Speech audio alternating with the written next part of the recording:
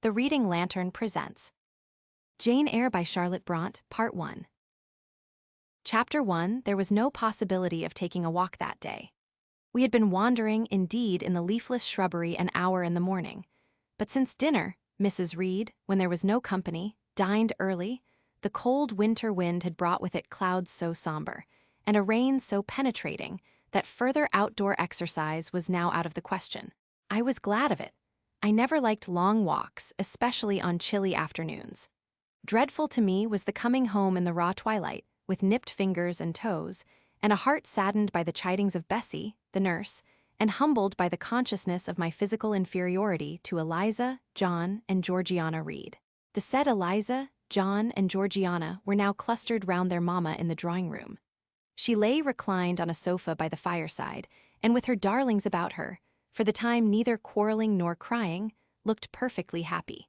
Me she had dispensed from joining the group, saying she regretted to be under the necessity of keeping me at a distance, but that until she heard from Bessie, and could discover by her own observation that I was endeavoring in good earnest to acquire a more sociable and childlike disposition, a more attractive and sprightly manner, something lighter, franker, more natural, as it were, she really must exclude me from privileges intended only for contented, happy little children. "What does Bessie say I have done?" I asked. "Jane, I don't like cavillers or questioners. Besides, there is something truly forbidding in a child taking up her elders in that manner. Be seated somewhere, and until you can speak pleasantly, remain silent." A breakfast room adjoined the drawing room. I slipped in there. It contained a bookcase. I soon possessed myself of a volume, taking care that it should be one stored with pictures. I mounted into the window seat. Gathering up my feet, I sat cross-legged like a Turk, and having drawn the red moreen curtain nearly close, I was shrined in double retirement. Folds of scarlet drapery shut in my view to the right hand. To the left were the clear panes of glass, protecting, but not separating me from the drear November day. At intervals, while turning over the leaves of my book, I studied the aspect of that winter afternoon. Afar, it offered a pale blank of mist and cloud. Near, a scene of wet lawn and storm-beat shrub, with ceaseless rain sweeping away wildly before a long and lamentable blast. I returned to my book, Bewick's History of British Birds. The letterpress thereof I cared little for, generally speaking. And yet there were certain introductory pages that, child as I was, I could not pass quite as a blank. They were those which treat of the haunts of seafowl, of the solitary rocks and promontories by them only inhabited, of the coast of Norway, studded with isles from its southern extremity, the Lindness or Naze, to the North Cape, where the northern ocean, in vast whirls, boils round the naked, melancholy isles of farthest Thule, and the Atlantic surge pours in among the stormy Hebrides. Nor could I pass unnoticed the suggestion of the bleak shores of Lapland, Siberia, Spitzbergen, Nova Zembla, Iceland, Greenland, with the vast sweep of the Arctic zone, and those forlorn regions of dreary space, that reservoir of frost and snow, where firm fields of ice, the accumulation of centuries of winters, glazed in alpine heights above heights, surround the pole, and concentre the multiplied rigors of extreme cold. Of these death-white realms, I formed an idea of my own, shadowy, like all the half-comprehended notions that float dim through children's brains, but strangely impressive. The words in these introductory pages connected themselves with the succeeding vignettes, and gave significance to the rock, standing up alone in a sea of billow and spray, to the broken boat stranded on a desolate coast, to the cold and ghastly moon glancing through bars of cloud at a wreck just sinking. I cannot tell what sentiment haunted the quite solitary churchyard, with its inscribed headstone, its gate, its 2 trees, its low horizon, girdled by a broken wall, and its newly risen crescent, attesting the hour of eventide. The 2 ships becalmed on a torpid sea, I believed to be marine phantoms. The fiend pinning down the thief's pack behind him, I passed over quickly. It was an object of terror. So was the black horned thing seated aloof on a rock, surveying a distant crowd surrounding a gallows. Each picture told a story, mysterious often to my undeveloped understanding and imperfect feelings, yet ever profoundly interesting. As interesting as the tales Bessie sometimes narrated on winter evenings when she chanced to be in good humor, and when, having brought her ironing table to the nursery hearth, she allowed us to sit about it. and while she got up Mrs. Reed's lace frills and crimped her nightcap borders, fed our eager attention with passages of love and adventure taken from old fairy tales and other ballads, or, as at a later period I discovered, from the pages of Pamela and Henry, Earl of Morland. With Bewick on my knee, I was then happy at least in my way. I feared nothing but interruption, and that came too soon. The breakfast-room door opened. "Beau, Madam Mope," cried the voice of John Reed. Then he paused. He found the room apparently empty. "Where the dickens is she?" he continued. "Lizzie, Georgie," calling to his sisters, "Joan is not here. Tell Mamma she is run out into the rain, bad animal." It is well I drew the curtain, thought I, and I wished fervently he might not discover my hiding place. Nor would John Reed have found it out himself. He was not quick either of vision or conception, but Eliza just put her head in at the door and said at once, "She is in the window seat, to be sure, Jack." And I came out immediately, for I trembled at the idea of being dragged forth by the said Jack. "What do you want?" I asked with awkward diffidence. "Say, what do you want, Master Reed?" was the answer. "I want you to come here," and seating himself in an armchair, he intimated by a gesture that I was to approach and stand before him. John Reed was a schoolboy of 14 years old, 4 years older than I, for I was but 10. Large and stout for his age, with a dingy and unwholesome skin, thick lineaments in a spacious visage, heavy limbs, and large extremities. He gorged himself habitually at table, which made him bilious, and gave him a dim and bleared eye and flabby cheeks. He ought now to have been at school, but his mamma had taken him home for a month or two, on account of his delicate health. Mr. Miles, the master, affirmed that he would do very well if he had fewer cakes and sweetmeats sent him from home, but the mother's heart turned from an opinion so harsh, and inclined rather to the more refined idea that John's sallowness was owing to over-application, and perhaps to pining after home. John had not much affection for his mother and sisters, and an antipathy to me. He bullied and punished me, not 2 or 3 times in the week, nor once or twice in the day, but continually.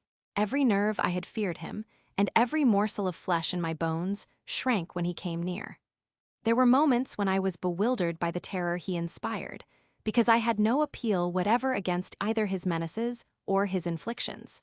The servants did not like to offend their young master by taking my part against him, and Mrs. Reed was blind and deaf on the subject.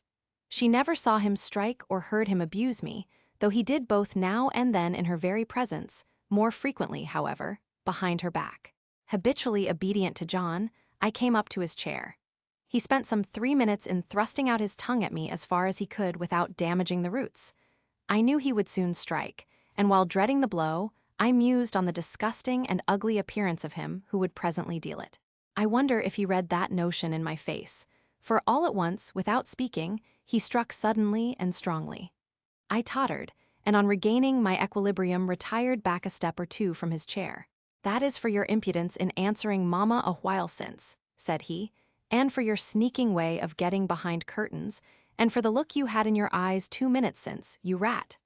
Accustomed to John Reed's abuse, I never had an idea of replying to it. My care was how to endure the blow which would certainly follow the insult. "What were you doing behind the curtain?" he asked. "I was reading."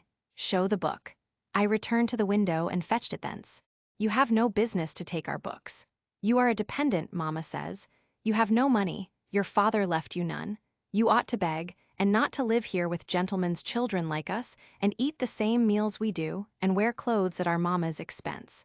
Now I'll teach you to rummage my bookshelves, for they are mine, all the house belongs to me, or will do in a few years. Go and stand by the door, out of the way of the mirror and the windows." I did so, not at first aware what was his intention, but when I saw him lift and poise the book and stand in act to hurl it, I instinctively started aside with a cry of alarm. Not soon enough, however. The volume was flung, it hit me, and I fell, striking my head against the door and cutting it. The cut bled, the pain was sharp.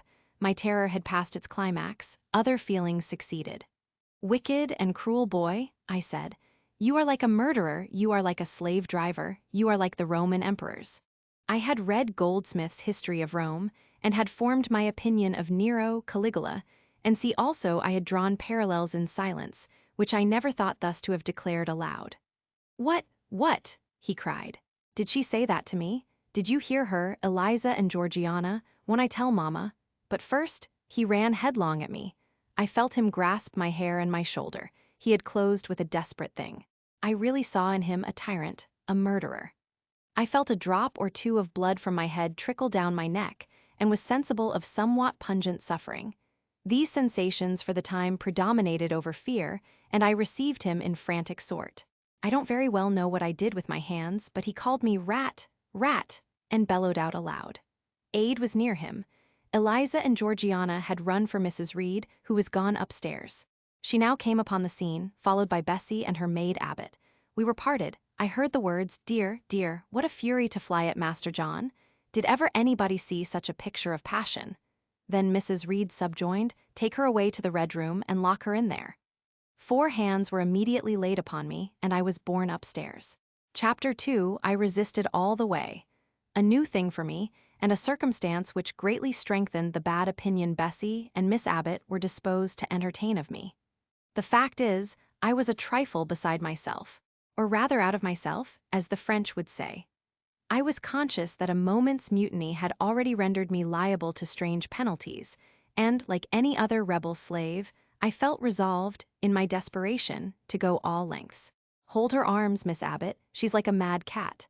For shame, cried the lady's maid. "What shocking conduct, Miss Eyre, to strike a young gentleman, your benefactress's son, your young master." "Master, how is he my master? Am I a servant?" "No, you are less than a servant, for you do nothing for your keep. There, sit down, and think over your wickedness." They had got me by this time into the apartment indicated by Mrs. Reed, and had thrust me upon a stool. My impulse was to rise from it like a spring. Their 2 pair of hands arrested me instantly. "If you don't sit still, you must be tied down," said Bessie. "Miss Abbot, lend me your garters." She would break mine directly. Miss Abbot turned to divest a stout leg of the necessary ligature. This preparation for bonds, and the additional ignominy it inferred, took a little of the excitement out of me. "Don't take them off," I cried. "I will not stir." In guarantee whereof, I attached myself to my seat by my hands. "Mind you don't," said Bessie, and when she had ascertained that I was really subsiding, she loosened her hold of me. Then she and Miss Abbot stood with folded arms, looking darkly and doubtfully on my face, as incredulous of my sanity. "She never did so before," at last said Bessie, turning to the Abigail. "But it was always in her," was the reply. "I've told Mrs. often my opinion about the child, and Mrs. agreed with me. She's an underhand little thing. I never saw a girl of her age with so much cover." Bessie answered not. But ere long, addressing me, she said, "You ought to be aware, miss, that you are under obligations to Mrs. Reed. She keeps you. If she were to turn you off, you would have to go to the poorhouse." I had nothing to say to these words. They were not new to me. My very first recollections of existence included hints of the same kind. This reproach of my dependence had become a vague sing-song in my ear, very painful and crushing, but only half intelligible. Miss Abbot joined in, and you ought not to think yourself on an equality with the Mrs. Reed and Master Reed, because Mrs. kindly allows you to be brought up with them. They will have a great deal of money, and you will have none. It is your place to be humble, and to try to make yourself agreeable to them. What we tell you is for your good," added Bessie, in no harsh voice. "You should try to be useful and pleasant, then, perhaps, you would have a home here. But if you become passionate and rude, Mrs. will send you away, I am sure." "Besides," said Miss Abbot, "God will punish her. He might strike her dead in the midst of her tantrums, and then where would she go? Come, Bessie, we will leave her. I wouldn't have her heart for anything. Say your prayers, Miss Eyre, when you are by yourself, for if you don't repent, something bad might be permitted to come down the chimney and fetch you away." They went, shutting the door and locking it behind them. The Red Room was a square chamber, very seldom slept in. I might say never, indeed, unless when a chance influx of visitors at Gateshead Hall rendered it necessary to turn to account all the accommodation it contained. Yet it was one of the largest and stateliest chambers in the mansion. A bed supported on massive pillars of mahogany, hung with curtains of deep red damask, stood out like a tabernacle in the center. The 2 large windows, with their blinds always drawn down, were half shrouded in festoons and falls of similar drapery. The carpet was red. The table at the foot of the bed was covered with a crimson cloth. The walls were a soft fawn color with a blush of pink in it. The wardrobe, the toilet table, The chairs were of darkly polished old mahogany. Out of these deep surrounding shades rose high, and glared white, the piled-up mattresses and pillows of the bed, spread with a snowy Marseille counterpane. Scarcely less prominent was an ample cushioned easy chair near the head of the bed, also white, with a footstool before it, and looking, as I thought, like a pale throne. This room was chill because it seldom had a fire. It was silent because remote from the nursery and kitchen. Solemn because it was known to be so seldom entered. The housemaid alone came here on Saturdays to wipe from the mirrors and the furniture a week's quiet dust. And Mrs. Reed herself, at far intervals, visited it to review the contents of a certain secret drawer in the wardrobe, where were stored divers parchments, her jewel casket, and a miniature of her deceased husband. And in those last words lies the secret of the Red Room, the spell which kept it so lonely in spite of its grandeur. Mr. Reed had been dead 9 years. It was in this chamber he breathed his last. Here he lay in state. Hence his coffin was borne by the undertaker's men, and, since that day, a sense of dreary consecration had guarded it from frequent intrusion. My seat, to which Bessie and the bitter Miss Abbott had left me riveted, was a low ottoman near the marble chimney-piece. The bed rose before me. To my right hand there was the high, dark wardrobe, with subdued, broken reflections varying the gloss of its panels. To my left were the muffled windows. A great looking-glass between them repeated the vacant majesty of the bed and room. I was not quite sure whether they had locked the door, and when I dared move, I got up and went to see. Alas, yes, no jail was ever more secure. Returning, I had to cross before the looking-glass. My fascinated glance involuntarily explored the depth it revealed. All looked colder and darker in that visionary hollow than in reality. And the strange little figure there gazing at me, with a white face and arms specking the gloom, and glittering eyes of fear moving where all else was still, had the effect of a real spirit. I thought it like one of the tiny phantoms, half fairy, half imp, Bessie's evening stories represented as coming out of lone, ferny dells and moors, and appearing before the eyes of belated travelers. I returned to my stool. Superstition was with me at that moment, but it was not yet her hour for complete victory. My blood was still warm. The mood of the revolted slave was still bracing me with its bitter vigor. I had to stem a rapid rush of retrospective thought before I quailed to the dismal present.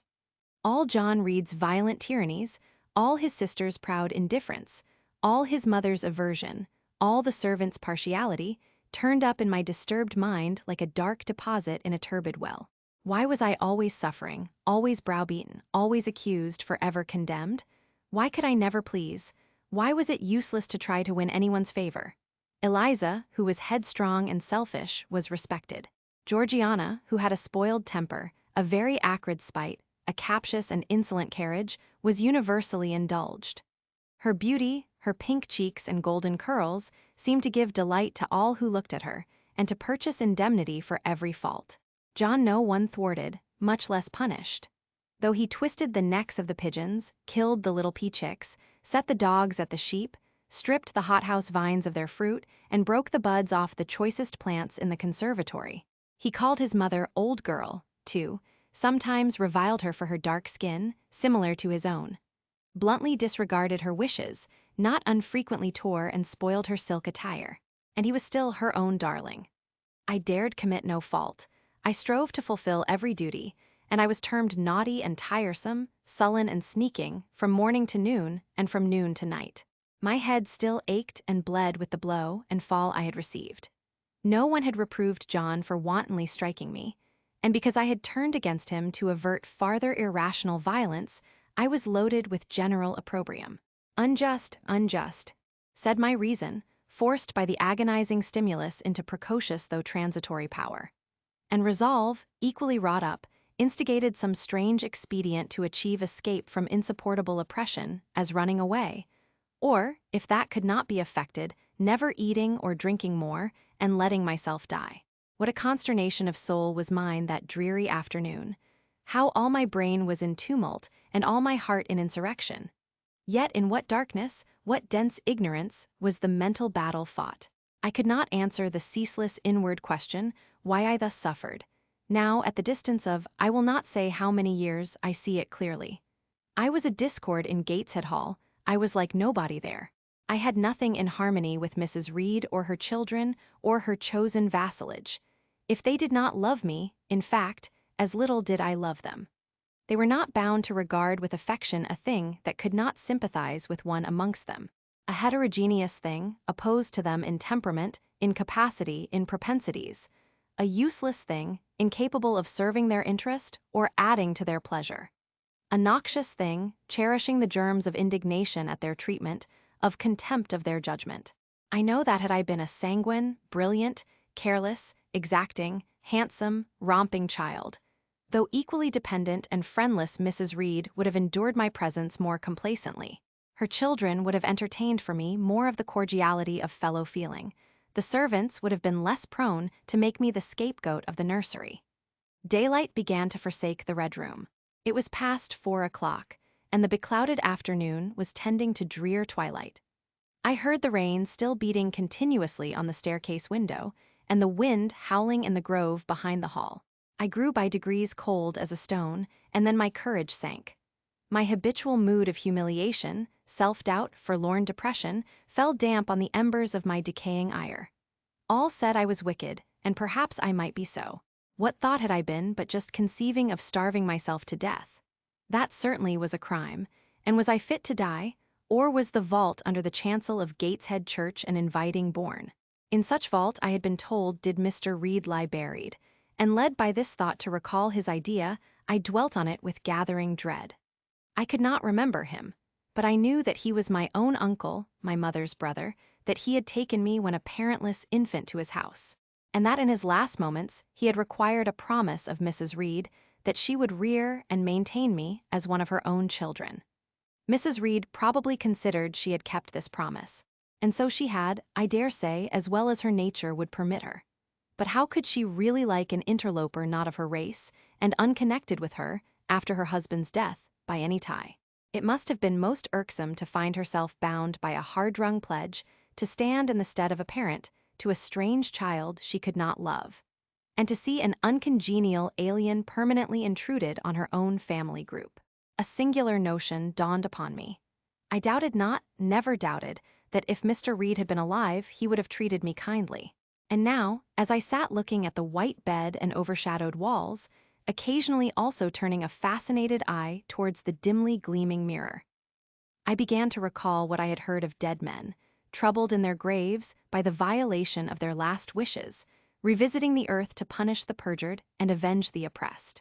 And I thought Mr. Reed's spirit, harassed by the wrongs of his sister's child, might quit its abode, whether in the church vault or in the unknown world of the departed, and rise before me in this chamber. I wiped my tears and hushed my sobs, fearful lest any sign of violent grief might waken a preternatural voice to comfort me, or elicit from the gloom some haloed face, bending over me with strange pity. This idea, consolatory in theory, I felt would be terrible if realized. With all my might I endeavored to stifle it, I endeavored to be firm. Shaking my hair from my eyes, I lifted my head and tried to look boldly round the dark room. At this moment a light gleamed on the wall. Was it, I asked myself, a ray from the moon penetrating some aperture in the blind? No, moonlight was still, and this stirred. While I gazed, it glided up to the ceiling and quivered over my head. I can now conjecture readily that this streak of light was, in all likelihood, a gleam from a lantern carried by someone across the lawn. But then, prepared as my mind was for horror, shaken as my nerves were by agitation, I thought the swift darting beam was a herald of some coming vision from another world. My heart beat thick, my head grew hot. A sound filled my ears which I deemed the rushing of wings. Something seemed near me. I was oppressed, suffocated. Endurance broke down. I rushed to the door and shook the lock in desperate effort. Steps came running along the outer passage. The key turned. Bessie and Abbot entered. "Miss Eyre, are you ill?" said Bessie. "What a dreadful noise! It went quite through me," exclaimed Abbot. "Take me out. Let me go into the nursery," was my cry. "What for? Are you hurt? Have you seen something?" again demanded Bessie. "Oh, I saw a light and I thought a ghost would come." I had now got hold of Bessie's hand, and she did not snatch it from me. "She has screamed out on purpose," declared Abbot, in some disgust. "And what a scream! If she had been in great pain one would have excused it, but she only wanted to bring us all here. I know her naughty tricks. What is all this? demanded another voice peremptorily, and Mrs. Reed came along the corridor, her cap flying wide, her gown rustling stormily. Abbot and Bessie, I believe I gave orders that Jane Eyre should be left in the red room till I came to her myself. Miss Jane screamed so loud, ma'am, pleaded Bessie. Let her go, was the only answer. Loose Bessie's hand, child. You cannot succeed in getting out by these means, be assured. I abhor artifice, particularly in children. It is my duty to show you that tricks will not answer. You will now stay here an hour longer, and it is only on condition of perfect submission and stillness that I shall liberate you then. Oh, aunt, have pity, forgive me, I cannot endure it, let me be punished some other way. I shall be killed if— Silence! This violence is almost repulsive. And so, no doubt, she felt it. I was a precocious actress in her eyes. She sincerely looked on me as a compound of virulent passions, mean spirit, and dangerous duplicity. Bessie and Abbot having retreated, Mrs. Reed, impatient of my now frantic anguish and wild sobs, abruptly thrust me back and locked me in, without farther parley. I heard her sweeping away, and soon after she was gone, I suppose I had a species of fit. Unconsciousness closed the scene. Chapter 3. The next thing I remember is waking up with a feeling as if I had had a frightful nightmare, and seeing before me a terrible red glare, crossed with thick black bars. I heard voices, too, speaking with a hollow sound, and as if muffled by a rush of wind or water. Agitation, uncertainty, and an all-predominating sense of terror confused my faculties. Ere long, I became aware that someone was handling me, lifting me up and supporting me in a sitting posture, and that more tenderly than I had ever been raised or upheld before. I rested my head against a pillow or an arm and felt easy. In 5 minutes more, the cloud of bewilderment dissolved. I knew quite well that I was in my own bed, and that the red glare was the nursery fire. It was night. A candle burnt on the table. Bessie stood at the bed foot with a basin in her hand, and a gentleman sat in a chair near my pillow, leaning over me. I felt an inexpressible relief, a soothing conviction of protection and security, when I knew that there was a stranger in the room, an individual not belonging to Gateshead, and not related to Mrs. Reed. Turning from Bessie, though her presence was far less obnoxious to me than that of Abbot, for instance, would have been, I scrutinized the face of the gentleman. I knew him. It was Mr. Lloyd, an apothecary, sometimes called in by Mrs. Reed when the servants were ailing. For herself and the children she employed a physician. Well, who am I? He asked. I pronounced his name, offering him at the same time my hand. He took it, smiling and saying, We shall do very well by and by. Then he laid me down, and addressing Bessie, charged her to be very careful that I was not disturbed during the night. Having given some further directions, and intimated that he should call again the next day, he departed. To my grief, I felt so sheltered and befriended while he sat in the chair near my pillow. And as he closed the door after him, all the room darkened and my heart again sank. Inexpressible sadness weighed it down. Do you feel as if you should sleep, miss? Asked Bessie, rather softly. Scarcely dared I answer her, for I feared the next sentence might be rough. I will try. Would you like to drink, or could you eat anything?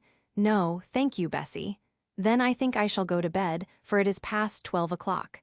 But you may call me if you want anything in the night.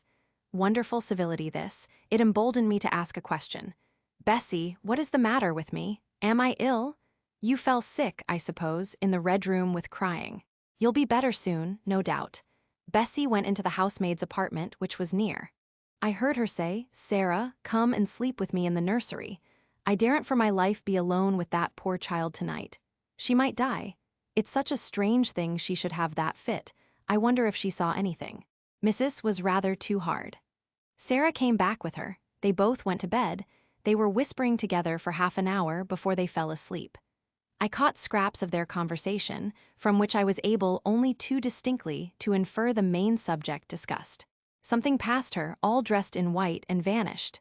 A great black dog behind him, 3 loud raps on the chamber door, a light in the churchyard just over his grave, and see at last both slept. The fire and the candle went out. For me, the watches of that long night passed in ghastly wakefulness. Ear, eye, and mind were alike strained by dread, such dread as children only can feel. No severe or prolonged bodily illness followed this incident of the Red Room. It only gave my nerves a shock of which I feel the reverberation to this day. Yes, Mrs. Reed, to you I owe some fearful pangs of mental suffering, but I ought to forgive you, for you knew not what you did. While rending my heartstrings, you thought you were only uprooting my bad propensities. Next day, by noon, I was up and dressed, and sat wrapped in a shawl by the nursery hearth. I felt physically weak and broken down, but my worst ailment was an unutterable wretchedness of mind. A wretchedness which kept drawing from me silent tears. No sooner had I wiped one salt drop from my cheek than another followed. Yet I thought I ought to have been happy, for none of the Reeds were there, they were all gone out in the carriage with their mamma. Abbott, too, was sewing in another room, and Bessie, as she moved hither and thither, putting away toys and arranging drawers, addressed to me every now and then a word of unwonted kindness. This state of things should have been to me a paradise of peace, accustomed as I was to a life of ceaseless reprimand and thankless fagging. But in fact, my racked nerves were now in such a state that no calm could soothe, and no pleasure excite them agreeably. Bessie had been down into the kitchen, and she brought up with her a tart on a certain brightly painted china plate, whose bird of paradise, nestling in a wreath of convolvuli and rosebuds, had been wont to stir in me a most enthusiastic sense of admiration, and which plate I had often petitioned to be allowed to take in my hand in order to examine it more closely, but had always hitherto been deemed unworthy of such a privilege. This precious vessel was now placed on my knee, and I was cordially invited to eat the circlet of delicate pastry upon it. Vain favor, coming, like most other favors long deferred and often wished for, too late. I could not eat the tart, and the plumage of the bird, the tints of the flowers, seemed strangely faded. I put both plate and tart away. Bessie asked if I would have a book. The word book acted as a transient stimulus, and I begged her to fetch Gulliver's Travels from the library. This book I had again and again perused with delight. I considered it a narrative of facts, and discovered in it a vein of interest deeper than what I found in fairy tales. For as to the elves, having sought them in vain among foxglove leaves and bells, under mushrooms, and beneath the ground ivy mantling old wall-nooks, I had at length made up my mind to the sad truth, that they were all gone out of England to some savage country where the woods were wilder and thicker, and the population more scant. Whereas, Lilliput and Brobdingnag being, in my creed, solid parts of the earth's surface, I doubted not that I might one day, by taking a long voyage, see with my own eyes the little fields, houses, and trees, the diminutive people, the tiny cows, sheep, and birds of the one realm, and the cornfields forest high, the mighty mastiffs, the monster cats, the tower-like men and women of the other. Yet, when this cherished volume was now placed in my hand, when I turned over its leaves and sought in its marvelous pictures the charm I had, till now never failed to find, all was eerie and dreary. The giants were gaunt goblins, the pygmies malevolent and fearful imps, Gulliver a most desolate wanderer in most dread and dangerous regions. I closed the book, which I dared no longer peruse, and put it on the table, beside the untasted tart. Bessie had now finished dusting and tidying the room, and having washed her hands, she opened a certain little drawer, full of splendid shreds of silk and satin, and began making a new bonnet for Georgiana's doll. Meantime she sang. Her song was, "In the days when we went gypsying, a long time ago." I had often heard the song before, and always with lively delight, for Bessie had a sweet voice, at least I thought so. But now, though her voice was still sweet, I found in its melody an indescribable sadness. Sometimes, preoccupied with her work, she sang the refrain very low, very lingeringly. "A long time ago" came out like the saddest cadence of a funeral hymn. She passed into another ballad, this time a really doleful one. "My feet they are sore, and my limbs they are weary, long is the way, and the mountains are wild. Soon will the twilight close moonless and dreary over the path of the poor orphan child. Why did they send me so far and so lonely, up where the moors spread, and gray rocks are piled? Men are hard-hearted, and kind angels only watch o'er the steps of a poor orphan child. Yet distant and soft the night breeze is blowing, clouds there are none, and clear stars beam mild, God, in his mercy, protection is showing, comfort and hope to the poor orphan child. Even should I fall o'er the broken bridge passing, or stray in the marshes, by false lights beguiled, still will my Father, with promise and blessing, take to his bosom the poor orphan child. There is a thought that for strength should avail me, though both of shelter and kindred despoiled. Heaven is a home, and a rest will not fail me, God is a friend to the poor orphan child. Come, Miss Jane, don't cry, said Bessie as she finished. She might as well have said to the fire, don't burn. But how could she divine the morbid suffering to which I was a prey? In the course of the morning Mr. Lloyd came again. What, already up? Said he, as he entered the nursery. Well, nurse, how is she? Bessie answered that I was doing very well. Then she ought to look more cheerful. Come here, Miss Jane. Your name is Jane, is it not? Yes, sir, Jane Eyre. Well, you have been crying, Miss Jane Eyre. Can you tell me what about? Have you any pain? No, sir. Oh, I dare say she is crying because she could not go out with Missus in the carriage, interposed Bessie. Surely not. Why, she is too old for such pettishness. I thought so too. And my self-esteem being wounded by the false charge, I answered promptly, I never cried for such a thing in my life. I hate going out in the carriage. I cry because I am miserable. Oh, fie, miss, said Bessie. The good apothecary appeared a little puzzled. I was standing before him. He fixed his eyes on me very steadily. His eyes were small and gray, not very bright, but I dare say I should think them shrewd now. He had a hard-featured yet good-natured looking face. Having considered me at leisure, he said, What made you ill yesterday? She had a fall, said Bessie, again putting in her word. Fall? Why, that is like a baby again. Can't she manage to walk at her age? She must be 8 or 9 years old.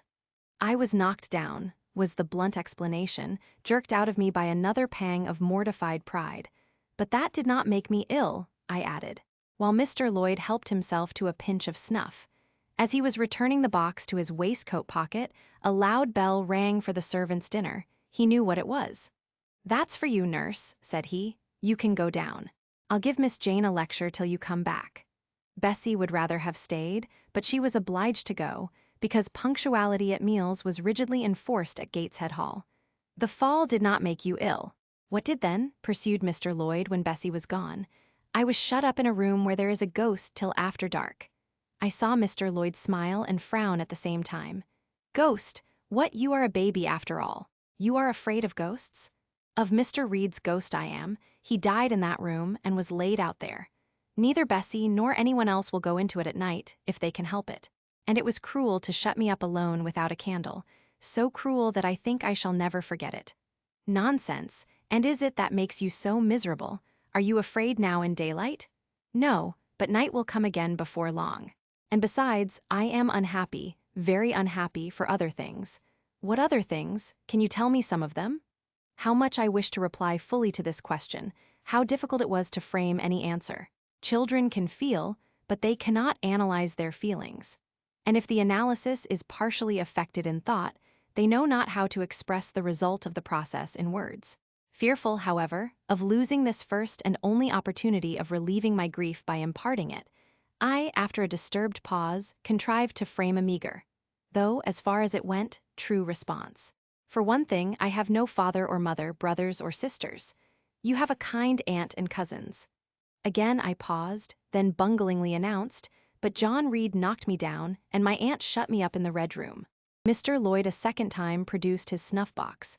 Don't you think Gateshead Hall a very beautiful house? Asked he. Are you not very thankful to have such a fine place to live at? It is not my house, sir. And Abbot says I have less right to be here than a servant. Pooh, you can't be silly enough to wish to leave such a splendid place. If I had anywhere else to go, I should be glad to leave it. But I can never get away from Gateshead till I am a woman. Perhaps you may, who knows. Have you any relations besides Mrs. Reed?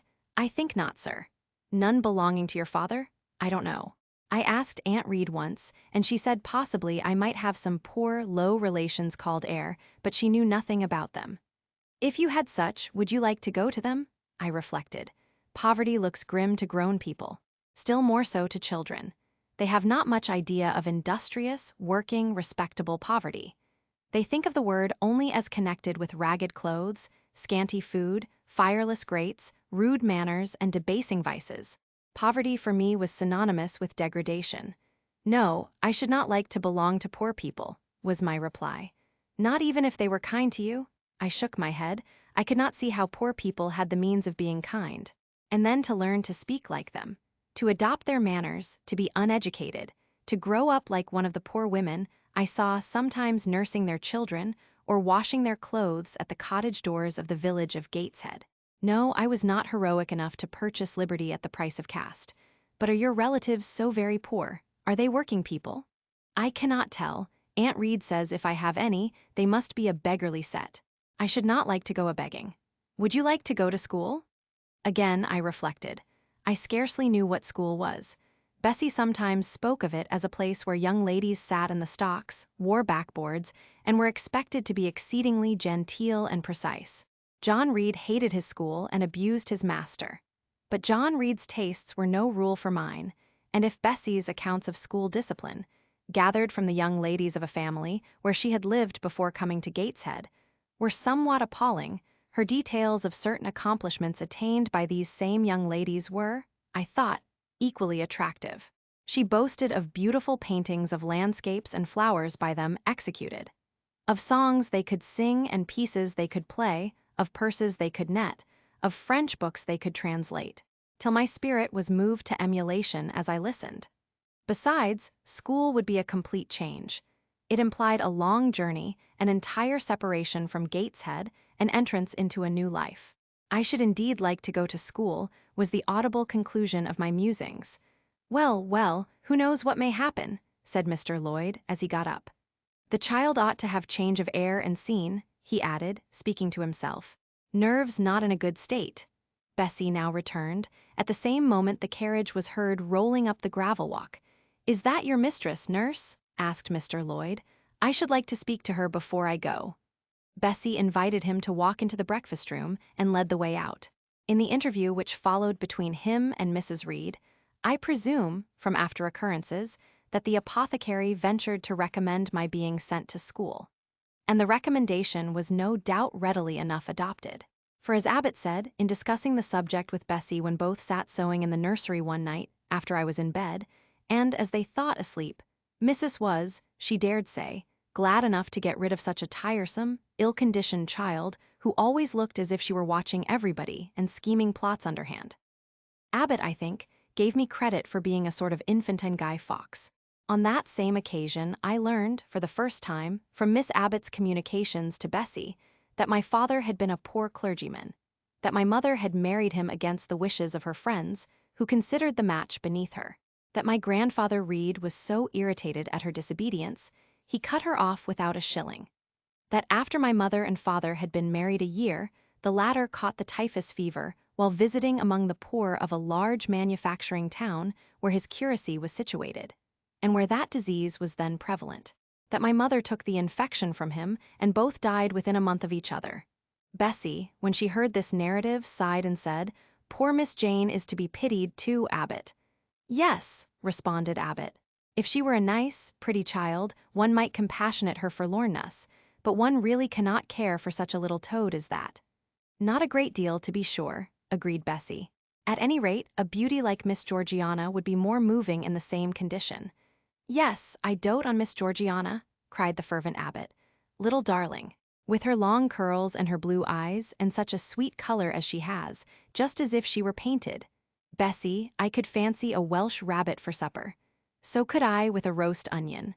Come, we'll go down." They went. Chapter 4, from my discourse with Mr. Lloyd, and from the above reported conference between Bessie and Abbot, I gathered enough of hope to suffice as a motive for wishing to get well. A change seemed near. I desired and waited it in silence. It tarried, however. Days and weeks passed. I had regained my normal state of health, but no new allusion was made to the subject over which I brooded. Mrs. Reed surveyed me at times with a severe eye, but seldom addressed me.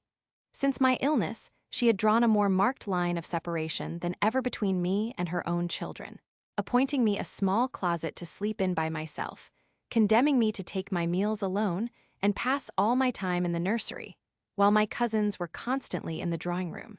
Not a hint, however, did she drop about sending me to school. Still, I felt an instinctive certainty that she would not long endure me under the same roof with her, for her glance, now more than ever, when turned on me, expressed an insuperable and rooted aversion. Eliza and Georgiana, evidently acting according to orders, spoke to me as little as possible. John thrust his tongue in his cheek whenever he saw me, and once attempted chastisement. But as I instantly turned against him, roused by the same sentiment of deep ire and desperate revolt which had stirred my corruption before, he thought it better to desist, and ran from me uttering execrations, and vowing I had burst his nose. I had indeed leveled at that prominent feature as hard a blow as my knuckles could inflict. And when I saw that either that or my look daunted him, I had the greatest inclination to follow up my advantage to purpose. But he was already with his mamma. I heard him in a blubbering tone commence the tale of how that nasty Jane Eyre had flown at him like a mad cat. He was stopped rather harshly. "Don't talk to me about her, John. I told you not to go near her. She is not worthy of notice. I do not choose that either you or your sisters should associate with her." Here, leaning over the banister, I cried out suddenly, and without at all deliberating on my words, "They are not fit to associate with me." Mrs. Reed was rather a stout woman, but on hearing this strange and audacious declaration, she ran nimbly up the stair, swept me like a whirlwind into the nursery, and crushing me down on the edge of my crib, dared me in an emphatic voice to rise from that place, or utter one syllable during the remainder of the day. "What would Uncle Reed say to you, if he were alive?" was my scarcely voluntary demand. I say scarcely voluntary, for it seemed as if my tongue pronounced words without my will consenting to their utterance. Something spoke out of me over which I had no control. "What?" said Mrs. Reed under her breath. Her usually cold, composed gray eye became troubled with a look like fear. She took her hand from my arm and gazed at me as if she really did not know whether I were child or fiend. I was now in for it. "My Uncle Reed is in heaven and can see all you do and think, and so can Papa and Mamma. They know how you shut me up all day long and how you wish me dead." Mrs. Reed soon rallied her spirits. She shook me most soundly, she boxed both my ears, and then left me without a word. Bessie supplied the hiatus by a homily of an hour's length, in which she proved beyond a doubt that I was the most wicked and abandoned child ever reared under a roof. I half believed her, for I felt indeed only bad feelings surging in my breast. November, December, and half of January passed away. Christmas and the New Year had been celebrated at Gateshead with the usual festive cheer. Presents had been interchanged, dinners and evening parties given. From every enjoyment I was, of course, excluded. My share of the gaiety consisted in witnessing the daily appareling of Eliza and Georgiana, and seeing them descend to the drawing-room, dressed out in thin muslin frocks and scarlet sashes, with hair elaborately ringleted, and afterwards in listening to the sound of the piano or the harp played below, to the passing to and fro of the butler and footman, to the jingling of glass and china as refreshments were handed, to the broken hum of conversation as the drawing-room door opened and closed. When tired of this occupation, I would retire from the stairhead to the solitary and silent nursery. There, though somewhat sad, I was not miserable. To speak truth, I had not the least wish to go into company, for in company I was very rarely noticed. And if Bessie had but been kind and companionable, I should have deemed it a treat to spend the evenings quietly with her, instead of passing them under the formidable eye of Mrs. Reed in a room full of ladies and gentlemen. But Bessie, as soon as she had dressed her young ladies, used to take herself off to the lively regions of the kitchen and housekeeper's room, generally bearing the candle along with her. I then sat with my doll on my knee till the fire got low, glancing round occasionally to make sure that nothing worse than myself haunted the shadowy room. And when the embers sank to a dull red, I undressed hastily, tugging at knots and strings as I best might, and sought shelter from cold and darkness in my crib. To this crib I always took my doll. Human beings must love something, and, in the dearth of worthier objects of affection, I contrived to find a pleasure in loving and cherishing a faded graven image, shabby as a miniature scarecrow. It puzzles me now to remember with what absurd sincerity I doted on this little toy, half fancying it alive and capable of sensation. I could not sleep unless it was folded in my nightgown, and when it lay there safe and warm, I was comparatively happy, believing it to be happy likewise. Long did the hours seem while I waited the departure of the company, and listened for the sound of Bessie's step on the stairs. Sometimes she would come up in the interval to seek her thimble or her scissors, or perhaps to bring me something by way of supper, a bun or a cheesecake. Then she would sit on the bed while I ate it, and when I had finished, she would tuck the clothes round me, and twice she kissed me and said, "Good night, Miss Jane." When thus gentle, Bessie seemed to me the best, prettiest, kindest being in the world. and I wished most intensely that she would always be so pleasant and amiable, and never push me about, or scold, or task me unreasonably, as she was too often wont to do. Bessie Lee must, I think, have been a girl of good natural capacity, for she was smart in all she did, and had a remarkable knack of narrative. So, at least, I judge from the impression made on me by her nursery tales. She was pretty too, if my recollections of her face and person are correct. I remember her as a slim young woman, with black hair, dark eyes, very nice features, and good, clear complexion. But she had a capricious and hasty temper, and indifferent ideas of principle or justice. Still, such as she was, I preferred her to anyone else at Gateshead Hall. It was the 15th of January, about 9 o'clock in the morning. Bessie was gone down to breakfast. My cousins had not yet been summoned to their mamma. Eliza was putting on her bonnet and warm garden coat to go and feed her poultry, an occupation of which she was fond, and not less so of selling the eggs to the housekeeper and hoarding up the money she thus obtained. She had a turn for traffic, and a marked propensity for saving, shown not only in the vending of eggs and chickens, but also in driving hard bargains with the gardener about flower roots, seeds, and slips of plants. That functionary having orders from Mrs. Reed to buy of his young lady all the products of her parterre she wished to sell. And Eliza would have sold the hair off her head if she could have made a handsome profit thereby. As to her money, she first secreted it in odd corners, wrapped in a rag or an old curl paper. But some of these hoards having been discovered by the housemaid, Eliza, fearful of one day losing her valued treasure, consented to entrust it to her mother, at a usurious rate of interest, 50 or 60%, which interest she exacted every quarter, keeping her accounts in a little book with anxious accuracy. Georgiana sat on a high stool, dressing her hair at the glass, and interweaving her curls with artificial flowers and faded feathers, of which she had found a store in a drawer in the attic.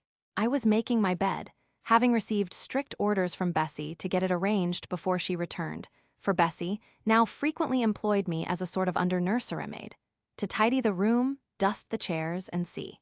Having spread the quilt and folded my nightdress, I went to the window seat to put in order some picture books and doll's house furniture scattered there. An abrupt command from Georgiana to let her playthings alone, for the tiny chairs and mirrors, the fairy plates and cups were her property, stopped my proceedings. And then, for lack of other occupation, I fell to breathing on the frost flowers with which the window was fretted, and thus clearing a space in the glass through which I might look out on the grounds, where all was still and petrified under the influence of a hard frost. From this window were visible the porter's lodge and the carriage road. And just as I had dissolved so much of the silver-white foliage veiling the panes as left room to look out, I saw the gates thrown open and a carriage roll through. I watched it ascending the drive with indifference. Carriages often came to Gateshead, but none ever brought visitors in whom I was interested. It stopped in front of the house, the doorbell rang loudly, the newcomer was admitted. All this being nothing to me, my vacant attention soon found livelier attraction in the spectacle of a little hungry robin, which came and chirruped on the twigs of the leafless cherry tree nailed against the wall near the casement. The remains of my breakfast of bread and milk stood on the table, and having crumbled a morsel of roll, I was tugging at the sash to put out the crumbs on the window-sill, when Bessie came running upstairs into the nursery. "Miss Jane, take off your pinafore. What are you doing there? Have you washed your hands and face this morning?" I gave another tug before I answered, for I wanted the bird to be secure of its bread. The sash yielded. I scattered the crumbs, some on the stone sill, some on the cherry tree bough, then, closing the window, I replied, "No, Bessie, I have only just finished dusting."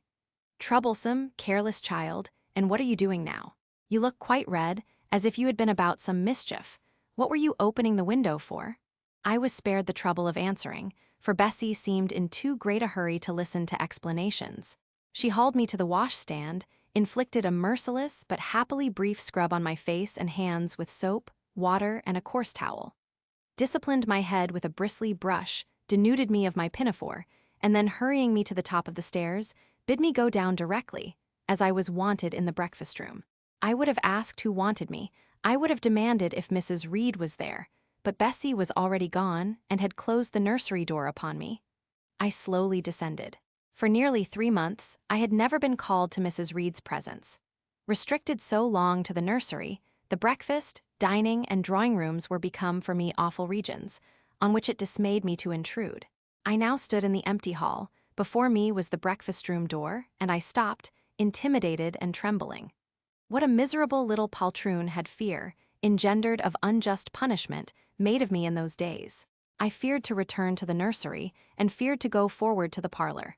10 minutes I stood in agitated hesitation. The vehement ringing of the breakfast-room bell decided me. I must enter. Who could want me? I asked inwardly, as with both hands I turned the stiff door handle, which, for a second or two, resisted my efforts. What should I see besides Aunt Reed in the apartment? A man or a woman? The handle turned, the door unclosed, and passing through and curtsying low, I looked up at a black pillar. Such, at least, appeared to me, at first sight, the straight, narrow, sable-clad shape standing erect on the rug. The grim face at the top was like a carved mask, placed above the shaft by way of capital. Mrs. Reed occupied her usual seat by the fireside. She made a signal to me to approach.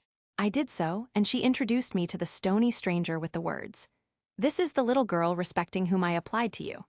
He, for it was a man, turned his head slowly towards where I stood, and having examined me with the two inquisitive-looking gray eyes which twinkled under a pair of bushy brows, said solemnly, and in a bass voice, "Her size is small." "What is her age?" 10 years. "So much?" was the doubtful answer, and he prolonged his scrutiny for some minutes. Presently he addressed me, "Your name, little girl?" "Jane Eyre, sir." In uttering these words I looked up. He seemed to me a tall gentleman, but then I was very little. His features were large, and they and all the lines of his frame were equally harsh and prim. "Well, Jane Eyre, and are you a good child?" Impossible to reply to this in the affirmative. My little world held a contrary opinion. I was silent. Mrs. Reed answered for me by an expressive shake of the head, adding soon, "Perhaps the less said on that subject the better, Mr. Brocklehurst." Sorry indeed to hear it. She and I must have some talk, and bending from the perpendicular, he installed his person in the armchair opposite Mrs. Reed's. "Come here," he said. I stepped across the rug. He placed me square and straight before him. What a face he had, now that it was almost on a level with mine. What a great nose, and what a mouth, and what large prominent teeth. "No sight so sad as that of a naughty child," he began, "especially a naughty little girl. Do you know where the wicked go after death?" "They go to hell," was my ready and orthodox answer. "And what is hell? Can you tell me that?" "A pit full of fire. And should you like to fall into that pit, and to be burning there forever?" "No, sir." "What must you do to avoid it?" I deliberated a moment. My answer, when it did come, was objectionable. "I must keep in good health and not die." "How can you keep in good health? Children younger than you die daily. I buried a little child of 5 years old only a day or two since, a good little child, whose soul is now in heaven. It is to be feared the same could not be said of you were you to be called hence." Not being in a condition to remove his doubt, I only cast my eyes down on the 2 large feet planted on the rug, and sighed, wishing myself far enough away. I hope that sigh is from the heart, and that you repent of ever having been the occasion of discomfort to your excellent benefactress. "Benefactress, benefactress," said I inwardly. "They all call Mrs. Reed my benefactress. If so, a benefactress is a disagreeable thing. Do you say your prayers night and morning?" continued my interrogator. "Yes, sir." "Do you read your Bible?" "Sometimes." "With pleasure." "Are you fond of it?" "I like Revelations, and the book of Daniel, and Genesis, and Samuel, and a little bit of Exodus, and some parts of Kings and Chronicles, and Job and Jonah." "And the Psalms. I hope you like them?" "No, sir." "No? Oh, shocking. I have a little boy, younger than you, who knows 6 Psalms by heart, and when you ask him which he would rather have, a gingerbread nut to eat or a verse of a psalm to learn, he says, 'Oh, the verse of a psalm, angels sing psalms,' says he. 'I wish to be a little angel here below.' He then gets 2 nuts in recompense for his infant piety." "Psalms are not interesting," I remarked. "That proves you have a wicked heart, and you must pray to God to change it, to give you a new and clean one, to take away your heart of stone and give you a heart of flesh." I was about to propound a question, touching the manner in which that operation of changing my heart was to be performed, when Mrs. Reed interposed, telling me to sit down. She then proceeded to carry on the conversation herself. "Mr. Brocklehurst, I believe I intimated in the letter which I wrote to you 3 weeks ago that this little girl has not quite the character and disposition I could wish. Should you admit her into Load School, I should be glad if the superintendent and teachers were requested to keep a strict eye on her, and above all, to guard against her worst fault, a tendency to deceit. I mention this in your hearing, Jane, that you may not attempt to impose on Mr. Brocklehurst. Well might I dislike Mrs. Reed, for it was her nature to wound me cruelly. Never was I happy in her presence. However carefully I obeyed, however strenuously I strove to please her, my efforts were still repulsed and repaid by such sentences as the above. Now, uttered before a stranger, the accusation cut me to the heart. I dimly perceived that she was already obliterating hope from the new phase of existence which she destined me to enter. I felt, though I could not have expressed the feeling, that she was sowing aversion and unkindness along my future path. I saw myself transformed under Mr. Brocklehurst's eye into an artful, noxious child, and what could I do to remedy the injury? Nothing, indeed, thought I, as I struggled to repress a sob and hastily wiped away some tears, the impotent evidences of my anguish. Deceit is, indeed, a sad fault in a child, said Mr. Brocklehurst. It is akin to falsehood, and all liars will have their portion in the lake burning with fire and brimstone. She shall, however, be watched, Mrs. Reed. I will speak to Miss Temple and the teachers. I should wish her to be brought up in a manner suiting her prospects, continued my benefactress, to be made useful, to be kept humble. As for the vacations, she will, with your permission, spend them always at Load. Your decisions are perfectly judicious, madam, returned Mr. Brocklehurst. Humility is a Christian grace, and one peculiarly appropriate to the pupils of Load. I, therefore, direct that especial care shall be bestowed on its cultivation amongst them. I have studied how best to mortify in them the worldly sentiment of pride, and only the other day I had a pleasing proof of my success. My second daughter, Augusta, went with her mamma to visit the school, and on her return she exclaimed, "Oh, dear papa, how quiet and plain all the girls at Load look, with their hair combed behind their ears, and their long pinafores, and those little holland pockets outside their frocks. They are almost like poor people's children." And, said she, they looked at my dress and mamma's as if they had never seen a silk gown before. This is the state of things I quite approve, returned Mrs. Reed. Had I sought all England over, I could scarcely have found a system more exactly fitting a child like Jane Eyre. Consistency, my dear Mr. Brocklehurst. I advocate consistency in all things. Consistency, madam, is the first of Christian duties, and it has been observed in every arrangement connected with the establishment of Load. Plain fare, simple attire, unsophisticated accommodations, hearty and active habits, such is the order of the day in the house and its inhabitants. Quite right, sir. I may then depend upon this child being received as a pupil at Load, and their being trained in conformity to her position and prospects. Madam, you may. She shall be placed in that nursery of chosen plants, and I trust she will show herself grateful for the inestimable privilege of her election. I will send her, then, as soon as possible, Mr. Brocklehurst, for I assure you, I feel anxious to be relieved of a responsibility that was becoming too irksome. No doubt, madam, and now I wish you good morning. I shall return to Brocklehurst Hall in the course of a week or two. My good friend, the Archdeacon, will not permit me to leave him sooner. I shall send Miss Temple notice that she is to expect a new girl, so that there will be no difficulty about receiving her. Goodbye, Mr. Brocklehurst. Remember me to Mrs. and Miss Brocklehurst, and to Augusta and Theodore and Master Broughton Brocklehurst. I will, madam. Little girl, here is a book entitled The Child's Guide. Read it with prayer, especially that part containing an account of the awfully sudden death of Martha G., a naughty child addicted to falsehood and deceit.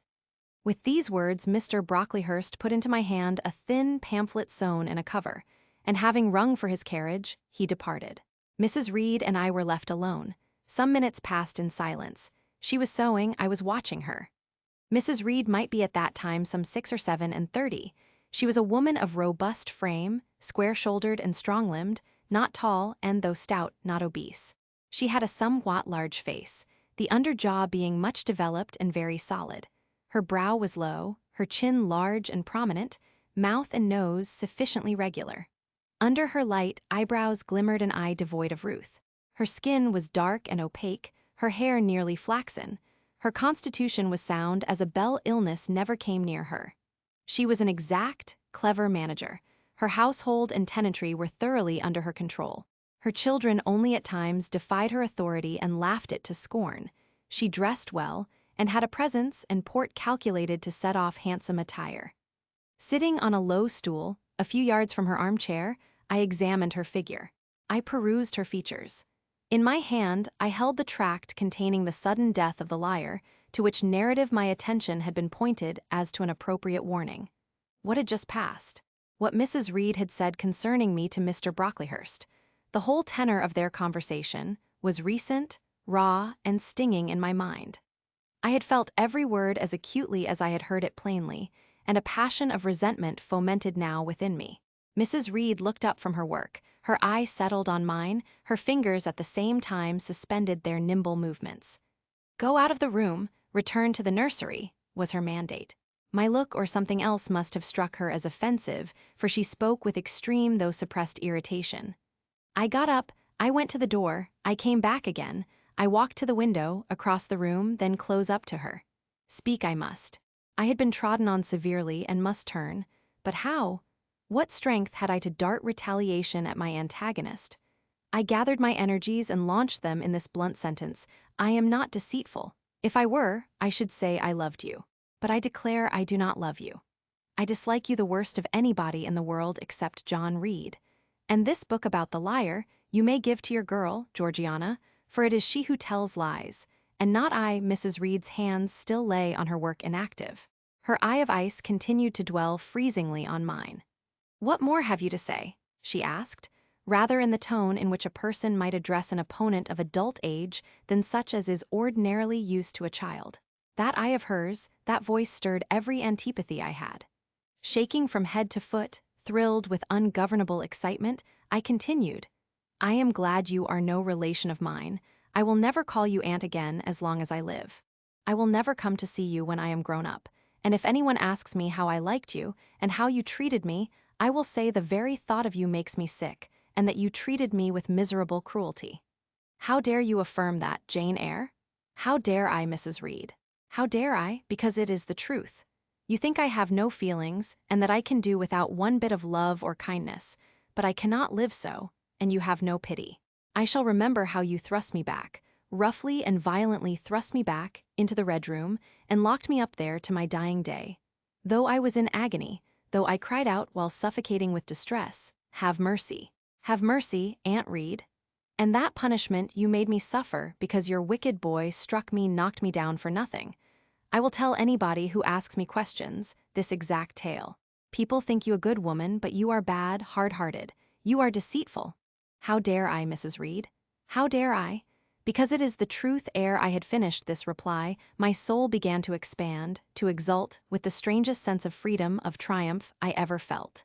It seemed as if an invisible bond had burst, and that I had struggled out into unhoped-for liberty. Not without cause was this sentiment. Mrs. Reed looked frightened. Her work had slipped from her knee. She was lifting up her hands, rocking herself to and fro, and even twisting her face as if she would cry. "Jane, you are under a mistake. What is the matter with you? Why do you tremble so violently? Would you like to drink some water? No, Mrs. Reed. Is there anything else you wish for, Jane? I assure you I desire to be your friend." "Not you. You told Mr. Brocklehurst I had a bad character, a deceitful disposition. And I'll let everybody at Lode know what you are and what you have done. Jane, you don't understand these things. Children must be corrected for their faults. Deceit is not my fault," I cried out in a savage, high voice. "But you are passionate, Jane, that you must allow, and now return to the nursery, there's a dear, and lie down a little." "I am not your dear. I cannot lie down. Send me to school soon, Mrs. Reed, for I hate to live here." "I will indeed send her to school soon," murmured Mrs. Reed sotto voce. And gathering up her work, she abruptly quitted the apartment. I was left there alone, winner of the field. It was the hardest battle I had fought, and the first victory I had gained. I stood a while on the rug, where Mr. Brocklehurst had stood, and I enjoyed my conqueror's solitude. First, I smiled to myself and felt elate, but this fierce pleasure subsided in me as fast as did the accelerated throb of my pulses. A child cannot quarrel with its elders, as I had done. cannot give its furious feelings uncontrolled play, as I had given mine, without experiencing afterwards the pang of remorse and the chill of reaction. A ridge of lighted heath, alive, glancing, devouring, would have been a meet emblem of my mind when I accused and menaced Mrs. Reed. The same ridge, black and blasted after the flames are dead, would have represented as meetly my subsequent condition, when half an hour's silence and reflection had shown me the madness of my conduct, and the dreariness of my hated and hating position. Something of vengeance I had tasted for the first time, as aromatic wine it seemed, on swallowing, warm and racy. Its after flavor, metallic and corroding, gave me a sensation as if I had been poisoned. Willingly would I now have gone and asked Mrs. Reed's pardon. But I knew, partly from experience and partly from instinct, that was the way to make her repulse me with double scorn, thereby re-exciting every turbulent impulse of my nature.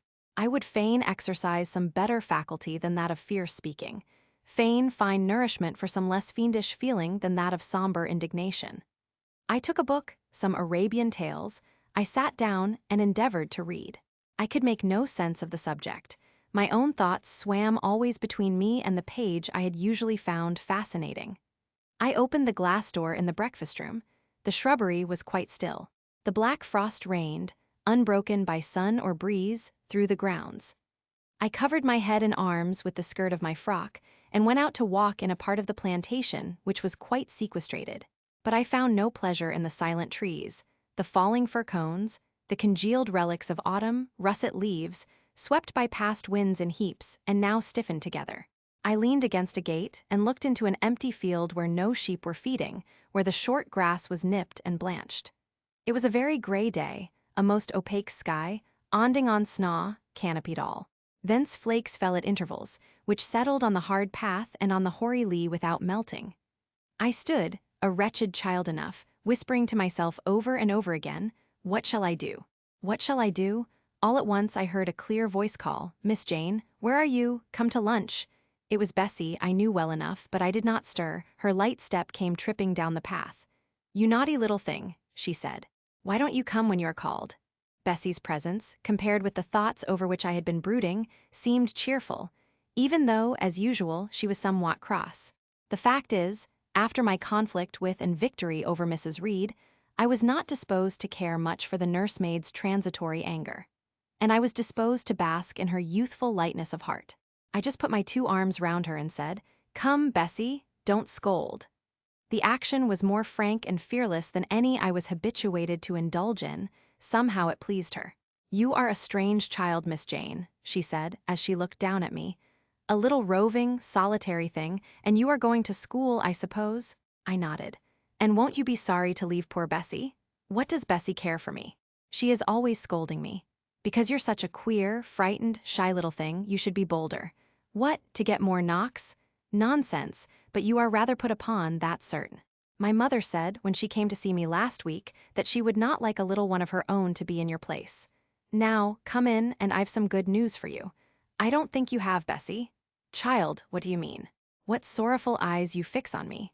"Well, but Mrs. and the young ladies and Master John are going out to tea this afternoon, and you shall have tea with me. I'll ask cook to bake you a little cake, and then you shall help me to look over your drawers. For I am soon to pack your trunk. Mrs. intends you to leave Gateshead in a day or 2, and you shall choose what toys you like to take with you. Bessie, you must promise not to scold me any more till I go." "Well, I will. But mind you are a very good girl, and don't be afraid of me. Don't start when I chance to speak rather sharply, it's so provoking." "I don't think I shall ever be afraid of you again, Bessie, because I have got used to you, and I shall soon have another set of people to dread. If you dread them, they'll dislike you." "As you do, Bessie." "I don't dislike you, miss. I believe I am fonder of you than of all the others." "You don't show it. You little sharp thing, you've got quite a new way of talking. What makes you so venturesome and hearty?" "Why, I shall soon be away from you, and besides, I was going to say something about what had passed between me and Mrs. Reed, but on second thoughts I considered it better to remain silent on that head." "And so you're glad to leave me?" "Not at all, Bessie. Indeed, just now I'm rather sorry." "Just now, and rather, how coolly my little lady says it. I dare say now if I were to ask you for a kiss you wouldn't give it me. You'd say you'd rather not." "I'll kiss you and welcome, bend your head down." Bessie stooped. We mutually embraced, and I followed her into the house quite comforted. That afternoon lapsed in peace and harmony. And in the evening, Bessie told me some of her most enchanting stories and sang me some of her sweetest songs. Even for me, life had its gleams of sunshine. Chapter 5. 5 o'clock had hardly struck on the morning of the 19th of January when Bessie brought a candle into my closet and found me already up and nearly dressed. I had risen half an hour before her entrance, and had washed my face, and put on my clothes by the light of a half-moon just setting, whose rays streamed through the narrow window near my crib. I was to leave Gateshead that day by a coach, which passed the lodge gates at 6 a.m. Bessie was the only person yet risen. She had lit a fire in the nursery, where she now proceeded to make my breakfast. Few children can eat when excited with the thoughts of a journey. Nor could I, Bessie, having pressed me in vain to take a few spoonfuls of the boiled milk and bread she had prepared for me, wrapped up some biscuits in a paper and put them into my bag. Then she helped me on with my pelisse and bonnet, and wrapping herself in a shawl, she and I left the nursery. As we passed Mrs. Reed's bedroom, she said, "Will you go in and bid Mrs. Good-bye?" "No, Bessie. She came to my crib last night when you were gone down to supper, and said I need not disturb her in the morning, or my cousins either. And she told me to remember that she had always been my best friend, and to speak of her and be grateful to her accordingly." "What did you say, miss?" "Nothing. I covered my face with the bedclothes and turned from her to the wall." "That was wrong, Miss Jane." "It was quite right, Bessie. Your missus has not been my friend, she has been my foe." "Oh, Miss Jane, don't say so. Good-bye to Gateshead," cried I, as we passed through the hall and went out at the front door. The moon was set, and it was very dark. Bessie carried a lantern, whose light glanced on wet steps and gravel road sodden by a recent thaw. Raw and chill was the winter morning. My teeth chattered as I hastened down the drive. There was a light in the porter's lodge. When we reached it, we found the porter's wife just kindling her fire. My trunk, which had been carried down the evening before, stood corded at the door. It wanted but a few minutes of 6, and shortly after that hour had struck, the distant roll of wheels announced the coming coach. I went to the door and watched its lamps approach rapidly through the gloom. "Is she going by herself?" asked the porter's wife. "Yes." "And how far is it?" 50 miles. "What a long way. I wonder Mrs. Reed is not afraid to trust her so far alone." The coach drew up. There it was at the gates with its 4 horses and its top laden with passengers. The guard and coachman loudly urged haste. My trunk was hoisted up. I was taken from Bessie's neck, to which I clung with kisses. "Be sure and take good care of her," cried she to the guard, as he lifted me into the inside. "Aye, aye," was the answer. The door was slapped to, a voice exclaimed, "All right," and on we drove. Thus was I severed from Bessie and Gateshead, thus whirled away to unknown, and, as I then deemed, remote and mysterious regions. I remember but little of the journey. I only know that the day seemed to me of a preternatural length, and that we appeared to travel over hundreds of miles of road. We passed through several towns, and in one, a very large one, the coach stopped. The horses were taken out, and the passengers alighted to dine. I was carried into an inn, where the guard wanted me to have some dinner. But as I had no appetite, he left me in an immense room with a fireplace at each end, a chandelier pendant from the ceiling, and a little red gallery high up against the wall filled with musical instruments. Here I walked about for a long time, feeling very strange and mortally apprehensive of someone coming in and kidnapping me. For I believed in kidnappers, their exploits having frequently figured in Bessie's fireside chronicles. At last the guard returned. Once more I was stowed away in the coach. My protector mounted his own seat, sounded his hollow horn, and away we rattled over the stony street of L. The afternoon came on wet and somewhat misty. As it waned into dusk, I began to feel that we were getting very far indeed from Gateshead. We ceased to pass through towns. The country changed. Great gray hills heaved up round the horizon. As twilight deepened, we descended a valley, dark with wood, and long after night had overclouded the prospect, I heard a wild wind rushing amongst trees. Lulled by the sound, I at last dropped asleep. I had not long slumbered when the sudden cessation of motion awoke me. The coach door was open, and a person like a servant was standing at it. I saw her face and dress by the light of the lamps. "Is there a little girl called Jane Eyre here?" she asked. I answered yes, and was then lifted out. My trunk was handed down, and the coach instantly drove away. I was stiff with long sitting and bewildered with the noise and motion of the coach. Gathering my faculties, I looked about me. Rain, wind, and darkness filled the air. Nevertheless, I dimly discerned a wall before me and a door open in it. Through this door I passed with my new guide. She shut and locked it behind her. There was now visible a house or houses, for the building spread far with many windows, and lights burning in some. We went up a broad, pebbly path, splashing wet, and were admitted at a door. Then the servant led me through a passage into a room with a fire, where she left me alone. I stood and warmed my numbed fingers over the blaze, then I looked round. There was no candle, but the uncertain light from the hearth showed, by intervals, papered walls, carpet, curtains, shining mahogany furniture. It was a parlor, not so spacious or splendid as the drawing-room at Gateshead, but comfortable enough.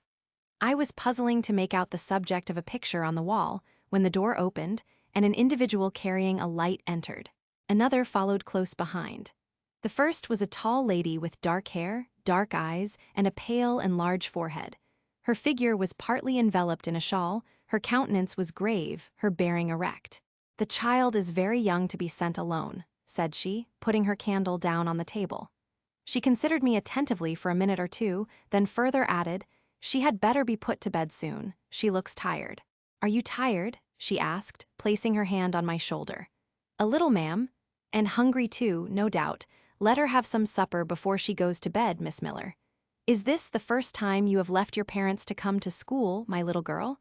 I explained to her that I had no parents. She inquired how long they had been dead. Then how old I was, what was my name, whether I could read, write, and sew a little. Then she touched my cheek gently with her forefinger, and saying, she hoped I should be a good child, dismissed me along with Miss Miller. The lady I had left might be about 29. The one who went with me appeared some years younger. The first impressed me by her voice, look, and air. Miss Miller was more ordinary, ruddy in complexion, though of a careworn countenance, hurried in gait and action, like one who had always a multiplicity of tasks on hand. She looked, indeed, what I afterwards found she really was, an under-teacher. Led by her, I passed from compartment to compartment, from passage to passage, of a large and irregular building, till, emerging from the total and somewhat dreary silence pervading that portion of the house we had traversed, we came upon the hum of many voices, and presently entered a wide, long room with great deal tables, 2 at each end, on each of which burnt a pair of candles, and seated all round on benches, a congregation of girls of every age, from 9 or 10 to 20. Seen by the dim light of the dips, their number to me appeared countless, though not in reality exceeding 80. They were uniformly dressed in brown stuff frocks of quaint fashion and long holland pinafores. It was the hour of study. They were engaged in conning over their tomorrow's task, and the hum I had heard was the combined result of their whispered repetitions. Miss Miller signed to me to sit on a bench near the door, then walking up to the top of the long room she cried out, "Monitors! Collect the lesson books and put them away." 4 tall girls arose from different tables, and going round, gathered the books and removed them. Miss Miller again gave the word of command, "Monitors, fetch the supper trays." The tall girls went out and returned presently, each bearing a tray, with portions of something, I knew not what, arranged thereon, and a pitcher of water and mug in the middle of each tray. The portions were handed round. Those who liked took a draught of the water, the mug being common to all. When it came to my turn, I drank, for I was thirsty, but did not touch the food, excitement and fatigue rendering me incapable of eating. I now saw, however, that it was a thin oaten cake shared into fragments. The meal over, prayers were read by Miss Miller, and the classes filed off 2 and 2 upstairs. Overpowered by this time with weariness, I scarcely noticed what sort of a place the bedroom was, except that, like the schoolroom, I saw it was very long. Tonight I was to be Miss Miller's bedfellow. She helped me to undress. When laid down, I glanced at the long rows of beds, each of which was quickly filled with 2 occupants. In 10 minutes the single light was extinguished, and amidst silence and complete darkness I fell asleep. The night passed rapidly. I was too tired even to dream. I only once awoke to hear the wind rave in furious gusts, and the rain fall in torrents, and to be sensible that Miss Miller had taken her place by my side. When I again unclosed my eyes, a loud bell was ringing, the girls were up and dressing, Day had not yet begun to dawn, and a rushlight or two burned in the room. I too rose reluctantly. It was bitter cold, and I dressed as well as I could for shivering, and washed when there was a basin at liberty, which did not occur soon, as there was but one basin to 6 girls, on the stands down the middle of the room. Again the bell rang. All formed in file, 2 and 2, and in that order descended the stairs and entered the cold and dimly lit schoolroom. Here prayers were read by Miss Miller. Afterwards she called out, "Form classes!" A great tumult succeeded for some minutes, during which Miss Miller repeatedly exclaimed, "Silence!" and "Order!" When it subsided, I saw them all drawn up in 4 semicircles, before 4 chairs, placed at the 4 tables. All held books in their hands, and a great book, like a Bible, lay on each table, before the vacant seat. A pause of some seconds succeeded, filled up by the low, vague hum of numbers. Miss Miller walked from class to class, hushing this indefinite sound. A distant bell tinkled. Immediately 3 ladies entered the room, each walked to a table and took her seat. Miss Miller assumed the 4th vacant chair, which was that nearest the door, and around which the smallest of the children were assembled. To this inferior class I was called and placed at the bottom of it. Business now began. The day's collect was repeated, then certain texts of Scripture were said, and to these succeeded a protracted reading of chapters in the Bible, which lasted an hour. By the time that exercise was terminated, day had fully dawned. The indefatigable bell now sounded for the 4th time. The classes were marshaled and marched into another room to breakfast. How glad I was to behold a prospect of getting something to eat! I was now nearly sick from inanition, having taken so little the day before. The refectory was a great, low-ceiled, gloomy room. On 2 long tables smoked basins of something hot, which, however, to my dismay, sent forth an odor far from inviting. I saw a universal manifestation of discontent when the fumes of the repast met the nostrils of those destined to swallow it. From the van of the procession, the tall girls of the 1st class, rose the whispered words, "Disgusting! The porridge is burnt again." "Silence!"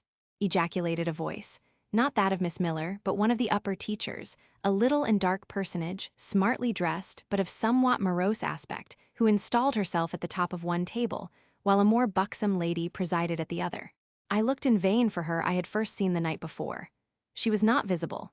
Miss Miller occupied the foot of the table where I sat, and a strange, foreign-looking, elderly lady, the French teacher, as I afterwards found, took the corresponding seat at the other board. A long grace was said and a hymn sung. Then a servant brought in some tea for the teachers, and the meal began. Ravenous, and now very faint, I devoured a spoonful or 2 of my portion without thinking of its taste. But the first edge of hunger blunted, I perceived I had got in hand a nauseous mess. Burnt porridge is almost as bad as rotten potatoes. Famine itself soon sickens over it. The spoons were moved slowly. I saw each girl taste her food and try to swallow it, but in most cases the effort was soon relinquished. Breakfast was over, and none had breakfasted. Thanks being returned for what we had not got, and a second hymn chanted, the refectory was evacuated for the schoolroom. I was one of the last to go out, and in passing the tables, I saw one teacher take a basin of the porridge and taste it. She looked at the others. All their countenances expressed displeasure, and one of them, the stout one, whispered, "Abominable stuff. How shameful!"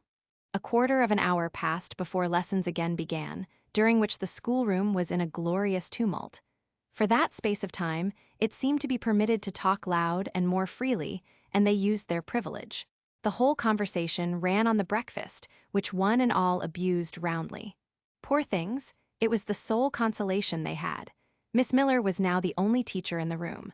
A group of great girls standing about her spoke with serious and sullen gestures. I heard the name of Mr. Brocklehurst pronounced by some lips, at which Miss Miller shook her head disapprovingly. But she made no great effort to check the general wrath. Doubtless she shared in it. A clock in the schoolroom struck 9. Miss Miller left her circle, and standing in the middle of the room, cried, "Silence! To your seats!" Discipline prevailed.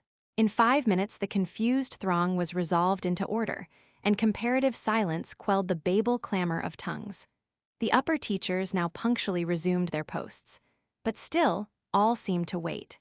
Ranged on benches down the sides of the room, the 80 girls sat motionless and erect. A quaint assemblage they appeared, all with plain locks combed from their faces, not a curl visible. In brown dresses, made high and surrounded by a narrow tucker about the throat, with little pockets of holland, shaped something like a Highlander's purse, tied in front of their frocks, and destined to serve the purpose of a work-bag. All, too, wearing woolen stockings and country-made shoes, fastened with brass buckles. Above 20 of those clad in this costume were full-grown girls, or rather young women. It suited them ill, and gave an air of oddity even to the prettiest. I was still looking at them, and also at intervals examining the teachers, none of whom precisely pleased me. For the stout one was a little coarse, the dark one not a little fierce, the foreigner harsh and grotesque, and Miss Miller, poor thing, looked purple, weather-beaten, and overworked. When, as my eye wandered from face to face, the whole school rose simultaneously, as if moved by a common spring.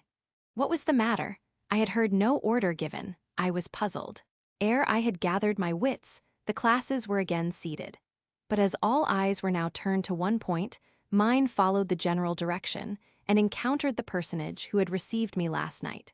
She stood at the bottom of the long room on the hearth, for there was a fire at each end. She surveyed the 2 rows of girls silently and gravely. Miss Miller, approaching, seemed to ask her a question, and having received her answer, went back to her place, and said aloud, "Monitor of the first class, fetch the globes." While the direction was being executed, the lady consulted moved slowly up the room. I suppose I have a considerable organ of veneration, for I retain yet the sense of admiring awe with which my eyes traced her steps. Seen now, in broad daylight, she looked tall, fair, and shapely. Brown eyes with a benignant light in their irids, and a fine penciling of long lashes round, relieved the whiteness of her large front. On each of her temples her hair, of a very dark brown, was clustered in round curls, according to the fashion of those times, when neither smooth bands nor long ringlets were in vogue. Her dress, also in the mode of the day, was of purple cloth, relieved by a sort of Spanish trimming of black velvet. A gold watches were not so common then as now, shone at her girdle. Let the reader add, to complete the picture, refined features, a complexion, if pale, clear, and a stately air and carriage, and he will have, at least, as clearly as words can give it, a correct idea of the exterior of Miss Temple Maria Temple, as I afterwards saw the name written in a prayer book entrusted to me to carry to church. The superintendent of Load, for such was this lady, having taken her seat before a pair of globes placed on one of the tables, summoned the first class round her, and commenced giving a lesson on geography. The lower classes were called by the teachers. Repetitions in history, grammar, and went on for an hour. Writing and arithmetic succeeded, and music lessons were given by Miss Temple to some of the elder girls. The duration of each lesson was measured by the clock, which at last struck 12. The superintendent rose. "I have a word to address to the pupils," said she. The tumult of cessation from lessons was already breaking forth, but it sank at her voice. She went on, "You had this morning a breakfast which you could not eat. You must be hungry. I have ordered that a lunch of bread and cheese shall be served to all." The teachers looked at her with a sort of surprise. "It is to be done on my responsibility," she added, in an explanatory tone to them, and immediately afterwards left the room. The bread and cheese was presently brought in and distributed, to the high delight and refreshment of the whole school. The order was now given to the garden. Each put on a coarse straw bonnet, with strings of colored calico and a cloak of gray frieze. I was similarly equipped, and following the stream, I made my way into the open air. The garden was a wide enclosure, surrounded with walls so high as to exclude every glimpse of prospect. A covered veranda ran down one side, and broad walks bordered a middle space divided into scores of little beds. These beds were assigned as gardens for the pupils to cultivate, and each bed had an owner. When full of flowers, they would doubtless look pretty, but now, at the latter end of January, all was wintry blight and brown decay. I shuddered as I stood and looked round me. It was an inclement day for outdoor exercise, not positively rainy, but darkened by a drizzling yellow fog. All underfoot was still soaking wet with the floods of yesterday. The stronger among the girls ran about and engaged in active games, but sundry pale and thin ones herded together for shelter and warmth in the veranda. And amongst these, as the dense mist penetrated to their shivering frames, I heard frequently the sound of a hollow cough. As yet I had spoken to no one, nor did anybody seem to take notice of me. I stood lonely enough. But to that feeling of isolation I was accustomed. It did not oppress me much. I leant against a pillar of the veranda, drew my gray mantle close about me, and, trying to forget the cold which nipped me without, and the unsatisfied hunger which gnawed me within, delivered myself up to the employment of watching and thinking. My reflections were too undefined and fragmentary to merit record. I hardly yet knew where I was. Gateshead and my past life seemed floated away to an immeasurable distance. The present was vague and strange, and of the future I could form no conjecture. I looked round the convent-like garden and then up at the house, a large building, half of which seemed gray and old, the other half quite new. The new part, containing the schoolroom and dormitory, was lit by mullioned and latticed windows, which gave it a church-like aspect. A stone tablet over the door bore this inscription: LOWOOD Institution. This portion was rebuilt A.D. by Naomi Brocklehurst, of Brocklehurst Hall in this county. Let your light so shine before men, that they may see your good works, and glorify your Father which is in heaven. St. Matt, v. 16. I read these words over and over again. I felt that an explanation belonged to them, and was unable fully to penetrate their import. I was still pondering the signification of institution, and endeavoring to make out a connection between the first words and the verse of Scripture, when the sound of a cough close behind me made me turn my head. I saw a girl sitting on a stone bench near. She was bent over a book, on the perusal of which she seemed intent. From where I stood I could see the title. It was Rasselas, a name that struck me as strange and consequently attractive. In turning a leaf she happened to look up, and I said to her directly, "Is your book interesting?" I had already formed the intention of asking her to lend it to me some day. "I like it," she answered, after a pause of a second or two, during which she examined me. "What is it about?" I continued. I hardly know where I found the hardihood thus to open a conversation with a stranger. The step was contrary to my nature and habits, but I think her occupation touched a chord of sympathy somewhere, for I too liked reading, though of a frivolous and childish kind. I could not digest or comprehend the serious or substantial. "You may look at it," replied the girl, offering me the book. I did so. A brief examination convinced me that the contents were less taking than the title. Rasselas looked dull to my trifling taste.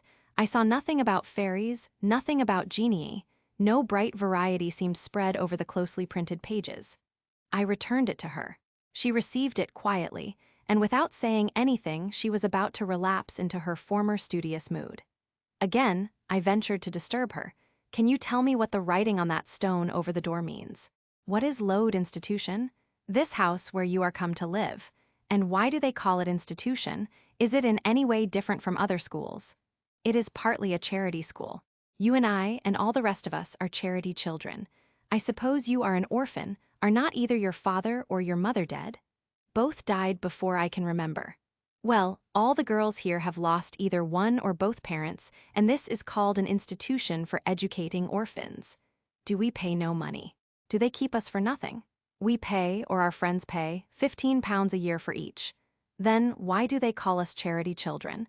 "Because £15 is not enough for board and teaching, and the deficiency is supplied by subscription." "Who subscribes?" "Different benevolent-minded ladies and gentlemen in this neighborhood and in London."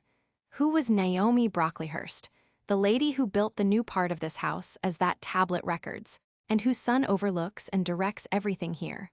"Why?" "Because he is treasurer and manager of the establishment."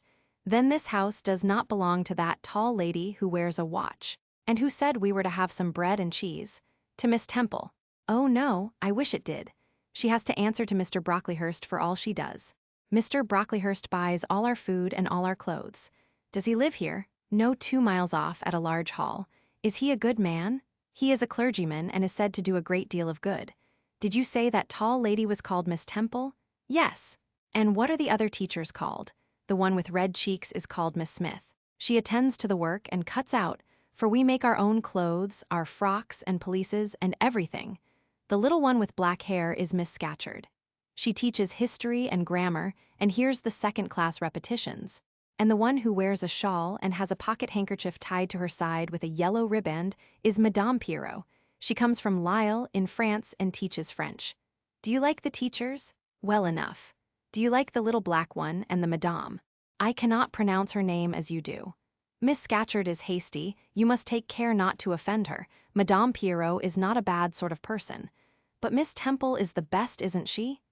Miss Temple is very good and very clever. She is above the rest because she knows far more than they do.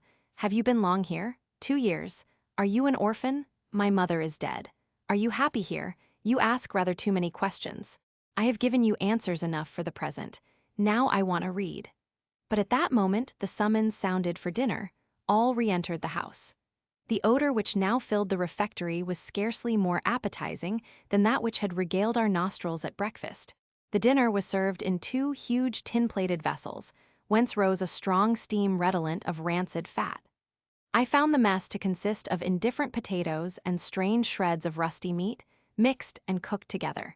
Of this preparation, a tolerably abundant plateful was apportioned to each pupil. I ate what I could, and wondered within myself whether every day's fare would be like this. After dinner, we immediately adjourned to the schoolroom. Lessons recommenced, and were continued till 5 o'clock. The only marked event of the afternoon was that I saw the girl with whom I had conversed in the veranda dismissed in disgrace by Miss Scatcherd from a history class, and sent to stand in the middle of the large schoolroom. The punishment seemed to me in a high degree ignominious, especially for so great a girl. She looked 13 or upwards. I expected she would show signs of great distress and shame, but to my surprise she neither wept nor blushed. Composed though grave, she stood, the central mark of all eyes. How can she bear it so quietly, so firmly? I asked of myself. Were I in her place, it seems to me I should wish the earth to open and swallow me up. She looks as if she were thinking of something beyond her punishment, beyond her situation, of something not round her nor before her. I have heard of daydreams. Is she in a daydream now? Her eyes are fixed on the floor, but I am sure they do not see it. Her sight seems turned in, gone down into her heart. She is looking at what she can remember, I believe, not at what is really present. I wonder what sort of a girl she is, whether good or naughty. Soon after 5 p.m. we had another meal, consisting of a small mug of coffee and half a slice of brown bread. I devoured my bread and drank my coffee with relish. But I should have been glad of as much more, I was still hungry.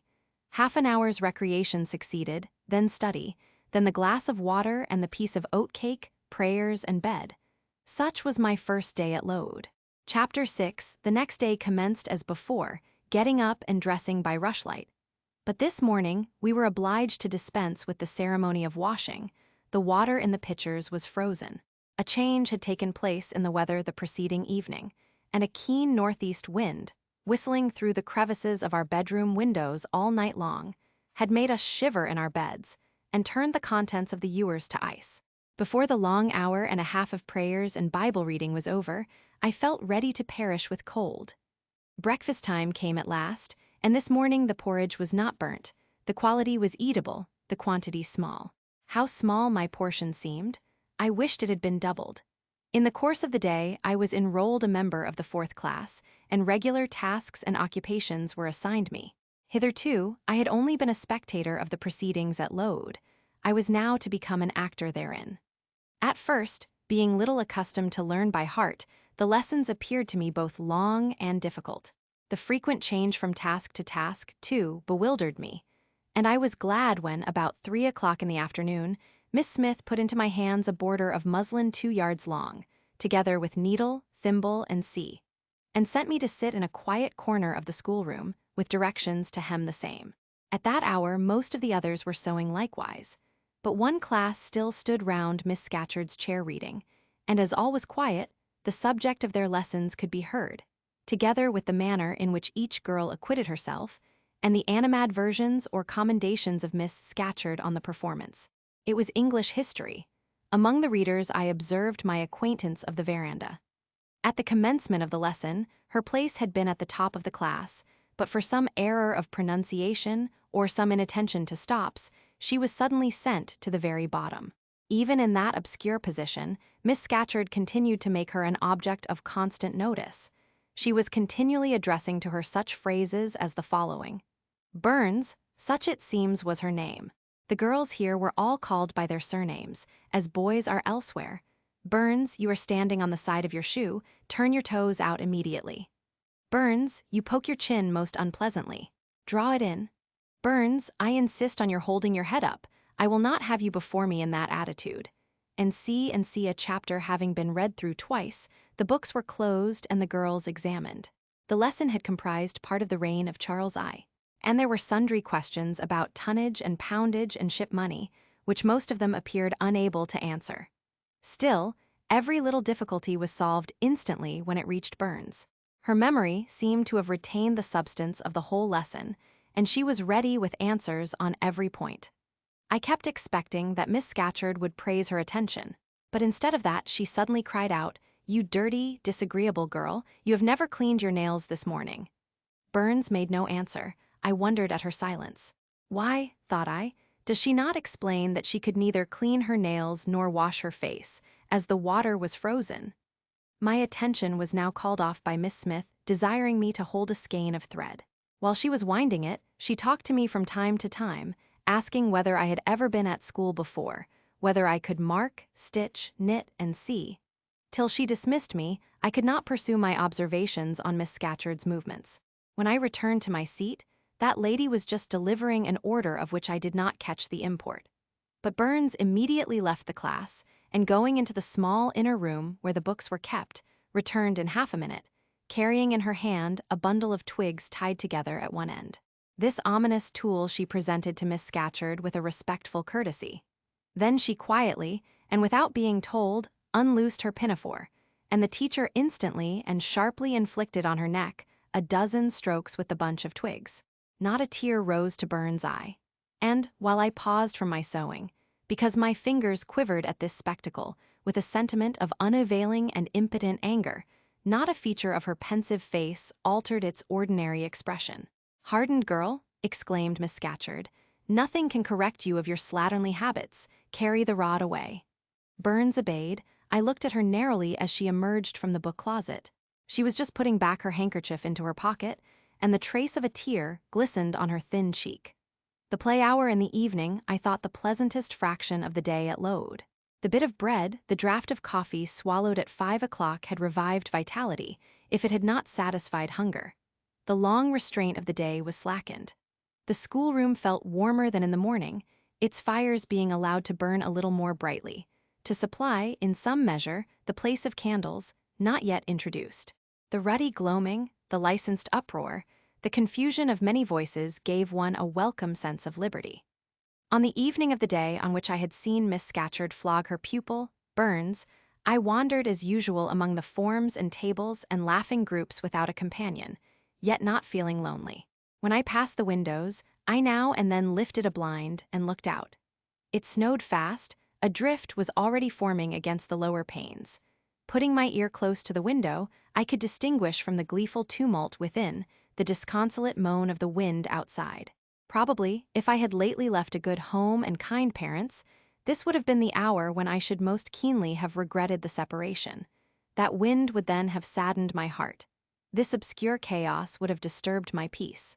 As it was, I derived from both a strange excitement and, reckless and feverish, I wished the wind to howl more wildly, the gloom to deepen to darkness, and the confusion to rise to clamor. Jumping over forms and creeping under tables, I made my way to one of the fireplaces. There, kneeling by the high wire fender, I found Burns, absorbed, silent, abstracted from all round her by the companionship of a book, which she read by the dim glare of the embers. "Is it still Res Ella's?" I asked, coming behind her. "Yes," she said, "and I have just finished it." And in 5 minutes more she shut it up. I was glad of this. Now, thought I can perhaps get her to talk. I sat down by her on the floor. "What is your name besides Burns?" "Helen. Do you come a long way from here?" "I come from a place farther north, quite on the borders of Scotland." "Will you ever go back?" "I hope so. But nobody can be sure of the future." "You must wish to leave Load?" "No, why should I? I was sent to Load to get an education, and it would be of no use going away until I have attained that object." "But that teacher, Miss Scatcherd, is so cruel to you." "Cruel? Not at all. She is severe. She dislikes my faults. And if I were in your place I should dislike her, I should resist her. If she struck me with that rod, I should get it from her hand. I should break it under her nose." Probably you would do nothing of the sort, but if you did, Mr. Brocklehurst would expel you from the school. That would be a great grief to your relations. It is far better to endure patiently a smart which nobody feels but yourself, than to commit a hasty action whose evil consequences will extend to all connected with you. And besides, the Bible bids us return good for evil. But then it seems disgraceful to be flogged, and to be sent to stand in the middle of a room full of people, and you are such a great girl. I am far younger than you, and I could not bear it. Yet it would be your duty to bear it, if you could not avoid it. It is weak and silly to say you cannot bear what it is your fate to be required to bear. I heard her with wonder.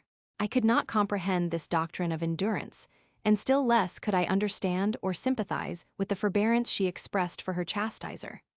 Still, I felt that Helen Burns considered things by a light invisible to my eyes. I suspected she might be right and I wrong, but I would not ponder the matter deeply. Like Felix, I put it off to a more convenient season.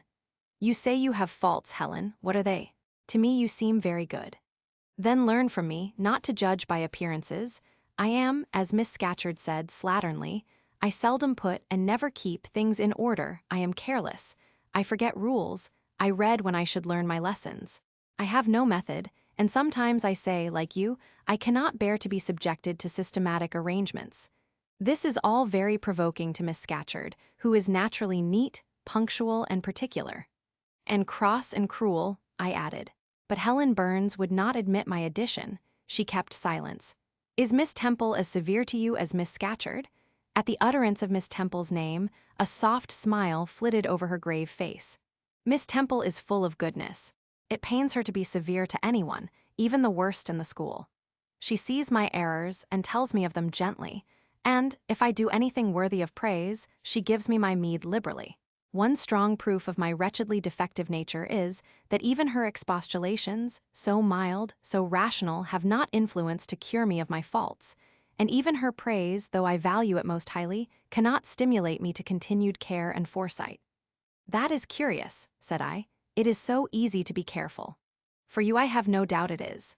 I observed you in your class this morning, and saw you were closely attentive. Your thoughts never seemed to wander while Miss Miller explained the lesson and questioned you. Now, mine continually rove away. When I should be listening to Miss Scatcherd, and collecting all she says with assiduity, often I lose the very sound of her voice. I fall into a sort of dream. Sometimes I think I am in Northumberland, and that the noises I hear round me are the bubbling of a little brook which runs through Deepden, near our house. Then, when it comes to my turn to reply, I have to be awakened, and having heard nothing of what was read for listening to the visionary brook, I have no answer ready. Yet how well you replied this afternoon. It was mere chance. The subject on which we had been reading had interested me. This afternoon, instead of dreaming of Deepden, I was wondering how a man who wished to do right could act so unjustly and unwisely as Charles I sometimes did. And I thought what a pity it was that, with his integrity and conscientiousness, he could see no farther than the prerogatives of the crown. If he had but been able to look to a distance and see how what they call the spirit of the age was tending. Still, I like Charles, I respect him, I pity him, poor murdered king. Yes, his enemies were the worst. They shed blood they had no right to shed. How dared they kill him? Helen was talking to herself now. She had forgotten I could not very well understand her, that I was ignorant, or nearly so, of the subject she discussed. I recalled her to my level. And when Miss Temple teaches you, do your thoughts wander then? No, certainly, not often, because Miss Temple has generally something to say which is newer than my own reflections. Her language is singularly agreeable to me, and the information she communicates is often just what I wish to gain. Well, then, with Miss Temple you are good. Yes, in a passive way. I make no effort, I follow as inclination guides me. There is no merit in such goodness. A great deal, you are good to those who are good to you. It is all I ever desire to be. If people were always kind and obedient to those who are cruel and unjust, the wicked people would have it all their own way. They would never feel afraid, and so they would never alter, but would grow worse and worse. When we are struck at without a reason, we should strike back again very hard. I am sure we should so hard as to teach the person who struck us never to do it again. You will change your mind, I hope, when you grow older. As yet you are but a little untaught girl. But I feel this, Helen. I must dislike those who, whatever I do to please them, persist in disliking me. I must resist those who punish me unjustly. It is as natural as that I should love those who show me affection, or submit to punishment when I feel it is deserved. Heathens and savage tribes hold that doctrine, but Christians and civilized nations disown it. How? I don't understand. It is not violence that best overcomes hate, nor vengeance that most certainly heals injury. What then? Read the New Testament and observe what Christ says and how he acts. Make his word your rule and his conduct your example. What does he say? Love your enemies, bless them that curse you, do good to them that hate you and despitefully use you. Then I should love Mrs. Reed, which I cannot do. I should bless her son John, which is impossible. In her turn, Helen Burns asked me to explain, and I proceeded forthwith to pour out, in my own way, the tale of my sufferings and resentments. Bitter and truculent when excited, I spoke as I felt, without reserve or softening. Helen heard me patiently to the end. I expected she would then make a remark, but she said nothing. Well, I asked impatiently, is not Mrs. Reed a hard-hearted, bad woman?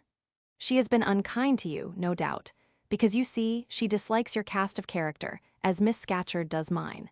But how minutely you remember all she has done, and said to you. What a singularly deep impression her injustice seems to have made on your heart. No ill usage so brands its record on my feelings. Would you not be happier if you tried to forget her severity, together with the passionate emotions it excited? Life appears to me too short to be spent in nursing animosity or registering wrongs. We are, and must be, one and all, burdened with faults in this world. But the time will soon come when, I trust, we shall put them off in putting off our corruptible bodies, when debasement and sin will fall from us with this cumbrous frame of flesh, and only the spark of the Spirit will remain, the impalpable principle of light and thought, pure as when it left the Creator to inspire the creature. Whence it came it will return. Perhaps again to be communicated to some being higher than man, perhaps to pass through gradations of glory, from the pale human soul to brighten to the seraph. Surely it will never, on the contrary, be suffered to degenerate from man to fiend? No, I cannot believe that. I hold another creed, which no one ever taught me and which I seldom mention, but in which I delight and to which I cling. For it extends hope to all. It makes eternity a rest, a mighty home, not a terror and an abyss. Besides, with this creed, I can so clearly distinguish between the criminal and his crime. I can so sincerely forgive the first while I abhor the last. With this creed, revenge never worries my heart, degradation never too deeply disgusts me, injustice never crushes me too low. I live in calm, looking to the end. Helen's head, always drooping, sank a little lower as she finished this sentence. I saw by her look she wished no longer to talk to me, but rather to converse with her own thoughts. She was not allowed much time for meditation. A monitor, a great rough girl, presently came up, exclaiming in a strong Cumberland accent, "Helen Burns, if you don't go and put your drawer in order, and fold up your work this minute, I'll tell Miss Scatcherd to come and look at it." Helen sighed as her reverie fled, and getting up, obeyed the monitor without reply as without delay. Chapter 7. My first quarter at Lodz seemed an age, and not the golden age either. It comprised an irksome struggle with difficulties in habituating myself to new rules and unwanted tasks. The fear of failure in these points harassed me worse than the physical hardships of my lot, though these were no trifles. During January, February, and part of March, the deep snows, and after their melting, the almost impassable roads, prevented our stirring beyond the garden walls, except to go to church. But within these limits, we had to pass an hour every day in the open air. Our clothing was insufficient to protect us from the severe cold. We had no boots, the snow got into our shoes and melted there. Our ungloved hands became numbed and covered with chilblains, as were our feet. I remember well the distracting irritation I endured from this cause every evening, when my feet inflamed, and the torture of thrusting the swelled, raw, and stiff toes into my shoes in the morning. Then the scanty supply of food was distressing. With the keen appetites of growing children, we had scarcely sufficient to keep alive a delicate invalid. From this deficiency of nourishment resulted an abuse, which pressed hardly on the younger pupils. Whenever the famished great girls had an opportunity, they would coax or menace the little ones out of their portion. Many a time I have shared between two claimants the precious morsel of brown bread, distributed at tea time. And after relinquishing to a third half the contents of my mug of coffee, I have swallowed the remainder with an accompaniment of secret tears, forced from me by the exigency of hunger. Sundays were dreary days in that wintry season. We had to walk 2 miles to Brocklebridge Church, where our patron officiated. We set out cold, we arrived at church colder. During the morning service, we became almost paralyzed. It was too far to return to dinner, and an allowance of cold meat and bread, in the same penurious proportion observed in our ordinary meals, was served round between the services. At the close of the afternoon service, we returned by an exposed and hilly road, where the bitter winter wind, blowing over a range of snowy summits to the north, almost flayed the skin from our faces. I can remember Miss Temple walking lightly and rapidly along our drooping line, her plaid cloak, which the frosty wind fluttered, gathered close about her, and encouraging us by precept and example to keep up our spirits and march forward, as she said, like stalwart soldiers. The other teachers, poor things, were generally themselves too much dejected to attempt the task of cheering others. How we longed for the light and heat of a blazing fire when we got back. But to the little ones at least, this was denied. Each hearth in the schoolroom was immediately surrounded by a double row of great girls, and behind them the younger children crouched in groups, wrapping their starved arms in their pinafores. A little solace came at tea time, in the shape of a double ration of bread, a whole instead of a half slice, with the delicious addition of a thin scrape of butter. It was the hebdomadal treat to which we all looked forward from Sabbath to Sabbath. I generally contrived to reserve a moiety of this bounteous repast for myself, but the remainder I was invariably obliged to part with. The Sunday evening was spent in repeating, by heart, the church catechism and the 5th, 6th, and 7th chapters of St. Matthew, and in listening to a long sermon read by Miss Miller, whose irrepressible yawns attested her weariness. A frequent interlude of these performances was the enactment of the part of Eutychus by some half-dozen of little girls, who, overpowered with sleep, would fall down, if not out of the 3rd loft, yet off the 4th form, and be taken up half dead. The remedy was to thrust them forward into the center of the schoolroom, and oblige them to stand there till the sermon was finished. Sometimes their feet failed them, and they sank together in a heap. They were then propped up with the monitor's high stools. I have not yet alluded to the visits of Mr. Brocklehurst, and indeed that gentleman was from home during the greater part of the 1st month after my arrival. Perhaps prolonging his stay with his friend the Archdeacon, his absence was a relief to me. I need not say that I had my own reasons for dreading his coming, but come he did at last. One afternoon, I had then been 3 weeks at Lowood. As I was sitting with a slate in my hand, puzzling over a sum in long division, my eyes, raised in abstraction to the window, caught sight of a figure just passing. I recognized almost instinctively that gaunt outline. And when, 2 minutes after, all the school, teachers included, rose en masse, it was not necessary for me to look up in order to ascertain whose entrance they thus greeted. A long stride measured the schoolroom, and presently beside Miss Temple, who herself had risen, stood the same black column which had frowned on me so ominously from the hearthrug of Gateshead. I now glanced sideways at this piece of architecture. Yes, I was right. It was Mr. Brocklehurst, buttoned up in a surtout and looking longer, narrower, and more rigid than ever. I had my own reasons for being dismayed at this apparition. Too well I remembered the perfidious hints given by Mrs. Reed about my disposition, and the promise pledged by Mr. Brocklehurst to apprise Miss Temple and the teachers of my vicious nature. All along I had been dreading the fulfillment of this promise. I had been looking out daily for the coming man, whose information respecting my past life and conversation was to brand me as a bad child forever. Now there he was. He stood at Miss Temple's side. He was speaking low in her ear. I did not doubt he was making disclosures of my villainy, and I watched her eye with painful anxiety, expecting every moment to see its dark orb turn on me a glance of repugnance and contempt. I listened too, and as I happened to be seated quite at the top of the room, I caught most of what he said. Its import relieved me from immediate apprehension. "I suppose, Miss Temple, the thread I bought at Lowton will do." It struck me that it would be just of the quality for the calico chemises, and I sorted the needles to match. "You may tell Miss Smith that I forgot to make a memorandum of the darning needles, but she shall have some papers sent in next week." and she is not, on any account, to give out more than one at a time to each pupil. If they have more, they are apt to be careless and lose them. And, oh ma'am, I wish the woolen stockings were better looked to. When I was here last, I went into the kitchen garden and examined the clothes drying on the line. There was a quantity of black hose in a very bad state of repair. From the size of the holes in them, I was sure they had not been well mended from time to time. He paused. "Your directions shall be attended to, sir," said Miss Temple. "And, ma'am," he continued, "the laundress tells me some of the girls have 2 clean tuckers in the week. It is too much. The rules limit them to 1. I think I can explain that circumstance, sir. Agnes and Catherine Johnstone were invited to take tea with some friends at Loughton last Thursday, and I gave them leave to put on clean tuckers for the occasion." Mr. Brocklehurst nodded.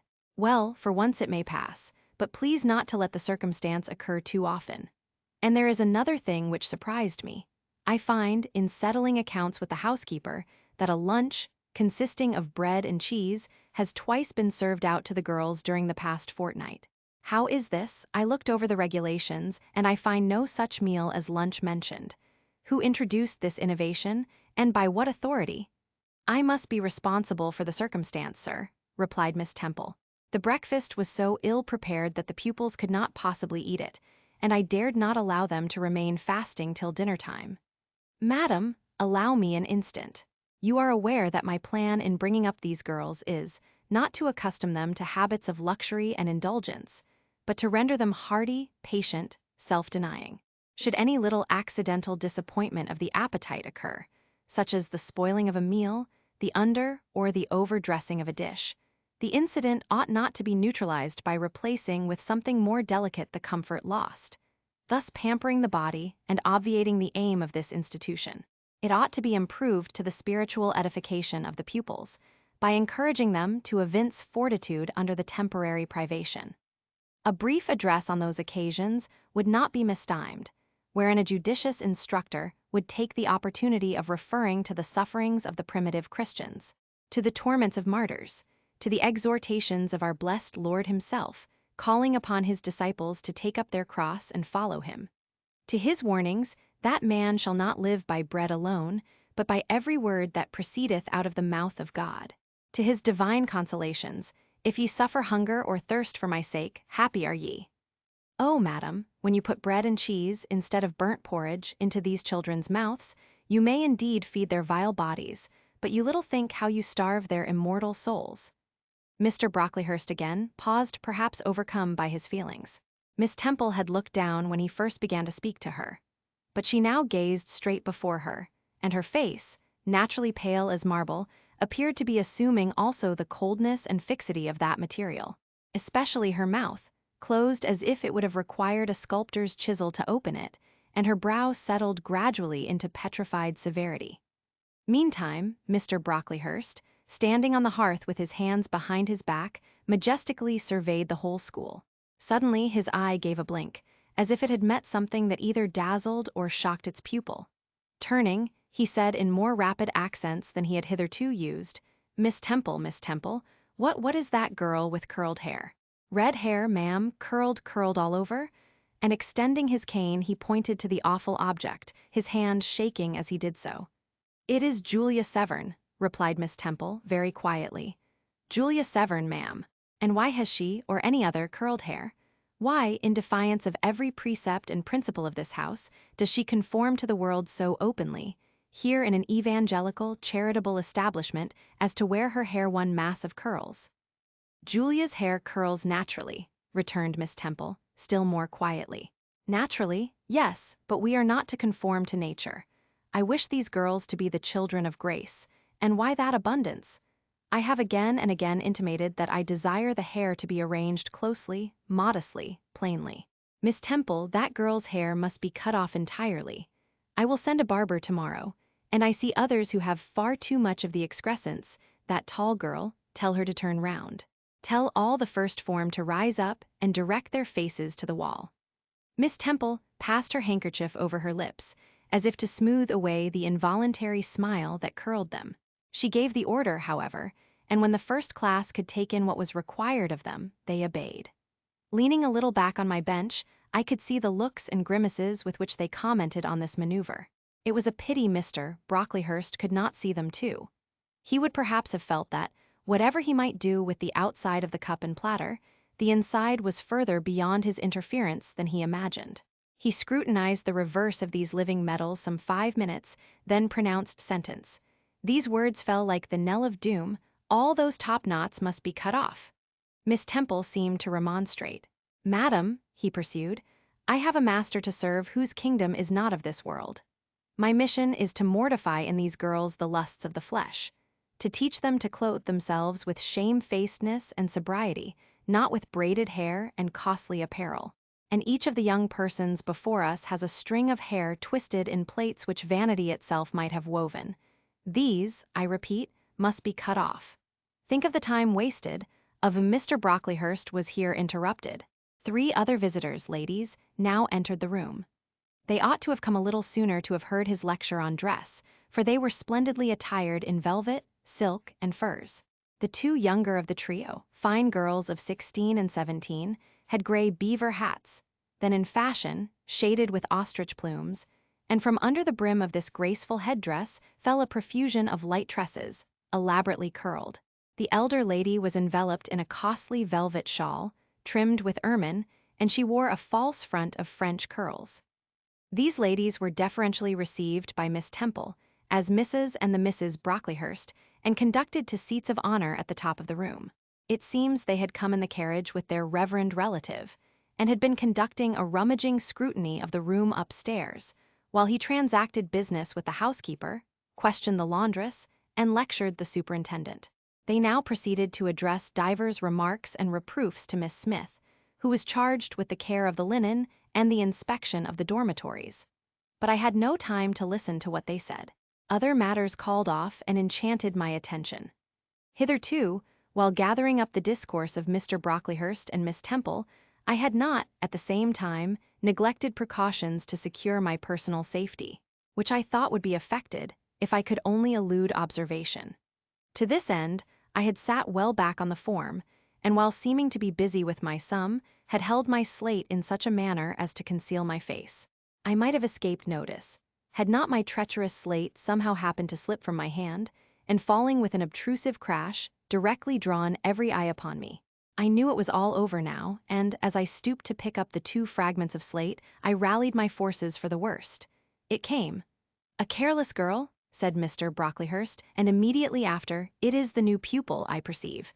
And before I could draw breath, "I must not forget I have a word to say respecting her." Then aloud. How loud it seemed to me? "Let the child who broke her slate come forward." Of my own accord I could not have stirred. I was paralyzed.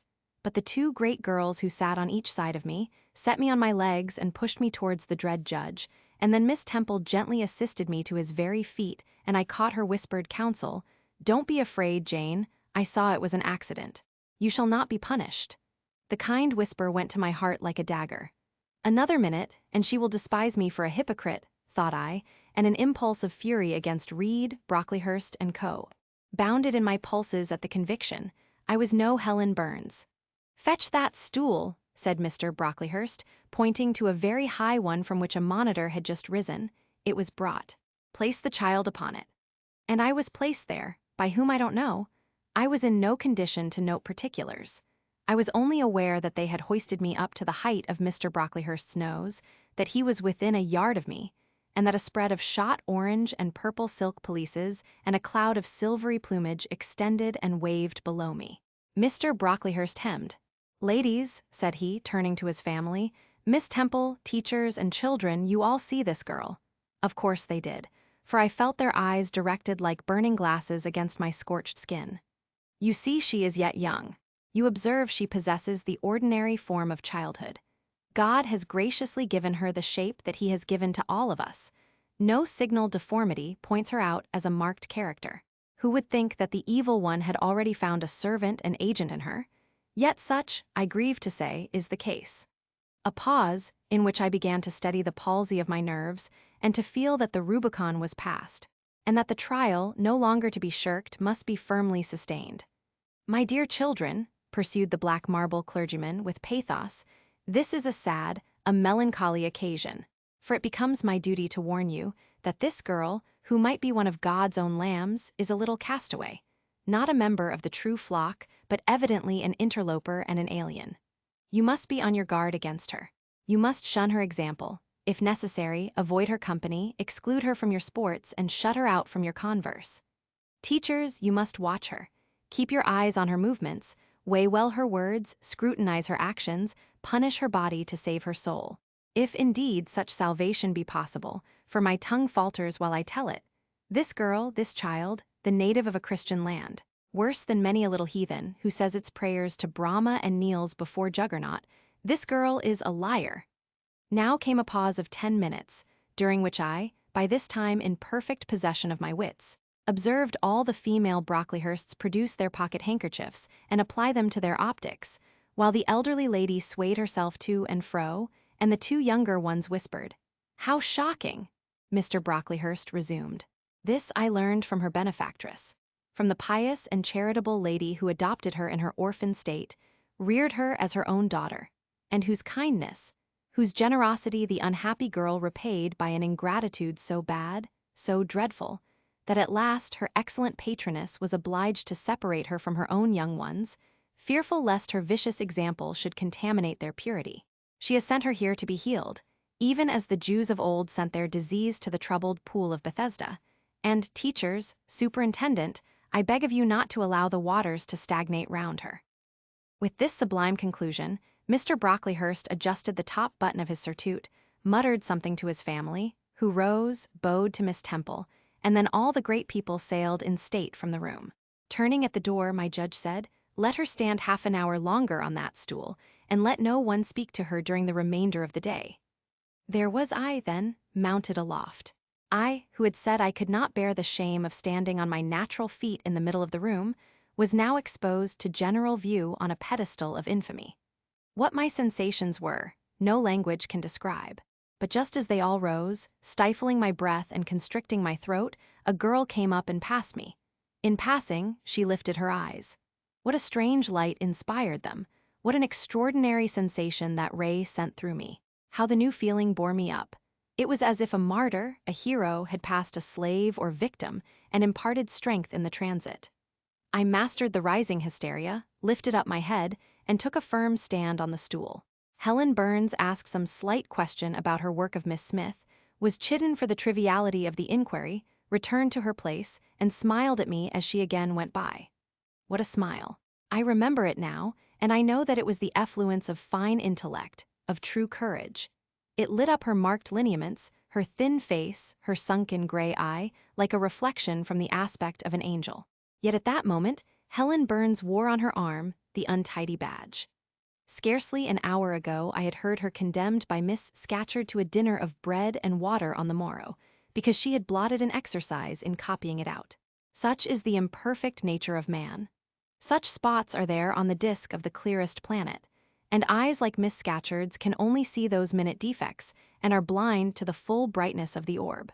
Chapter 8. Ere the half-hour ended, 5 o'clock struck. School was dismissed, and all were gone into the refectory to tea. I now ventured to descend. It was deep dusk. I retired into a corner and sat down on the floor. The spell by which I had been so far supported began to dissolve. Reaction took place, and soon, so overwhelming was the grief that seized me, I sank prostrate with my face to the ground. Now I wept. Helen Burns was not here.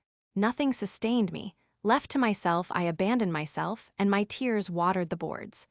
I had meant to be so good and to do so much at Load, to make so many friends, to earn respect and win affection. Already I had made visible progress. That very morning I had reached the head of my class. Miss Miller had praised me warmly. Miss Temple had smiled approbation. She had promised to teach me drawing and to let me learn French if I continued to make similar improvement 2 months longer. And then I was well received by my fellow pupils, treated as an equal by those of my own age, and not molested by any. Now, here I lay again crushed and trodden on, and could I ever rise more? Never, I thought, and ardently I wished to die. While sobbing out this wish in broken accents, someone approached. I started up. Again Helen Burns was near me. The fading fires just showed her coming up the long, vacant room. She brought my coffee and bread. "Come, eat something," she said, but I put both away from me, feeling as if a drop or a crumb would have choked me in my present condition. Helen regarded me, probably with surprise. I could not now abate my agitation, though I tried hard. I continued to weep aloud. She sat down on the ground near me, embraced her knees with her arms, and rested her head upon them. In that attitude she remained silent as an Indian. I was the first who spoke. "Helen, why do you stay with a girl whom everybody believes to be a liar?" "Everybody, Jane. Why, there are only 80 people who have heard you called so, and the world contains hundreds of millions. But what have I to do with millions? The 80 I know despise me." "Jane, you are mistaken. Probably not one in the school either despises or dislikes you. Many, I am sure, pity you much." "How can they pity me after what Mr. Brocklehurst has said? Mr. Brocklehurst is not a god. Nor is he even a great and admired man. He is little liked here. He never took steps to make himself liked. Had he treated you as an especial favorite, you would have found enemies, declared or covert, all around you. As it is, the greater number would offer you sympathy if they dared. Teachers and pupils may look coldly on you for a day or two, but friendly feelings are concealed in their hearts. And if you persevere in doing well, these feelings will ere long appear so much the more evidently for their temporary suppression. Besides, Jane," she paused. "Well, Helen," said I, putting my hand into hers. She chafed my fingers gently to warm them, and went on, "If all the world hated you, and believed you wicked, while your own conscience approved you, and absolved you from guilt, you would not be without friends. No, I know I should think well of myself, but that is not enough. If others don't love me, I would rather die than live. I cannot bear to be solitary and hated, Helen. Look here. To gain some real affection from you, or Miss Temple, or any other whom I truly love, I would willingly submit to have the bone of my arm broken, or to let a bull toss me, or to stand behind a kicking horse, and let it dash its hoof at my chest. Hush, Jane. You think too much of the love of human beings. You are too impulsive, too vehement. The sovereign hand that created your frame and put life into it has provided you with other resources than your feeble self, or than creatures feeble as you. Besides this earth, and besides the race of men, there is an invisible world and a kingdom of spirits. That world is round us, for it is everywhere, and those spirits watch us, for they are commissioned to guard us. And if we were dying in pain and shame, if scorn smote us on all sides, and hatred crushed us, angels see our tortures, recognize our innocence, if innocent we be. As I know you are of this charge, which Mr. Brocklehurst has weakly and pompously repeated at second hand from Mrs. Reed. For I read a sincere nature in your ardent eyes and on your clear front, and God waits only the separation of spirit from flesh to crown us with a full reward. Why then should we ever sink overwhelmed with distress, when life is so soon over, and death is so certain an entrance to happiness, to glory?" I was silent. Helen had calmed me, but in the tranquility she imparted there was an alloy of inexpressible sadness. I felt the impression of woe as she spoke, but I could not tell whence it came. And when, having done speaking, she breathed a little fast and coughed a short cough, I momentarily forgot my own sorrows to yield to a vague concern for her. Resting my head on Helen's shoulder, I put my arms round her waist. She drew me to her, and we reposed in silence. We had not sat long thus when another person came in. Some heavy clouds, swept from the sky by a rising wind, had left the moon bare, and her light, streaming in through a window near, shone full both on us and on the approaching figure, which we at once recognized as Miss Temple. "I came on purpose to find you, Jane Eyre," said she. "I want you in my room, and as Helen Burns is with you, she may come too." We went. Following the superintendent's guidance, we had to thread some intricate passages and mount a staircase before we reached her apartment. It contained a good fire and looked cheerful. Miss Temple told Helen Burns to be seated in a low armchair on one side of the hearth, and herself taking another, she called me to her side. "Is it all over?" she asked, looking down at my face. "Have you cried your grief away? I am afraid I never shall do that." "Why?" "Because I have been wrongly accused, and you, ma'am, and everybody else will now think me wicked. We shall think you what you prove yourself to be, my child. Continue to act as a good girl, and you will satisfy us." "Shall I, Miss Temple?" "You will," said she, passing her arm round me. "And now tell me who is the lady whom Mr. Brocklehurst called your benefactress." "Mrs. Reed, my uncle's wife." My uncle is dead, and he left me to her care. Did she not then adopt you of her own accord? No, ma'am, she was sorry to have to do it. But my uncle, as I have often heard the servants say, got her to promise before he died that she would always keep me. Well now, Jane, you know, or at least I will tell you, that when a criminal is accused, he is always allowed to speak in his own defense. You have been charged with falsehood, defend yourself to me as well as you can. Say whatever your memory suggests is true, but add nothing and exaggerate nothing. I resolved, in the depth of my heart, that I would be most moderate, most correct. And having reflected a few minutes in order to arrange coherently what I had to say, I told her all the story of my sad childhood. Exhausted by emotion, my language was more subdued than it generally was when it developed that sad theme. And mindful of Helen's warnings against the indulgence of resentment, I infused into the narrative far less of gall and wormhood than ordinary. Thus restrained and simplified, it sounded more credible. I felt as I went on that Miss Temple fully believed me. In the course of the tale, I had mentioned Mr. Lloyd as having come to see me after the fit, for I never forgot the, to me, frightful episode of the Red Room, in detailing which, my excitement was sure, in some degree, to break bounds. For nothing could soften in my recollection the spasm of agony which clutched my heart when Mrs. Reed spurned my wild supplication for pardon, and locked me a second time in the dark and haunted chamber. I had finished. Miss Temple regarded me a few minutes in silence. She then said, "I know something of Mr. Lloyd. I shall write to him. If his reply agrees with your statement, you shall be publicly cleared from every imputation. To me, Jane, you are clear now." She kissed me, and still keeping me at her side, where I was well contented to stand, for I derived a child's pleasure from the contemplation of her face, her dress, her one or two ornaments, her white forehead, her clustered and shining curls, and beaming dark eyes, she proceeded to address Helen Burns. "How are you tonight, Helen? Have you coughed much today?" "Not quite so much, I think, ma'am. And the pain in your chest, it is a little better." Miss Temple got up, took her hand, and examined her pulse. Then she returned to her own seat.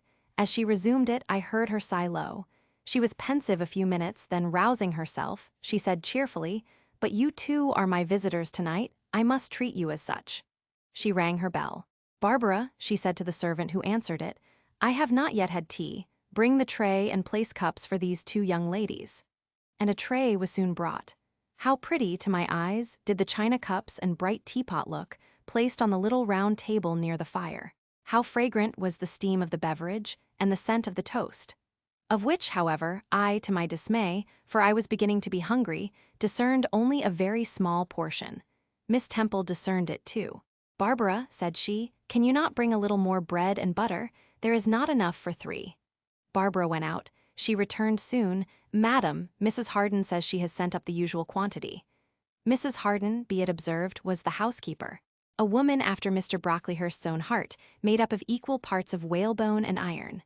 "Oh, very well," returned Miss Temple. "We must make it do, Barbara, I suppose." And as the girl withdrew, she added, smiling, "Fortunately, I have it in my power to supply deficiencies for this once." Having invited Helen and me to approach the table, and placed before each of us a cup of tea with one delicious but thin morsel of toast, she got up, unlocked a drawer, and taking from it a parcel wrapped in paper, disclosed presently to our eyes a good-sized seed cake. "I meant to give each of you some of this to take with you," said she, "but as there is so little toast, you must have it now," and she proceeded to cut slices with a generous hand. We feasted that evening as on nectar and ambrosia, and not the least delight of the entertainment was the smile of gratification with which our hostess regarded us. As we satisfied our famished appetites on the delicate fare she liberally supplied. Tea over and the tray removed, she again summoned us to the fire. We sat one on each side of her, and now a conversation followed between her and Helen, which it was indeed a privilege to be admitted to hear. Miss Temple had always something of serenity in her air, of state in her mien, of refined propriety in her language, which precluded deviation into the ardent, the excited, the eager. Something which chastened the pleasure of those who looked on her and listened to her, by a controlling sense of awe, and such was my feeling now. But as to Helen Burns, I was struck with wonder. The refreshing meal, the brilliant fire, the presence and kindness of her beloved instructress, Or, perhaps more than all these, something in her own unique mind had roused her powers within her. They woke, they kindled. First, they glowed in the bright tint of her cheek, which till this hour I had never seen but pale and bloodless. Then they shone in the liquid luster of her eyes, which had suddenly acquired a beauty more singular than that of Miss Temple's. A beauty neither of fine color nor long eyelash, nor penciled brow, but of meaning, of movement, of radiance. Then her soul sat on her lips, and language flowed, from what source I cannot tell. Has a girl of 14 a heart large enough, vigorous enough, to hold the swelling spring of pure, full, fervid eloquence? Such was the characteristic of Helen's discourse on that, to me, memorable evening. Her spirit seemed hastening to live within a very brief span as much as many live during a protracted existence. They conversed of things I had never heard of nations and times past, of countries far away, of secrets of nature discovered or guessed at. They spoke of books, how many they had read, what stores of knowledge they possessed. Then they seemed so familiar with French names and French authors. But my amazement reached its climax when Miss Temple asked Helen if she sometimes snatched a moment to recall the Latin her father had taught her, and taking a book from a shelf, bade her read and construe a page of Virgil. And Helen obeyed, my organ of veneration expanding at every sounding line. She had scarcely finished ere the bell announced bedtime. No delay could be admitted.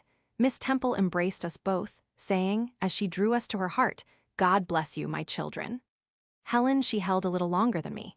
She let her go more reluctantly. It was Helen her eye followed to the door. It was for her she a second time breathed a sad sigh. For her she wiped a tear from her cheek. On reaching the bedroom, we heard the voice of Miss Scatcherd. She was examining drawers. She had just pulled out Helen Burns's, and when we entered, Helen was greeted with a sharp reprimand, and told that tomorrow she should have half a dozen of untidily folded articles pinned to her shoulder. "My things were indeed in shameful disorder," murmured Helen to me, in a low voice. "I intended to have arranged them, but I forgot." Next morning, Miss Scatcherd wrote in conspicuous characters on a piece of pasteboard the word "slattern," and bound it like a phylactery round Helen's large, mild, intelligent, and benign-looking forehead. She wore it till evening, patient, unresentful, regarding it as a deserved punishment. The moment Miss Scatcherd withdrew after afternoon school, I ran to Helen, tore it off, and thrust it into the fire. The fury of which she was incapable had been burning in my soul all day, and tears, hot and large, had continually been scalding my cheek. For the spectacle of her sad resignation gave me an intolerable pain at the heart. About a week subsequently to the incidents above narrated, Miss Temple, who had written to Mr. Lloyd, received his answer. It appeared that what he said went to corroborate my account. Miss Temple, having assembled the whole school, announced that inquiry had been made into the charges alleged against Jane Eyre, and that she was most happy to be able to pronounce her completely cleared from every imputation. The teachers then shook hands with me and kissed me, and a murmur of pleasure ran through the ranks of my companions. Thus relieved of a grievous load, I from that hour set to work afresh, resolved to pioneer my way through every difficulty. I toiled hard, and my success was proportionate to my efforts. My memory, not naturally tenacious, improved with practice. Exercise sharpened my wits. In a few weeks I was promoted to a higher class. In less than 2 months I was allowed to commence French and drawing. I learned the first 2 tenses of the verb être, and sketched my first cottage, whose walls, by the by, outrivaled in slope those of the Leaning Tower of Pisa, on the same day. That night, on going to bed, I forgot to prepare in imagination the Barmecide supper of hot roast potatoes, or white bread and new milk, with which I was wont to amuse my inward cravings. I feasted instead on the spectacle of ideal drawings, which I saw in the dark. All the work of my own hands. Freely penciled houses and trees, picturesque rocks and ruins, cape-like groups of cattle, sweet paintings of butterflies hovering over unblown roses, of birds picking at ripe cherries, of wrens' nests enclosing pearl-like eggs wreathed about with young ivy sprays. I examined, too, in thought, the possibility of my ever being able to translate currently a certain little French story, which Madame Pierrot had that day shown me. Nor was that problem solved to my satisfaction ere I fell sweetly asleep. Well has Solomon said, "Better is a dinner of herbs where love is, than a stalled ox and hatred therewith." I would not now have exchanged Lode with all its privations for Gateshead and its daily luxuries. Chapter 9. But the privations, or rather the hardships, of Lode lessened. Spring drew on, she was indeed already come, the frosts of winter had ceased, its snows were melted, its cutting winds ameliorated. My wretched feet, flayed and swollen to lameness by the sharp air of January, began to heal and subside under the gentler breathings of April. The nights and mornings no longer by their Canadian temperature froze the very blood in our veins. We could now endure the play hour passed in the garden. Sometimes on a sunny day it began even to be pleasant and genial, and a greenness grew over those brown beds, which, freshening daily, suggested the thought that hope traversed them at night and left each morning brighter traces of her steps.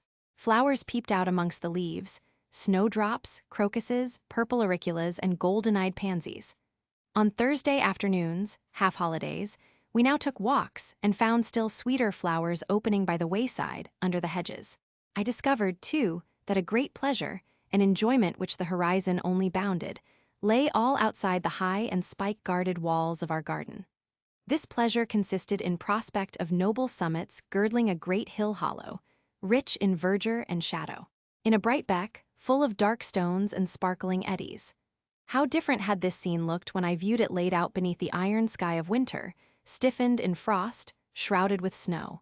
When mists as chill as death wandered to the impulse of east winds along those purple peaks, and rolled down ing and home till they blended with the frozen fog of the beck. That beck itself was then a torrent, turbid and curbless. It tore asunder the wood and sent a raving sound through the air, often thickened with wild rain or whirling sleet, and for the forest on its banks, that showed only ranks of skeletons. April advanced to May. A bright, serene May it was. Days of blue sky, placid sunshine, and soft western or southern gales filled up its duration. And now vegetation matured with vigor.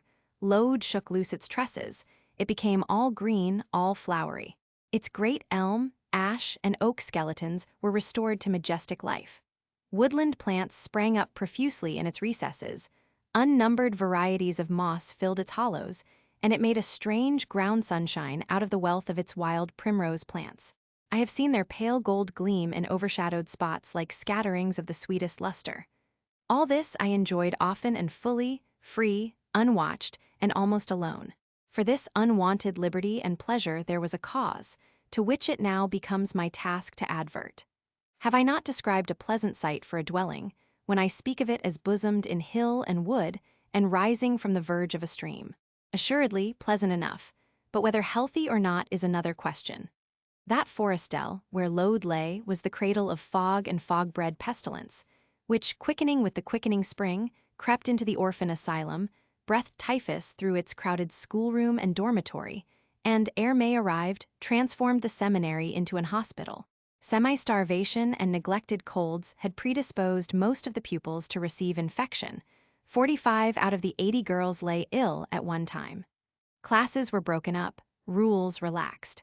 The few who continued well were allowed almost unlimited license, because the medical attendant insisted on the necessity of frequent exercise to keep them in health, and had it been otherwise, no one had leisure to watch or restrain them. Miss Temple's whole attention was absorbed by the patients. She lived in the sick room, never quitting it except to snatch a few hours' rest at night. The teachers were fully occupied with packing up and making other necessary preparations for the departure of those girls, who were fortunate enough to have friends and relations able and willing to remove them from the seat of contagion. Many, already smitten, went home only to die. Some died at the school and were buried quietly and quickly, the nature of the malady forbidding delay. While disease had thus become an inhabitant of Lode and death its frequent visitor, while there was gloom and fear within its walls, while its rooms and passages steamed with hospital smells, the drug and the pastille striving vainly to overcome the effluvia of mortality, that bright May shone unclouded over the bold hills and beautiful woodland out of doors. Its garden, too, glowed with flowers. Hollyhocks had sprung up tall as trees, lilies had opened, tulips and roses were in bloom. The borders of the little beds were gay with pink thrift and crimson double daisies. The sweetbriars gave out, morning and evening, their scent of spice and apples.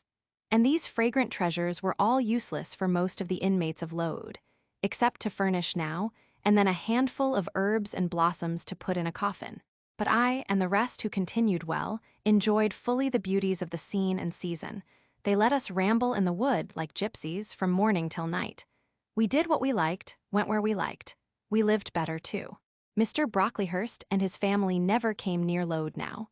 Household matters were not scrutinized into. The cross housekeeper was gone, driven away by the fear of infection.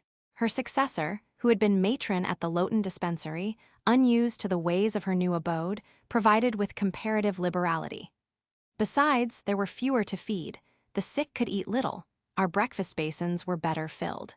When there was no time to prepare a regular dinner, which often happened, she would give us a large piece of cold pie or a thick slice of bread and cheese, and this we carried away with us to the wood, where we each chose the spot we liked best and dined sumptuously.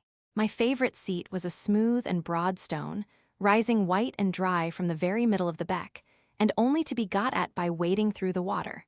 A feat I accomplished barefoot. The stone was just broad enough to accommodate, comfortably, another girl and me, at that time my chosen comrade, one Mary Ann Wilson. A shrewd, observant personage, whose society I took pleasure in, partly because she was witty and original, and partly because she had a manner which set me at my ease. Some years older than I, she knew more of the world, and could tell me many things I liked to hear. With her my curiosity found gratification. To my faults also she gave ample indulgence, never imposing curb or rein on anything I said. She had a turn for narrative, I for analysis. She liked to inform, I to question, so we got on swimmingly together, deriving much entertainment, if not much improvement, from our mutual intercourse. And where, meantime, was Helen Burns? Why did I not spend these sweet days of liberty with her? Had I forgotten her? Or was I so worthless as to have grown tired of her pure society? Surely the Mary Ann Wilson I have mentioned was inferior to my first acquaintance. She could only tell me amusing stories and reciprocate any racy and pungent gossip I chose to indulge in. While if I have spoken truth of Helen, she was qualified to give those who enjoyed the privilege of her converse a taste of far higher things. True, reader, and I knew and felt this. And though I am a defective being, with many faults and few redeeming points, yet I never tired of Helen Burns, nor ever ceased to cherish for her a sentiment of attachment, as strong, tender, and respectful as any that ever animated my heart. How could it be otherwise, when Helen, at all times and under all circumstances, evinced for me a quiet and faithful friendship, which ill humor never soured, nor irritation never troubled? But Helen was ill at present. For some weeks she had been removed from my sight to I knew not what room upstairs. She was not, I was told, in the hospital portion of the house with the fever patients, for her complaint was consumption, not typhus. And by consumption I, in my ignorance, understood something mild, which time and care would be sure to alleviate. I was confirmed in this idea by the fact of her once or twice coming downstairs on very warm sunny afternoons, and being taken by Miss Temple into the garden. But, on these occasions, I was not allowed to go and speak to her. I only saw her from the schoolroom window, and then not distinctly, for she was much wrapped up and sat at a distance under the veranda.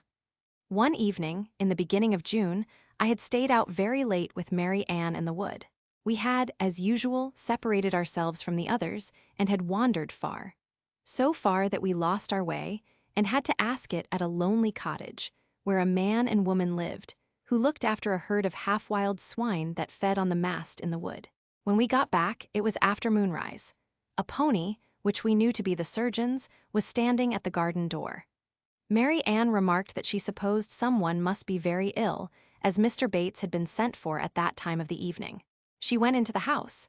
I stayed behind a few minutes to plant in my garden a handful of roots I had dug up in the forest, and which I feared would wither if I left them till the morning.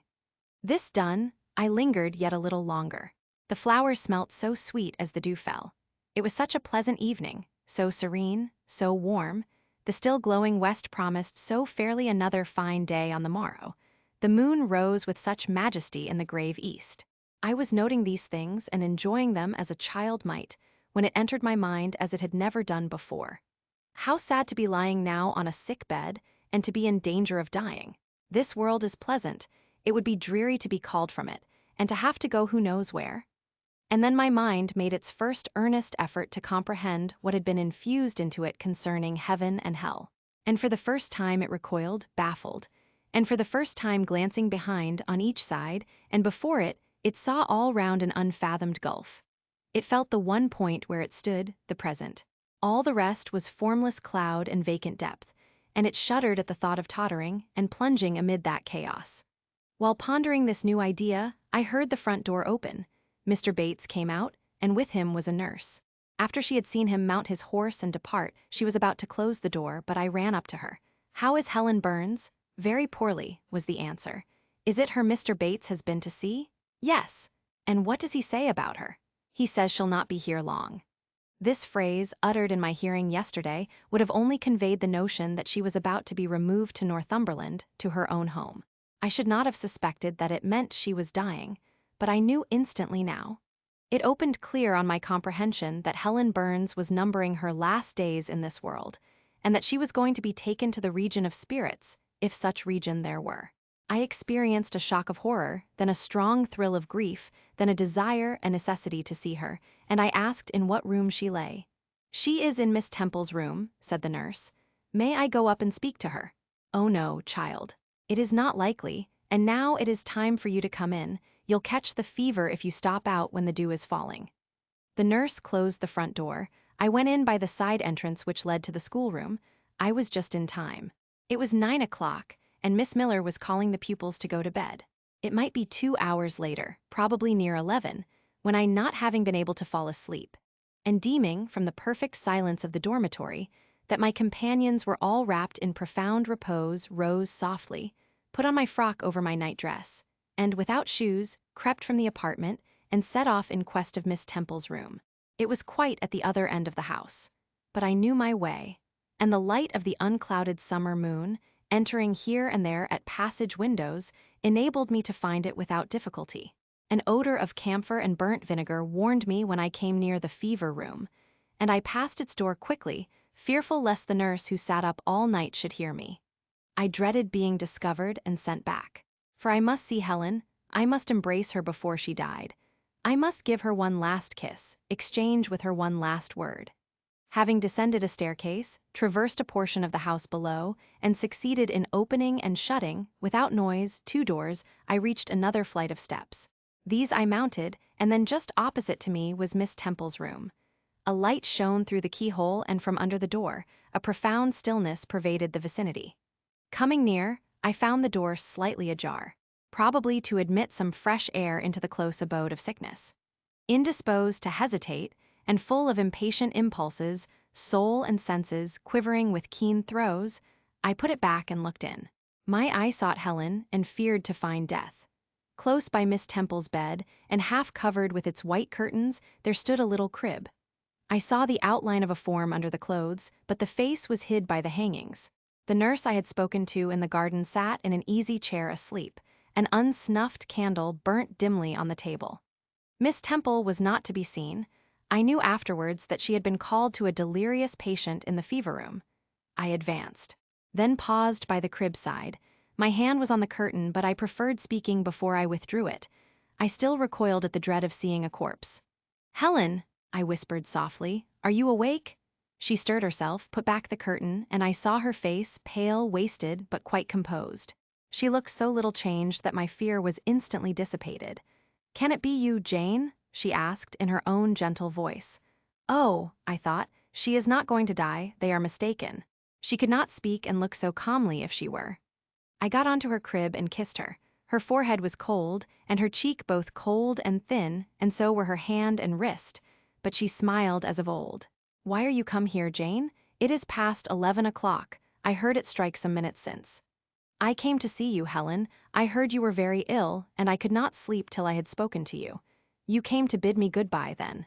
You are just in time, probably. Are you going somewhere, Helen? Are you going home?" "Yes, to my long home, my last home." "No, no, Helen." I stopped, distressed. While I tried to devour my tears, a fit of coughing seized Helen.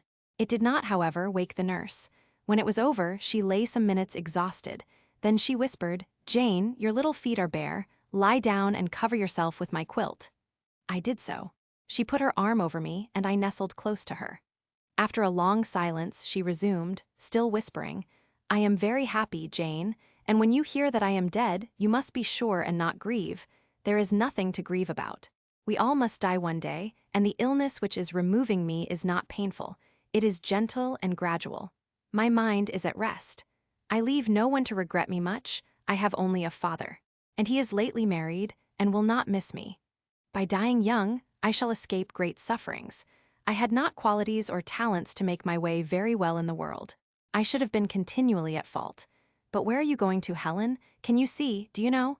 I believe, I have faith, I am going to God. Where is God? What is God? My Maker and yours, who will never destroy what he created.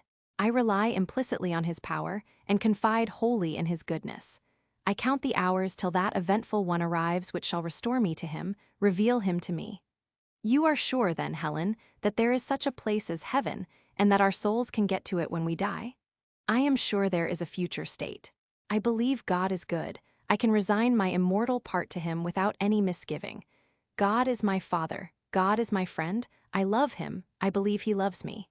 And shall I see you again, Helen, when I die? You will come to the same region of happiness.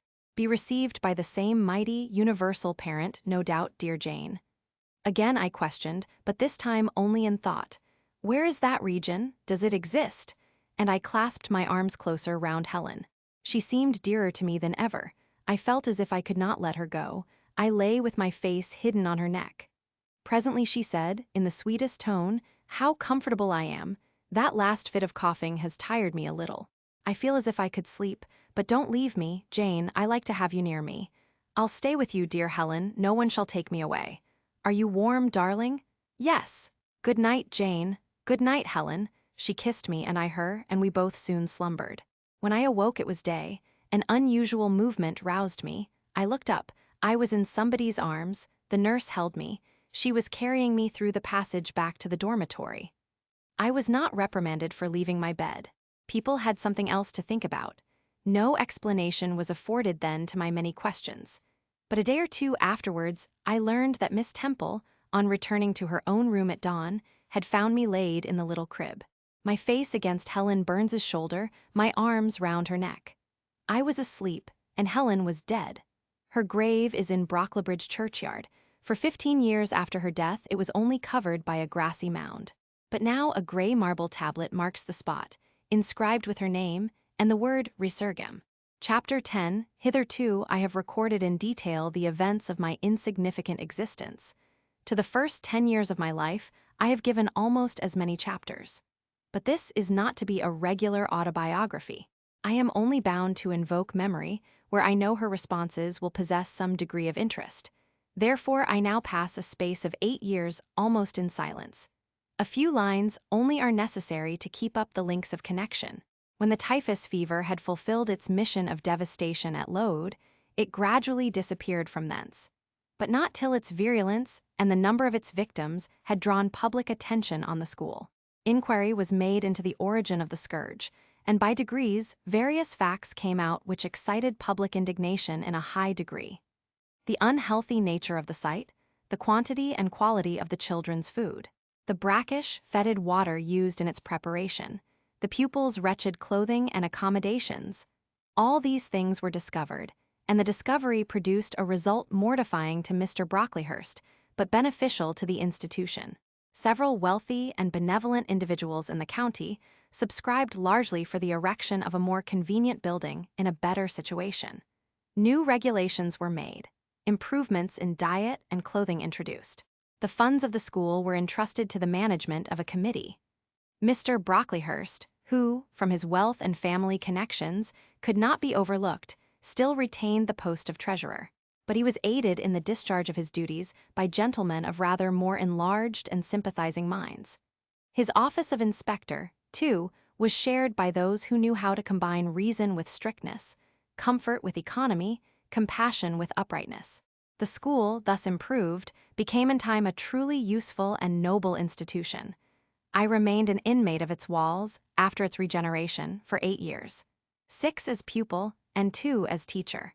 And in both capacities, I bear my testimony to its value and importance. During these 8 years, my life was uniform, but not unhappy because it was not inactive. I had the means of an excellent education placed within my reach, a fondness for some of my studies, and a desire to excel in all, together with a great delight in pleasing my teachers, especially such as I loved, urged me on. I availed myself fully of the advantages offered me. In time, I rose to be the first girl of the first class. Then I was invested with the office of teacher, which I discharged with zeal for 2 years. But at the end of that time, I altered. Miss Temple, through all changes, had thus far continued superintendent of the seminary. To her instruction, I owed the best part of my acquirements. Her friendship and society had been my continual solace. She had stood me in the stead of mother, governess, and, latterly, companion. At this period she married, removed with her husband, a clergyman, an excellent man, almost worthy of such a wife, to a distant county, and consequently was lost to me. From the day she left, I was no longer the same. With her was gone every settled feeling, every association that had made Lode in some degree a home to me. I had imbibed from her something of her nature and much of her habits. More harmonious thoughts, what seemed better regulated feelings had become the inmates of my mind. I had given an allegiance to duty and order. I was quiet. I believed I was content. To the eyes of others, usually even to my own, I appeared a disciplined and subdued character. But destiny, in the shape of the Rev. Mr. Nasmyth, came between me and Miss Temple. I saw her in her traveling dress step into a postchaise shortly after the marriage ceremony. I watched the chaise mount the hill and disappear beyond its brow, and then retired to my own room, and there spent in solitude the greatest part of the half-holiday granted in honor of the occasion. I walked about the chamber most of the time. I imagined myself only to be regretting my loss and thinking how to repair it. But when my reflections were concluded, and I looked up and found that the afternoon was gone, and evening far advanced, another discovery dawned on me, namely, that in the interval I had undergone a transforming process, that my mind had put off all it had borrowed of Miss Temple, or rather, that she had taken with her the serene atmosphere I had been breathing in her vicinity, and that now I was left in my natural element, and beginning to feel the stirring of old emotions. It did not seem as if a prop were withdrawn, but rather as if a motive were gone. It was not the power to be tranquil which had failed me, but the reason for tranquility was no more. My world had for some years been in Lode. My experience had been of its rules and systems. Now I remembered that the real world was wide, and that a varied field of hopes and fears, of sensations and excitements, awaited those who had courage to go forth into its expanse, to seek real knowledge of life amidst its perils. I went to my window, opened it, and looked out. There were the 2 wings of the building, there was the garden, there were the skirts of Lode, there was the hilly horizon. My eye passed all other objects to rest on those most remote, the blue peaks. It was those I longed to surmount. All within their boundary of rock and heath seemed prison ground, exile limits. I traced the white road winding round the base of one mountain and vanishing in a gorge between 2. How I longed to follow it farther. I recalled the time when I had traveled that very road in a coach. I remembered descending that hill at twilight. An age seemed to have elapsed since the day which brought me first to Lode, and I had never quitted it since. My vacations had all been spent at school. Mrs. Reed had never sent for me to Gateshead. Neither she nor any of her family had ever been to visit me. I had had no communication by letter or message with the outer world. School rules, school duties, school habits and notions, and voices and faces and phrases and costumes and preferences and antipathies, such was what I knew of existence. And now I felt that it was not enough. I tired of the routine of 8 years in one afternoon. I desired liberty. For liberty I gasped. For liberty I uttered a prayer. It seemed scattered on the wind, then faintly blowing. I abandoned it and framed a humbler supplication. For change, stimulus, that petition, too, seemed swept off into vague space. Then, I cried, half desperate, grant me at least a new servitude. Here a bell, ringing the hour of supper, called me downstairs. I was not free to resume the interrupted chain of my reflections till bedtime. Even then a teacher who occupied the same room with me kept me from the subject to which I longed to recur, by a prolonged effusion of small talk. How I wished sleep would silence her. It seemed as if, Could I but go back to the idea which had last entered my mind as I stood at the window, some inventive suggestion would rise for my relief. Miss Gryce snored at last. She was a heavy Welshwoman, and till now her habitual nasal strains had never been regarded by me in any other light than as a nuisance. Tonight I hailed the first deep notes with satisfaction. I was debarrassed of interruption. My half-effaced thought instantly revived. A new servitude, there is something in that, I soliloquized mentally, be it understood, I did not talk aloud. I know there is, because it does not sound too sweet. It is not like such words as liberty, excitement, enjoyment.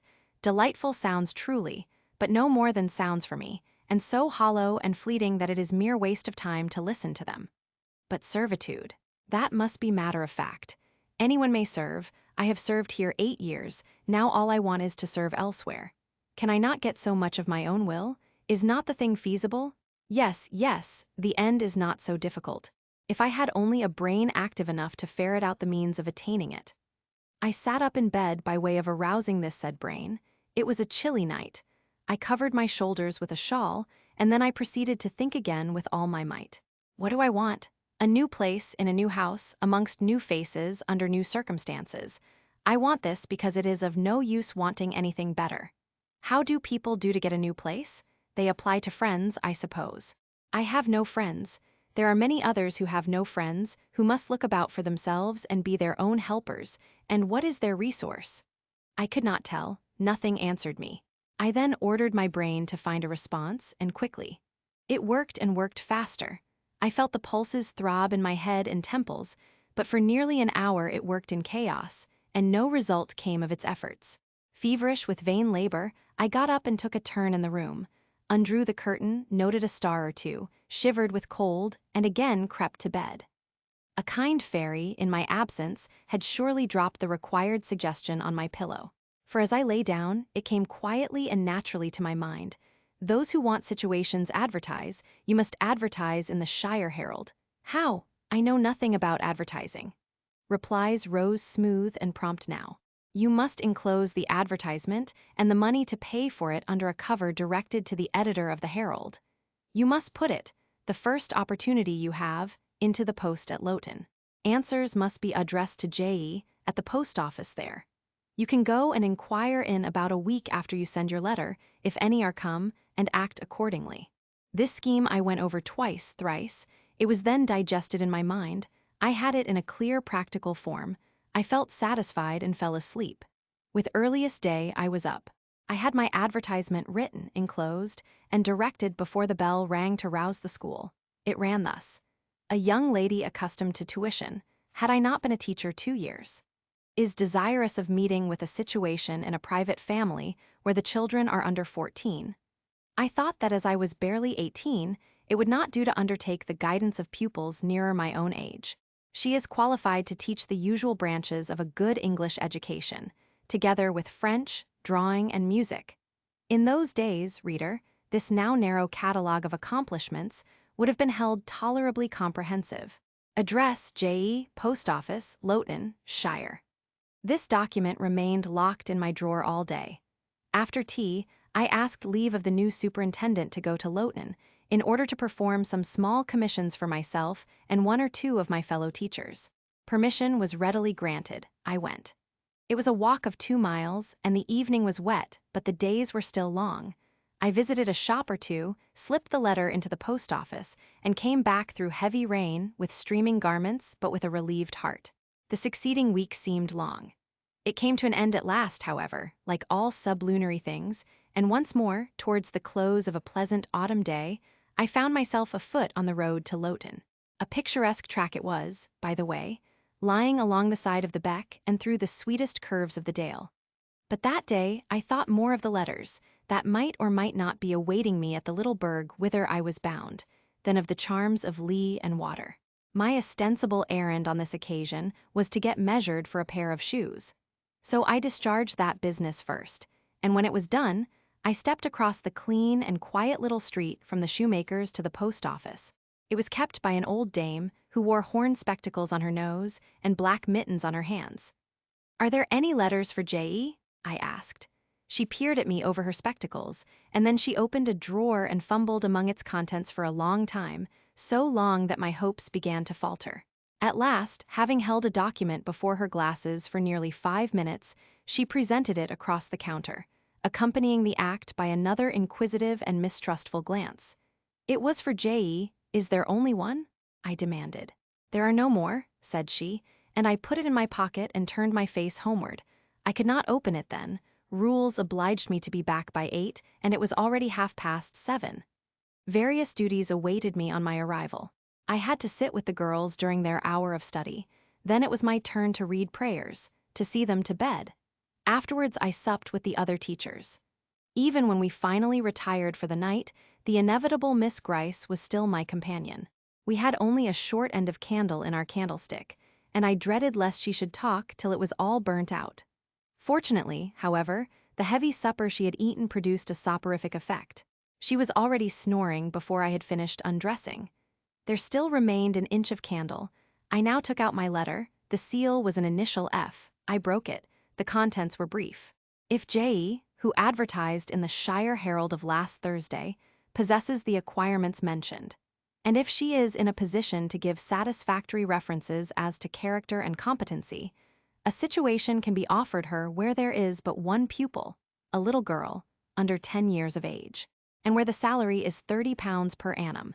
J.E. is requested to send references, name, address, and all particulars to the direction.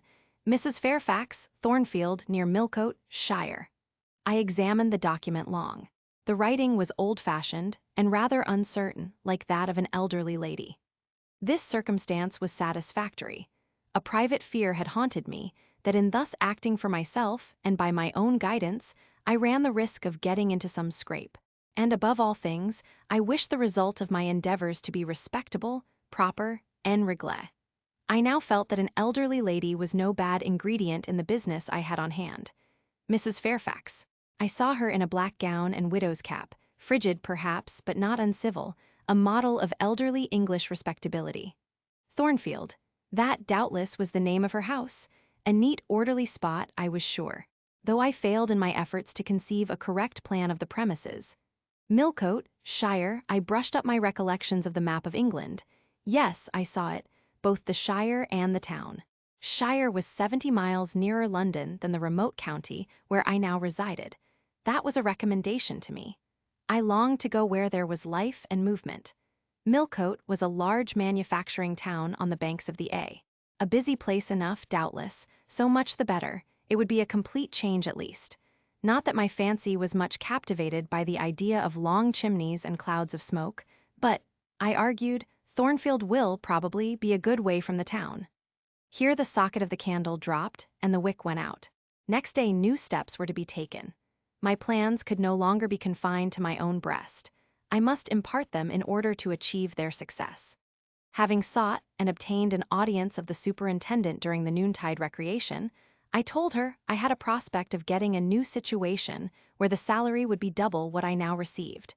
For at Load I only got £15 per annum, and requested she would break the matter for me to Mr. Brocklehurst or some of the committee, and ascertain whether they would permit me to mention them as references. She obligingly consented to act as mediatrix in the matter. The next day she laid the affair before Mr. Brocklehurst, who said that Mrs. Reed must be written to, as she was my natural guardian. A note was accordingly addressed to that lady, who returned for answer, that I might do as I pleased. She had long relinquished all interference in my affairs.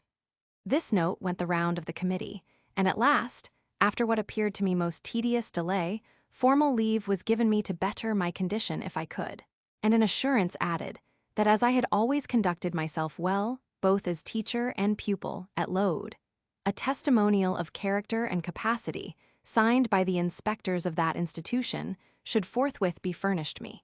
This testimonial I accordingly received in about a month, forwarded a copy of it to Mrs. Fairfax, and got that lady's reply, stating that she was satisfied, and fixing that day fortnight as the period for my assuming the post of governess in her house. I now busied myself in preparations. The fortnight passed rapidly. I had not a very large wardrobe, though it was adequate to my wants, and the last day sufficed to pack my trunk, the same I had brought with me 8 years ago from Gateshead. The box was corded, the card nailed on. In half an hour the carrier was to call for it to take it to Loughton, whither I myself was to repair at an early hour the next morning to meet the coach. I had brushed my black stuff traveling dress, prepared my bonnet, gloves, and muff, sought in all my drawers to see that no article was left behind, and now having nothing more to do, I sat down and tried to rest. I could not. Though I had been on foot all day, I could not now repose an instant. I was too much excited. A phase of my life was closing tonight, a new one opening tomorrow. Impossible to slumber in the interval. I must watch feverishly while the change was being accomplished. "Miss," said a servant who met me in the lobby, where I was wandering like a troubled spirit, "a person below wishes to see you." The carrier, no doubt, I thought, and ran downstairs without inquiry.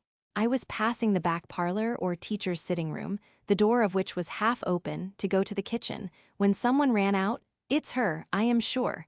I could have told her anywhere," cried the individual who stopped my progress and took my hand. I looked, I saw a woman attired like a well-dressed servant, matronly, yet still young, very good-looking, with black hair and eyes and lively complexion. "Well, who is it?" she asked, in a voice and with a smile I half recognized. "You've not quite forgotten me, I think, Miss Jane?" In another second I was embracing and kissing her rapturously. "Bessie, Bessie, Bessie!" That was all I said, whereat she half laughed, half cried, and we both went into the parlor. By the fire stood a little fellow of 3 years old, in plaid frock and trousers. "That is my little boy," said Bessie directly. "Then you are married, Bessie?" "Yes, nearly 5 years since to Robert Levin, the coachman. And I've a little girl besides Bobby there that I've christened Jane." "And you don't live at Gateshead?" "I live at the lodge, the old porter has left." "Well, and how do they all get on? Tell me everything about them, Bessie. But sit down first, and Bobby, come and sit on my knee, will you?" But Bobby preferred sidling over to his mother. "You're not grown so very tall, Miss Jane, nor so very stout," continued Mrs. Levin. "I dare say they've not kept you too well at school. Miss Reed is the head and shoulders taller than you are, and Miss Georgiana would make 2 of you in breadth. Georgiana is handsome, I suppose, Bessie?" "Very. She went up to London last winter with her mamma, and there everybody admired her, and a young lord fell in love with her. But his relations were against the match, and, what do you think? He and Miss Georgiana made it up to run away. But they were found out and stopped. It was Miss Reed that found them out. I believe she was envious, and now she and her sister lead a cat and dog life together. They are always quarreling. Well, and what of John Reed?" "Oh, he is not doing so well as his mamma could wish. He went to college, and he got plucked, I think they call it, and then his uncles wanted him to be a barrister and study the law, but he is such a dissipated young man, they will never make much of him, I think." "What does he look like?" "He is very tall. Some people call him a fine-looking young man, but he has such thick lips." "And Mrs. Reed?" "Mrs. looks stout and well enough in the face, but I think she's not quite easy in her mind. Mr. John's conduct does not please her, he spends a deal of money." "Did she send you here, Bessie?" "No, indeed, but I have long wanted to see you, and when I heard that there had been a letter from you, and that you were going to another part of the country, I thought I'd just set off and get a look at you before you were quite out of my reach." "I am afraid you are disappointed in me, Bessie." I said this laughing. I perceived that Bessie's glance, though it expressed regard, did in no shape denote admiration. "No, Miss Jane, not exactly. You are genteel enough, you look like a lady, and it is as much as ever I expected of you. You were no beauty as a child." I smiled at Bessie's frank answer. I felt that it was correct, but I confess I was not quite indifferent to its import. At 18, most people wish to please, and the conviction that they have not an exterior likely to second that desire brings anything but gratification. "I dare say you are clever, though," continued Bessie, by way of solace. "What can you do? Can you play on the piano?" "A little." There was one in the room. Bessie went and opened it, and then asked me to sit down and give her a tune. I played a waltz or two, and she was charmed. "The Miss Reeds could not play as well," said she exultingly. "I always said you would surpass them in learning. And can you draw?" "That is one of my paintings over the chimney-piece." It was a landscape in water-colors, of which I had made a present to the superintendent, in acknowledgment of her obliging mediation with the committee on my behalf, and which she had framed and glazed. "Well, that is beautiful, Miss Jane. It is as fine a picture as any Miss Reed's drawing master could paint. let alone the young ladies themselves, who could not come near it. And have you learnt French? Yes, Bessie, I can both read it and speak it. And you can work on muslin and canvas? I can. Oh, you are quite a lady, Miss Jane. I knew you would be. You will get on whether your relations notice you or not. There was something I wanted to ask you. Have you ever heard anything from your father's kinsfolk, the Eyres? Never in my life. Well, you know Mrs. always said they were poor and quite despicable. And they may be poor, but I believe they are as much gentry as the Reeds are.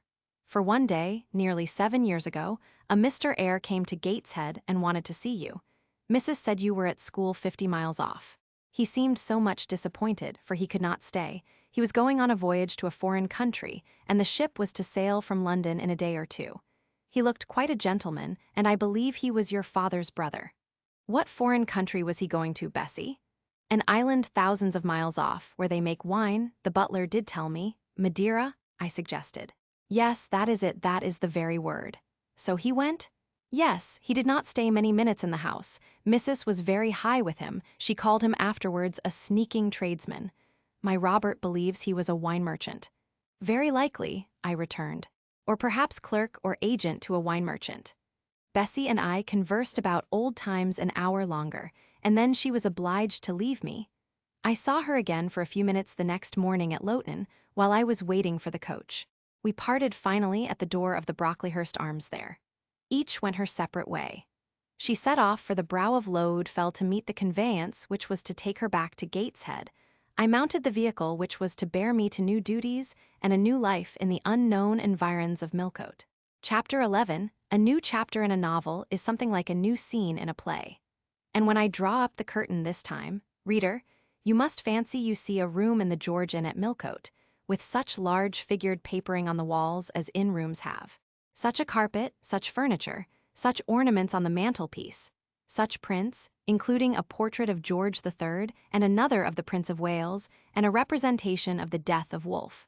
All this is visible to you by the light of an oil lamp hanging from the ceiling, and by that of an excellent fire, near which I sit in my cloak and bonnet. My muff and umbrella lie on the table, and I am warming away the numbness and chill contracted by 16 hours' exposure to the rawness of an October day. I left Loughton at 4 o'clock a.m., and the Millcote town clock is now just striking 8. Reader, though I look comfortably accommodated, I am not very tranquil in my mind. I thought when the coach stopped here, there would be some one to meet me.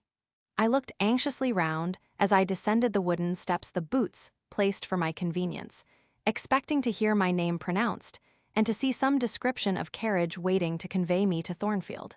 Nothing of the sort was visible, and when I asked a waiter if anyone had been to inquire after a Miss Eyre, I was answered in the negative.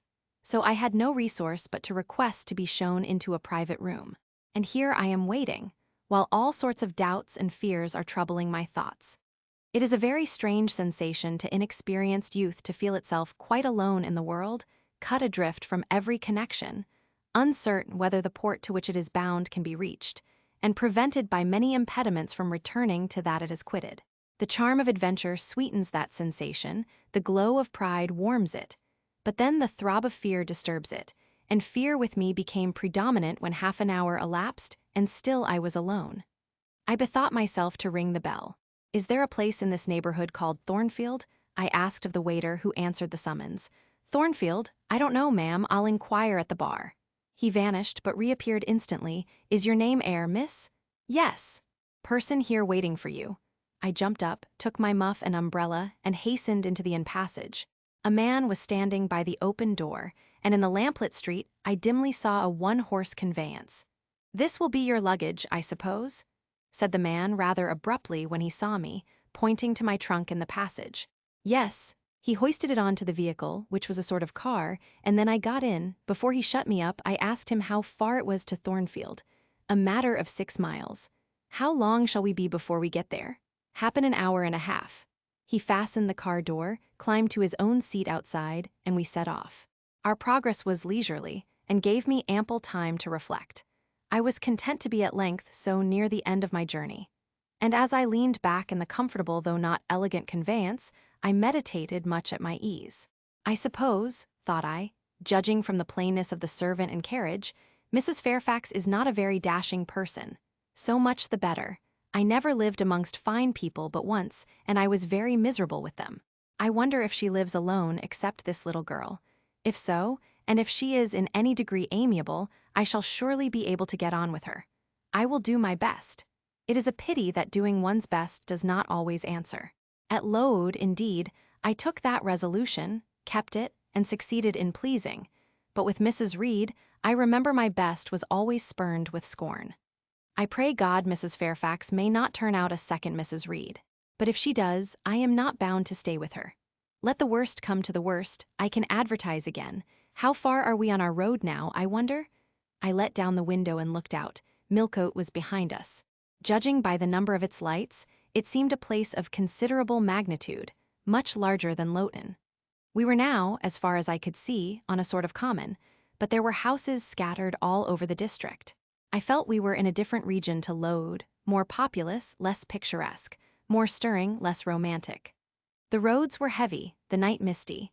My conductor let his horse walk all the way, and the hour and a half extended, I verily believe, to 2 hours. At last he turned in his seat and said, "You're known so far fro Thornfield now." Again I looked out. We were passing a church. I saw its low, broad tower against the sky, and its bell was tolling a quarter. I saw a narrow galaxy of lights too, on a hillside, marking a village or hamlet. About 10 minutes after, the driver got down and opened a pair of gates. We passed through, and they clashed to behind us. We now slowly ascended a drive, and came upon the long front of a house. Candlelight gleamed from one curtained bow window, all the rest were dark. The car stopped at the front door. It was opened by a maidservant. I alighted and went in. "Will you walk this way, ma'am?" said the girl, and I followed her across a square hall with high doors all round. She ushered me into a room whose double illumination of fire and candle at first dazzled me, contrasting as it did with the darkness to which my eyes had been for 2 hours inured. When I could see, however, a cozy and agreeable picture presented itself to my view. A snug small room, a round table by a cheerful fire, an armchair high-backed and old-fashioned, wherein sat the neatest imaginable little elderly lady, in widow's cap, black silk gown, and snowy muslin apron. Exactly like what I had fancied Mrs. Fairfax, only less stately and milder looking. She was occupied in knitting. A large cat sat demurely at her feet. Nothing, in short, was wanting to complete the beau ideal of domestic comfort. A more reassuring introduction for a new governess could scarcely be conceived. There was no grandeur to overwhelm, no stateliness to embarrass. And then, as I entered, the old lady got up and promptly and kindly came forward to meet me. "How do you do, my dear? I am afraid you have had a tedious ride. John drives so slowly. You must be cold, come to the fire." "Mrs. Fairfax, I suppose?" said I. "Yes, you are right. Do sit down." She conducted me to her own chair, and then began to remove my shawl and untie my bonnet strings. I begged she would not give herself so much trouble. "Oh, it is no trouble. I dare say your own hands are almost numbed with cold. Lee, make a little hot negus and cut a sandwich or two. Here are the keys of the storeroom." And she produced from her pocket a most housewifely bunch of keys and delivered them to the servant. "Now then, draw nearer to the fire," she continued. "You've brought your luggage with you, haven't you, my dear?" "Yes, ma'am." "I'll see it carried into your room," she said, and bustled out. She treats me like a visitor, thought I. I little expected such a reception. I anticipated only coldness and stiffness. This is not like what I have heard of the treatment of governesses, but I must not exult too soon. She returned. With her own hands cleared her knitting apparatus and a book or two from the table, to make room for the tray which Lee now brought, and then herself handed me the refreshments. I felt rather confused at being the object of more attention than I had ever before received, and that, too, shown by my employer and superior. But as she did not herself seem to consider she was doing anything out of her place, I thought it better to take her civilities quietly. "Shall I have the pleasure of seeing Miss Fairfax tonight?" I asked, when I had partaken of what she offered me.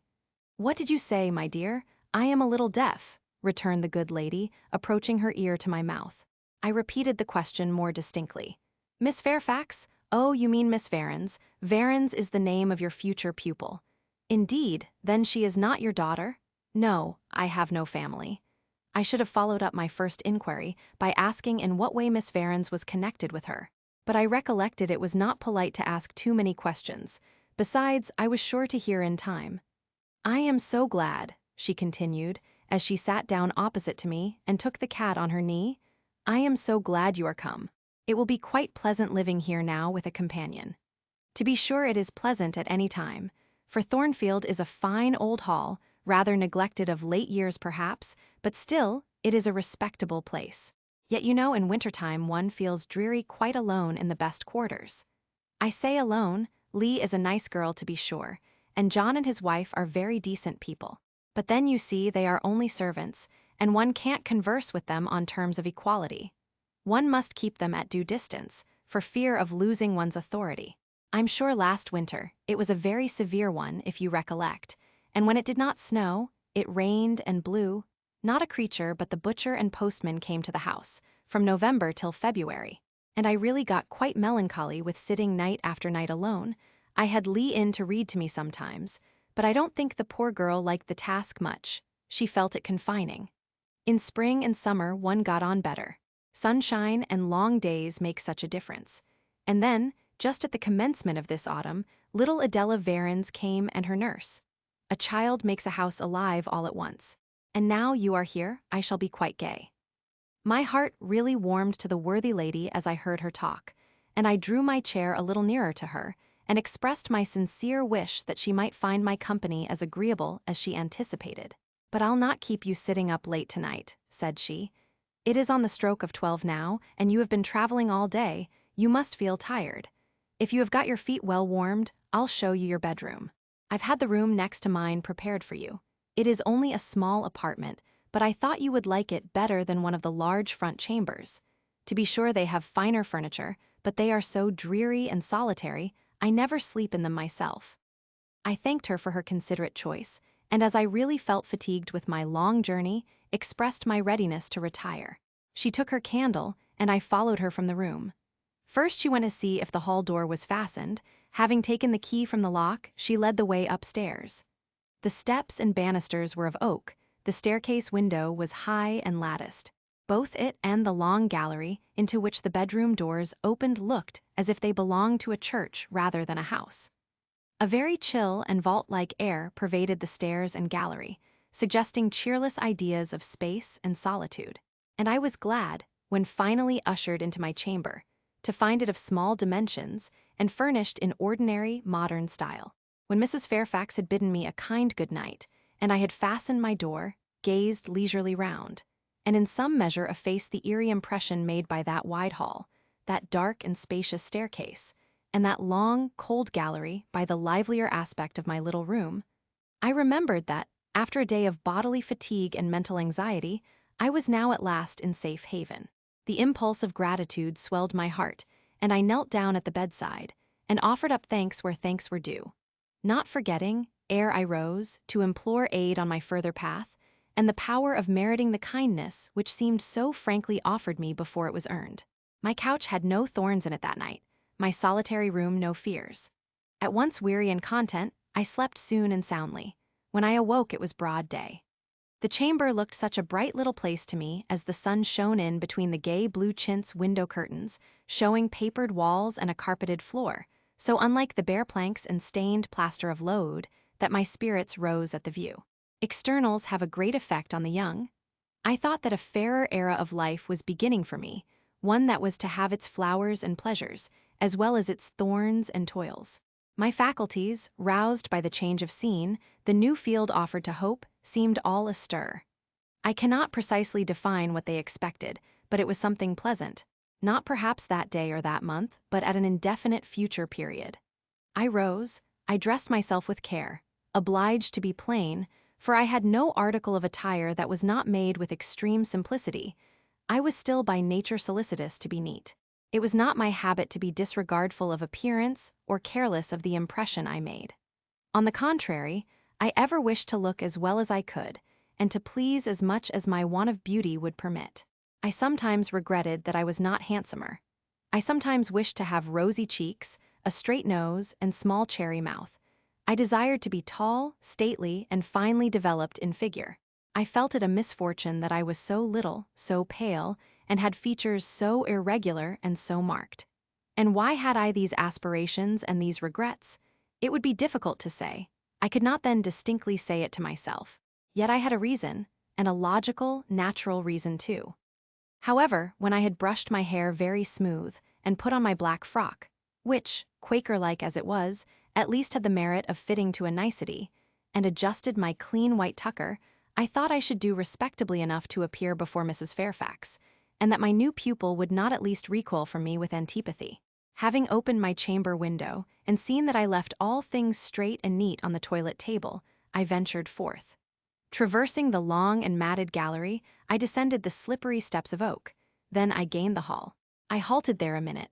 I looked at some pictures on the walls. One, I remember, represented a grim man in a cuirass, and one a lady with powdered hair and a pearl necklace. At a bronze lamp pendant from the ceiling, at a great clock whose case was of oak curiously carved, and ebon black with time and rubbing. Everything appeared very stately and imposing to me, but then I was so little accustomed to grandeur. The hall door, which was half of glass, stood open. I stepped over the threshold. It was a fine autumn morning. The early sun shone serenely on embrowned groves and still green fields. Advancing on to the lawn, I looked up and surveyed the front of the mansion.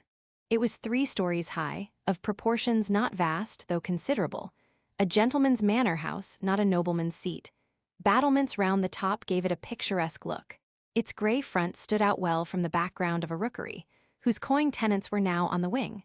They flew over the lawn and grounds to alight in a great meadow, from which these were separated by a sunk fence, and where an array of mighty old thorn trees, strong, knotty, and broad as oaks, at once explained the etymology of the mansion's designation.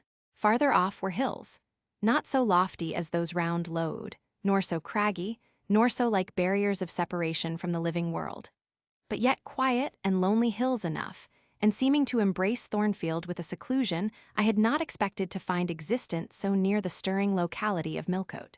A little hamlet, whose roofs were blent with trees, straggled up the side of one of these hills. The church of the district stood nearer Thornfield. Its old tower top looked over a knoll between the house and gates. I was yet enjoying the calm prospect and pleasant fresh air, yet listening with delight to the cawing of the rooks, yet surveying the wide, hoary front of the hall, and thinking what a great place it was for one lonely little dame like Mrs. Fairfax to inhabit, when that lady appeared at the door. "What, out already?" said she. "I see you are an early riser."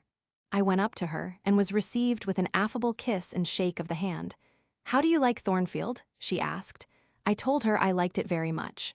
"Yes," she said, "it is a pretty place, but I fear it will be getting out of order unless Mr. Rochester should take it into his head to come and reside here permanently, or, at least, visit it rather oftener. Great houses and fine grounds require the presence of the proprietor." "Mr. Rochester?" I exclaimed. "Who is he?" "The owner of Thornfield," she responded quietly. "Did you not know he was called Rochester?" Of course I did not. I had never heard of him before. But the old lady seemed to regard his existence as a universally understood fact, with which everybody must be acquainted by instinct. "I thought," I continued, "Thornfield belonged to you."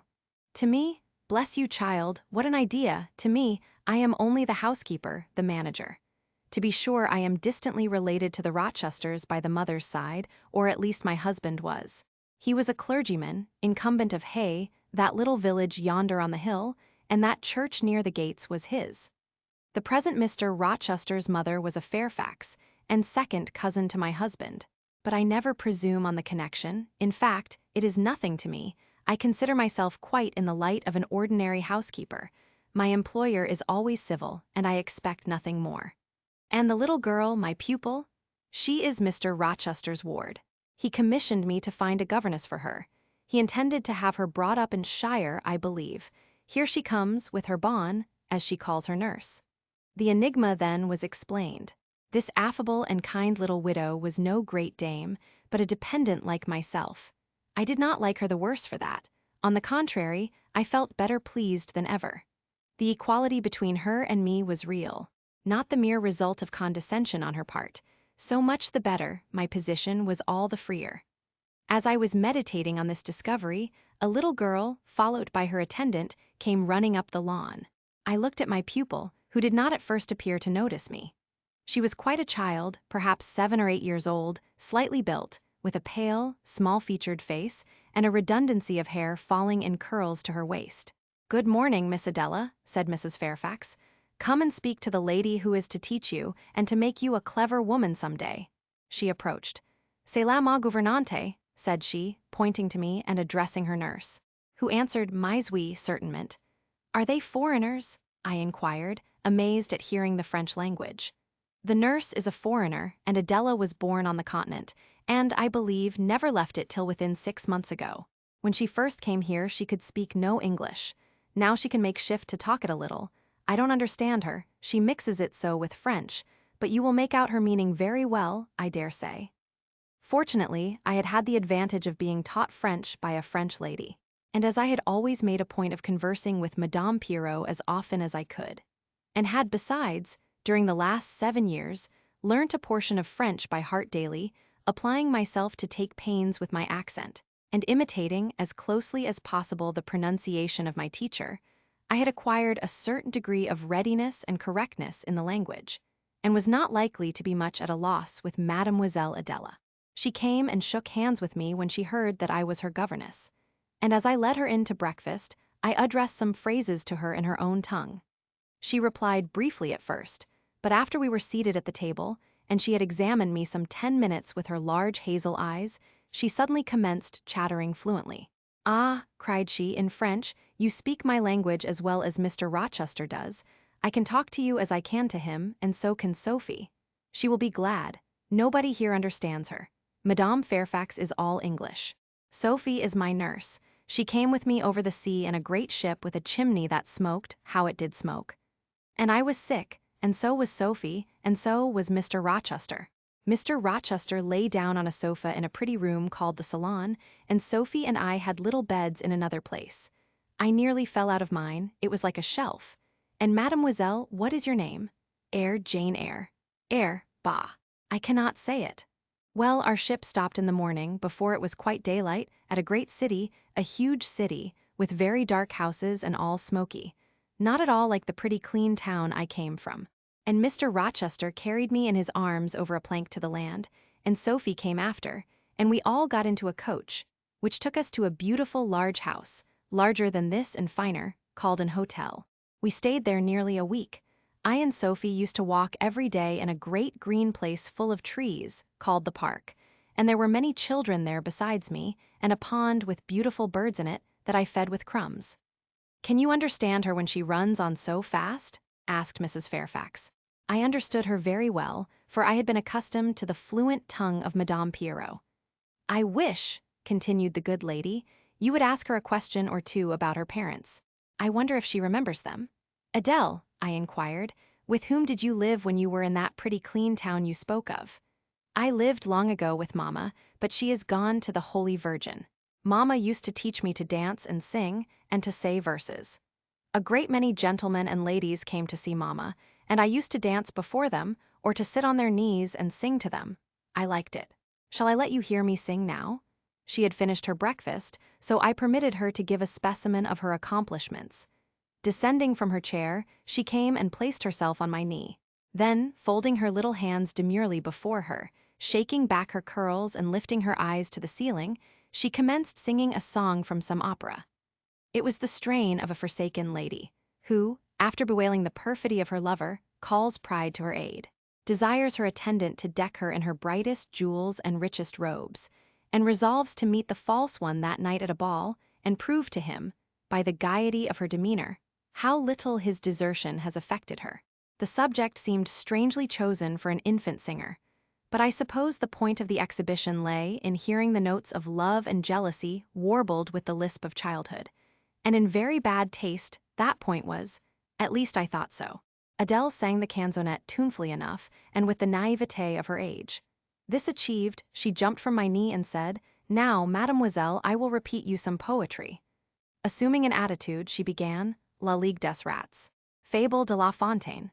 She then declaimed the little piece with an attention to punctuation and emphasis, a flexibility of voice and an appropriateness of gesture, very unusual indeed at her age, and which proved she had been carefully trained. "Was it your mamma who taught you that piece?" I asked. "Yes, and she just used to say it in this way. Qu'avez-vous donc, lui dit un de ces rats, parlez? She made me lift my hand so, to remind me to raise my voice at the question. Now shall I dance for you? No, that will do. But after your mamma went to the Holy Virgin, as you say, with whom did you live then? With Madame Frederick and her husband. She took care of me, but she is nothing related to me. I think she is poor, for she had not so fine a house as mamma. I was not long there. Mr. Rochester asked me if I would like to go and live with him in England, and I said yes. For I knew Mr. Rochester before I knew Madame Frederick, and he was always kind to me and gave me pretty dresses and toys. But you see he has not kept his word, for he has brought me to England, and now he has gone back again himself, and I never see him. After breakfast, Adele and I withdrew to the library, which room, it appears, Mr. Rochester had directed should be used as the schoolroom. Most of the books were locked up behind glass doors. But there was one bookcase left open containing everything that could be needed in the way of elementary works, and several volumes of light literature, poetry, biography, travels, a few romances, and I suppose he had considered that these were all the governess would require for her private perusal. And, indeed, they contented me amply for the present. Compared with the scanty pickings I had now and then been able to glean at Load, they seemed to offer an abundant harvest of entertainment and information. In this room, too, there was a cabinet piano, quite new and of superior tone, also an easel for painting and a pair of globes. I found my pupil sufficiently docile, though disinclined to apply. She had not been used to regular occupation of any kind. I felt it would be injudicious to confine her too much at first, so, when I had talked to her a great deal and got her to learn a little, and when the morning had advanced to noon, I allowed her to return to her nurse. I then proposed to occupy myself till dinner time in drawing some little sketches for her use. As I was going upstairs to fetch my portfolio and pencils, Mrs. Fairfax called to me. "Your morning school hours are over now, I suppose," said she. She was in a room the folding doors of which stood open. I went in when she addressed me. It was a large, stately apartment, with purple chairs and curtains, a Turkey carpet, walnut-paneled walls, one vast window rich in stained glass, and a lofty ceiling, nobly molded. Mrs. Fairfax was dusting some vases of fine purple spar, which stood on a sideboard. "What a beautiful room!" I exclaimed, as I looked round, for I had never before seen any half so imposing. "Yes, this is the dining room. I have just opened the window, to let in a little air and sunshine, for everything gets so damp in apartments that are seldom inhabited. The drawing-room yonder feels like a vault." She pointed to a wide arch corresponding to the window, and hung like it with a Tyrian-dyed curtain, now looped up. Mounting to it by two broad steps, and looking through, I thought I caught a glimpse of a fairy place, so bright to my novice eyes appeared the view beyond. Yet it was merely a very pretty drawing-room, and within it a boudoir, both spread with white carpets, on which seemed laid brilliant garlands of flowers, both sealed with snowy moldings of white grapes and vine leaves, beneath which glowed in rich contrast crimson couches and ottomans, while the ornaments on the pale Parian mantelpiece were of sparkling Bohemian glass, ruby red. And between the windows, large mirrors repeated the general blending of snow and fire. "In what order you keep these rooms, Mrs. Fairfax?" said I. "No dust, no canvas coverings. Except that the air feels chilly, one would think they were inhabited daily." "Why, Miss Eyre, though Mr. Rochester's visits here are rare, they are always sudden and unexpected. And as I observed that it put him out to find everything swathed up, and to have a bustle of arrangement on his arrival, I thought it best to keep the rooms in readiness." "Is Mr. Rochester an exacting, fastidious sort of man?" "Not particularly so, but he has a gentleman's tastes and habits, and he expects to have things managed in conformity to them." "Do you like him? Is he generally liked?" "Oh, yes, the family have always been respected here. Almost all the land in this neighborhood, as far as you can see, has belonged to the Rochesters' time out of mind." "Well, but, leaving his land out of the question, do you like him? Is he liked for himself?" "I have no cause to do otherwise than like him, and I believe he is considered a just and liberal landlord by his tenants, but he has never lived much amongst them." "But has he no peculiarities? What, in short, is his character?" "Oh, his character is unimpeachable, I suppose. He is rather peculiar, perhaps. He has traveled a great deal, and seen a great deal of the world, I should think. I dare say he is clever, but but I never had much conversation with him. In what way is he peculiar? I don't know, it is not easy to describe nothing striking, but you feel it when he speaks to you. You cannot be always sure whether he is in jest or earnest, whether he is pleased or the contrary. You don't thoroughly understand him, in short, at least, I don't. But it is of no consequence, he is a very good master. This was all the account I got from Mrs. Fairfax of her employer and mine. There are people who seem to have no notion of sketching a character, or observing and describing salient points, either in persons or things. The good lady evidently belonged to this class. My queries puzzled, but did not draw her out. Mr. Rochester was Mr. Rochester in her eyes. A gentleman, a landed proprietor, nothing more. She inquired and searched no further, and evidently wondered at my wish to gain a more definite notion of his identity. When we left the dining room, she proposed to show me over the rest of the house, and I followed her upstairs and downstairs, admiring as I went, for all was well arranged and handsome. The large front chambers I thought especially grand, and some of the third-story rooms, though dark and low, were interesting from their air of antiquity. The furniture once appropriated to the lower apartments had from time to time been removed here, as fashions changed, and the imperfect light entering by their narrow casement showed bedsteads of 100 years old. Chests in oak or walnut, looking, with their strange carvings of palm branches and cherubs' heads, like types of the Hebrew ark. Rows of venerable chairs, high-backed and narrow. Stools still more antiquated, on whose cushioned tops were yet apparent traces of half-effaced embroideries, wrought by fingers that for 2 generations had been coffin dust. All these relics gave to the third story of Thornfield Hall the aspect of a home of the past, a shrine of memory. I liked the hush, the gloom, the quaintness of these retreats in the day, but I by no means coveted a night's repose on one of those wide and heavy beds. Shut in, some of them with doors of oak. Shaded others with wrought old English hangings crusted with thick work, portraying effigies of strange flowers and stranger birds and strangest human beings. All which would have looked strange, indeed, by the pallid gleam of moonlight. "Do the servants sleep in these rooms?" I asked. "No, they occupy a range of smaller apartments to the back. No one ever sleeps here. One would almost say that, if there were a ghost at Thornfield Hall, this would be its haunt." "So I think. You have no ghost, then?" "None that I ever heard of," returned Mrs. Fairfax, smiling. "Nor any traditions of one? No legends or ghost stories?" "I believe not. And yet it is said the Rochesters have been rather a violent than a quiet race in their time. Perhaps, though, that is the reason they rest tranquilly in their graves now." "Yes, after life's fitful fever they sleep well," I muttered. "Where are you going now, Mrs. Fairfax?" For she was moving away. "On to the Leads. Will you come and see the view from thence?" I followed still, up a very narrow staircase to the attics, and thence by a ladder and through a trapdoor to the roof of the hall.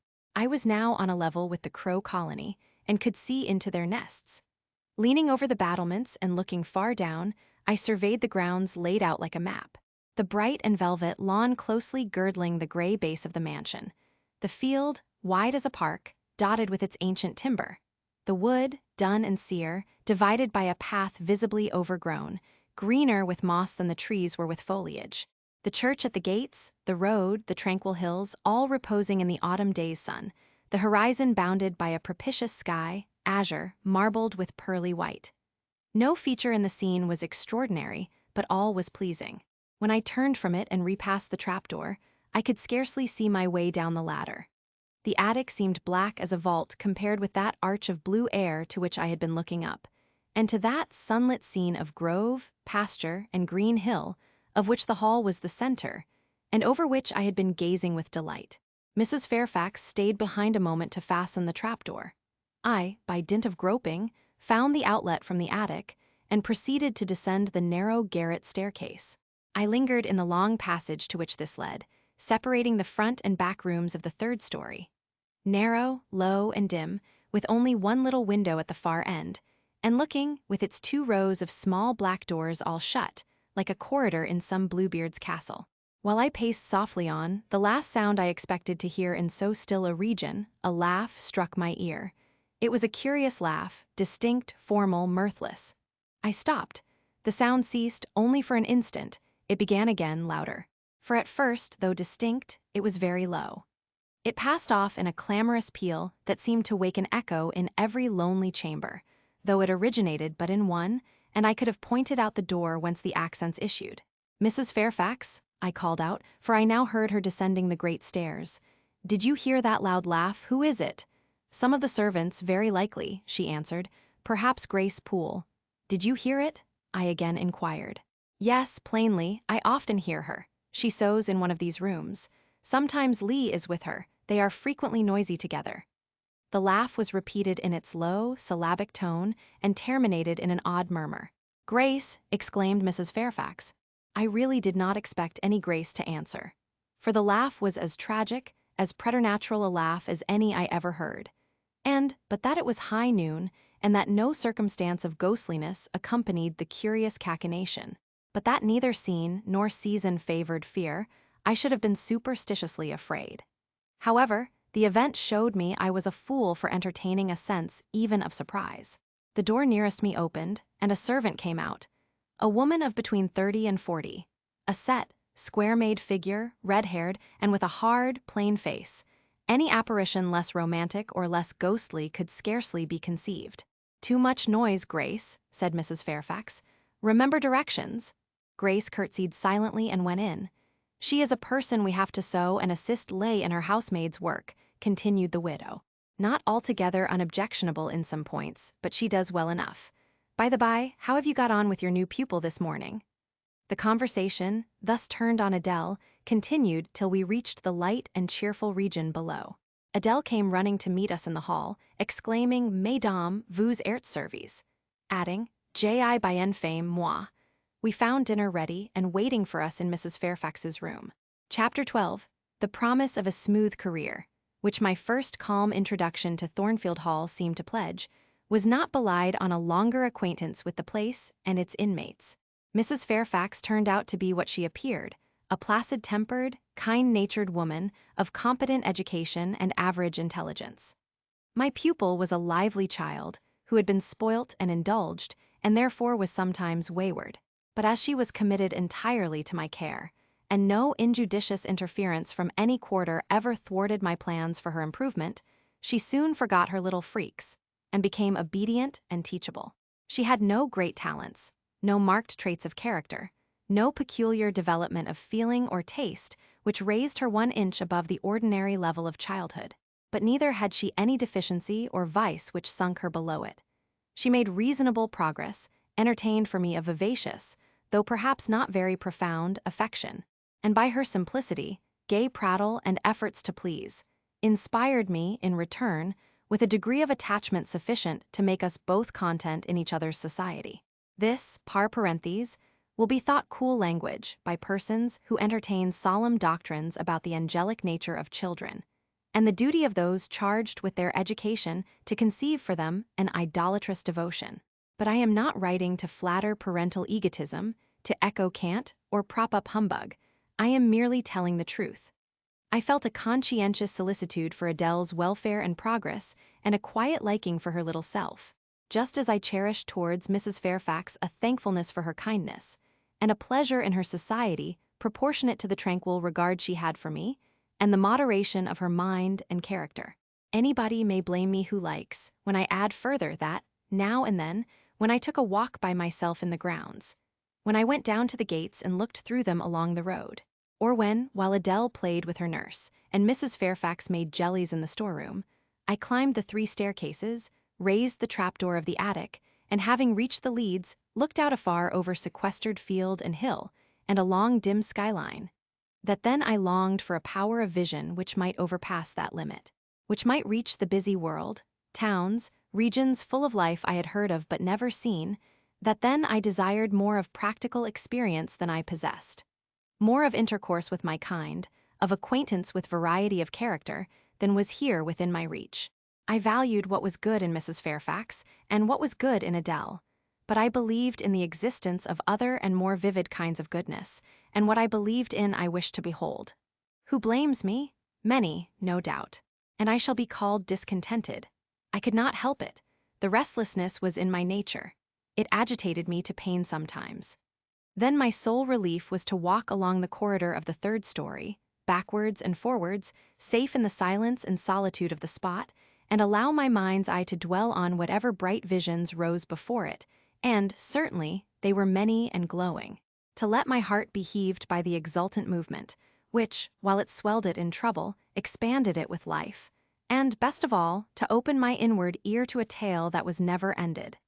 A tale my imagination created and narrated continuously, quickened with all of incident, life, fire, feeling, that I desired and had not in my actual existence. It is in vain to say human beings ought to be satisfied with tranquility. They must have action, and they will make it if they cannot find it. Millions are condemned to a stiller doom than mine, and millions are in silent revolt against their lot. Nobody knows how many rebellions besides political rebellions ferment in the masses of life which people earth. Women are supposed to be very calm generally, but women feel just as men feel. They need exercise for their faculties and a field for their efforts as much as their brothers do. They suffer from too rigid a restraint, too absolute a stagnation, precisely as men would suffer. And it is narrow-minded in their more privileged fellow creatures to say that they ought to confine themselves to making puddings and knitting stockings, to playing on the piano and embroidering bags. It is thoughtless to condemn them, or laugh at them, if they seek to do more or learn more than custom has pronounced necessary for their sex.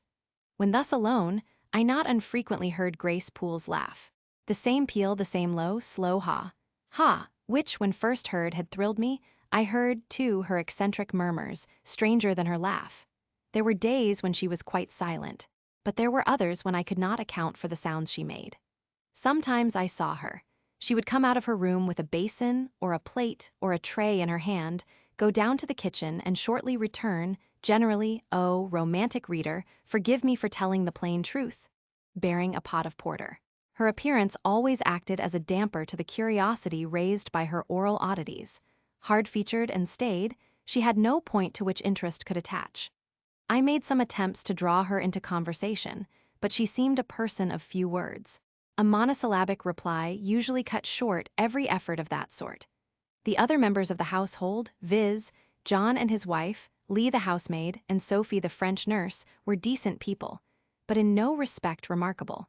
With Sophie, I used to talk French, and sometimes I asked her questions about her native country. But she was not of a descriptive or narrative turn, and generally gave such vapid and confused answers as were calculated rather to check than encourage inquiry. October, November, December passed away. One afternoon in January, Mrs. Fairfax had begged a holiday for Adele, because she had a cold, and, as Adele seconded the request with an ardor that reminded me how precious occasional holidays had been to me in my own childhood, I accorded it, deeming that I did well in showing pliability on the point. It was a fine, calm day, though very cold. I was tired of sitting still in the library through a whole long morning. Mrs. Fairfax had just written a letter which was waiting to be posted, so I put on my bonnet and cloak and volunteered to carry it to Hay. The distance, 2 miles, would be a pleasant winter afternoon walk. Having seen Adele comfortably seated in her little chair by Mrs. Fairfax's parlor fireside, and given her her best wax doll, which I usually kept enveloped in silver paper in a drawer to play with, and a storybook for change of amusement, and having replied to her revenes bientat, ma bonne amie, ma cheerem deal, Jeanette, with a kiss, I set out. The ground was hard, the air was still, my road was lonely. I walked fast till I got warm, and then I walked slowly to enjoy and analyze the species of pleasure brooding for me in the hour and situation. It was 3 o'clock. The church bell tolled as I passed under the belfry. The charm of the hour lay in its approaching dimness, in the low gliding and pale beaming sun. I was a mile from Thornfield, in a lane noted for wild roses in summer, for nuts and blackberries in autumn, and even now possessing a few coral treasures in hips and haws, but whose best winter delight lay in its utter solitude and leafless repose. If a breath of air stirred, it made no sound here, for there was not a holly, not an evergreen to rustle, and the stripped hawthorn and hazel bushes were as still as the white, worn stones which causewayed the middle of the path. Far and wide, on each side, there were only fields, where no cattle now browsed, and the little brown birds, which stirred occasionally in the hedge, looked like single russet leaves that had forgotten to drop. This lane inclined uphill all the way to Hay, Having reached the middle, I sat down on a stile which led thence into a field.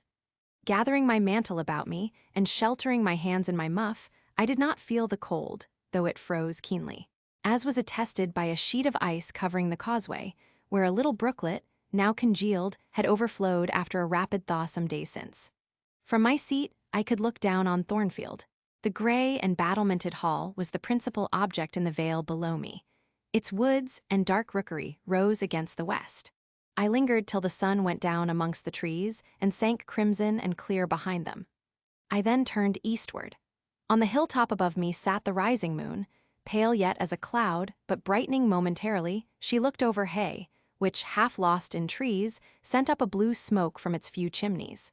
It was yet a mile distant, but in the absolute hush I could hear plainly its thin murmurs of life. My ear, too, felt the flow of currents, in what dales and depths I could not tell, but there were many hills beyond Hay, and doubtless many becks threading their passes. That evening calm betrayed alike the tinkle of the nearest streams, the sough of the most remote. A rude noise broke on these fine ripplings and whisperings, at once so far away and so clear. A positive tramp, a metallic clatter, which effaced the soft wave wanderings. As in a picture, the solid mass of a crag, or the rough boles of a great oak, drawn in dark and strong on the foreground, effaced the aerial distance of azure hill, sunny horizon, and blended clouds where tint melts into tint. The din was on the causeway. A horse was coming. The windings of the lane yet hid it, but it approached. I was just leaving the stile, yet, as the path was narrow, I sat still to let it go by. In those days I was young, and all sorts of fancies bright and dark tenanted my mind. The memories of nursery stories were there amongst other rubbish, and when they recurred, maturing youth added to them a vigor and vividness beyond what childhood could give. As this horse approached, and as I watched for it to appear through the dusk, I remembered certain of Bessie's tales, wherein figured a north of England spirit called a jitrash, which, in the form of horse, mule, or large dog, haunted solitary ways, and sometimes came upon belated travelers, as this horse was now coming upon me. It was very near, but not yet in sight, when, in addition to the tramp, I heard a rush under the hedge, and close down by the hazel stems glided a great dog, whose black and white color made him a distinct object against the trees. It was exactly one form of Bessie's jitrash, a lion-like creature with long hair and a huge head. It passed me, however, quietly enough, not staying to look up, with strange pretercanine eyes, in my face, as I half expected it would. The horse followed, a tall steed, and on its back a rider. The man, the human being, broke the spell at once. Nothing ever rode the jitrash. It was always alone, and goblins, to my notions, though they might tenant the dumb carcasses of beasts, could scarce covet shelter in the commonplace human form. No jitrash was this, only a traveler taking the short cut to Millcote. He passed, and I went on, a few steps, and I turned. A sliding sound and an exclamation of "What the deuce is to do now?" and a clattering tumble arrested my attention. Man and horse were down. They had slipped on the sheet of ice which glazed the causeway. The dog came bounding back, and seeing his master in a predicament, and hearing the horse groan, barked till the evening hills echoed the sound, which was deep in proportion to his magnitude. He snuffed round the prostrate group, and then he ran up to me. It was all he could do. There was no other help at hand to summon. I obeyed him, and walked down to the traveler, by this time struggling himself free of his steed. His efforts were so vigorous, I thought he could not be much hurt, but I asked him the question, "Are you injured, sir?" I think he was swearing, but am not certain. However, he was pronouncing some formula which prevented him from replying to me directly. "Can I do anything?" I asked again. "You must just stand on one side," he answered as he rose, first to his knees and then to his feet. I did, whereupon began a heaving, stamping, clattering process, accompanied by a barking and baying which removed me effectually some yards' distance. But I would not be driven quite away till I saw the event. This was finally fortunate. The horse was re-established, and the dog was silenced with a "Down, pilot." The traveler now, stooping, felt his foot and leg, as if trying whether they were sound. Apparently something ailed them, for he halted to the stile whence I had just risen, and sat down. I was in the mood for being useful, or at least officious, I think, for I now drew near him again. "If you are hurt and want help, sir, I can fetch someone either from Thornfield Hall or from Hay." Thank you, I shall do. I have no broken bones, only a sprain. And again he stood up and tried his foot, but the result extorted an involuntary "ah." Something of daylight still lingered, and the moon was waxing bright. I could see him plainly. His figure was enveloped in a riding cloak, fur-collared and steel-clasped. Its details were not apparent, but I traced the general points of middle height and considerable breadth of chest. He had a dark face, with stern features and a heavy brow. His eyes and gathered eyebrows looked ireful and thwarted just now. He was past youth, but had not reached middle age.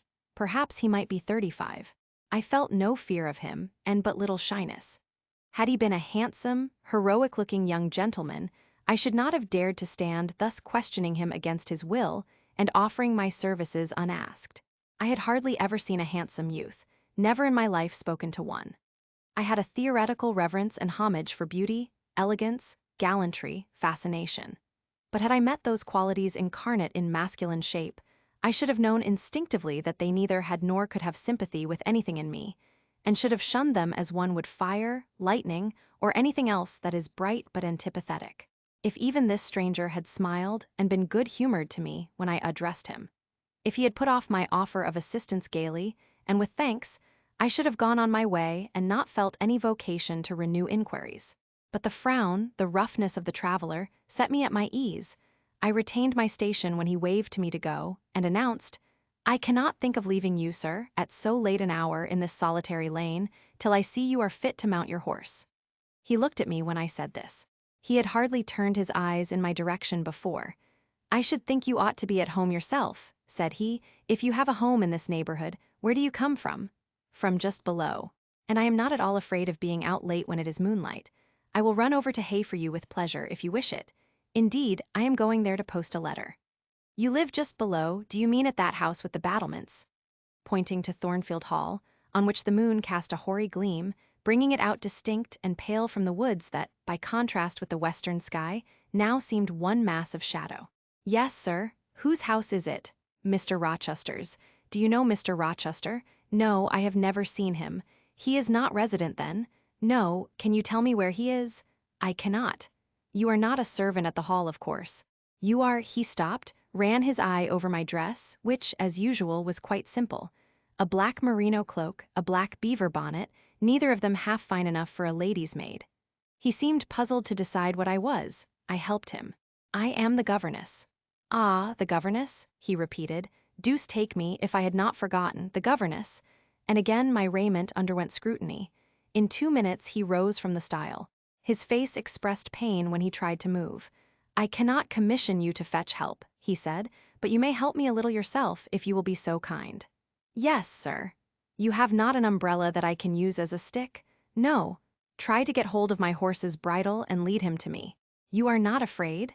I should have been afraid to touch a horse when alone, but when told to do it, I was disposed to obey. I put down my muff on the stile and went up to the tall steed. I endeavored to catch the bridle, but it was a spirited thing and would not let me come near its head. I made effort on effort, though in vain. Meantime, I was mortally afraid of its trampling forefeet. The traveler waited and watched for some time, and at last he laughed. "I was mortally afraid of its trampling forefeet, I see," he said. "The mountain will never be brought to Mahomet, so all you can do is to aid Mahomet to go to the mountain. I must beg of you to come here." I came. "Excuse me," he continued. "Necessity compels me to make you useful." He laid a heavy hand on my shoulder, and leaning on me with some stress, limped to his horse. Having once caught the bridle, he mastered it directly and sprang to his saddle, grimacing grimly as he made the effort, for it wrenched his sprain. "Now," said he, releasing his under lip from a hard bite, "just hand me my whip. It lies there under the hedge." I sought it and found it. "Thank you, now make haste with the letter to Hay, and return as fast as you can." A touch of a spurred heel made his horse first start and rear, and then bound away. The dog rushed in his traces, all three vanished, like heath that, in the wilderness, the wild wind whirls away. I took up my muff and walked on. The incident had occurred and was gone for me. It was an incident of no moment, no romance, no interest in a sense, yet it marked with change one single hour of a monotonous life. My help had been needed and claimed. I had given it. I was pleased to have done something. Trivial, transitory though the deed was, it was yet an active thing, and I was weary of an existence all passive. The new face, too, was like a new picture introduced to the gallery of memory, and it was dissimilar to all the others hanging there. Firstly, because it was masculine, and secondly, because it was dark, strong, and stern. I had it still before me when I entered Hay and slipped the letter into the post office. I saw it as I walked fast downhill all the way home. When I came to the stile, I stopped a minute, looked round and listened, with an idea that a horse's hoofs might ring on the causeway again, and that a rider in a cloak and a jitrash-like Newfoundland dog might be again apparent. I saw only the hedge and a pollard willow before me, rising up still and straight to meet the moonbeams. I heard only the faintest waft of wind roaming fitful among the trees round Thornfield, a mile distant. And when I glanced down in the direction of the murmur, my eye, traversing the hall front, caught a light kindling in a window. It reminded me that I was late, and I hurried on. I did not like re-entering Thornfield. To pass its threshold was to return to stagnation. To cross the silent hall, to ascend the darksome staircase, to seek my own lonely little room, and then to meet tranquil Mrs. Fairfax, and spend the long winter evening with her, and her only, was to quell wholly the faint excitement wakened by my walk. To slip again over my faculties the viewless fetters of an uniform and too still existence. Of an existence whose very privileges of security and ease I was becoming incapable of appreciating. What good it would have done me at that time to have been tossed in the storms of an uncertain struggling life, and to have been taught by rough and bitter experience to long for the calm amidst which I now repined. Yes, just as much good as it would do a man tired of sitting still in a too easy chair to take a long walk, and just as natural was the wish to stir, under my circumstances, as it would be under his. I lingered at the gates. I lingered on the lawn. I paced backwards and forwards on the pavement. The shutters of the glass door were closed. I could not see into the interior. And both my eyes and spirit seemed drawn from the gloomy house, from the gray hollow filled with rayless cells, as it appeared to me to that sky expanded before me. A blue sea absolved from taint of cloud. The moon ascending it in solemn march. Her orb seeming to look up as she left the hilltops, from behind which she had come, far and farther below her, and aspired to the zenith, midnight dark in its fathomless depth and measureless distance. And for those trembling stars that followed her course, they made my heart tremble, my veins glow when I viewed them. Little things recall us to earth. The clock struck in the hall, that sufficed.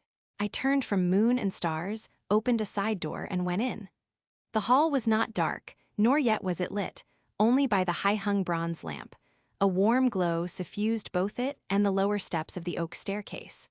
This ruddy shine issued from the great dining room, whose two-leaved door stood open, and showed a genial fire in the grate, glancing on marble hearth and brass fire-irons, and revealing purple draperies and polished furniture in the most pleasant radiance. It revealed, too, a group near the mantelpiece. I had scarcely caught it, and scarcely become aware of a cheerful mingling of voices, amongst which I seemed to distinguish the tones of Adele, when the door closed. I hastened to Mrs. Fairfax's room. There was a fire there too, but no candle and no Mrs. Fairfax. Instead, all alone, sitting upright on the rug, and gazing with gravity at the blaze, I beheld a great black and white long-haired dog, just like the jitrash of the lane. It was so like it that I went forward and said, "Pilot," and the thing got up and came to me and snuffed me. I caressed him, and he wagged his great tail, but he looked an eerie creature to be alone with, and I could not tell whence he had come. I rang the bell, for I wanted a candle, and I wanted, too, to get an account of this visitant. Lee entered. "What dog is this?" He came with master. "With whom?" "With master, Mr. Rochester. He is just arrived." "Indeed. And is Mrs. Fairfax with him?" "Yes, and Miss Adele. They are in the dining room, and John is gone for a surgeon, for master has had an accident. His horse fell, and his ankle is sprained." "Did the horse fall in Hay Lane?" "Yes, coming downhill. It slipped on some ice." "Ah, bring me a candle, will you, Lee?" Lee brought it. She entered, followed by Mrs. Fairfax, who repeated the news, adding that Mr. Carter the surgeon was come, and was now with Mr. Rochester. Then she hurried out to give orders about tea, and I went upstairs to take off my things. Chapter 13. Mr. Rochester, it seems, by the surgeon's orders, went to bed early that night, nor did he rise soon next morning. When he did come down, it was to attend to business. His agent and some of his tenants were arrived and waiting to speak with him. Adele and I had now to vacate the library. It would be in daily requisition as a reception room for callers. A fire was lit in an apartment upstairs, and there I carried our books and arranged it for the future schoolroom. I discerned in the course of the morning that Thornfield Hall was a changed place. No longer silent as a church, it echoed every hour or two to a knock at the door or a clang of the bell. Steps, too, often traversed the hall, and new voices spoke in different keys below. A rill from the outer world was flowing through it. It had a master. For my part, I liked it better. Adele was not easy to teach that day. She could not apply. She kept running to the door and looking over the banisters to see if she could get a glimpse of Mr. Rochester. Then she coined pretexts to go downstairs, in order, as I shrewdly suspected, to visit the library, where I knew she was not wanted. Then, when I got a little angry and made her sit still, she continued to talk incessantly of her ami, Monsieur Edouard Fairfax de Rochester, as she dubbed him. I had not before heard his pronomens, and to conjecture what presents he had brought her. For it appears he had intimated the night before, that when his luggage came from Millcote, there would be found amongst it a little box in whose contents she had an interest. Et cela doit signifier, said she, quil y aura la dedans en cadeau pour moi, et peut-être pour vous aussi, mademoiselle. Monsieur a parlé de vous. Il m'a demandé le nom de ma gouvernante, et si elle n'était pas une petite personne, assez mince et un peu pale. J'ai dit oui, car c'est vrai, n'est-ce pas, mademoiselle? I and my pupil dined as usual in Mrs. Fairfax's parlor. The afternoon was wild and snowy, and we passed it in the schoolroom. At dark I allowed Adele to put away books and work, and to run downstairs, for, from the comparative silence below, and from the cessation of appeals to the doorbell, I conjectured that Mr. Rochester was now at liberty. Left alone, I walked to the window, but nothing was to be seen thence. Twilight and snowflakes together thickened the air and hid the very shrubs on the lawn. I let down the curtain and went back to the fireside. In the clear embers I was tracing a view, not unlike a picture I remembered to have seen of the castle of Heidelberg, on the Rhine, when Mrs. Fairfax came in, breaking up by her entrance the fiery mosaic I had been piercing together, and scattering too some heavy unwelcome thoughts that were beginning to throng on my solitude. Mr. Rochester would be glad if you and your pupil would take tea with him in the drawing-room this evening, said she. He has been so much engaged all day that he could not ask to see you before. When is his tea time? I inquired. Oh, at 6 o'clock. He keeps early hours in the country. You had better change your frock now. I will go with you and fasten it. Here is a candle. Is it necessary to change my frock? Yes, you had better. I always dress for the evening when Mr. Rochester is here. This additional ceremony seemed somewhat stately. However, I repaired to my room, and, with Mrs. Fairfax's aid, replaced my black stuff dress by one of black silk, the best and the only additional one I had, except one of light gray, which, in my low notions of the toilette, I thought too fine to be worn, except on first-rate occasions. You want a brooch, said Mrs. Fairfax. I had a single little pearl ornament which Miss Temple gave me as a parting keepsake. I put it on, and then we went downstairs. Unused as I was to strangers, it was rather a trial to appear thus formally summoned in Mr. Rochester's presence.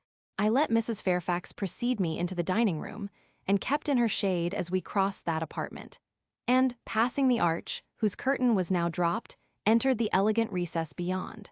2 wax candles stood lighted on the table, and 2 on the mantelpiece.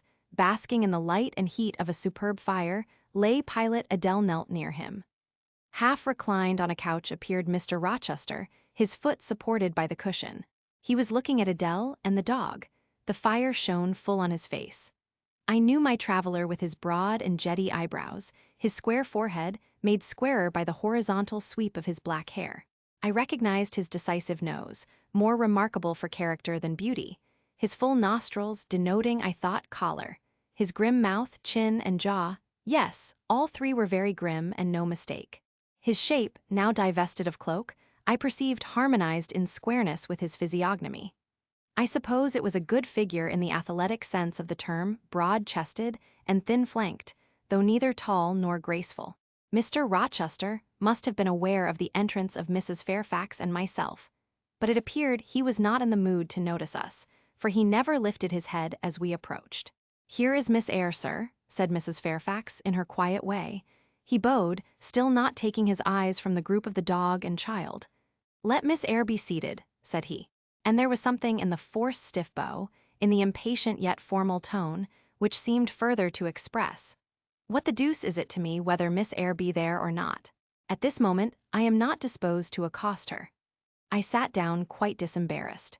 A reception of finished politeness would probably have confused me. I could not have returned or repaid it by answering grace and elegance on my part. But harsh caprice laid me under no obligation. On the contrary, a decent quiescence, under the freak of manner, gave me the advantage. Besides, the eccentricity of the proceeding was piquant. I felt interested to see how he would go on. He went on as a statue would, that is, he neither spoke nor moved. Mrs. Fairfax seemed to think it necessary that someone should be amiable, and she began to talk. Kindly, as usual, and, as usual, rather trite, she condoled with him on the pressure of business he had it all day. On the annoyance it must have been to him with that painful sprain. Then she commended his patience and perseverance in going through with it. "Madam, I should like some tea," was the sole rejoinder she got. She hastened to ring the bell, and when the tray came, she proceeded to arrange the cups, spoons, and with assiduous celerity. I and Adele went to the table, but the master did not leave his couch. "Will you hand Mr. Rochester's cup?" said Mrs. Fairfax to me. "Adele might perhaps spill it." I did as requested. As he took the cup from my hand, Adele, thinking the moment propitious for making a request in my favor, cried out, "N'est-ce pas, monsieur, qu'il y a un cadeau pour Mademoiselle Eyre dans votre petit coffre?" "Who talks of cadeaux?" said he gruffly. "Did you expect a present, Miss Eyre? Are you fond of presents?" And he searched my face with eyes that I saw were dark, irate, and piercing. "I hardly know, sir. I have little experience of them. They are generally thought pleasant things." "Generally thought, but what do you think?" "I should be obliged to take time, sir, before I could give you an answer worthy of your acceptance. A present has many faces to it, has it not? And one should consider all, before pronouncing an opinion as to its nature. Miss Eyre, you are not so unsophisticated as Adele.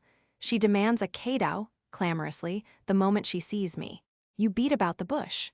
"Because I have less confidence in my deserts than Adele has. She can prefer the claim of old acquaintance, and the right, too, of custom. For she says you have always been in the habit of giving her playthings. But if I had to make out a case, I should be puzzled, since I am a stranger, and have done nothing to entitle me to an acknowledgement." "Oh, don't fall back on overmodesty. I have examined Adele, and find you have taken great pains with her. She is not bright, she has no talents, yet in a short time she has made much improvement.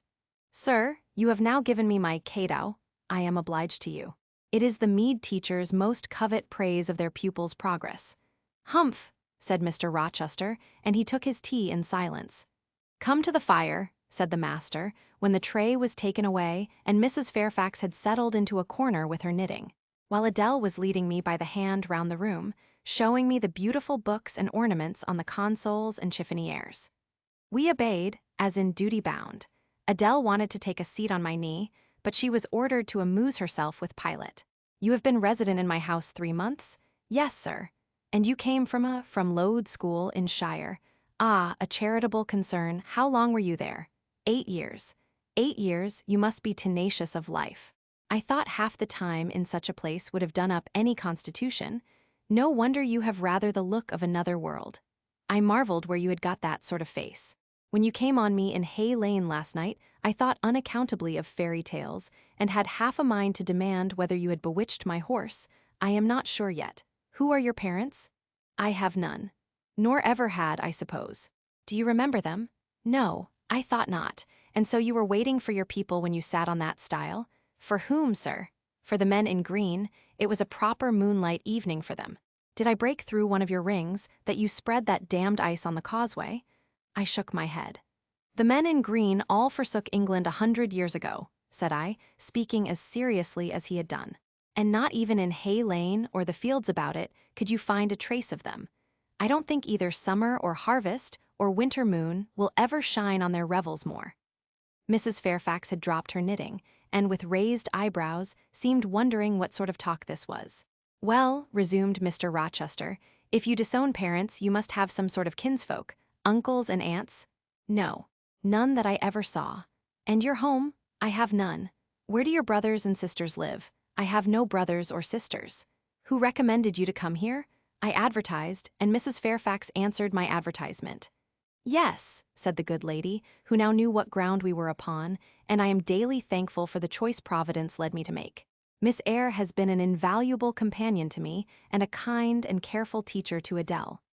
Don't trouble yourself to give her a character, returned Mr. Rochester. Eulogiums will not bias me. I shall judge for myself. She began by felling my horse. Sir, said Mrs. Fairfax, I have to thank her for this sprain. The widow looked bewildered. Miss Eyre, have you ever lived in a town? No, sir. Have you seen much society? None but the pupils and teachers of Lode, and now the inmates of Thornfield. Have you read much? Only such books as came in my way, and they have not been numerous or very learned.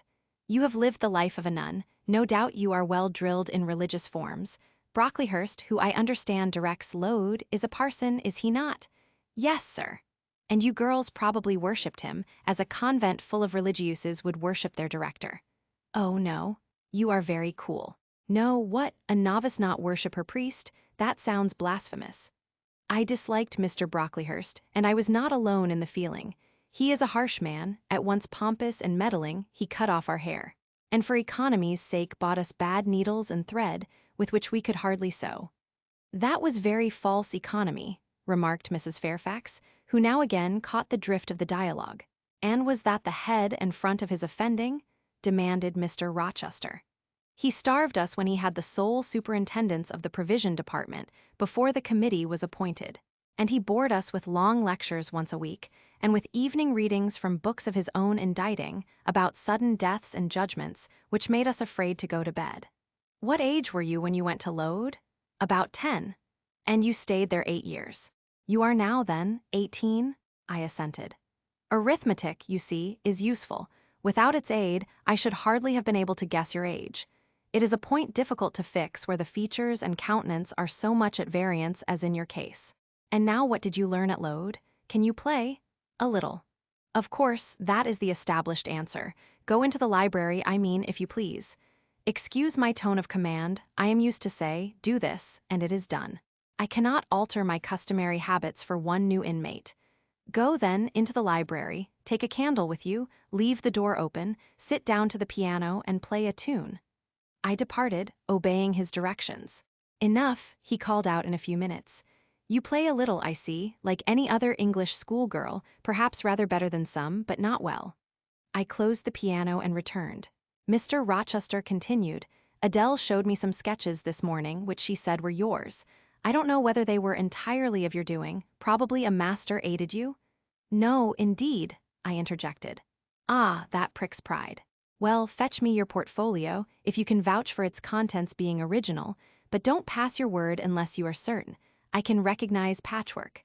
Then I will say nothing, and you shall judge for yourself, sir. I brought the portfolio from the library. Approach the table, said he, and I wheeled it to his couch. Adele and Mrs. Fairfax drew near to see the pictures. No crowding, said Mr. Rochester.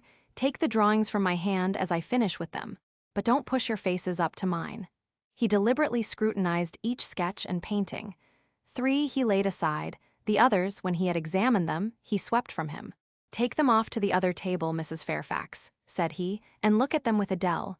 You, glancing at me, resume your seat and answer my questions.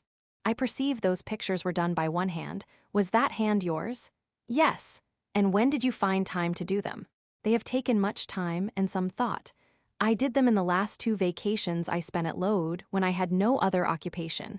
Where did you get your copies? Out of my head. That head I see now on your shoulders? Yes, sir. Has it other furniture of the same kind within? I should think it may have. I should hope better. He spread the pictures before him and again surveyed them alternately. While he is so occupied, I will tell you, reader, what they are. And first, I must premise that they are nothing wonderful. The subjects had, indeed, risen vividly on my mind. As I saw them with the spiritual eye, before I attempted to embody them, they were striking. But my hand would not second my fancy, and in each case it had wrought out but a pale portrait of the thing I had conceived. These pictures were in watercolors.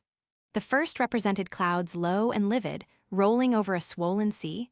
All the distance was in eclipse, so, too, was the foreground, or rather the nearest billows, for there was no land. One gleam of light lifted into relief a half-submerged mast, on which sat a cormorant, dark and large, with wings flecked with foam. Its beak held a gold bracelet set with gems that I had touched with as brilliant tints as my palette could yield and as glittering distinctness as my pencil could impart. Sinking below the bird and mast, a drowned corpse glanced through the green water. A fair arm was the only limb clearly visible, whence the bracelet had been washed or torn. The second picture contained for foreground only the dim peak of a hill, with grass and some leaves slanting as if by a breeze. Beyond and above spread an expanse of sky, dark blue as at twilight. Rising into the sky was a woman's shape to the bust, portrayed in tints as dusk and soft as I could combine. The dim forehead was crowned with a star. The lineaments below were seen as through the suffusion of vapor. The eyes shone dark and wild. The hair streamed shadowy, like a beamless cloud torn by storm or by electric travail. On the neck lay a pale reflection like moonlight. The same faint luster touched the train of thin clouds from which rose and bowed this vision of the evening star. The third showed the pinnacle of an iceberg piercing a polar winter sky. A muster of northern lights reared their dim lances, close serried, along the horizon. Throwing these into distance, rose, in the foreground ahead, a colossal head inclined towards the iceberg and resting against it. Two thin hands, joined under the forehead, and supporting it, drew up before the lower features a sable veil. A brow quite bloodless, white as bone, and an eye hollow and fixed, blank of meaning but for the glassiness of despair, alone were visible. Above the temples, amidst wreathed turban folds of black drapery, vague in its character and consistency as cloud, gleamed a ring of white flame, gemmed with sparkles of a more lurid tinge. This pale crescent was the likeness of a kingly crown. What it diademed was the shape which shape had none. "Were you happy when you painted these pictures?" asked Mr. Rochester presently. "I was absorbed, sir. Yes, and I was happy. To paint them, in short, was to enjoy one of the keenest pleasures I have ever known." "That is not saying much. Your pleasures, by your own account, have been few, but I dare say you did exist in a kind of artist's dreamland while you blent and arranged these strange tints. Did you sit at them long each day?" "I had nothing else to do, because it was the vacation, and I sat at them from morning till noon, and from noon till night. The length of the midsummer days favored my inclination to apply." "And you felt self-satisfied with the result of your ardent labors?" "Far from it. I was tormented by the contrast between my idea and my handiwork. In each case I had imagined something which I was quite powerless to realize." "Not quite. You have secured the shadow of your thought, but no more, probably. You had not enough of the artist's skill and science to give it full being. Yet the drawings are, for a schoolgirl, peculiar. As to the thoughts, they are elfish. These eyes in the evening star you must have seen in a dream. How could you make them look so clear and yet not at all brilliant? For the planet above quells their rays. And what meaning is that in their solemn depth? And who taught you to paint wind? There is a high gale in that sky, and on this hilltop. Where did you see Latmos? For that is Latmos. There, put the drawings away." I had scarce tied the strings of the portfolio when, looking at his watch, he said abruptly, "It is 9 o'clock. What are you about, Miss Eyre, to let Adele sit up so long? Take her to bed." Adele went to kiss him before quitting the room. He endured the caress, but scarcely seemed to relish it more than Pilate would have done, nor so much. "I wish you all good night now," said he, making a movement of the hand towards the door, in token that he was tired of our company and wished to dismiss us. Mrs. Fairfax folded up her knitting. I took my portfolio. We curtsied to him, received a frigid bow in return, and so withdrew. "You said Mr. Rochester was not strikingly peculiar, Mrs. Fairfax," I observed, when I rejoined her in her room, after putting Adele to bed. "Well, is he?" "I think so. He is very changeful and abrupt." "True, no doubt he may appear so to a stranger, but I am so accustomed to his manner, I never think of it. And then, if he has peculiarities of temper, allowance should be made." "Why?" "Partly because it is his nature, and we can none of us help our nature, and partly because he has painful thoughts, no doubt, to harass him and make his spirits unequal." "What about?" "Family troubles, for one thing, but he has no family. Not now, but he has had, or, at least, relatives. He lost his elder brother a few years since. His elder brother? Yes, the present Mr. Rochester has not been very long in possession of the property, only about 9 years. 9 years is a tolerable time. Was he so very fond of his brother as to be still inconsolable for his loss? Why, no, perhaps not. I believe there were some misunderstandings between them. Mr. Roland Rochester was not quite just to Mr. Edward, and perhaps he prejudiced his father against him. The old gentleman was fond of money and anxious to keep the family estate together. He did not like to diminish the property by division, and yet he was anxious that Mr. Edward should have wealth too to keep up the consequence of the name. And soon after he was of age, some steps were taken that were not quite fair and made a great deal of mischief. Old Mr. Rochester and Mr. Roland combined to bring Mr. Edward into what he considered a painful position, for the sake of making his fortune. What the precise nature of that position was I never clearly knew, but his spirit could not brook what he had to suffer in it. He is not very forgiving. He broke with his family, and now for many years he has led an unsettled kind of life. I don't think he has ever been resident at Thornfield for a fortnight together, since the death of his brother without a will left him master of the estate, and indeed, no wonder he shuns the old place. Why should he shun it? Perhaps he thinks it gloomy. The answer was evasive. I should have liked something clearer. But Mrs. Fairfax either could not, or would not, give me more explicit information of the origin and nature of Mr. Rochester's trials. She averred they were a mystery to herself, and that what she knew was chiefly from conjecture. It was evident, indeed, that she wished me to drop the subject, which I did accordingly. Chapter 14. For several subsequent days I saw little of Mr. Rochester. In the mornings he seemed much engaged with business, and, in the afternoon, gentlemen from Millcote or the neighborhood called and sometimes stayed to dine with him. When his sprain was well enough to admit of horse exercise, he rode out a good deal, probably to return these visits, as he generally did not come back till late at night. During this interval, even Adele was seldom sent for to his presence, and all my acquaintance with him was confined to an occasional rencontre in the hall, on the stairs, or in the gallery, when he would sometimes pass me haughtily and coldly, just acknowledging my presence by a distant nod or a cool glance, and sometimes bow and smile with gentlemanlike affability. His changes of mood did not offend me, because I saw that I had nothing to do with their alternation. The ebb and flow depended on causes quite disconnected with me. One day he had had company to dinner and had sent for my portfolio, in order, doubtless, to exhibit its contents. The gentleman went away early to attend a public meeting at Millcote, as Mrs. Fairfax informed me, but the night being wet and inclement, Mr. Rochester did not accompany them. Soon after they were gone, he rang the bell. A message came that I and Adele were to go downstairs. I brushed Adele's hair and made her neat, and having ascertained that I was myself in my usual Quaker trim, where there was nothing to retouch, all being too close and plain, braided locks included, to admit of disarrangement, we descended, Adele wondering whether the petty coffer was at length come, for owing to some mistake, its arrival had hitherto been delayed. She was gratified. There it stood, a little carton, on the table when we entered the dining room. She appeared to know it by instinct. "Ma boit," exclaimed she, running towards it. "Yes, there is your boit at last. Take it into a corner, you genuine daughter of Paris, and amuse yourself with disemboweling it," said the deep and rather sarcastic voice of Mr. Rochester, proceeding from the depths of an immense easy-chair at the fireside. "And mind," he continued, "don't bother me with any details of the anatomical process, or any notice of the condition of the entrails. Let your operation be conducted in silence. Tinstoy tranquil, infant. Comprends tu?" Adele seemed scarcely to need the warning. She had already retired to a sofa with her treasure, and was busy untying the cord which secured the lid. Having removed this impediment and lifted certain silvery envelopes of tissue paper, she merely exclaimed, "Oh, seal! Que beau!" and then remained absorbed in ecstatic contemplation. "Is Miss Eyre there?" now demanded the master, half rising from his seat to look round to the door, near which I still stood. "Ah, well, come forward. Be seated here." He drew a chair near his own. "I am not fond of the prattle of children," he continued, "for, old bachelor as I am, I have no pleasant associations connected with their lisp. It would be intolerable to me to pass a whole evening tête-à-tête with a brat.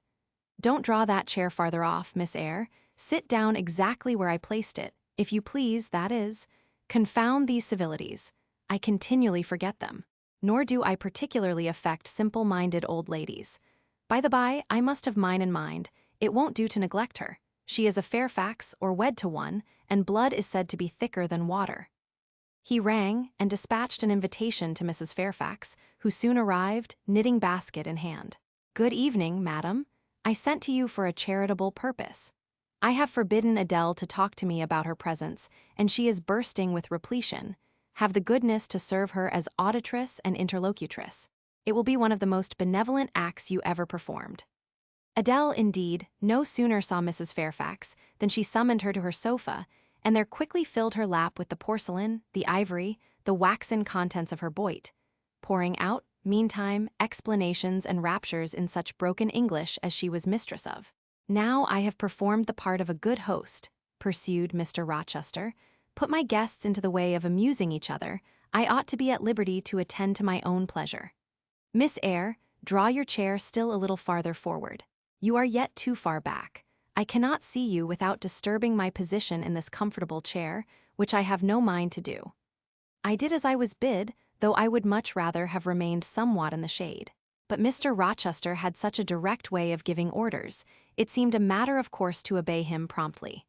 We were, as I have said, in the dining room. The lustre, which had been lit for dinner, filled the room with a festal breadth of light. The large fire was all red and clear. The purple curtains hung rich and ample before the lofty window and loftier arch. Everything was still, save the subdued chat of Adele. She dared not speak loud, and, filling up each pause, the beating of winter rain against the panes. Mr. Rochester, as he sat in his damask-covered chair, looked different to what I had seen him look before, not quite so stern, much less gloomy. There was a smile on his lips, and his eyes sparkled, whether with wine or not, I am not sure, but I think it very probable. He was, in short, in his after-dinner mood, more expanded and genial, and also more self-indulgent than the frigid and rigid temper of the morning. Still he looked preciously grim, cushioning his massive head against the swelling back of his chair, and receiving the light of the fire on his granite-hewn features, and in his great, dark eyes. For he had great, dark eyes, and very fine eyes, too, not without a certain change in their depths sometimes, which, if it was not softness, reminded you, at least, of that feeling. He had been looking 2 minutes at the fire, and I had been looking the same length of time at him, when, turning suddenly, he caught my gaze fastened on his physiognomy. "You examine me, Miss Eyre," said he. "Do you think me handsome?" I should, if I had deliberated, have replied to this question by something conventionally vague and polite, but the answer somehow slipped from my tongue before I was aware, "No, sir." "Ah, by my word, there is something singular about you," said he. "You have the air of a little nonnette, quaint, quiet, grave, and simple, as you sit with your hands before you, and your eyes generally bent on the carpet, except, by the by, when they are directed piercingly to my face, as just now, for instance. And when one asks you a question, or makes a remark to which you are obliged to reply, you rap out a round rejoinder, which, if not blunt, is at least brusque. What do you mean by it? Sir, I was too plain. I beg your pardon. I ought to have replied that it was not easy to give an impromptu answer to a question about appearances, that tastes mostly differ, and that beauty is of little consequence, or something of that sort. You ought to have replied no such thing. Beauty of little consequence, indeed. And so, under pretense of softening the previous outrage, of stroking and soothing me into placidity, you stick a sly penknife under my ear. Go on, what fault do you find with me, pray? I suppose I have all my limbs and all my features like any other man. Mr. Rochester, allow me to disown my first answer. I intended no pointed repartee. It was only a blunder. Just so, I think so, and you shall be answerable for it. Criticize me. Does my forehead not please you? He lifted up the sable waves of hair which lay horizontally over his brow and showed a solid enough mass of intellectual organs, but an abrupt deficiency where the suave sign of benevolence should have risen. Now, ma'am, am I a fool? Far from it, sir. You would, perhaps, think me rude if I inquired in return whether you are a philanthropist. There again, another stick of the penknife, when she pretended to pat my head. And that is because I said I did not like the society of children and old women, low be it spoken.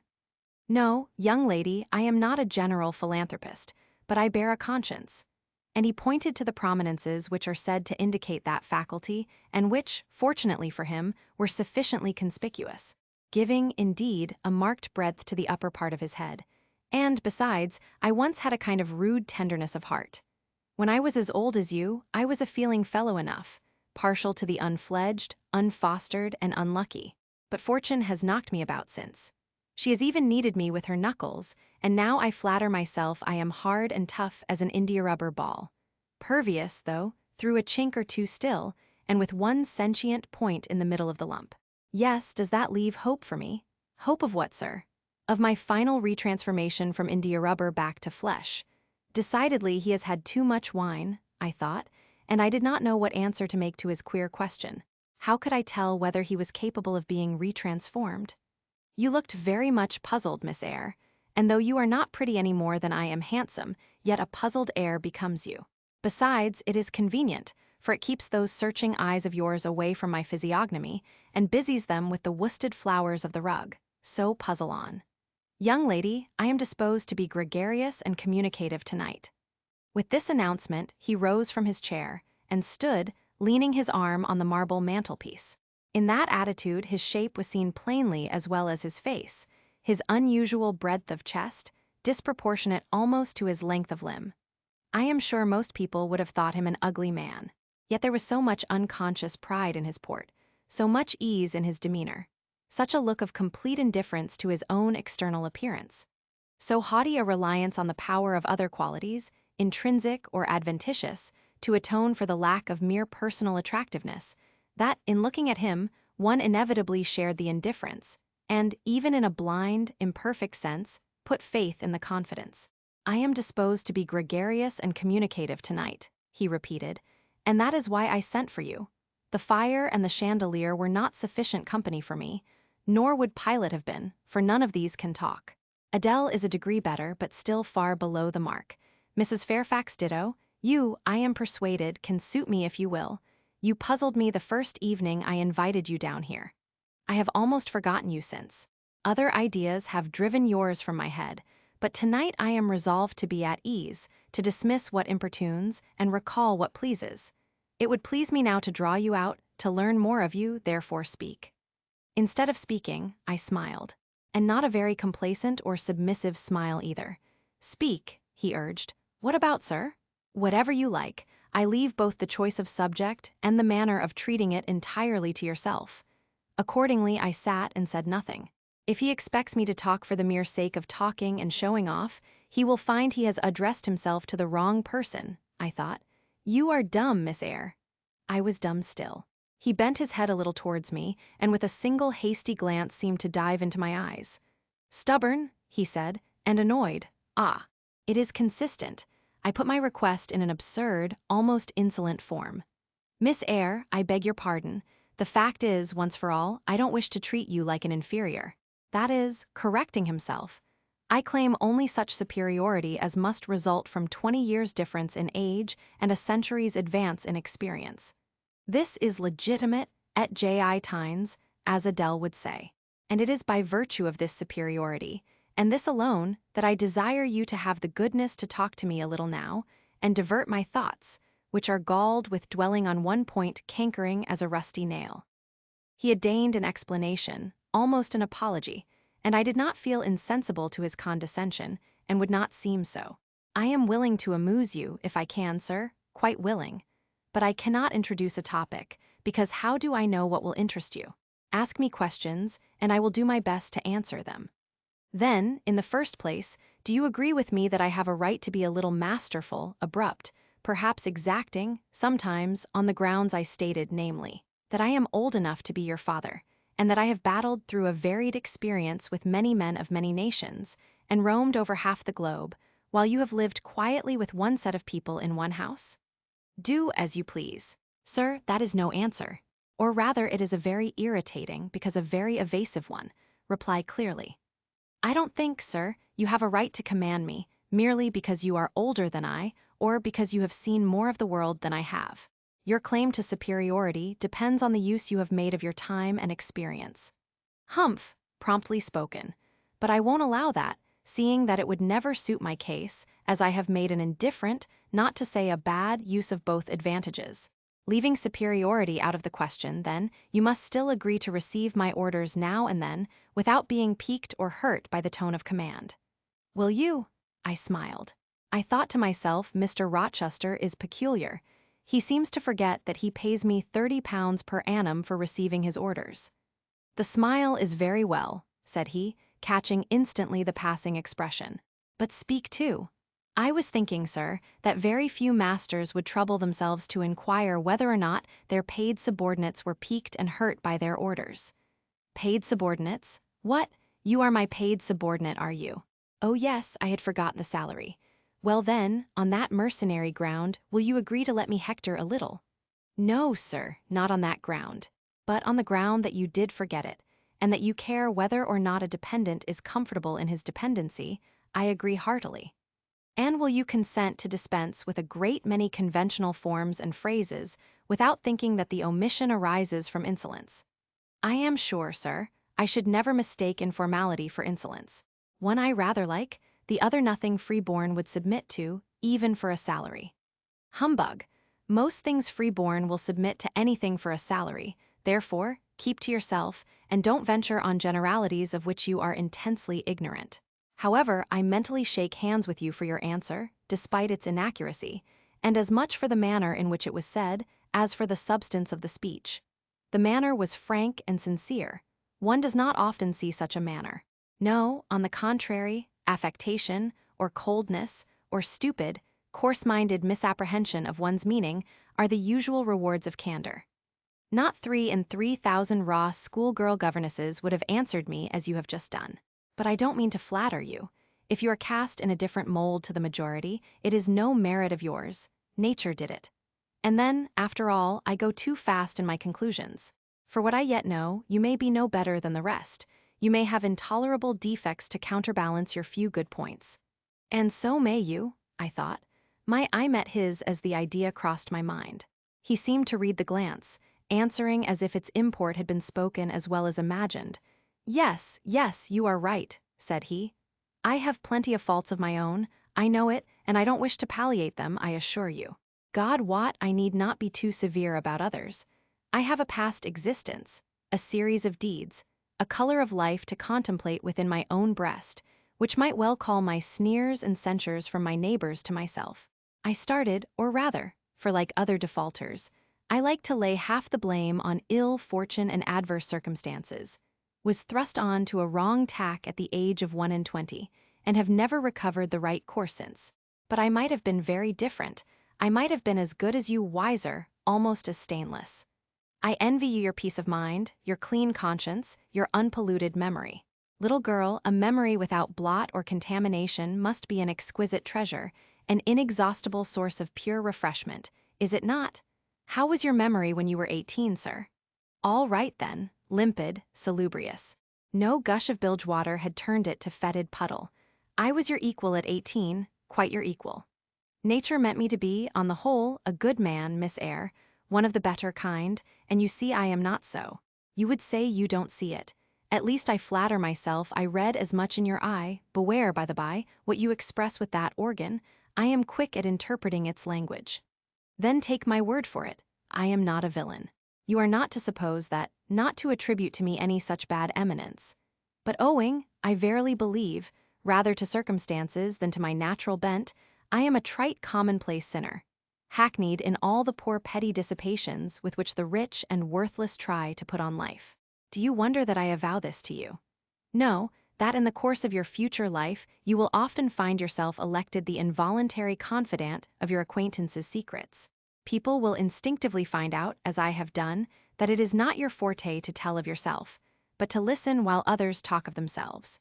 They will feel, too, that you listen with no malevolent scorn of their indiscretion, but with a kind of innate sympathy, not the less comforting and encouraging because it is very unobtrusive in its manifestations.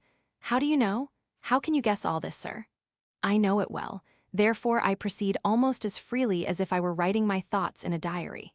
You would say I should have been superior to circumstances, so I should, but you see I was not. When fate wronged me, I had not the wisdom to remain cool. I turned desperate, then I degenerated. Now, when any vicious simpleton excites my disgust by his paltry ribaldry, I cannot flatter myself that I am better than he. I am forced to confess that he and I are on a level. I wish I had stood firm, God knows I do. Dread remorse when you are tempted to err, Miss Eyre. Remorse is the poison of life. Repentance is said to be its cure, sir. It is not its cure. Reformation may be its cure. And I could reform, I have strength yet for that but where is the use of thinking of it, hampered, burdened, cursed as I am? Besides, since happiness is irrevocably denied me, I have a right to get pleasure out of life. And I will get it, cost what it may. Then you will degenerate still more, sir. Possibly, yet why should I if I can get sweet, fresh pleasure, and I may get it as sweet and fresh as the wild honey the bee gathers on the moor. It will sting, it will taste bitter, sir. How do you know? You never tried it. How very serious, how very solemn you look, and you are as ignorant of the matter as this cameo head, taking one from the mantelpiece. You have no right to preach to me, you neophyte, that have not passed the porch of life and are absolutely unacquainted with its mysteries. I only remind you of your own words, sir. You said error brought remorse, and you pronounced remorse the poison of existence. And who talks of error now? I scarcely think the notion that flittered across my brain was an error. I believe it was an inspiration rather than a temptation. It was very genial, very soothing, I know that. Here it comes again. It is no devil, I assure you, or if it be, it has put on the robes of an angel of light. I think I must admit so fair a guest when it asks entrance to my heart. Distrust it, sir. It is not a true angel. Once more, how do you know? By what instinct do you pretend to distinguish between a fallen seraph of the abyss and a messenger from the eternal throne, between a guide and a seducer? I judged by your countenance, sir, which was troubled when you said the suggestion had returned upon you. I feel sure it will work you more misery if you listen to it. Not at all, it bears the most gracious message in the world. For the rest, you are not my conscience keeper, so don't make yourself uneasy. Here, come in, bonny wanderer. He said this as if he spoke to a vision, viewless to any eye but his own. Then, folding his arms, which he had half extended, on his chest, he seemed to enclose in their embrace the invisible being. Now, he continued, again addressing me, I have received the pilgrim a disguised deity, as I verily believe. Already it has done me good. My heart was a sort of charnel. It will now be a shrine. To speak truth, sir, I don't understand you at all. I cannot keep up the conversation because it has got out of my depth. Only one thing, I know. You said you were not as good as you should like to be, and that you regretted your own imperfection. One thing I can comprehend. You intimated that to have a sullied memory was a perpetual bane. It seems to me that if you tried hard, you would in time find it possible to become what you yourself would approve, and that if from this day you began with resolution to correct your thoughts and actions, you would in a few years have laid up a new and stainless store of recollections, to which you might revert with pleasure. Justly thought. Rightly said, Miss Eyre, and at this moment I am paving hell with energy. Sir, I am laying down good intentions, which I believe durable as flint. Certainly, my associates and pursuits shall be other than they have been. And better, so much better as pure ore is than foul dross. You seem to doubt me? I don't doubt myself. I know what my aim is, what my motives are, and at this moment I pass a law, unalterable as that of the Medes and Persians, that both are right. They cannot be, sir, if they require a new statute to legalize them. They are, Miss Eyre, though they absolutely require a new statute. Unheard of combinations of circumstances demand unheard of rules. That sounds a dangerous maxim, sir, because one can see at once that it is liable to abuse. Sententious sage, so it is. But I swear by my household gods not to abuse it. You are human and fallible. I am, so are you, what then? The human and fallible should not arrogate a power with which the divine and perfect alone can be safely entrusted. What power? That of saying of any strange, unsanctioned line of action, let it be right. Let it be right, the very words. You have pronounced them. May it be right then, I said, as I rose, deeming it useless to continue a discourse which was all darkness to me, and besides, sensible that the character of my interlocutor was beyond my penetration, at least beyond its present reach, and feeling the uncertainty, the vague sense of insecurity which accompanies a conviction of ignorance. "Where are you going?" "To put Adele to bed. It is past her bedtime. You are afraid of me because I talk like a sphinx. Your language is enigmatical, sir, but though I am bewildered, I am certainly not afraid. You are afraid, your self-love dreads a blunder. In that sense I do feel apprehensive, I have no wish to talk nonsense. If you did, it would be in such a grave, quiet manner, I should mistake it for sense. Do you never laugh, Miss Eyre? Don't trouble yourself to answer, I see you laugh rarely, but you can laugh very merrily. Believe me, you are not naturally austere, any more than I am naturally vicious. The load constraint still clings to you somewhat, controlling your features, muffling your voice, and restricting your limbs. And you fear in the presence of a man and a brother or father, or master, or what you will to smile too gaily, speak too freely, or move too quickly. But in time, I think you will learn to be natural with me, as I find it impossible to be conventional with you. And then your looks and movements will have more vivacity and variety than they dare offer now. I see at intervals the glance of a curious sort of bird through the close-set bars of a cage. A vivid, restless, resolute captive is there. Were it but free, it would soar cloud-high. You are still bent on going? It has struck 9, sir. Never mind, wait a minute. Adele is not ready to go to bed yet. My position, Miss Eyre, with my back to the fire and my face to the room, favors observation. While talking to you, I have also occasionally watched Adele. I have my own reasons for thinking her a curious study. Reasons that I may, nay, that I shall, impart to you some day. She pulled out of her box, about 10 minutes ago, a little pink silk frock. Rapture lit her face as she unfolded it. Coquetry runs in her blood, blends with her brains, and seasons the marrow of her bones. "Il faut que j'y Alessia," cried she, "et à l'instant même," and she rushed out of the room. She is now with Sophie, undergoing a robing process. In a few minutes she will re-enter. And I know what I shall see. A miniature of Céline Varens, as she used to appear on the boards at the rising of But never mind that. However, my tenderest feelings are about to receive a shock. Such is my presentiment. Stay now to see whether it will be realized. Ere long, Adele's little foot was heard tripping across the hall. She entered, transformed as her guardian had predicted.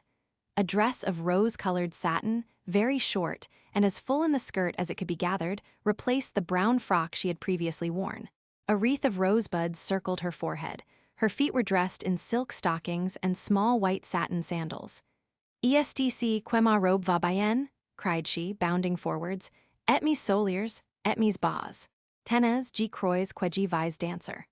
And spreading out her dress, she chassed across the room till, having reached Mr. Rochester, she wheeled lightly round before him on tiptoe, then dropped on one knee at his feet, exclaiming, "Monsieur, je vous remercie mille fois de votre bonté."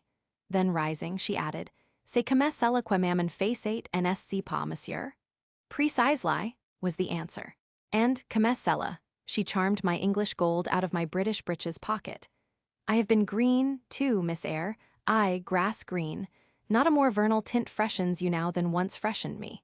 My spring is gone, however, but it has left me that French floweret on my hands, which, in some moods, I would fain be rid of, not valuing now the root whence it sprang.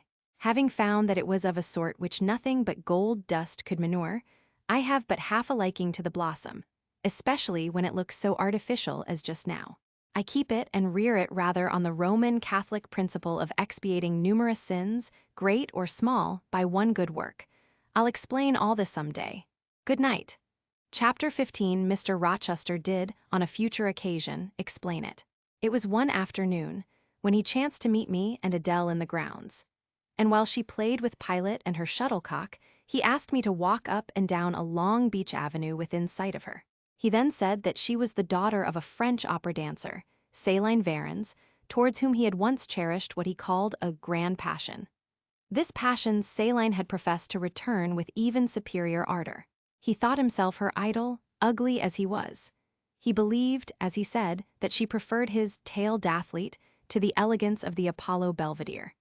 And, Miss Eyre, so much was I flattered by this preference of the Gallic sylph for her British gnome, that I installed her in an hotel, gave her a complete establishment of servants, a carriage, cashmeres, diamonds, dentelle, and in short, I began the process of ruining myself in the received style, like any other spoony. I had not, it seems, the originality to chalk out a new road to shame and destruction, but trode the old track with stupid exactness, not to deviate an inch from the beaten center. I had, as I deserved to have, the fate of all other spoonies. Happening to call one evening when Céline did not expect me, I found her out. But it was a warm night, and I was tired with strolling through Paris, so I sat down in her boudoir, happy to breathe the air consecrated so lately by her presence. No, I exaggerate.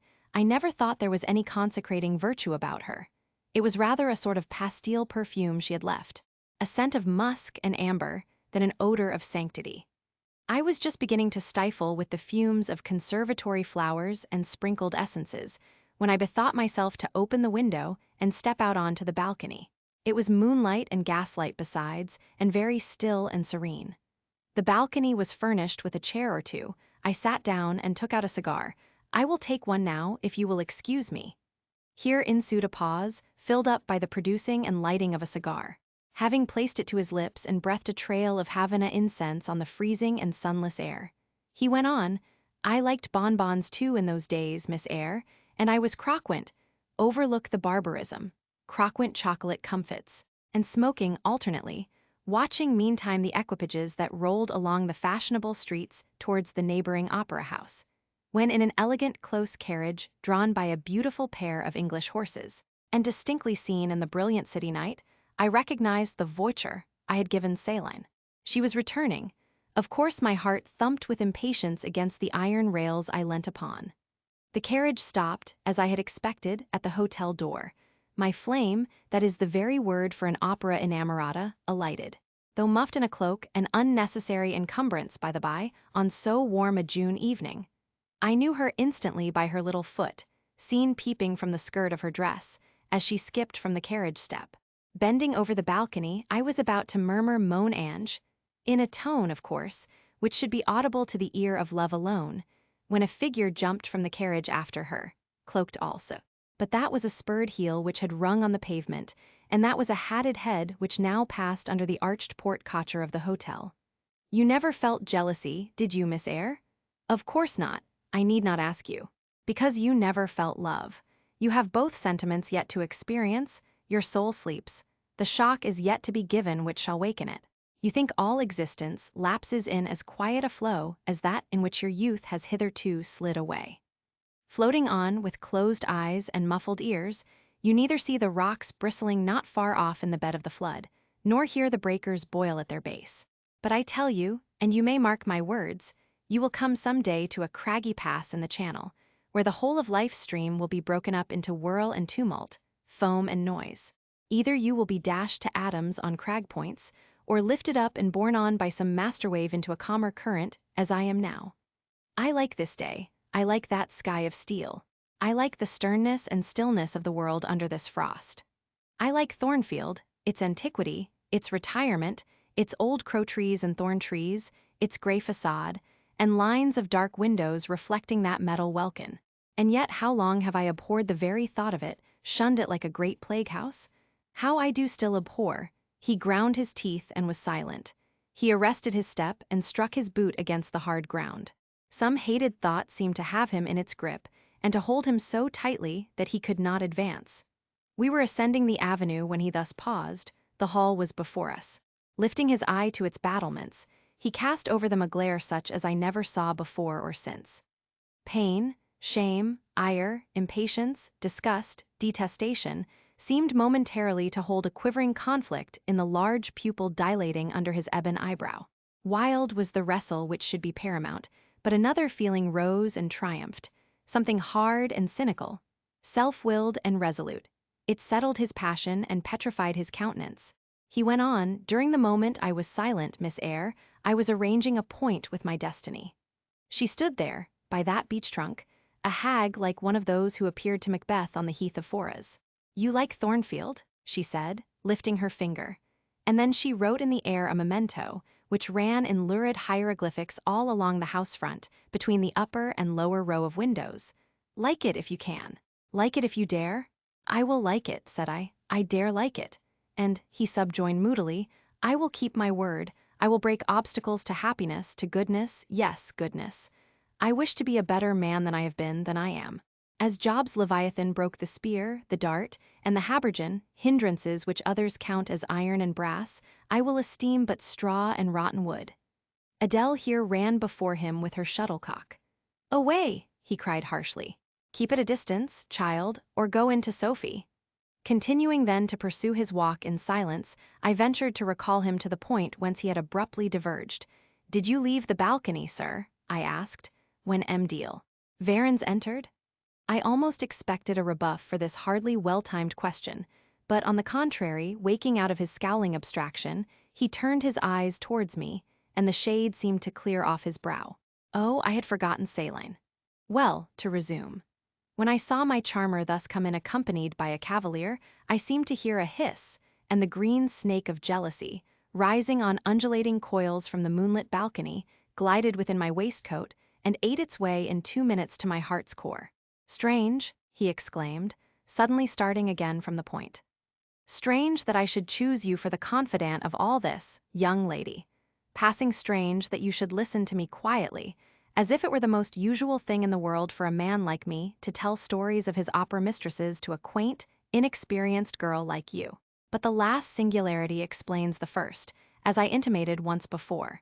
You, with your gravity, considerateness, and caution were made to be the recipient of secrets. Besides, I know what sort of a mind I have placed in communication with my own. I know it is one not liable to take infection. It is a peculiar mind. It is a unique one.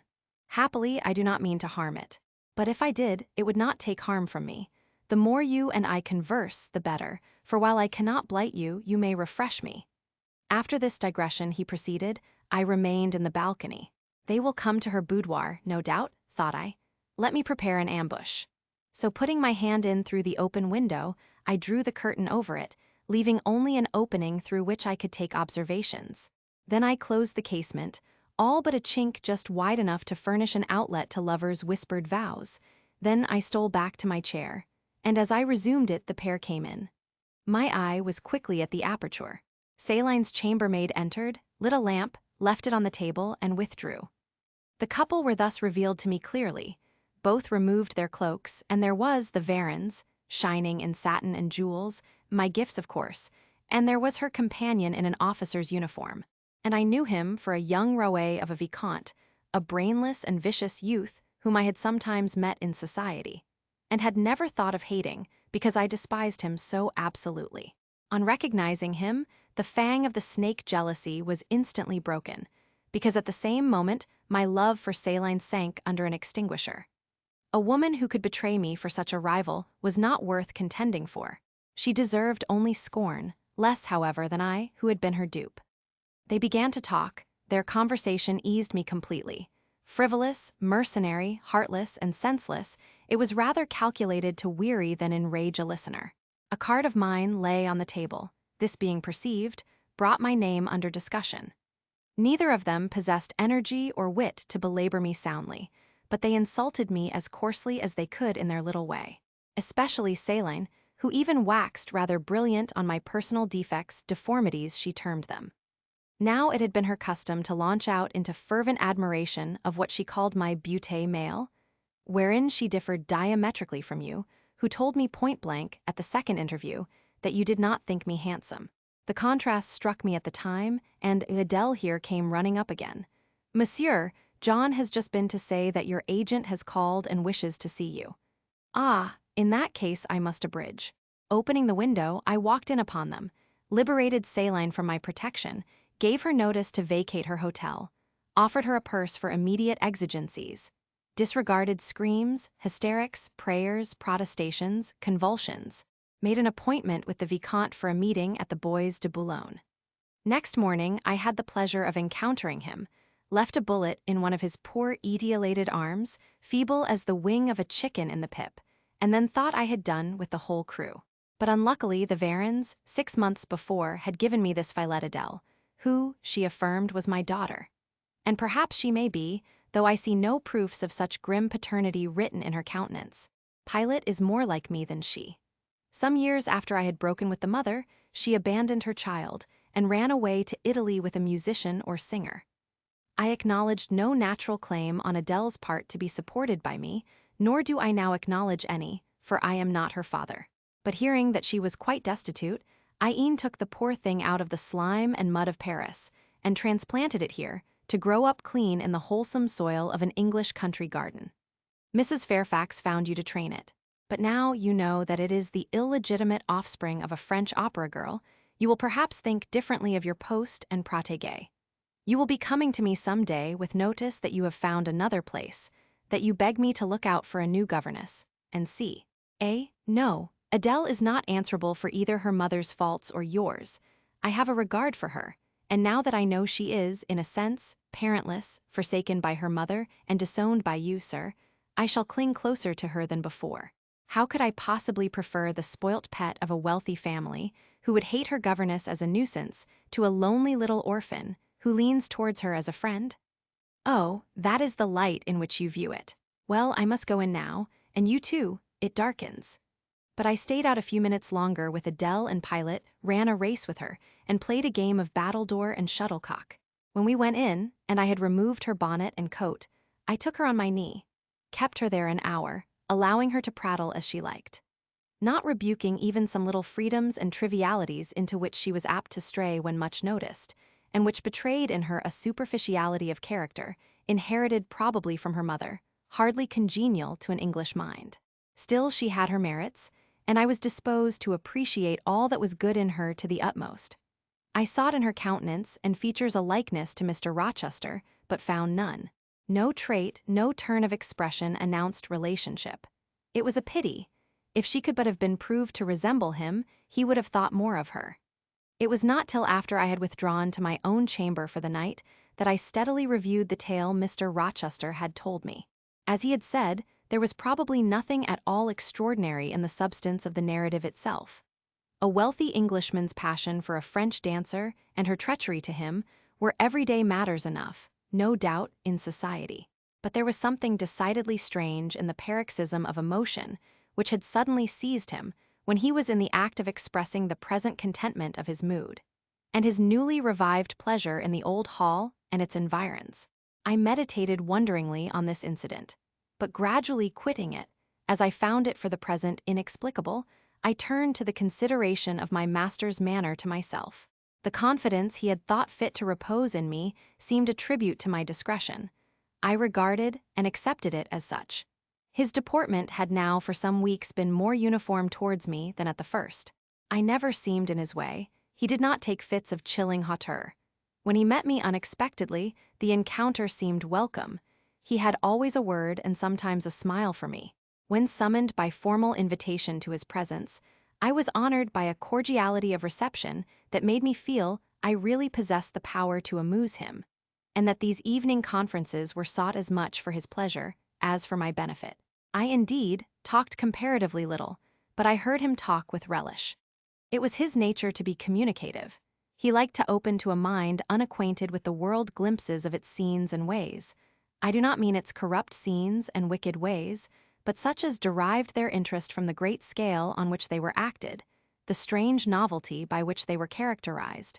And I had a keen delight in receiving the new ideas he offered, in imagining the new pictures he portrayed, and following him in thought through the new regions he disclosed, never startled or troubled by one noxious illusion. The ease of his manner freed me from painful restraint. The friendly frankness, as correct as cordial, with which he treated me, drew me to him. I felt at times as if he were my relation rather than my master. Yet he was imperious sometimes still, but I did not mind that. I saw it was his way. So happy, so gratified did I become with this new interest added to life, that I ceased to pine after kindred.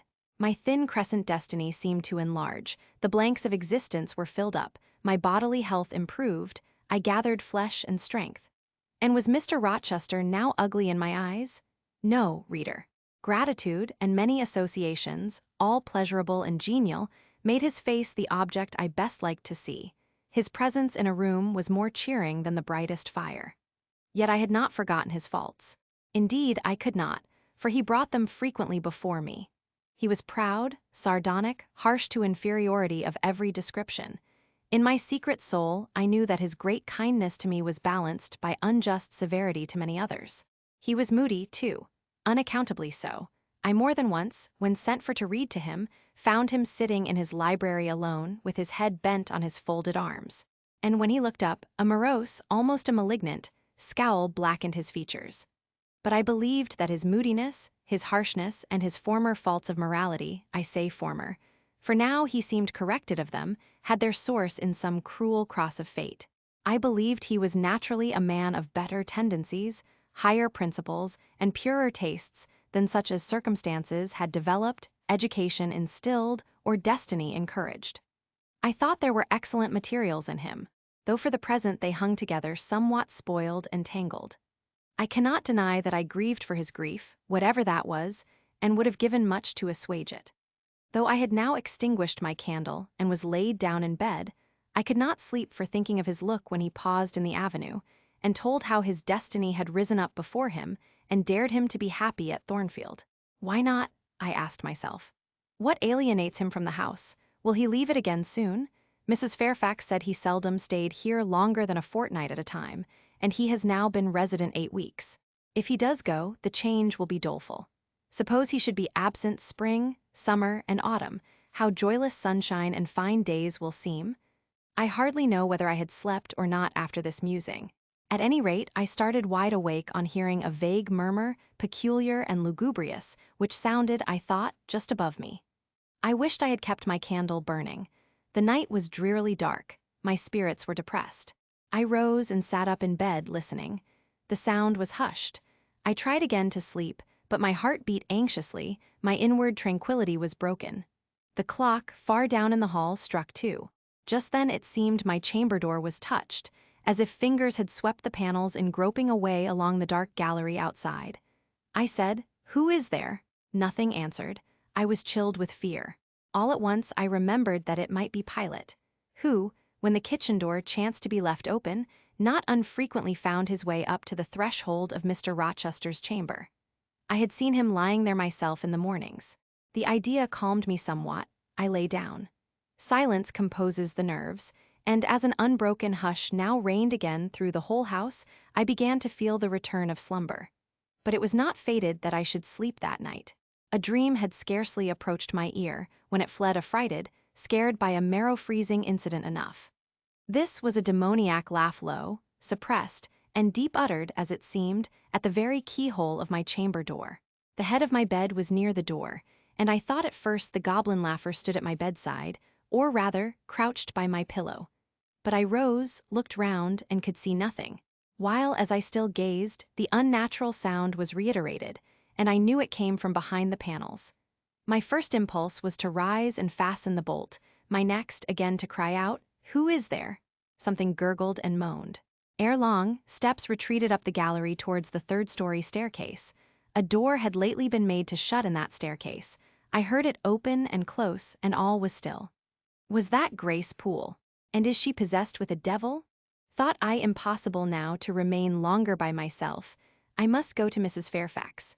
I hurried on my frock and a shawl. I withdrew the bolt and opened the door with a trembling hand. There was a candle burning just outside, and on the matting in the gallery. I was surprised at this circumstance, but still more was I amazed to perceive the air quite dim, as if filled with smoke. And while looking to the right hand and left, to find whence these blue wreaths issued, I became further aware of a strong smell of burning. Something creaked. It was a door ajar. And that door was Mr. Rochester's, and the smoke rushed in a cloud from thence. I thought no more of Mrs. Fairfax. I thought no more of Grace Poole or the laugh. In an instant I was within the chamber. Tongues of flame darted round the bed. The curtains were on fire. In the midst of blaze and vapor, Mr. Rochester lay stretched motionless, in deep sleep. "Wake! Wake!" I cried. I shook him, but he only murmured and turned. The smoke had stupefied him. Not a moment could be lost. The very sheets were kindling. I rushed to his basin and ewer. Fortunately, one was wide and the other deep, and both were filled with water. I heaved them up, deluged the bed and its occupant, flew back to my own room, brought my own water jug, baptized the couch afresh, and by God's aid, succeeded in extinguishing the flames which were devouring it. The hiss of the quenched element, the breakage of a pitcher which I flung from my hand when I had emptied it, and above all, the splash of the shower bath I had liberally bestowed, roused Mr. Rochester at last.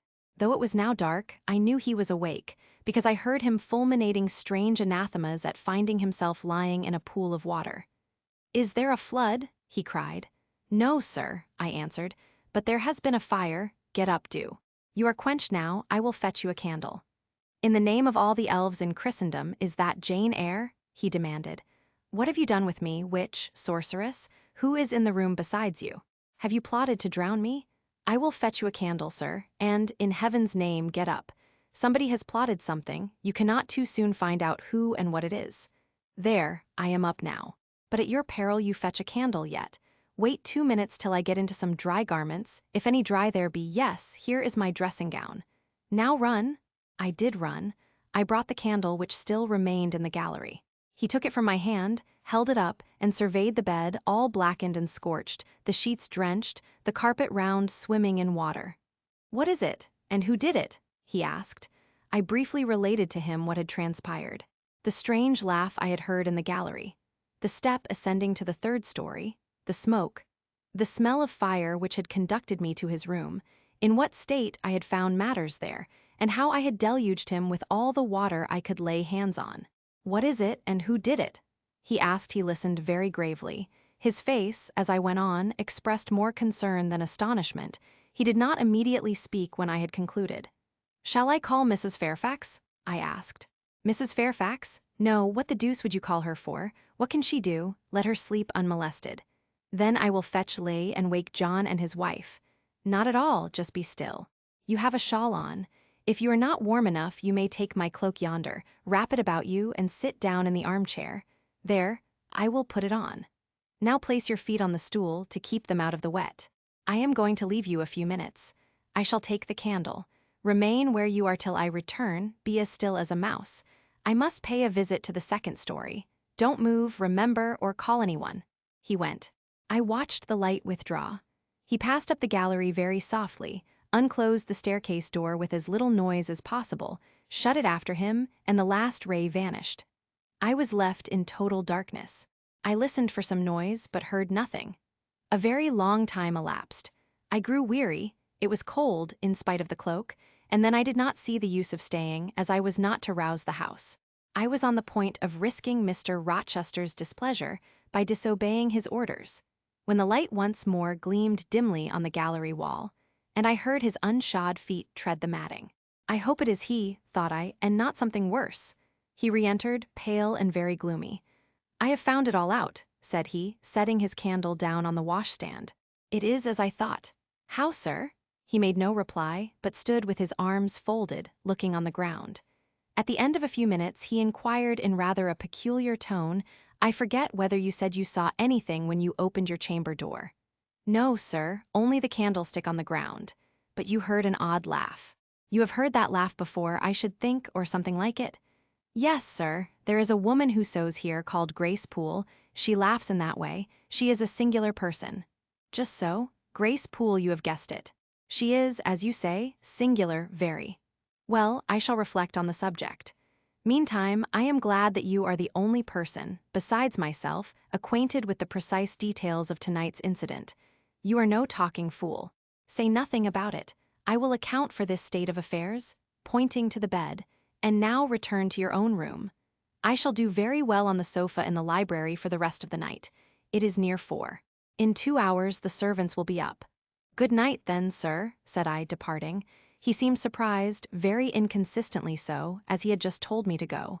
"What?" he exclaimed. "Are you quitting me already, and in that way?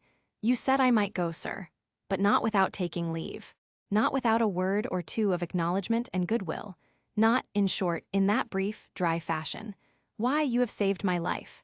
Snatched me from a horrible and excruciating death, and you walk past me as if we were mutual strangers. At least shake hands." He held out his hand. I gave him mine. He took it first in one, then in both his own. "You have saved my life. I have a pleasure in owing you so immense a debt. I cannot say more. Nothing else that has being would have been tolerable to me in the character of creditor for such an obligation. But you, it is different. I feel your benefits no burden, Jane." He paused, gazed at me. Words almost visible trembled on his lips, but his voice was checked. "Good night again, sir. There is no debt, benefit, burden, obligation in the case. I knew, he continued, you would do me good in some way at some time. I saw it in your eyes when I first beheld you. Their expression and smile did not, again he stopped, did not, he proceeded hastily, strike delight to my very inmost heart so for nothing. People talk of natural sympathies. I have heard of good genii, there are grains of truth in the wildest fable. My cherished preserver, good night? Strange energy was in his voice, strange fire in his look. I am glad I happened to be awake, I said, and then I was going. What, you will go? I am cold, sir. Cold, yes, and standing in a pool. Go then, Jane, go. But he still retained my hand, and I could not free it. I bethought myself of an expedient. I think I hear Mrs. Fairfax move, sir, said I. Well, leave me. He relaxed his fingers, and I was gone. I regained my couch, but never thought of sleep. Till morning dawned, I was tossed on a buoyant but unquiet sea, where billows of trouble rolled under surges of joy. I thought sometimes I saw beyond its wild waters a shore, sweet as the hills of Beulah. And now and then a freshening gale, wakened by hope, bore my spirit triumphantly towards the bourne. But I could not reach it. Even in fancy, a counteracting breeze blew off land and continually drove me back. Sense would resist delirium, judgment would warn passion. Too feverish to rest, I rose as soon as day dawned. Chapter 16. I both wished and feared to see Mr. Rochester on the day which followed this sleepless night. I wanted to hear his voice again, yet feared to meet his eye. During the early part of the morning, I momentarily expected his coming. He was not in the frequent habit of entering the schoolroom, but he did step in for a few minutes sometimes, and I had the impression that he was sure to visit it that day. But the morning passed just as usual. Nothing happened to interrupt the quiet course of Adele's studies. Only soon after breakfast, I heard some bustle in the neighborhood of Mr. Rochester's chamber, Mrs. Fairfax's voice, and Lee's, and the cook's, that is, John's wife, and even John's own gruff tones. There were exclamations of what a mercy master was not burnt in his bed. It is always dangerous to keep a candle lit at night. How providential that he had presence of mind to think of the water jug. I wonder he waked nobody. It is to be hoped he will not take cold with sleeping on the library sofa, and see. To much confabulation succeeded a sound of scrubbing and setting to rights. And when I passed the room, in going downstairs to dinner, I saw through the open door that all was again restored to complete order. Only the bed was stripped of its hangings. Lee stood up in the window seat, rubbing the panes of glass dimmed with smoke. I was about to address her, for I wished to know what account had been given of the affair. But on advancing, I saw a second person in the chamber, a woman sitting on a chair by the bedside and sewing rings to new curtains. That woman was no other than Grace Poole. There she sat, staid and taciturn-looking, as usual in her brown stuff gown, her check apron, white handkerchief, and cap. She was intent on her work, in which her whole thoughts seemed absorbed. On her hard forehead, and in her commonplace features, was nothing either of the paleness or desperation one would have expected to see marking the countenance of a woman who had attempted murder, and whose intended victim had followed her last night to her lair, and, as I believed, charged her with the crime she wished to perpetrate.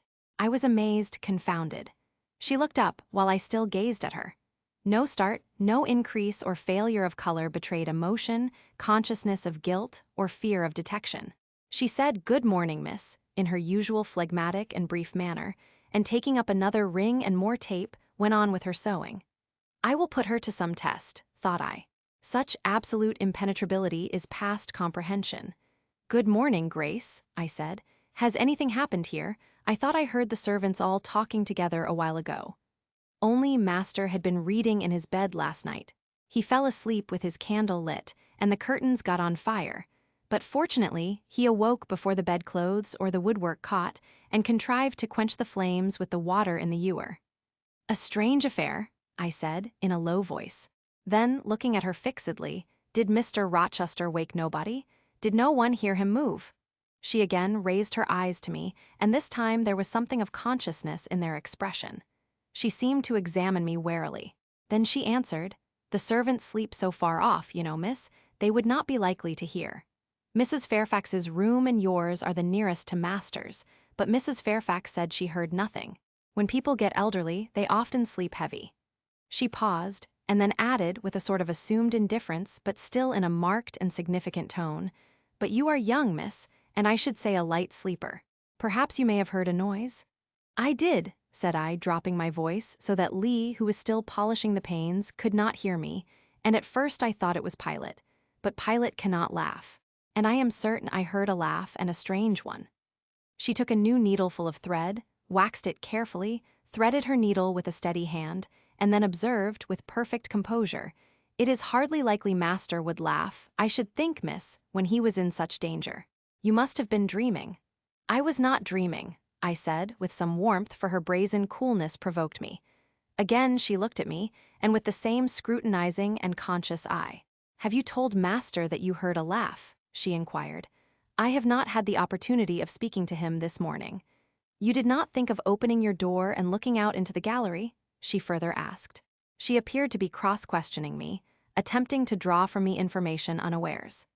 The idea struck me that if she discovered I knew or suspected her guilt, she would be playing of some of her malignant pranks on me. I thought it advisable to be on my guard. "On the contrary," said I bolted my door. "Then you are not in the habit of bolting your door every night before you get into bed? Fiend! She wants to know my habits that she may lay her plans accordingly." Indignation again prevailed over prudence. I replied sharply, "Hitherto I have often omitted to fasten the bolt. I did not think it necessary.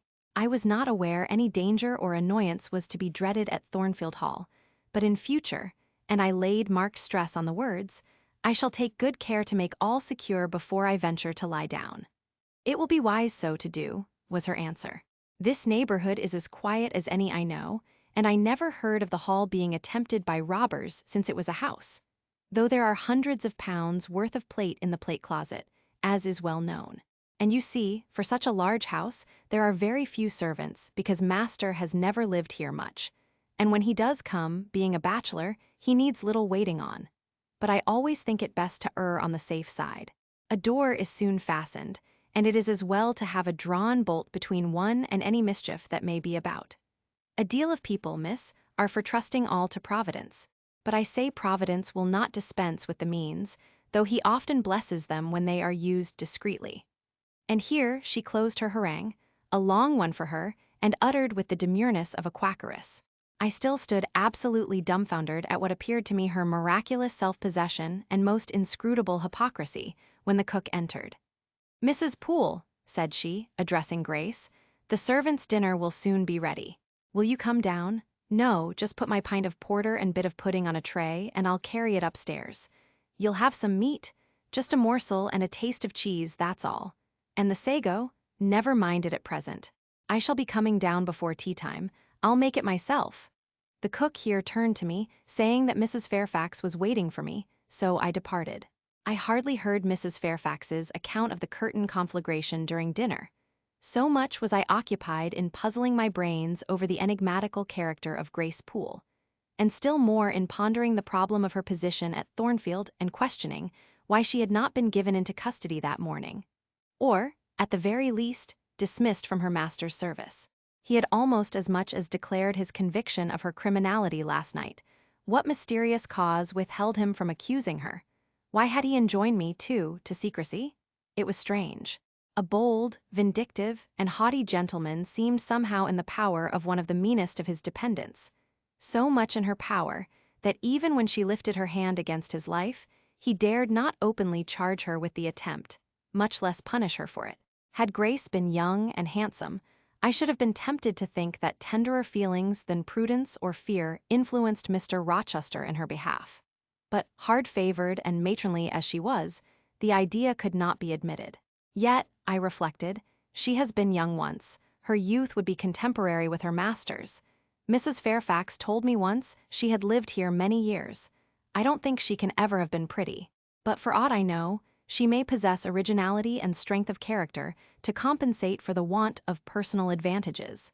Mr. Rochester is an amateur of the decided and eccentric. Grace is eccentric at least.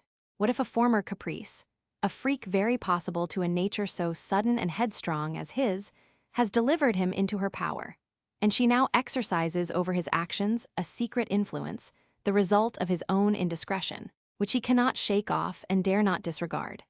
But having reached this point of conjecture, Mrs. Poole's square, flat figure and uncomely, dry, even coarse face recurred so distinctly to my mind's eye that I thought, no. Impossible, my supposition cannot be correct. Yet, suggested the secret voice which talks to us in our own hearts, you are not beautiful either, and perhaps Mr. Rochester approves you. At any rate, you have often felt as if he did, and last night, remember his words, remember his look, remember his voice. I well remembered all. Language, glance, and tone seemed at the moment vividly renewed. I was now in the schoolroom. Adele was drawing. I bent over her and directed her pencil. She looked up with a sort of start. "Qu'avez-vous, mademoiselle?" said she. "Vos doigues tremblent comme la fuel, et vos joues sont rouges. Mais rouges comme des cerises. I am hot, Adele, with stooping." She went on sketching. I went on thinking. I hastened to drive from my mind the hateful notion I had been conceiving respecting Grace Poole. It disgusted me. I compared myself with her, and found we were different. Bessie Levin had said I was quite a lady, and she spoke truth. I was a lady. And now I looked much better than I did when Bessie saw me. I had more color and more flesh, more life, more vivacity, because I had brighter hopes and keener enjoyments. "Evening approaches," said I, as I looked towards the window. "I have never heard Mr. Rochester's voice or step in the house today, but surely I shall see him before night. I feared the meeting in the morning. Now I desire it, because expectation has been so long baffled that it is grown impatient." When dusk actually closed, and when Adele left me to go and play in the nursery with Sophie, I did most keenly desire it. I listened for the bell to ring below. I listened for Lee coming up with a message. I fancied sometimes I heard Mr. Rochester's own tread, and I turned to the door, expecting it to open and admit him. The door remained shut. Darkness only came in through the window. Still it was not late. He often sent for me at 7 and 8 o'clock, and it was yet but 6. Surely I should not be wholly disappointed tonight, when I had so many things to say to him. I wanted again to introduce the subject of Grace Poole, and to hear what he would answer. I wanted to ask him plainly if he really believed it was she who had made last night's hideous attempt, and if so, why he kept her wickedness a secret. It little mattered whether my curiosity irritated him. I knew the pleasure of vexing and soothing him by turns. It was one I chiefly delighted in, and a sure instinct always prevented me from going too far. Beyond the verge of provocation I never ventured. On the extreme brink I liked well to try my skill. Retaining every minute form of respect, every propriety of my station, I could still meet him in argument without fear or uneasy restraint. This suited both him and me. A tread creaked on the stairs at last. Lee made her appearance, but it was only to intimate that tea was ready in Mrs. Fairfax's room. Thither I repaired, glad at least to go downstairs, for that brought me, I imagined, nearer to Mr. Rochester's presence. "You must want your tea," said the good lady as I joined her. "You ate so little at dinner. I am afraid," she continued, "you are not well today. You look flushed and feverish." "Oh, quite well, I never felt better." "Then you must prove it by evincing a good appetite. Will you fill the teapot while I knit off this needle?" Having completed her task, she rose to draw down the blind, which she had hitherto kept up, by way, I suppose, of making the most of daylight, though dusk was now fast deepening into total obscurity. "It is fair tonight," said she, as she looked through the panes, "though not starlight.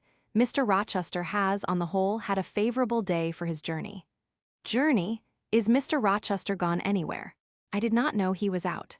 "Oh, he set off the moment he had breakfasted. He is gone to the Lees, Mr. Eshton's place, 10 miles on the other side Millcote. I believe there is quite a party assembled there. Lord Ingram, Sir George Lynn, Colonel Dent, and others. Do you expect him back tonight?" "No, nor tomorrow either. I should think he is very likely to stay a week or more. When these fine, fashionable people get together, they are so surrounded by elegance and gaiety, so well provided with all that can please and entertain, they are in no hurry to separate. Gentlemen especially are often in request on such occasions, and Mr. Rochester is so talented and so lively in society that I believe he is a general favorite. The ladies are very fond of him, though you would not think his appearance calculated to recommend him particularly in their eyes. But I suppose his acquirements and abilities, perhaps his wealth and good blood, make amends for any little fault of look. Are there ladies at the Lees? There are Mrs. Eshton and her 3 daughters, very elegant young ladies indeed. And there are the Honorable Blanche and Mary Ingram, most beautiful women, I suppose. Indeed, I have seen Blanche, 6 or 7 years since, when she was a girl of 18. She came here to a Christmas ball and party Mr. Rochester gave. You should have seen the dining room that day. How richly it was decorated, how brilliantly lit up. I should think there were 50 ladies and gentlemen present, all of the first county families. And Miss Ingram was considered the belle of the evening. You saw her, you say, Mrs. Fairfax. What was she like? Yes, I saw her. The dining room doors were thrown open, and, as it was Christmas time, the servants were allowed to assemble in the hall, to hear some of the ladies sing and play. Mr. Rochester would have me to come in, and I sat down in a quiet corner and watched them. I never saw a more splendid scene. The ladies were magnificently dressed. Most of them, at least most of the younger ones, looked handsome, but Miss Ingram was certainly the queen. And what was she like? Tall, fine bust, sloping shoulders, long, graceful neck, olive complexion, dark and clear, noble features, eyes rather like Mr. Rochester's, large and black and as brilliant as her jewels. And then she had such a fine head of hair, raven black and so becomingly arranged. A crown of thick plaits behind, and in front the longest, the glossiest curls I ever saw. She was dressed in pure white. An amber-colored scarf was passed over her shoulder and across her breast, tied at the side, and descending in long, fringed ends below her knee. She wore an amber-colored flower, too, in her hair. It contrasted well with the jetty mass of her curls. She was greatly admired, of course. Yes, indeed, and not only for her beauty, but for her accomplishments. She was one of the ladies who sang. A gentleman accompanied her on the piano. She and Mr. Rochester sang a duet. Mr. Rochester? I was not aware he could sing. Oh, he has a fine bass voice and an excellent taste for music. And Miss Ingram. What sort of a voice had she? A very rich and powerful one. She sang delightfully. It was a treat to listen to her. And she played afterwards. I am no judge of music, but Mr. Rochester is. And I heard him say her execution was remarkably good. And this beautiful and accomplished lady, she is not yet married? It appears not. I fancy neither she nor her sister have very large fortunes. Old Lord Ingram's estates were chiefly entailed, and the eldest son came in for everything almost. But I wonder no wealthy nobleman or gentleman has taken a fancy to her. Mr. Rochester, for instance. He is rich, is he not? Oh, yes, but you see there is a considerable difference in age. Mr. Rochester is nearly 40, she is but 25. What of that? More unequal matches are made every day. True. Yet I should scarcely fancy Mr. Rochester would entertain an idea of the sort. But you eat nothing. You have scarcely tasted since you began tea. No, I am too thirsty to eat. Will you let me have another cup? I was about again to revert to the probability of a union between Mr. Rochester and the beautiful Blanche. But Adele came in, and the conversation was turned into another channel.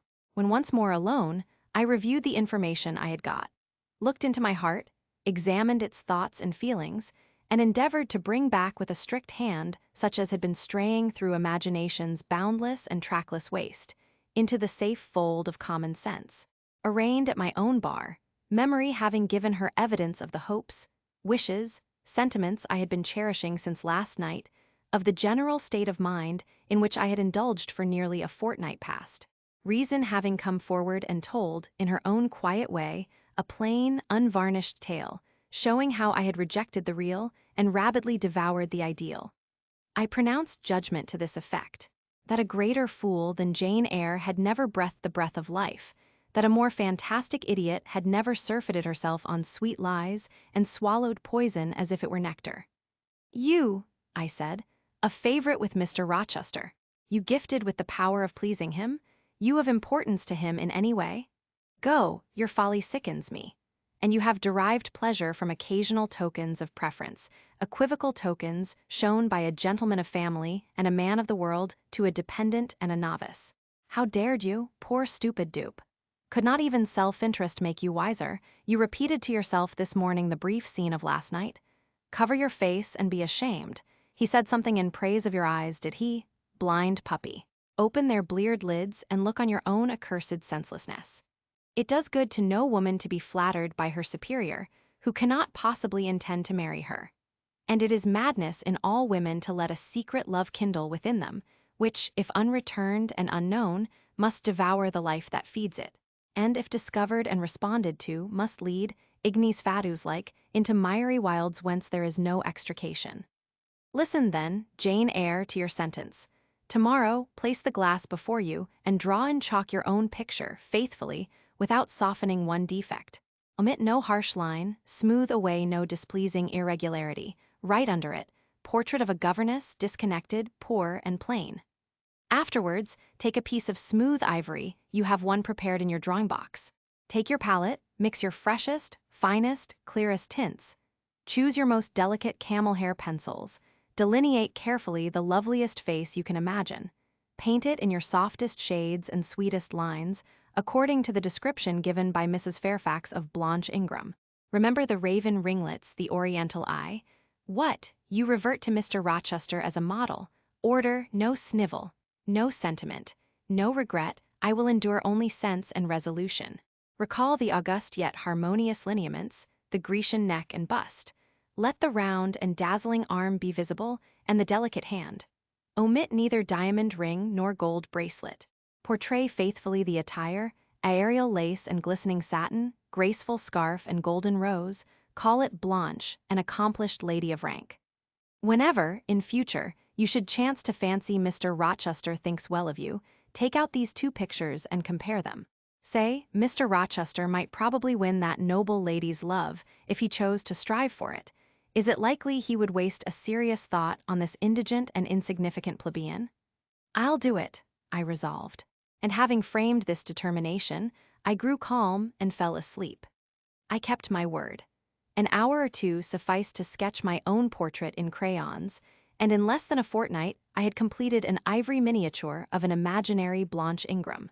It looked a lovely face enough, and when compared with the real head in chalk, the contrast was as great as self-control could desire.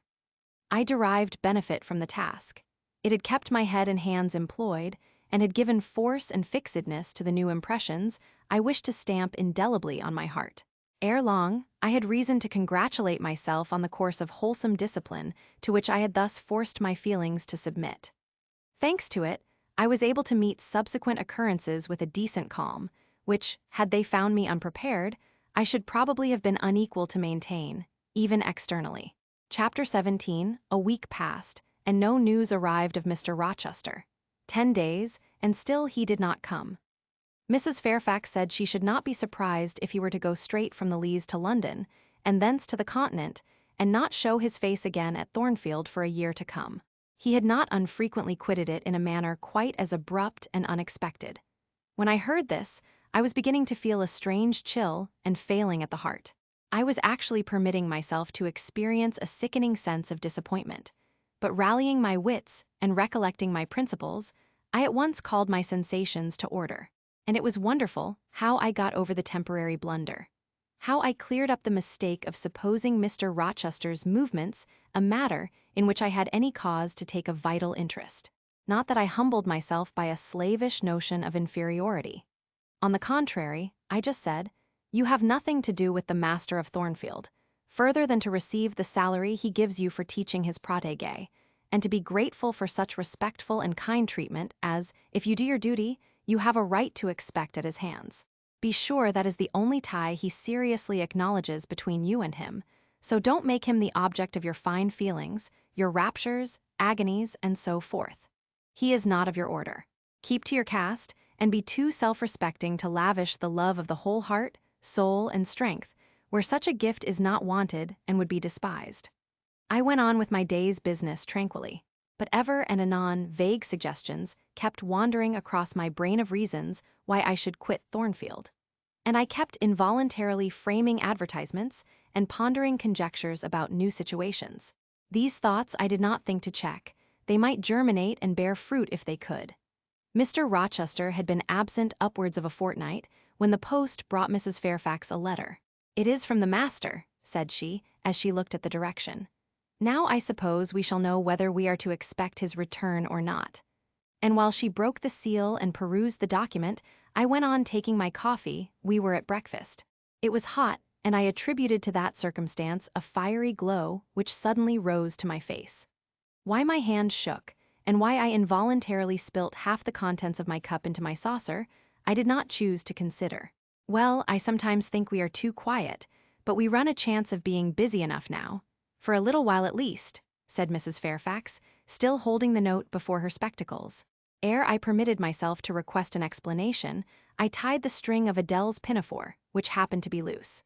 Having helped her also to another bun and refilled her mug with milk, I said, nonchalantly, "Mr. Rochester is not likely to return soon, I suppose?"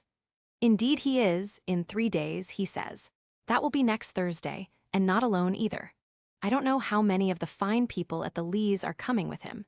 He sends directions for all the best bedrooms to be prepared, and the library and drawing rooms are to be cleaned out. I am to get more kitchen hands from the Georgian, at Millcote, and from wherever else I can, and the ladies will bring their maids and the gentlemen their valets, so we shall have a full house of it." And Mrs. Fairfax swallowed her breakfast and hastened away to commence operations. The 3 days were, as she had foretold, busy enough. I had thought all the rooms at Thornfield beautifully clean and well arranged, but it appears I was mistaken. 3 women were got to help, and such scrubbing, such brushing, such washing of paint and beating of carpets, such taking down and putting up of pictures, such polishing of mirrors and lustres, such lighting of fires in bedrooms, such airing of sheets and featherbeds on hearths, I never beheld either before or since. Adele ran quite wild in the midst of it. The preparations for company and the prospect of their arrival seemed to throw her into ecstasies. She would have Sophie to look over all her toilettes, as she called frocks, to furbish up any that were passés, and to air and arrange the new. For herself, she did nothing but caper about in the front chambers, jump on and off the bedsteads, and lie on the mattresses and piled up bolsters and pillows before the enormous fires roaring in the chimneys. From school duties she was exonerated. Mrs. Fairfax had pressed me into her service, and I was all day in the storeroom, helping or hindering her and the cook, learning to make custards and cheesecakes and French pastry, to truss game and garnish dessert dishes. The party were expected to arrive on Thursday afternoon, in time for dinner at 6. During the intervening period, I had no time to nurse chimeras, and I believe I was as active and gay as anybody, Adele excepted. Still, now and then, I received a damping check to my cheerfulness, and was, in spite of myself, thrown back on the region of doubts and portents and dark conjectures. This was when I chanced to see the third-story staircase door, which of late had always been kept locked, open slowly, and give passage to the form of Grace Poole, in prim cap, white apron, and handkerchief. When I watched her glide along the gallery, her quiet tread muffled in a list slipper, when I saw her look into the bustling, topsy-turvy bedrooms, just say a word, perhaps, to the charwoman about the proper way to polish a grate, or clean a marble mantelpiece, or take stains from papered walls, and then pass on. She would thus descend to the kitchen once a day, eat her dinner, smoke a moderate pipe on the hearth, and go back, carrying her pot of porter with her for her private solace in her own gloomy upper haunt. Only 1 hour in the 24 did she pass with her fellow servants below. All the rest of her time was spent in some low-ceiled, oaken chamber of the second story. There she sat and sewed, and probably laughed drearily to herself, as companionless as a prisoner in his dungeon. The strangest thing of all was that not a soul in the house, except me, noticed her habits or seemed to marvel at them. No one discussed her position or employment. No one pitied her solitude or isolation. I once, indeed, overheard part of a dialogue between Lee and one of the charwomen, of which Grace formed the subject. Lee had been saying something I had not caught, and the charwoman remarked, "She gets good wages, I guess." "Yes," said Lee, "I wish I had as good, not that mine are to complain of, there's no stinginess at Thornfield, but they're not 1/5 of the sum Mrs. Poole receives. And she is laying by, she goes every quarter to the bank at Millcote. I should not wonder, but she has saved enough to keep her independent if she liked to leave. But I suppose she's got used to the place, and then she's not 40 yet, and strong and able for anything. It is too soon for her to give up business." "She is a good hand, I dare say," said the charwoman. "Ah, she understands what she has to do, nobody better," rejoined Lee significantly, "and it is not every one could fill her shoes, not for all the money she gets. "That it is not," was the reply. I wonder whether the master, the charwoman, was going on, but here Lee turned and perceived me, and she instantly gave her companion a nudge. "Doesn't she know?" I heard the woman whisper. Lee shook her head, and the conversation was of course dropped. All I had gathered from it amounted to this, that there was a mystery at Thornfield, and that from participation in that mystery I was purposely excluded. Thursday came. All work had been completed the previous evening. Carpets were laid down, bed hangings festooned, radiant white counterpanes spread, toilet tables arranged, furniture rubbed, flowers piled in vases. Both chambers and saloons looked as fresh and bright as hands could make them. The hall, too, was scoured, and the great carved clock, as well as the steps and banisters of the staircase, were polished to the brightness of glass. In the dining room, the sideboard flashed resplendent with plate. In the drawing room and boudoir, vases of exotics bloomed on all sides. Afternoon arrived. Mrs. Fairfax assumed her best black satin gown, her gloves, and her gold watch. For it was her part to receive the company, to conduct the ladies to their rooms, and see Adele, too, would be dressed. Though I thought she had little chance of being introduced to the party that day at least. However, to please her, I allowed Sophie to apparel her in one of her short, full muslin frocks. For myself, I had no need to make any change. I should not be called upon to quit my sanctum of the schoolroom, for a sanctum it was now become to me, a very pleasant refuge in time of trouble. It had been a mild, serene spring day, one of those days which, towards the end of March or the beginning of April, rise shining over the earth as heralds of summer. It was drawing to an end now, but the evening was even warm, and I sat at work in the schoolroom with the window open. "It gets late," said Mrs. Fairfax, entering in rustling state. "I am glad I ordered dinner an hour after the time Mr. Rochester mentioned, for it is past 6 now.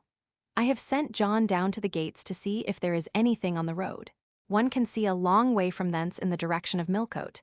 She went to the window. "Here he is," said she. "Well, John," leaning out, "any news?" "They're coming, ma'am," was the answer. "They'll be here in 10 minutes." Adele flew to the window. I followed, taking care to stand on one side, so that, screened by the curtain, I could see without being seen. The 10 minutes John had given seemed very long, but at last wheels were heard. 4 equestrians galloped up the drive, and after them came 2 open carriages. Fluttering veils and waving plumes filled the vehicles. 2 of the cavaliers were young, dashing-looking gentlemen. The third was Mr. Rochester, on his black horse, Messer, pilot bounding before him. At his side rode a lady, and he and she were the first of the party. Her purple riding habit almost swept the ground, her veil streamed long on the breeze. Mingling with its transparent folds, and gleaming through them, shone rich raven ringlets. "Miss Ingram!" exclaimed Mrs. Fairfax, and away she hurried to her post below. The cavalcade, following the sweep of the drive, quickly turned the angle of the house, and I lost sight of it. Adele now petitioned to go down, but I took her on my knee, and gave her to understand that she must not on any account think of venturing in sight of the ladies, either now or at any other time, unless expressly sent for. That Mr. Rochester would be very angry, and see, some natural tears she shed on being told this, but as I began to look very grave, she consented at last to wipe them. A joyous stir was now audible in the hall. Gentlemen's deep tones and ladies' silvery accents blent harmoniously together, and distinguishable above all, though not loud, was the sonorous voice of the master of Thornfield Hall, welcoming his fair and gallant guests under its roof. Then light steps ascended the stairs, and there was a tripping through the gallery, and soft cheerful laughs, and opening and closing doors, and for a time a hush. "Elles changeant de toilettes," said Adele, who, listening attentively, had followed every movement, and she sighed. "Chez mammon," said she, "quand il y avait du monde, je le suivais partout, au salon et à leurs chambers. Souvent je regardais les femmes de chambre coiffer, et habiler les dames, et c'etait si amusant, comme cela en apprend. Don't you feel hungry, Adele?" "Mais oui, mademoiselle. Voilà 5 ou 6 heures que nous en avons pas mangé." "Well now, while the ladies are in their rooms, I will venture down and get you something to eat." And issuing from my asylum with precaution, I sought a back stairs which conducted directly to the kitchen. All in that region was fire and commotion. The soup and fish were in the last stage of projection, and the cook hung over her crucibles in a frame of mind and body threatening spontaneous combustion. In the servants' hall 2 coachmen and 3 gentlemen's gentlemen stood or sat round the fire. The Abigails, I suppose, were upstairs with their mistresses. The new servants, that had been hired from Millcote, were bustling about everywhere. Threading this chaos, I at last reached the larder. There I took possession of a cold chicken, a roll of bread, some tarts, a plate or 2, and a knife and fork. With this booty I made a hasty retreat. I had regained the gallery, and was just shutting the back door behind me, when an accelerated hum warned me that the ladies were about to issue from their chambers. I could not proceed to the schoolroom without passing some of their doors, and running the risk of being surprised with my cargo of victuallage. So I stood still at this end, which, being windowless, was dark, quite dark now, for the sun was set and twilight gathering. Presently the chambers gave up their fair tenants one after another. Each came out gaily and airily, with dress that gleamed lustrous through the dusk. For a moment they stood grouped together at the other extremity of the gallery, conversing in a key of sweet, subdued vivacity. They then descended the staircase almost as noiselessly as a bright mist rolls down a hill. Their collective appearance had left on me an impression of high-born elegance, such as I had never before received. I found Adele peeping through the schoolroom door, which she held ajar. "What beautiful ladies!" cried she in English. "Oh, I wish I might go to them. Do you think Mr. Rochester will send for us by and by, after dinner?" "No, indeed, I don't. Mr. Rochester has something else to think about. Never mind the ladies tonight. Perhaps you will see them tomorrow. Here is your dinner." She was really hungry, so the chicken and tarts served to divert her attention for a time. It was well I secured this forage, or both she, I, and Sophie, to whom I conveyed a share of our repast, would have run a chance of getting no dinner at all. Every one downstairs was too much engaged to think of us. The dessert was not carried out till after 9, and at 10 footmen were still running to and fro with trays and coffee cups. I allowed Adele to sit up much later than usual, for she declared she could not possibly go to sleep while the doors kept opening and shutting below, and people bustling about. Besides, she added, a message might possibly come from Mr. Rochester when she was undressed. Et alors quel dommage? I told her stories as long as she would listen to them, and then for a change I took her out into the gallery. The hall lamp was now lit, and it amused her to look over the balustrade and watch the servants passing backwards and forwards. When the evening was far advanced, a sound of music issued from the drawing-room, whither the piano had been removed. Adele and I sat down on the top step of the stairs to listen. Presently a voice blent with the rich tones of the instrument. It was a lady who sang, and very sweet her notes were. The solo over, a duet followed, and then a glee, a joyous conversational murmur filled up the intervals. I listened long. Suddenly, I discovered that my ear was wholly intent on analyzing the mingled sounds, and trying to discriminate amidst the confusion of accents those of Mr. Rochester. And when it caught them, which it soon did, it found a further task in framing the tones, rendered by distance inarticulate, into words. The clock struck 11. I looked at Adele, whose head leant against my shoulder. Her eyes were waxing heavy, so I took her up in my arms and carried her off to bed. It was near 1 before the gentlemen and ladies sought their chambers. The next day was as fine as its predecessor. It was devoted by the party to an excursion to some site in the neighborhood. They set out early in the forenoon, some on horseback, the rest in carriages.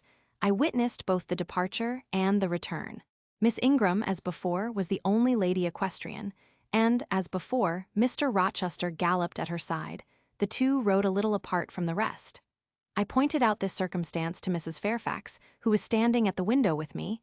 "You said it was not likely they should think of being married," said I, "but you see Mr. Rochester evidently prefers her to any of the other ladies." "Yes, I dare say. No doubt he admires her." "And she him," I added. "Look how she leans her head towards him as if she were conversing confidentially. I wish I could see her face. I have never had a glimpse of it yet." "You will see her this evening," answered Mrs. Fairfax. I happened to remark to Mr. Rochester how much Adele wished to be introduced to the ladies, and he said, "Oh, let her come into the drawing-room after dinner, and request Miss Eyre to accompany her." "Yes, he said that from mere politeness. I need not go, I am sure," I answered. "Well, I observed to him that as you were unused to company, I did not think you would like appearing before so gay a party, all strangers." And he replied in his quick way, "Nonsense.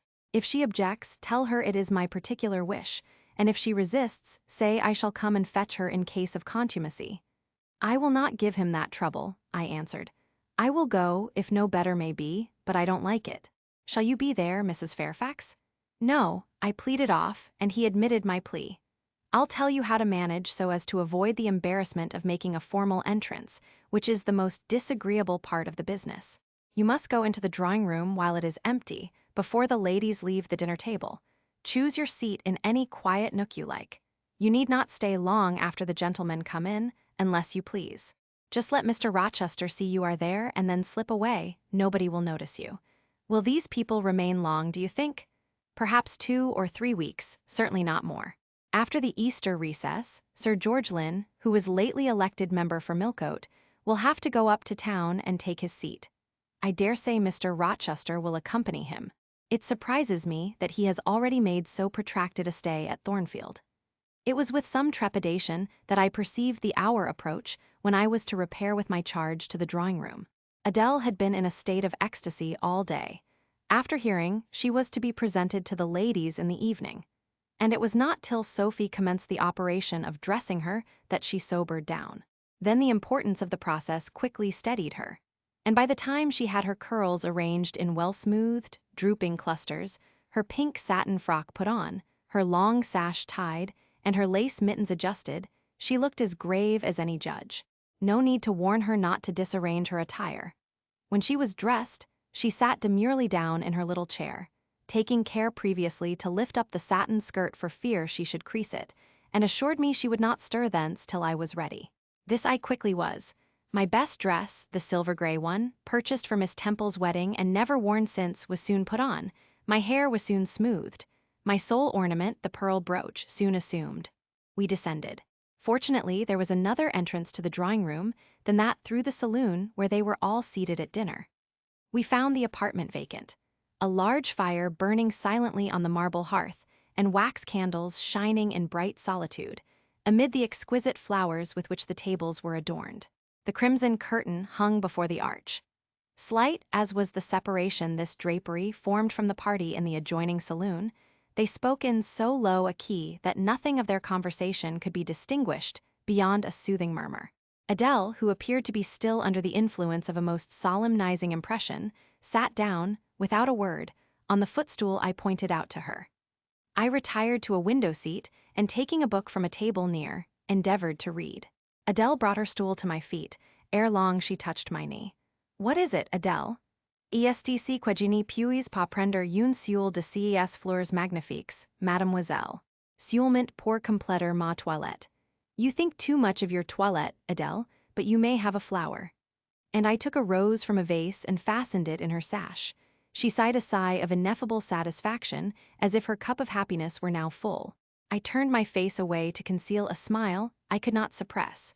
There was something ludicrous as well as painful in the little Parisienne's earnest and innate devotion to matters of dress. A soft sound of rising now became audible. The curtain was swept back from the arch. Through it appeared the dining-room, with its lit luster pouring down light on the silver and glass of a magnificent dessert service covering a long table. A band of ladies stood in the opening. They entered, and the curtain fell behind them. There were but 8, yet somehow as they flocked in, they gave the impression of a much larger number. Some of them were very tall, many were dressed in white, and all had a sweeping amplitude of array that seemed to magnify their persons as a mist magnifies the moon. I rose and curtsied to them. 1 or 2 bent their heads in return, the others only stared at me. They dispersed about the room, reminding me, by the lightness and buoyancy of their movements, of a flock of white plumy birds. Some of them threw themselves in half-reclining positions on the sofas and ottomans. Some bent over the tables and examined the flowers and books. The rest gathered in a group round the fire. All talked in a low but clear tone which seemed habitual to them. I knew their names afterwards, and may as well mention them now. First, there was Mrs. Eshton and 2 of her daughters. She had evidently been a handsome woman, and was well preserved still. Of her daughters, the eldest, Amy, was rather little, naive and childlike in face and manner, and piquant in form. Her white muslin dress and blue sash became her well. The second, Louisa, was taller and more elegant in figure, with a very pretty face, of that order the French term minois chiffonné. Both sisters were fair as lilies. Lady Lynn was a large and stout personage of about 40, very erect, very haughty-looking, richly dressed in a satin robe of changeful sheen. Her dark hair shone glossily under the shade of an azure plume, and within the circlet of a band of gems. Mrs. Colonel Dent was less showy, but I thought more ladylike. She had a slight figure, a pale, gentle face and fair hair. Her black satin dress, her scarf of rich foreign lace, and her pearl ornaments pleased me better than the rainbow radiance of the titled dame. But the three most distinguished partly, perhaps, because the tallest figures of the band were the Dowager Lady Ingram and her daughters, Blanche and Mary. They were all three of the loftiest stature of women. The dowager might be between 40 and 50. Her shape was still fine, her hair, by candlelight at least, still black. Her teeth, too, were still apparently perfect. Most people would have termed her a splendid woman of her age. And so she was, no doubt, physically speaking. But then there was an expression of almost insupportable haughtiness in her bearing and countenance. She had Roman features and a double chin, disappearing into a throat like a pillar. These features appeared to me not only inflated and darkened, but even furrowed with pride. And the chin was sustained by the same principle, in a position of almost preternatural erectness. She had, likewise, a fierce and a hard eye. It reminded me of Mrs. Reed's. She mouthed her words in speaking. Her voice was deep, its inflections very pompous, very dogmatical, very intolerable, in short. A crimson velvet robe and a shawl turban of some gold-wrought Indian fabric invested her, I suppose she thought, with a truly imperial dignity. Blanche and Mary were of equal stature, straight and tall as poplars. Mary was too slim for her height, but Blanche was molded like a Diane. I regarded her, of course, with special interest. First, I wished to see whether her appearance accorded with Mrs. Fairfax's description. Secondly, whether it at all resembled the fancy miniature I had painted of her. And thirdly, it will out, whether it were such as I should fancy likely to suit Mr. Rochester's taste. As far as person went, she answered point for point, both to my picture and Mrs. Fairfax's description. The noble bust, the sloping shoulders, the graceful neck, the dark eyes and black ringlets were all there. But her face was like her mother's, a youthful unfurrowed likeness. The same low brow, the same high features, the same pride. It was not, however, so saturnine a pride. She laughed continually, her laugh was satirical, and so was the habitual expression of her arched and haughty lip. Genius is said to be self-conscious. I cannot tell whether Miss Ingram was a genius, but she was self-conscious, remarkably self-conscious indeed. She entered into a discourse on botany with the gentle Mrs. Dent. It seemed Mrs. Dent had not studied that science, though, as she said, she liked flowers, especially wild ones, Miss Ingram had, and she ran over its vocabulary with an air. I presently perceived she was what is vernacularly termed trailing Mrs. Dent. That is, playing on her ignorance. Her trail might be clever, but it was decidedly not good-natured. She played, her execution was brilliant. She sang, her voice was fine, she talked French apart to her mamma. And she talked it well, with fluency and with a good accent. Mary had a milder and more open countenance than Blanche, softer features too, and a skin some shades fairer. Miss Ingram was dark as a Spaniard, but Mary was deficient in life. Her face lacked expression, her eye luster. She had nothing to say, and having once taken her seat, remained fixed like a statue in its niche. The sisters were both attired in spotless white. And did I now think Miss Ingram such a choice as Mr. Rochester would be likely to make? I could not tell. I did not know his taste in female beauty. If he liked the majestic, she was the very type of majesty. Then she was accomplished, sprightly. Most gentlemen would admire her, I thought, and that he did admire her, I already seemed to have obtained proof. To remove the last shade of doubt, it remained but to see them together. You are not to suppose, reader, that Adele has all this time been sitting motionless on the stool at my feet. No.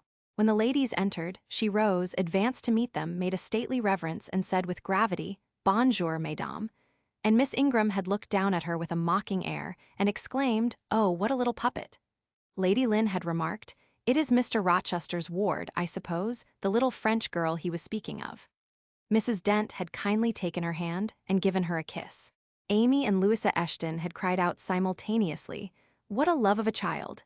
And then they had called her to a sofa, where she now sat, ensconced between them, chattering alternately in French and broken English, absorbing not only the young lady's attention, but that of Mrs. Eshton and Lady Lynn, and getting spoilt to her heart's content. At last coffee is brought in, and the gentlemen are summoned. I sit in the shade, if any shade there be in this brilliantly lit apartment. The window curtain half hides me. Again the arch yawns, they come. The collective appearance of the gentlemen, like that of the ladies, is very imposing. They are all costumed in black. Most of them are tall, some young. Henry and Frederick Lynn are very dashing sparks indeed, and Colonel Dent is a fine soldierly man. Mr. Eshton, the magistrate of the district, is gentlemanlike.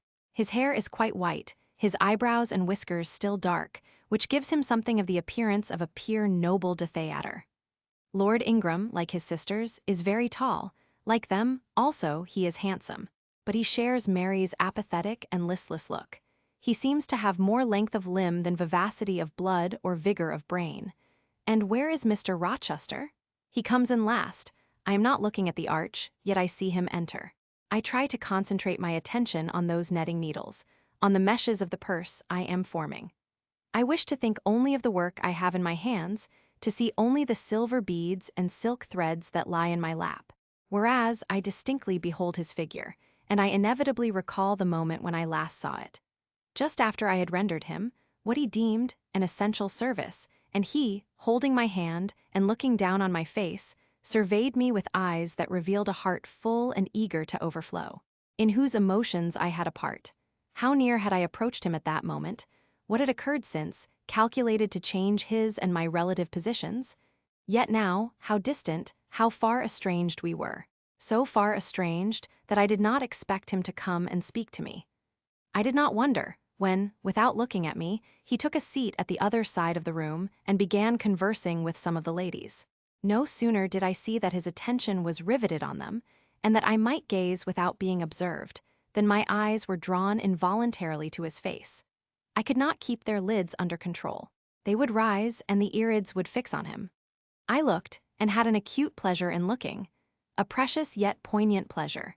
Pure gold, with a steely point of agony. A pleasure like what the thirst-perishing man might feel who knows the well to which he has crept is poisoned, yet stoops and drinks divine draughts nevertheless. Most true is it that beauty is in the eye of the gazer. My master's colorless, olive face, square, massive brow, broad and jetty eyebrows, deep eyes, strong features, firm, grim mouth, all energy, decision, will were not beautiful, according to rule. But they were more than beautiful to me. They were full of an interest, an influence that quite mastered me, that took my feelings from my own power and fettered them in his. I had not intended to love him.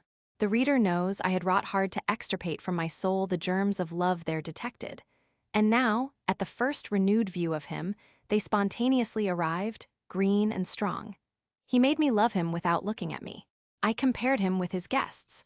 What was the gallant grace of the Lynns, the languid elegance of Lord Ingram, even the military distinction of Colonel Dent, contrasted with his look of native pith and genuine power. I had no sympathy in their appearance, their expression. Yet I could imagine that most observers would call them attractive, handsome, imposing, while they would pronounce Mr. Rochester at once harsh-featured and melancholy-looking. I saw them smile, laugh, it was nothing. The light of the candles had as much soul in it as their smile, the tinkle of the bell as much significance as their laugh. I saw Mr. Rochester smile. His stern features softened. His eye grew both brilliant and gentle, its ray both searching and sweet. He was talking, at the moment, to Louisa and Amy Eshton. I wondered to see them receive with calm that look which seemed to me so penetrating. I expected their eyes to fall, their color to rise under it, yet I was glad when I found they were in no sense moved. He is not to them what he is to me, I thought. He is not of their kind. I believe he is of mine. I am sure he is, I feel akin to him, I understand the language of his countenance and movements. Though rank and wealth sever us widely, I have something in my brain and heart, in my blood and nerves, that assimilates me mentally to him. Did I say, a few days since, that I had nothing to do with him but to receive my salary at his hands? Did I forbid myself to think of him in any other light than as a paymaster? Blasphemy against nature. Every good, true, vigorous feeling I have gathers impulsively round him. I know I must conceal my sentiments. I must smother hope. I must remember that he cannot care much for me.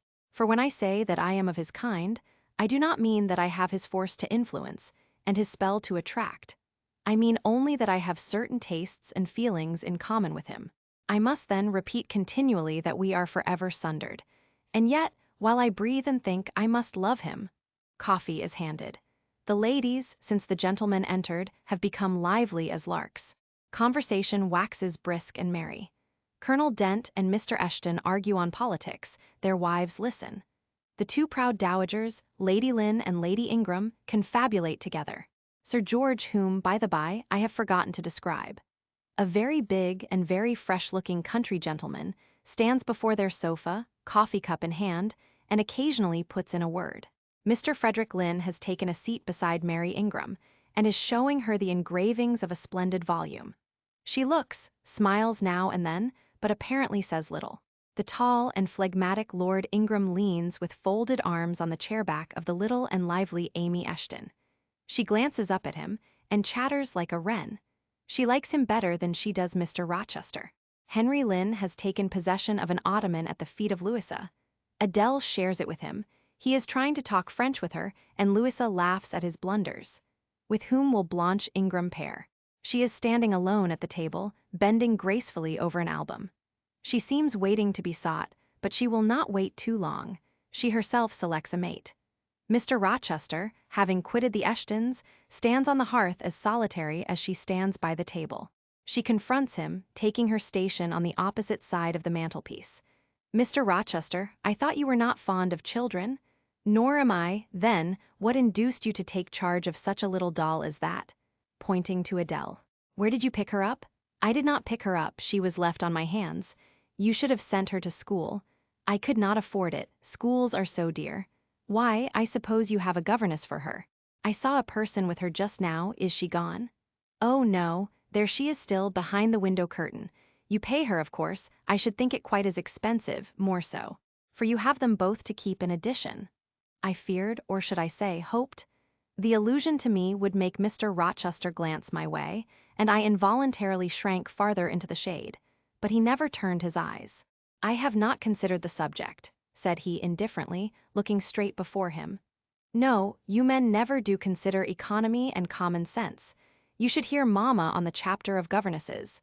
Mary and I have had, I should think, a dozen at least in our day, half of them detestable and the rest ridiculous, and all incubi, were they not, Mamma?" "Did you speak, my own?" The young lady thus claimed as the dowager's special property reiterated her question with an explanation. "My dearest, don't mention governesses. The word makes me nervous. I have suffered a martyrdom from their incompetency and caprice. I thank heaven I have now done with them." Mrs. Dent here bent over to the pious lady and whispered something in her ear. I suppose, from the answer elicited, it was a reminder that one of the anathematized race was present. "Tant pies," said her ladyship, "I hope it may do her good." Then, in a lower tone, but still loud enough for me to hear, I noticed her. I am a judge of physiognomy, and in hers I see all the faults of her class. "What are they, madam?" inquired Mr. Rochester aloud.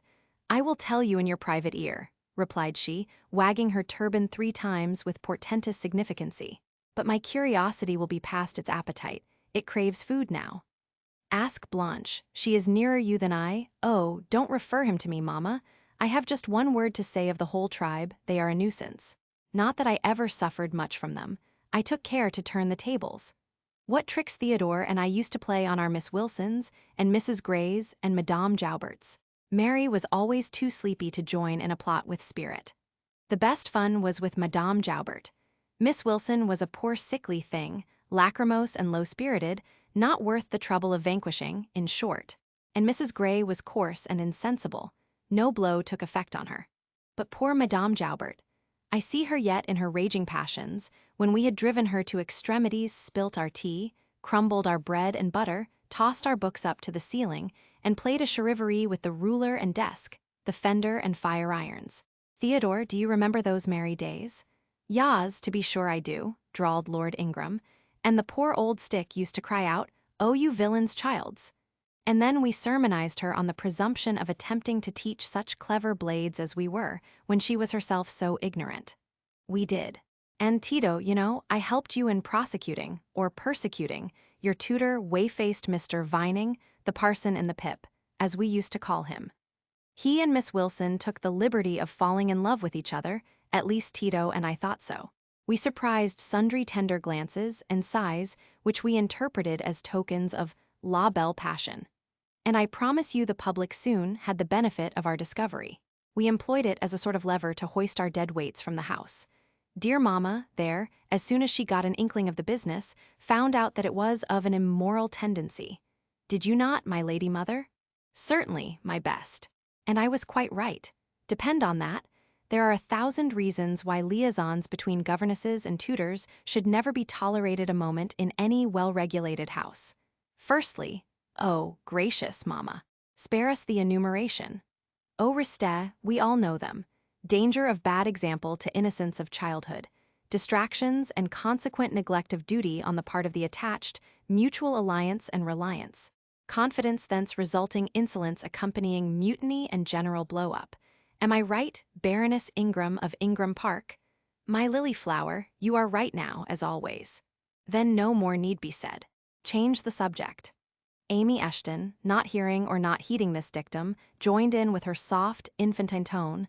Louisa and I used to quiz our governess too, but she was such a good creature, she would bear anything.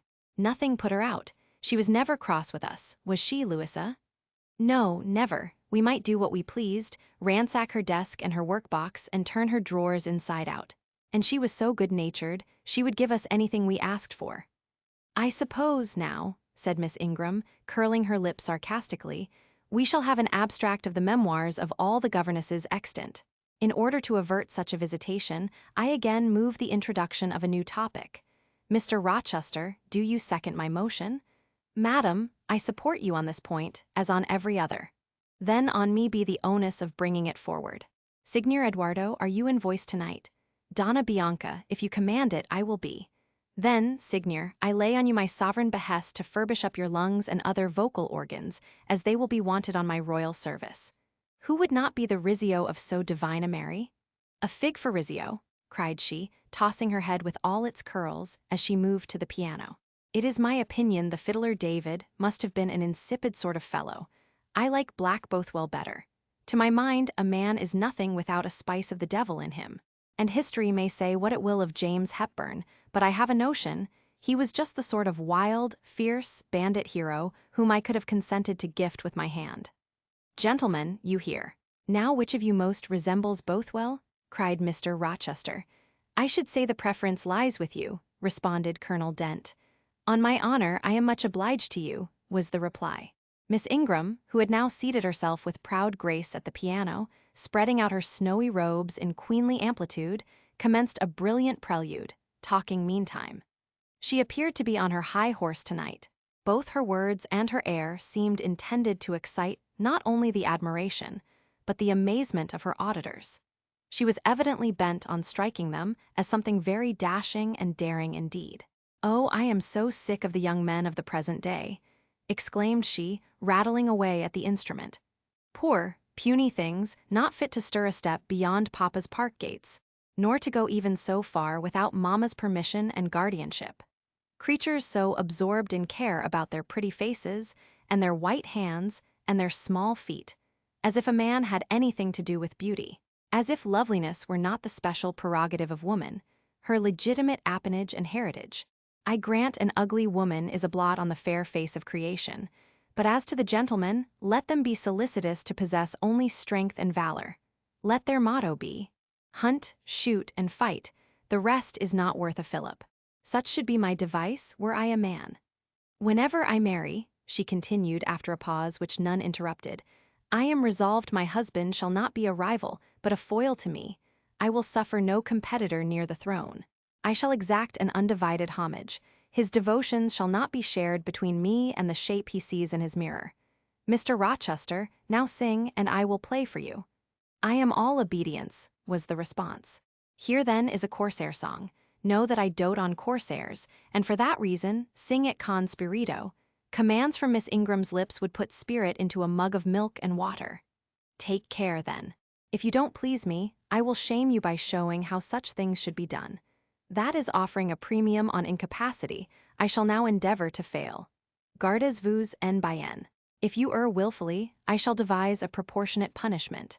Miss Ingram ought to be clement, for she has it in her power to inflict a chastisement beyond mortal endurance. Ha, explain, commanded the lady. Pardon me, madam. No need of explanation. Your own fine sense must inform you that one of your frowns would be a sufficient substitute for capital punishment. Sing, said she, and again touching the piano, she commenced an accompaniment in spirited style. Now is my time to slip away, thought I, but the tones that then severed the air arrested me. Mrs. Fairfax had said Mr. Rochester possessed a fine voice. He did a mellow, powerful bass into which he threw his own feeling, his own force, finding a way through the ear to the heart and their waking sensations strangely. I waited till the last deep and full vibration had expired, till the tide of talk, checked an instant, had resumed its flow. I then quitted my sheltered corner and made my exit by the side door, which was fortunately near. Thence a narrow passage led into the hall. In crossing it, I perceived my sandal was loose. I stopped to tie it, kneeling down for that purpose on the mat at the foot of the staircase. I heard the dining-room door unclose. A gentleman came out. Rising hastily, I stood face to face with him. It was Mr. Rochester. "How do you do?" he asked. "I am very well, sir." "Why did you not come and speak to me in the room?" I thought I might have retorted the question on him who put it, but I would not take that freedom. I answered, "I did not wish to disturb you, as you seemed engaged, sir. What have you been doing during my absence?" "Nothing particular, teaching Adele as usual." "And getting a good deal paler than you were, as I saw at first sight. What is the matter?" "Nothing at all, sir. Did you take any cold that night you half drowned me?" "Not the least." "Return to the drawing-room, you are deserting too early." "I am tired, sir." He looked at me for a minute. "And a little depressed," he said. "What about, tell me?" Nothing, sir, I am not depressed. But I affirm that you are. So much depressed that a few more words would bring tears to your eyes. Indeed, they are there now, shining and swimming. And a bead has slipped from the lash and fallen on to the flag. If I had time, and was not in mortal dread of some prating prig of a servant passing, I would know what all this means. Well, tonight I excuse you. But understand that so long as my visitors stay, I expect you to appear in the drawing-room every evening. It is my wish, don't neglect it. Now go and send Sophie for Adele. Good night, He stopped, bit his lip, and abruptly left me. Chapter 18. Merry days were these at Thornfield Hall, and busy days too. How different from the first 3 months of stillness, monotony, and solitude I had passed beneath its roof. All sad feelings seemed now driven from the house, all gloomy associations forgotten. There was life everywhere, movement all day long. You could not now traverse the gallery, once so hushed, nor enter the front chambers, once so tenantless, without encountering a smart lady's maid or a dandy valet. The kitchen, the butler's pantry, the servants' hall, the entrance hall were equally alive.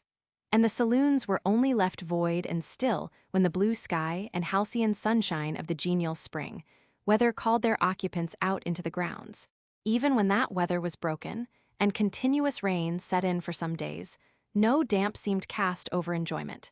Indoor amusements only became more lively and varied, in consequence of the stop put to outdoor gaiety. I wondered what they were going to do the first evening a change of entertainment was proposed. They spoke of playing charades, but in my ignorance I did not understand the term. The servants were called in, the dining-room tables wheeled away, the lights otherwise disposed, the chairs placed in a semicircle opposite the arch. While Mr. Rochester and the other gentlemen directed these alterations, the ladies were running up and downstairs ringing for their maids. Mrs. Fairfax was summoned to give information respecting the resources of the house in shawls, dresses, draperies of any kind, and certain wardrobes of the third story were ransacked, and their contents, in the shape of brocaded and whooped petticoats, satin sacks, black modes, lace lappets, and were brought down in armfuls by the Abigails. Then a selection was made, and such things as were chosen were carried to the boudoir within the drawing-room.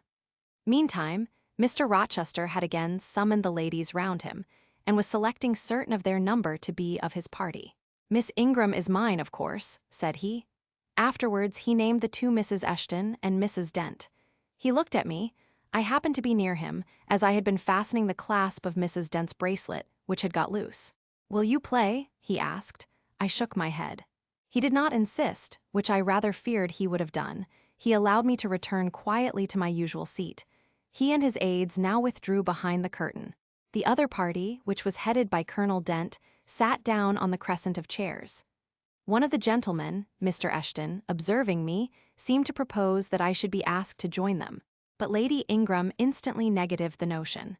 "No," I heard her say, "she looks too stupid for any game of the sort." Ere long a bell tinkled, and the curtain drew up. Within the arch, the bulky figure of Sir George Lynn, whom Mr. Rochester had likewise chosen, was seen enveloped in a white sheet. Before him, on a table, lay open a large book, and at his side stood Amy Eshton, draped in Mr. Rochester's cloak and holding a book in her hand. Somebody unseen rang the bell merrily. Then Adele, who had insisted on being one of her guardian's party, bounded forward, scattering round her the contents of a basket of flowers she carried on her arm. Then appeared the magnificent figure of Miss Ingram, clad in white, a long veil on her head and a wreath of roses round her brow. By her side walked Mr. Rochester, and together they drew near the table. They knelt, while Mrs. Dent and Louisa Eshton, dressed also in white, took up their stations behind them. A ceremony followed in dumb show, in which it was easy to recognize the pantomime of a marriage. At its termination, Colonel Dent and his party consulted in whispers for 2 minutes. Then the colonel called out, "Bride." Mr. Rochester bowed, and the curtain fell. A considerable interval elapsed before it again rose. Its second rising displayed a more elaborately prepared scene than the last. The drawing-room, as I have before observed, was raised 2 steps above the dining-room, and on the top of the upper step, placed a yard or 2 back within the room, appeared a large marble basin, which I recognized as an ornament of the conservatory, where it usually stood, surrounded by exotics and tenanted by goldfish, and whence it must have been transported with some trouble, on account of its size and weight. Seated on the carpet, by the side of this basin, was seen Mr. Rochester, costumed in shawls, with a turban on his head. His dark eyes and swarthy skin and Paynim features suited the costume exactly.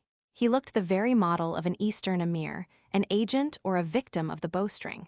Presently advanced into view Miss Ingram.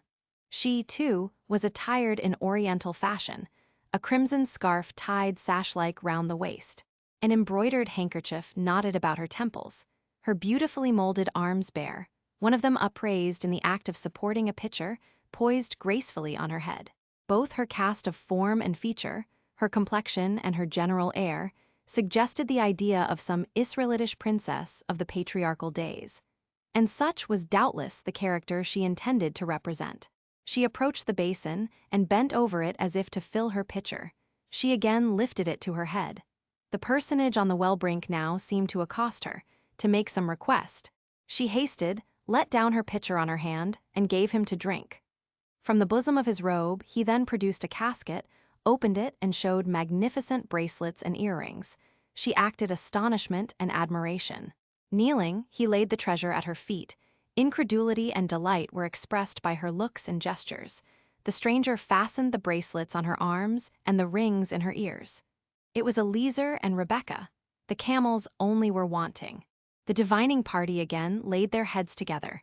Apparently they could not agree about the word or syllable the scene illustrated. Colonel Dent, their spokesman, demanded the tableau of the whole, whereupon the curtain again descended. On its third rising, only a portion of the drawing-room was disclosed, the rest being concealed by a screen, hung with some sort of dark and coarse drapery. The marble basin was removed. In its place stood a deal table and a kitchen chair. These objects were visible by a very dim light proceeding from a horn lantern, the wax candles being all extinguished. Amidst this sordid scene sat a man with his clenched hands resting on his knees and his eyes bent on the ground. I knew Mr. Rochester, though the begrimed face, the disordered dress, his coat hanging loose from one arm, as if it had been almost torn from his back in a scuffle, the desperate and scowling countenance, the rough, bristling hair might well have disguised him. As he moved, a chain clanked, to his wrists were attached fetters. "Bridewell!" exclaimed Colonel Dent, and the charade was solved. A sufficient interval having elapsed for the performers to resume their ordinary costume, they re-entered the dining room. Mr. Rochester led in Miss Ingram. She was complimenting him on his acting. "Do you know," said she, "that, of the three characters, I liked you in the last best.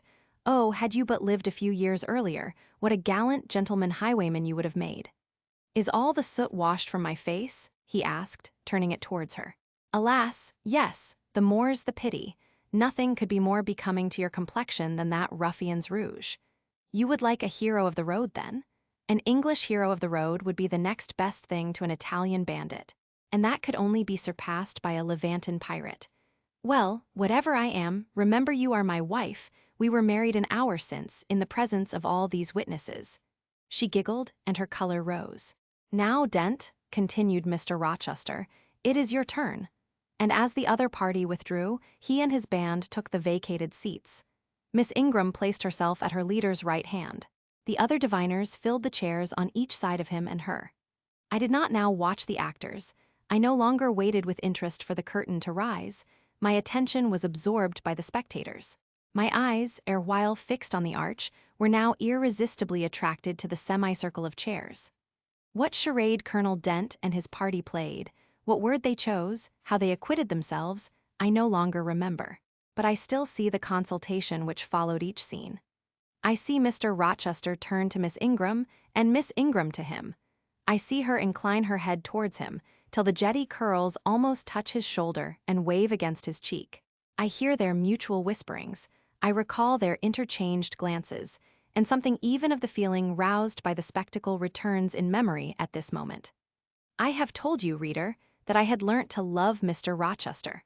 I could not unlove him now, merely because I found that he had ceased to notice me, because I might pass hours in his presence, and he would never once turn his eyes in my direction, because I saw all his attentions appropriated by a great lady, who scorned to touch me with the hem of her robes as she passed, who, if ever her dark and imperious eye fell on me by chance, would withdraw it instantly, as from an object too mean to merit observation. I could not unlove him, because I felt sure he would soon marry this very lady, because I read daily in her a proud security in his intentions respecting her, because I witnessed hourly in him a style of courtship which, if careless and choosing rather to be sought than to seek, was yet, in its very carelessness, captivating, and in its very pride, irresistible. There was nothing to cool or banish love in these circumstances, though much to create despair. Much, too, you will think, reader, to engender jealousy. If a woman, in my position, could presume to be jealous of a woman in Miss Ingram's. But I was not jealous, or very rarely. The nature of the pain I suffered could not be explained by that word. Miss Ingram was a mark beneath jealousy. She was too inferior to excite the feeling. Pardon the seeming paradox. I mean what I say. She was very showy, but she was not genuine. She had a fine person, many brilliant attainments, but her mind was poor, her heart barren by nature. Nothing bloomed spontaneously on that soil. No unforced natural fruit delighted by its freshness. She was not good, she was not original. She used to repeat sounding phrases from books. She never offered, nor had, an opinion of her own. She advocated a high tone of sentiment, but she did not know the sensations of sympathy and pity. Tenderness and truth were not in her.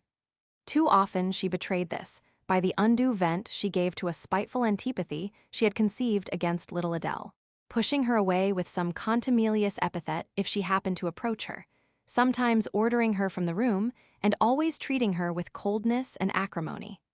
Other eyes besides mine watched these manifestations of character, watched them closely, keenly, shrewdly.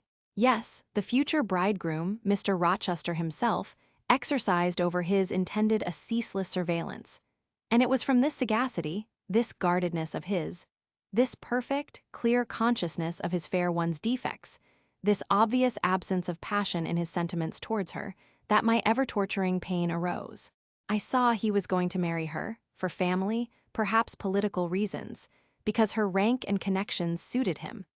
I felt he had not given her his love, and that her qualifications were ill adapted to win from him that treasure. This was the point. This was where the nerve was touched and teased. This was where the fever was sustained and fed. She could not charm him. If she had managed the victory at once, and he had yielded and sincerely laid his heart at her feet, I should have covered my face, turned to the wall, and figuratively have died to them. If Miss Ingram had been a good and noble woman, endowed with force, fervor, kindness, sense, I should have had one vital struggle with two tigers: jealousy and despair. Then, my heart torn out and devoured, I should have admired her, acknowledged her excellence, and been quiet for the rest of my days. And the more absolute her superiority, the deeper would have been my admiration, the more truly tranquil my quiescence. But as matters really stood, to watch Miss Ingram's efforts at fascinating Mr. Rochester, to witness their repeated failure, herself unconscious that they did fail, vainly fancying that each shaft launched hit the mark, and infatuatedly pluming herself on success, when her pride and self-complacency repelled further and further what she wished to allure, to witness this was to be at once under ceaseless excitation and ruthless restraint. Because, when she failed, I saw how she might have succeeded. Arrows that continually glanced off from Mr. Rochester's breast and fell harmless at his feet might, I knew, if shot by a surer hand, have quivered keen in his proud heart, have called love into his stern eye, and softness into his sardonic face. Or, better still, without weapons a silent conquest might have been won. Why can she not influence him more, when she is privileged to draw so near to him? I asked myself. Surely she cannot truly like him, or not like him with true affection. If she did, she need not coin her smiles so lavishly, flash her glances so unremittingly, manufacture airs so elaborate, graces so multitudinous. It seems to me that she might, by merely sitting quietly at his side, saying little and looking less, get nigher his heart. I have seen in his face a far different expression from that which hardens it now while she is so vivaciously accosting him. But then it came of itself. It was not elicited by meretricious arts and calculated maneuvers, and one had but to accept it, to answer what he asked without pretension, to address him when needful without grimace, and it increased and grew kinder and more genial, and warmed one like a fostering sunbeam. How will she manage to please him when they are married? I do not think she will manage it. And yet it might be managed, and his wife might, I verily believe, be the very happiest woman the sun shines on. I have not yet said anything condemnatory of Mr. Rochester's project of marrying for interest and connections. It surprised me when I first discovered that such was his intention. I had thought him a man unlikely to be influenced by motives so commonplace in his choice of a wife. But the longer I considered the position, education, and of the parties, the less I felt justified in judging and blaming either him or Miss Ingram for acting in conformity to ideas and principles instilled into them, doubtless from their childhood. All their class held these principles. I supposed, then, they had reasons for holding them such as I could not fathom. It seemed to me that, were I a gentleman like him, I would take to my bosom only such a wife as I could love. But the very obviousness of the advantages to the husband's own happiness offered by this plan convinced me that there must be arguments against its general adoption, of which I was quite ignorant. Otherwise, I felt sure all the world would act as I wished to act. But in other points, as well as this, I was growing very lenient to my master. I was forgetting all his faults, for which I had once kept a sharp lookout. It had formerly been my endeavor to study all sides of his character, to take the bad with the good, and from the just weighing of both to form an equitable judgment. Now I saw no bad.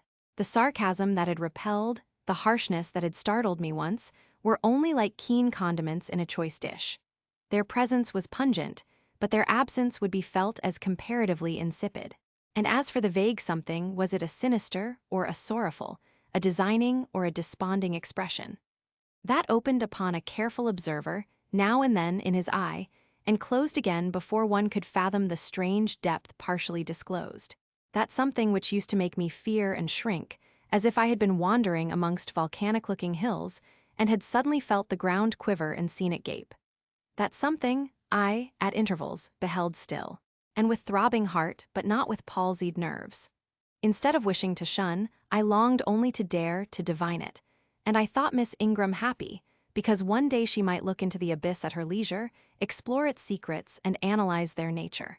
Meantime, while I thought only of my master and his future bride, saw only them, heard only their discourse, and considered only their movements of importance, The rest of the party were occupied with their own separate interests and pleasures. The ladies Lynn and Ingram continued to consort in solemn conferences, where they nodded their two turbans at each other, and held up their four hands in confronting gestures of surprise, or mystery, or horror, according to the theme on which their gossip ran, like a pair of magnified puppets. Mild Mrs. Dent talked with good-natured Mrs. Eshton, and the two sometimes bestowed a courteous word or smile on me. Sir George Lynn, Colonel Dent, and Mr. Eshton discussed politics or county affairs or justice business. Lord Ingram flirted with Amy Eshton. Louisa played and sang to and with one of the Messers. Lynn and Mary Ingram listened languidly to the gallant speeches of the other. Sometimes all, as with one consent, suspended their byplay to observe and listen to the principal actors. For after all, Mr. Rochester, and because closely connected with him, Miss Ingram were the life and soul of the party. If he was absent from the room an hour, a perceptible dullness seemed to steal over the spirits of his guests, and his re-entrance was sure to give a fresh impulse to the vivacity of conversation. The want of his animating influence appeared to be peculiarly felt one day that he had been summoned to Millcote on business, and was not likely to return till late. The afternoon was wet. A walk the party had proposed to take to see a gypsy camp, lately pitched on a common beyond Hay, was consequently deferred. Some of the gentlemen were gone to the stables.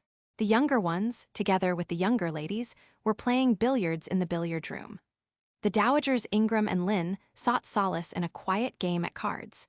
Blanche Ingram, after having repelled, by supercilious taciturnity, some efforts of Mrs. Dent and Mrs. Eshton to draw her into conversation, had first murmured over some sentimental tunes and airs on the piano, and then, having fetched a novel from the library, had flung herself in haughty listlessness on a sofa, and prepared to beguile, by the spell of fiction, the tedious hours of absence. The room and the house were silent. Only now and then the merriment of the billiard players was heard from above.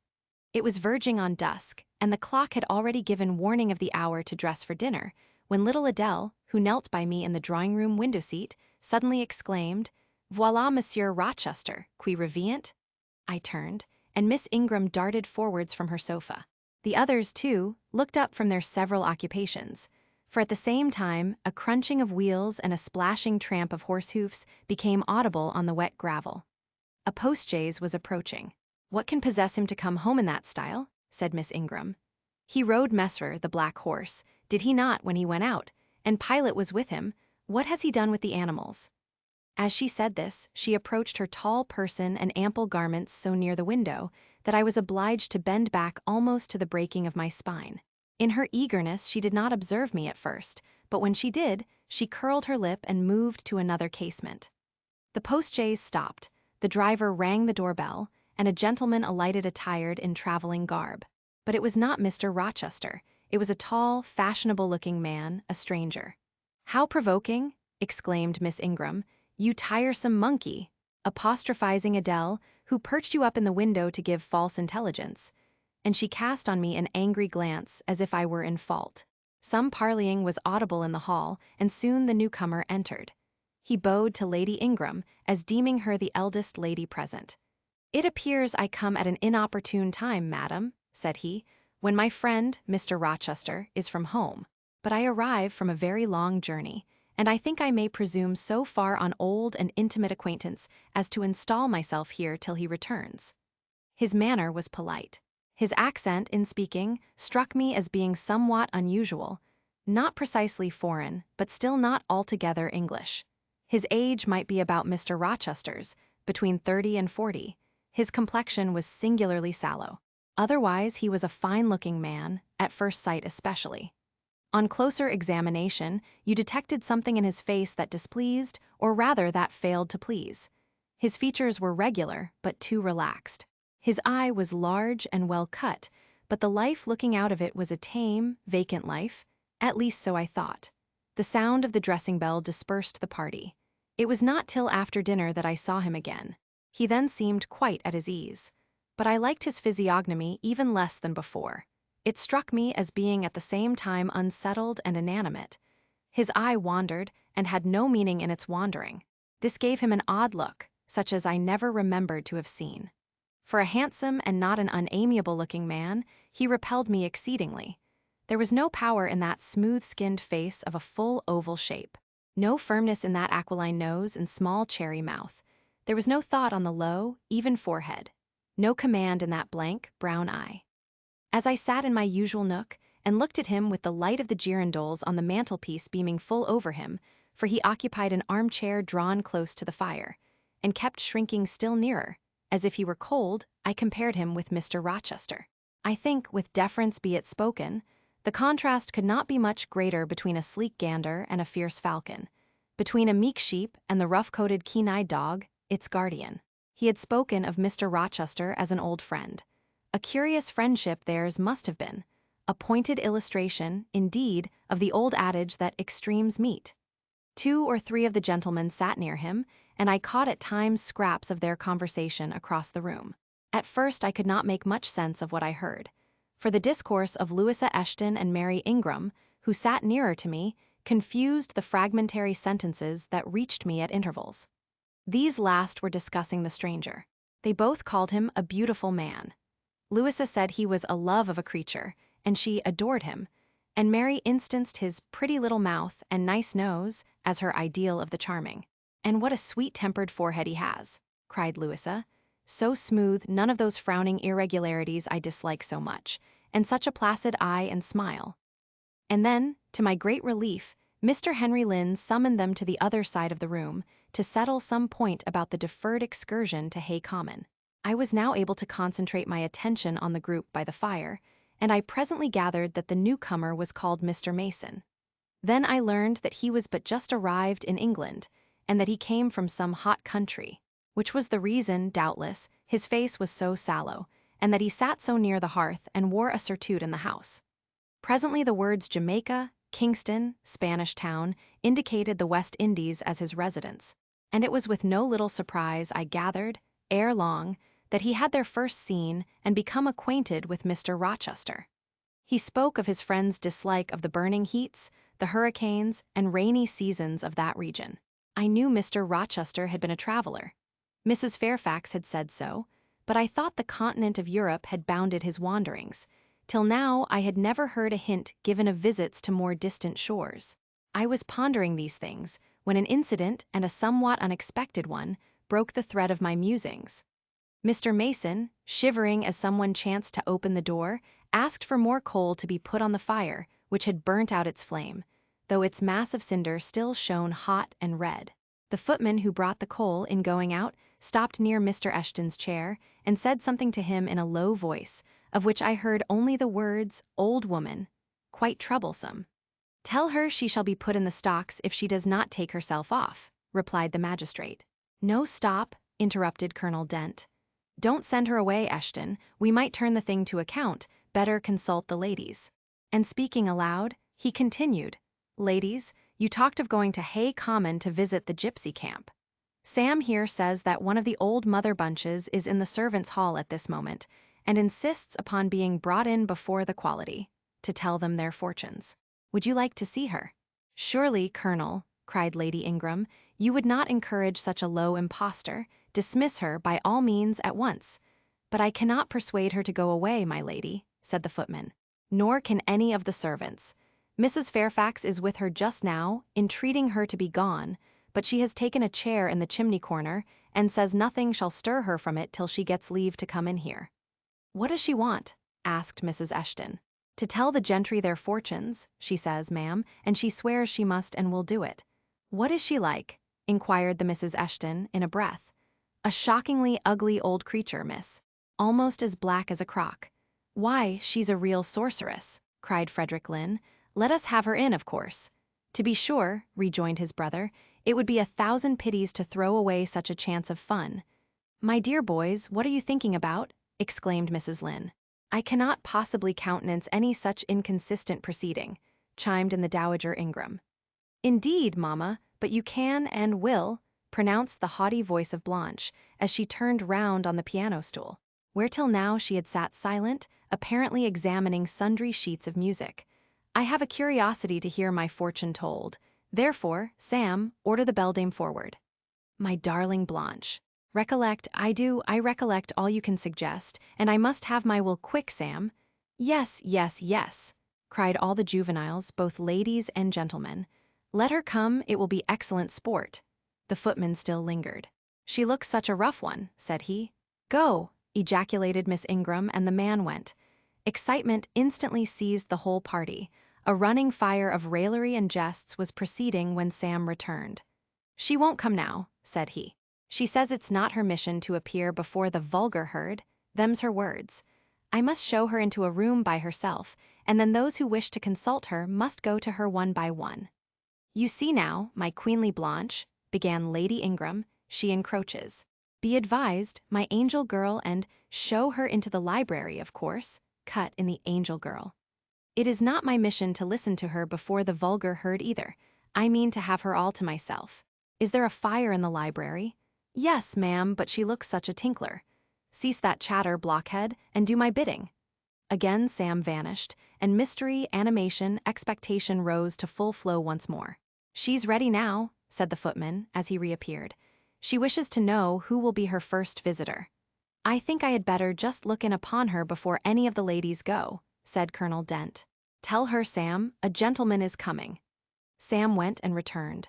She says, sir, that she'll have no gentlemen, they need not trouble themselves to come near her, nor, he added, with difficulty suppressing a titter, any ladies either, except the young and single.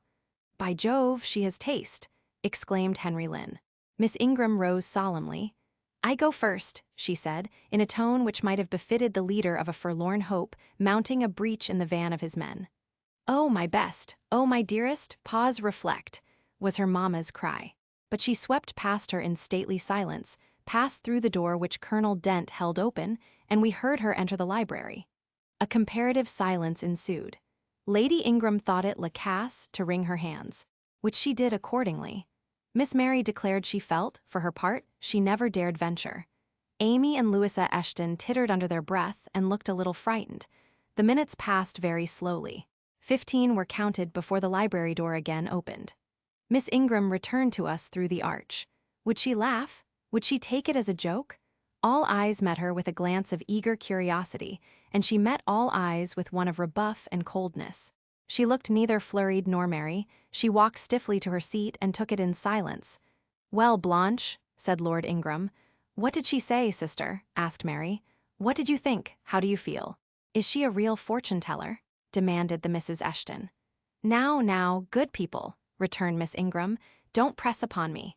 Really your organs of wonder and credulity are easily excited.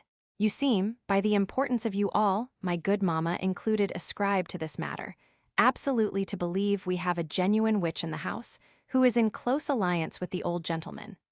I have seen a gypsy vagabond. She has practiced in hackneyed fashion the science of palmistry, and told me what such people usually tell. My whim is gratified, and now I think Mr. Eshton will do well to put the hag in the stocks tomorrow morning, as he threatened.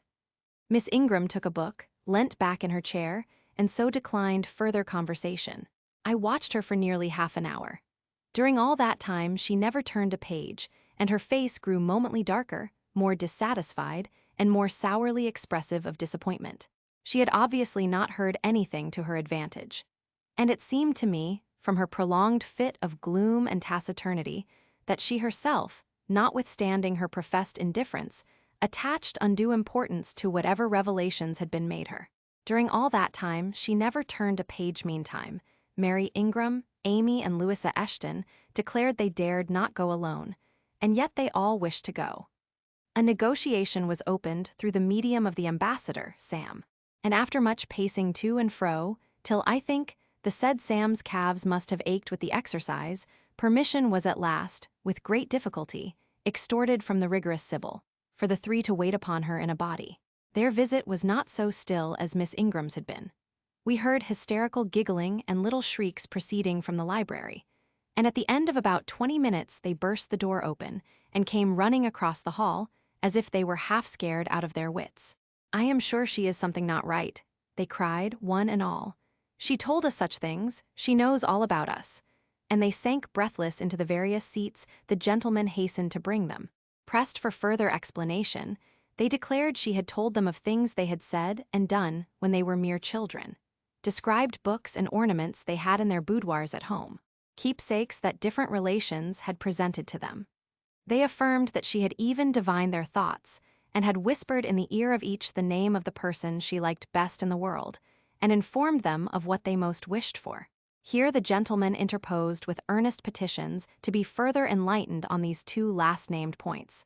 But they got only blushes, ejaculations, tremors, and titters in return for their importunity. The matrons, meantime, offered vinaigrettes and wielded fans, and again reiterated the expression of their concern that their warning had not been taken in time. And the elder gentlemen laughed, and the younger urged their services on the agitated fair ones. In the midst of the tumult, and while my eyes and ears were fully engaged in the scene before me, I heard a hem close at my elbow. I turned and saw Sam. "If you please, miss, the gypsy declares that there is another young single lady in the room who has not been to her yet, and she swears she will not go till she has seen all. I thought it must be you. There is no one else for it. What shall I tell her?" "Oh, I will go by all means," I answered, and I was glad of the unexpected opportunity to gratify my much-excited curiosity. I slipped out of the room, unobserved by any eye, for the company were gathered in one mass about the trembling trio just returned, and I closed the door quietly behind me. "If you like, miss," said Sam, "I'll wait in the hall for you. And if she frightens you, just call and I'll come in." "No, Sam, return to the kitchen. I am not in the least afraid." Nor was I, but I was a good deal interested and excited. Chapter 19, the library looked tranquil enough as I entered it, and the Sibyl, if Sibyl she were, was seated snugly enough in an easy chair at the chimney corner. She had on a red cloak and a black bonnet, or rather a broad-brimmed gypsy hat tied down with a striped handkerchief under her chin. An extinguished candle stood on the table. She was bending over the fire and seemed reading in a little black book, like a prayer book, by the light of the blaze. She muttered the words to herself, as most old women do, while she read. She did not desist immediately on my entrance. It appeared she wished to finish a paragraph. I stood on the rug and warmed my hands, which were rather cold with sitting at a distance from the drawing-room fire. I felt now as composed as ever I did in my life. There was nothing indeed in the gypsy's appearance to trouble one's calm. She shut her book and slowly looked up. Her hat brim partially shaded her face, yet I could see, as she raised it, that it was a strange one. It looked all brown and black. Elf locks bristled out from beneath a white band which passed under her chin and came half over her cheeks, or rather jaws. Her eye confronted me at once, with a bold and direct gaze. "Well, and you want your fortune told," she said, in a voice as decided as her glance, as harsh as her features. "I don't care about it, mother, you may please yourself, but I ought to warn you I have no faith. It's like your impudence to say so. I expected it of you. I heard it in your step as you crossed the threshold. Did you? You've a quick ear. I have, and a quick eye and a quick brain. You need them all in your trade. I do, especially when I've customers like you to deal with. Why don't you tremble? I'm not cold.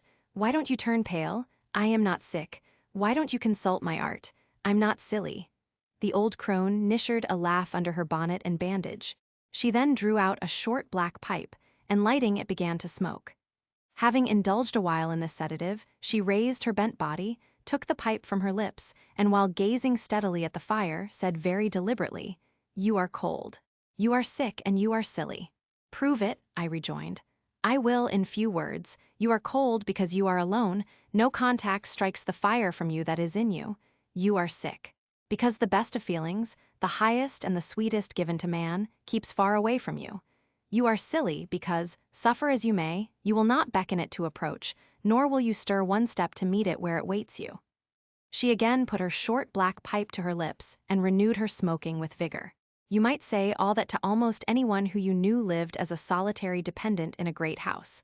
I might say it to almost anyone, but would it be true of almost anyone? In my circumstances. Yes, just so, in your circumstances, but find me another precisely placed as you are. It would be easy to find you thousands. You could scarcely find me one. If you knew it, you are peculiarly situated, very near happiness. Yes, within reach of it. The materials are all prepared, there only wants a movement to combine them. Chance laid them somewhat apart, let them be once approached and bliss results. I don't understand enigmas. I never could guess a riddle in my life. If you wish me to speak more plainly, show me your palm. And I must cross it with silver, I suppose? To be sure. I gave her a shilling. She put it into an old stocking foot which she took out of her pocket, and having tied it round and returned it, she told me to hold out my hand. I did. She approached her face to the palm, and pored over it without touching it. It is too fine, said she. I can make nothing of such a hand as that, almost without lines. Besides, what is in a palm? Destiny is not written there. I believe you, said I. No, she continued, it is in the face. On the forehead, about the eyes, in the lines of the mouth. Kneel and lift up your head. Ah, now you are coming to reality, I said, as I obeyed her. I shall begin to put some faith in you presently. I knelt within half a yard of her. She stirred the fire, so that a ripple of light broke from the disturbed coal. The glare, however, as she sat, only threw her face into deeper shadow. Mine, it illumined. I wonder with what feelings you came to me tonight, she said, when she had examined me a while. I wonder what thoughts are busy in your heart. During all the hours, you sit in yonder room, with the fine people flitting before you like shapes in a magic lantern. Just as little sympathetic communion passing between you and them as if they were really mere shadows of human forms, and not the actual substance. I feel tired often, sleepy sometimes, but seldom sad. Then you have some secret hope to buoy you up and please you with whispers of the future? Not I. The utmost I hope is, to save money enough out of my earnings to set up a school some day in a little house rented by myself. A mean nutriment for the spirit to exist on. And sitting in that window seat, you see I know your habits. You have learned them from the servants. Ah, you think yourself sharp. Well, perhaps I have. To speak truth, I have an acquaintance with one of them, Mrs. Poole. I started to my feet when I heard the name. You have you? Thought I. There is diablerie in the business after all, then. Don't be alarmed, continued the strange being. She's a safe hand as Mrs. Poole, close and quiet, anyone may repose confidence in her. But as I was saying, sitting in that window seat, do you think of nothing but your future school? Have you no present interest in any of the company who occupy the sofas and chairs before you? Is there not one face you study? One figure whose movements you follow with at least curiosity? I like to observe all the faces and all the figures. But do you never single one from the rest, or it may be two? I do frequently. When the gestures or looks of a pair seem telling a tale, it amuses me to watch them. What tale do you like best to hear? Oh, I have not much choice. They generally run on the same theme, courtship, and promise to end in the same catastrophe, marriage. And do you like that monotonous theme? Positively, I don't care about it. It is nothing to me. Nothing to you. When a lady, young and full of life and health, charming with beauty and endowed with the gifts of rank and fortune, sits and smiles in the eyes of a gentleman what? You know and perhaps think well of. I don't know the gentleman here. I have scarcely interchanged a syllable with one of them. And as to thinking well of them, I consider some respectable and stately and middle-aged, and others young, dashing, handsome, and lively. But certainly they are all at liberty to be the recipients of whose smiles they please, without my feeling disposed to consider the transaction of any moment to me. You don't know the gentleman here. You have not exchanged a syllable with one of them? Will you say that of the master of the house? He is not at home. A profound remark, a most ingenious quibble. He went to Millcote this morning, and will be back here tonight or tomorrow. Does that circumstance exclude him from the list of your acquaintance, blot him, as it were, out of existence? No, but I can scarcely see what Mr. Rochester has to do with the theme you had introduced. I was talking of ladies smiling in the eyes of gentlemen. And of late, so many smiles have been shed into Mr. Rochester's eyes that they overflow like two cups filled above the brim. Have you never remarked that? Mr. Rochester has a right to enjoy the society of his guests. No question about his right. But have you never observed that, of all the tales told here about matrimony, Mr. Rochester has been favored with the most lively and the most continuous? The eagerness of a listener quickens the tongue of a narrator. I said this rather to myself than to the gypsy, whose strange talk, voice, manner, had by this time wrapped me in a kind of dream. One unexpected sentence came from her lips after another, till I got involved in a web of mystification, and wondered what unseen spirit had been sitting for weeks by my heart watching its workings and taking record of every pulse. Eagerness of a listener, repeated she. Yes, Mr. Rochester has sat by the hour, his ear inclined to the fascinating lips that took such delight in their task of communicating. And Mr. Rochester was so willing to receive and looked so grateful for the pastime given him. You have noticed this? Grateful? I cannot remember detecting gratitude in his face. Detecting? You have analyzed, then.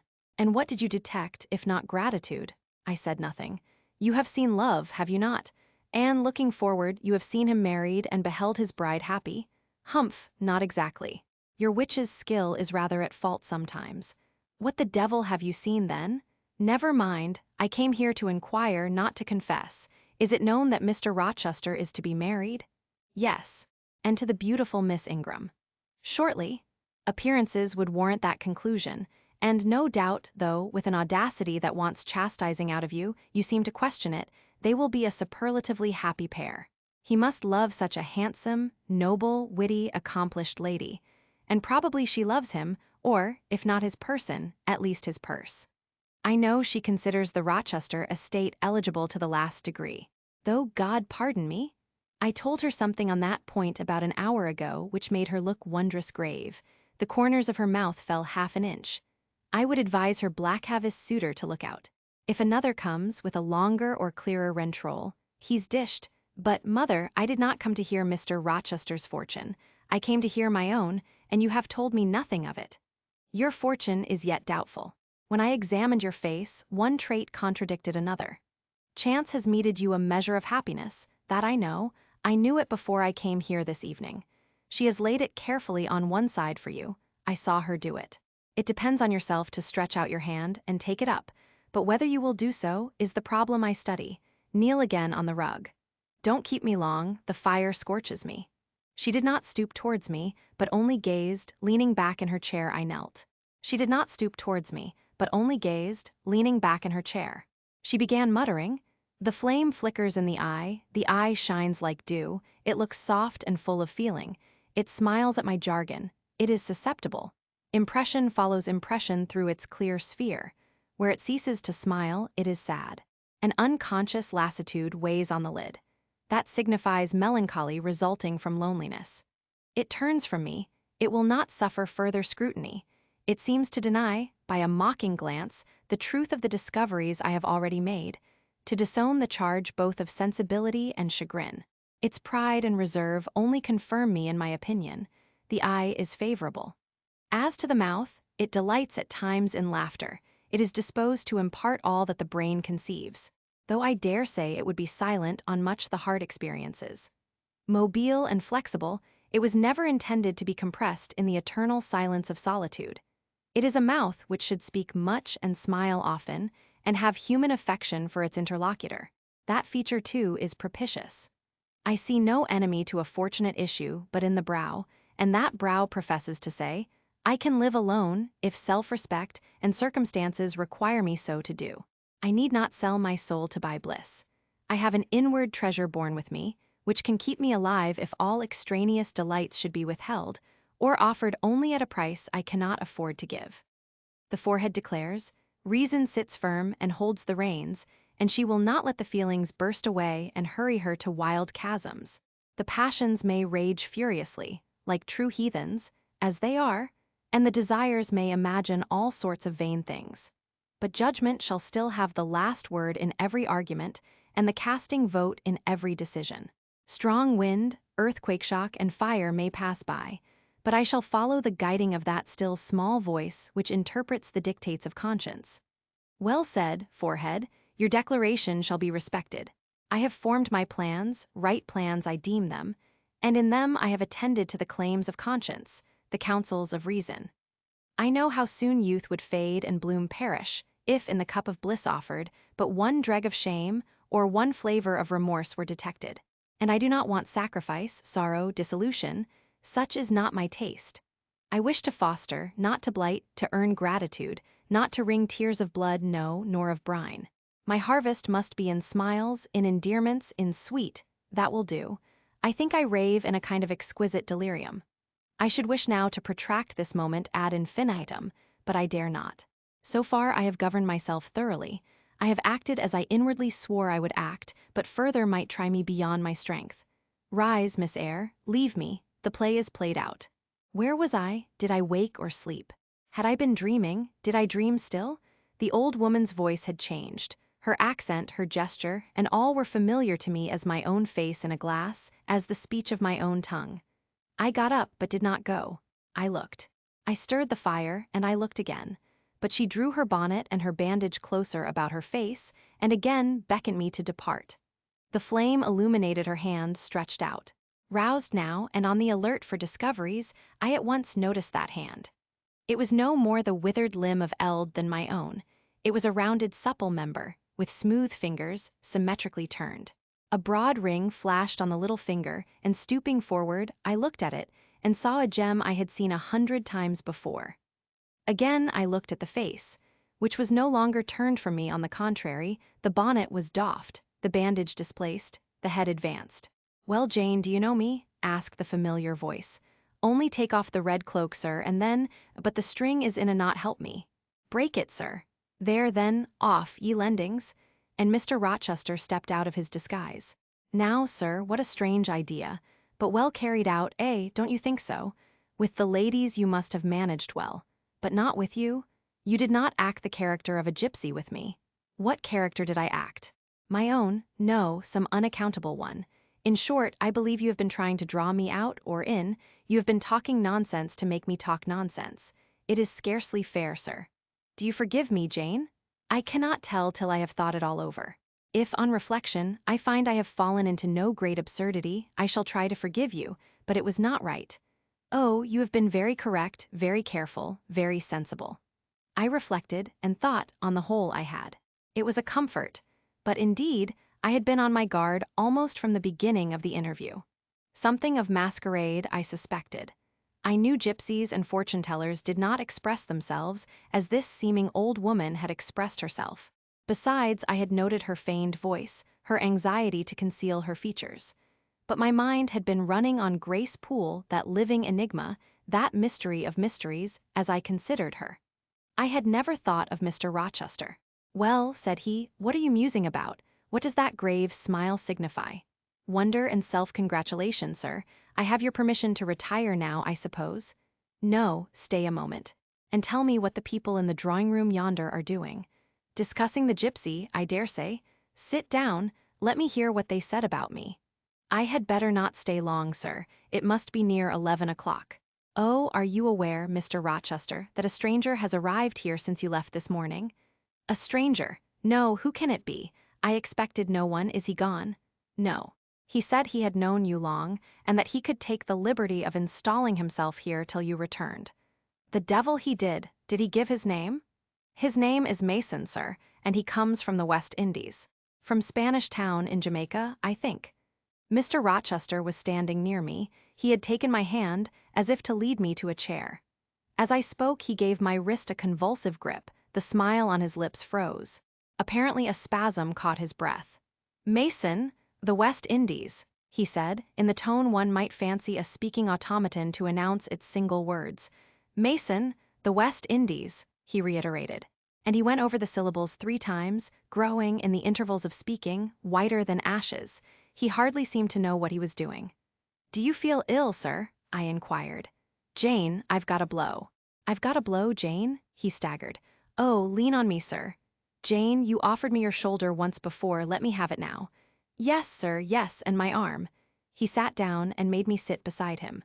Holding my hand in both his own, he chafed it, gazing on me at the same time with the most troubled and dreary look. "My little friend," said he, "I wish I were in a quiet island with only you, and trouble and danger and hideous recollections removed from me. Can I help you, sir? I'd give my life to serve you. Jane, if aid is wanted, I'll seek it at your hands, I promise you that. Thank you, sir. Tell me what to do, I'll try, at least, to do it. Fetch me now, Jane, a glass of wine from the dining room. They will be at supper there, and tell me if Mason is with them and what he is doing." I went. I found all the party in the dining room at supper. As Mr. Rochester had said, they were not seated at table. The supper was arranged on the sideboard. Each had taken what he chose, and they stood about here and there in groups, their plates and glasses in their hands. Every one seemed in high glee. Laughter and conversation were general and animated. Mr. Mason stood near the fire, talking to Colonel and Mrs. Dent, and appeared as merry as any of them. I filled a wine glass. I saw Miss Ingram watch me frowningly as I did so. She thought I was taking a liberty, I dare say, and I returned to the library. Mr. Rochester's extreme pallor had disappeared, and he looked once more firm and stern. He took the glass from my hand. "Here is to your health, ministrant spirit," he said. He swallowed the contents and returned it to me. "What are they doing, Jane?" "Laughing and talking, sir." "They don't look grave and mysterious as if they had heard something strange?" "Not at all. They are full of jests and gaiety." "And Mason?" "He was laughing too. If all these people came in a body and spat at me, what would you do, Jane?" "Turn them out of the room, sir, if I could." He half smiled. "But if I were to go to them, and they only looked at me coldly and whispered sneeringly amongst each other, and then dropped off and left me one by one, what then? Would you go with them?" "I rather think not, sir. I should have more pleasure in staying with you." "To comfort me?" "Yes, sir, to comfort you as well as I could. And if they laid you under a ban for adhering to me, I, probably, should know nothing about their ban. And if I did, I should care nothing about it." "Then, you could dare censure for my sake?" "I could dare it for the sake of any friend who deserved my adherence, as you, I am sure, do. Go back now into the room. Step quietly up to Mason, and whisper in his ear that Mr. Rochester is come and wishes to see him. Show him in here and then leave me." "Yes, sir." I did his behest. The company all stared at me as I passed straight among them. I sought Mr. Mason, delivered the message, and preceded him from the room. I ushered him into the library, and then I went upstairs. At a late hour, after I had been in bed some time, I heard the visitors repair to their chambers. I distinguished Mr. Rochester's voice, and heard him say, "This way, Mason, this is your room." He spoke cheerfully. The gay tones set my heart at ease. I was soon asleep. Chapter 20. I had forgotten to draw my curtain, which I usually did, and also to let down my window blind. The consequence was, that when the moon, which was full and bright, for the night was fine, came in her course to that space in the sky opposite my casement, and looked in at me through the unveiled panes, her glorious gaze roused me. Awaking in the dead of night, I opened my eyes on her disk silver-white and crystal clear. It was beautiful, but too solemn. I half rose and stretched my arm to draw the curtain. Good God, what a cry! The night, its silence, its rest, was rent in twain by a savage, a sharp, a shrilly sound that ran from end to end of Thornfield Hall. My pulse stopped, my heart stood still, my stretched arm was paralyzed. The cry died and was not renewed. Indeed, whatever being uttered, that fearful shriek could not soon repeat it. Not the widest-winged condor on the Andes could, twice in succession, send out such a yell from the clouds shrouding his eyrie. The thing delivering such utterance must rest ere it could repeat the effort. It came out of the third story, for it passed overhead. And overhead, yes, in the room just above my chamber ceiling, I now heard a struggle. A deadly one it seemed from the noise, and a half-smothered voice shouted, "Help, help, help," 3 times rapidly. "Will no one come?" it cried. And then, while the staggering and stamping went on wildly, I distinguished through plank and plaster, "Rochester, Rochester, for God's sake come!" A chamber door opened, someone ran or rushed along the gallery. Another step stamped on the flooring above and something fell, and there was silence. I had put on some clothes, though horror shook all my limbs. I issued from my apartment. The sleepers were all aroused. Ejaculations, terrified murmurs sounded in every room, door after door unclosed. One looked out and another looked out. The gallery filled. Gentlemen and ladies alike had quitted their beds, and oh, what is it? Who is hurt? What has happened? Fetch a light. Is it fire? Are there robbers? Where shall we run? Was demanded confusedly on all hands. But for the moonlight they would have been in complete darkness. They ran to and fro, they crowded together. Some sobbed, some stumbled, the confusion was inextricable. "Where the devil is Rochester?" cried Colonel Dent. "I cannot find him in his bed." "Here, here," was shouted in return. "Be composed, all of you, I'm coming." And the door at the end of the gallery opened, and Mr. Rochester advanced with a candle. He had just descended from the upper story. One of the ladies ran to him directly. She seized his arm. It was Miss Ingram. "What awful event has taken place?" said she.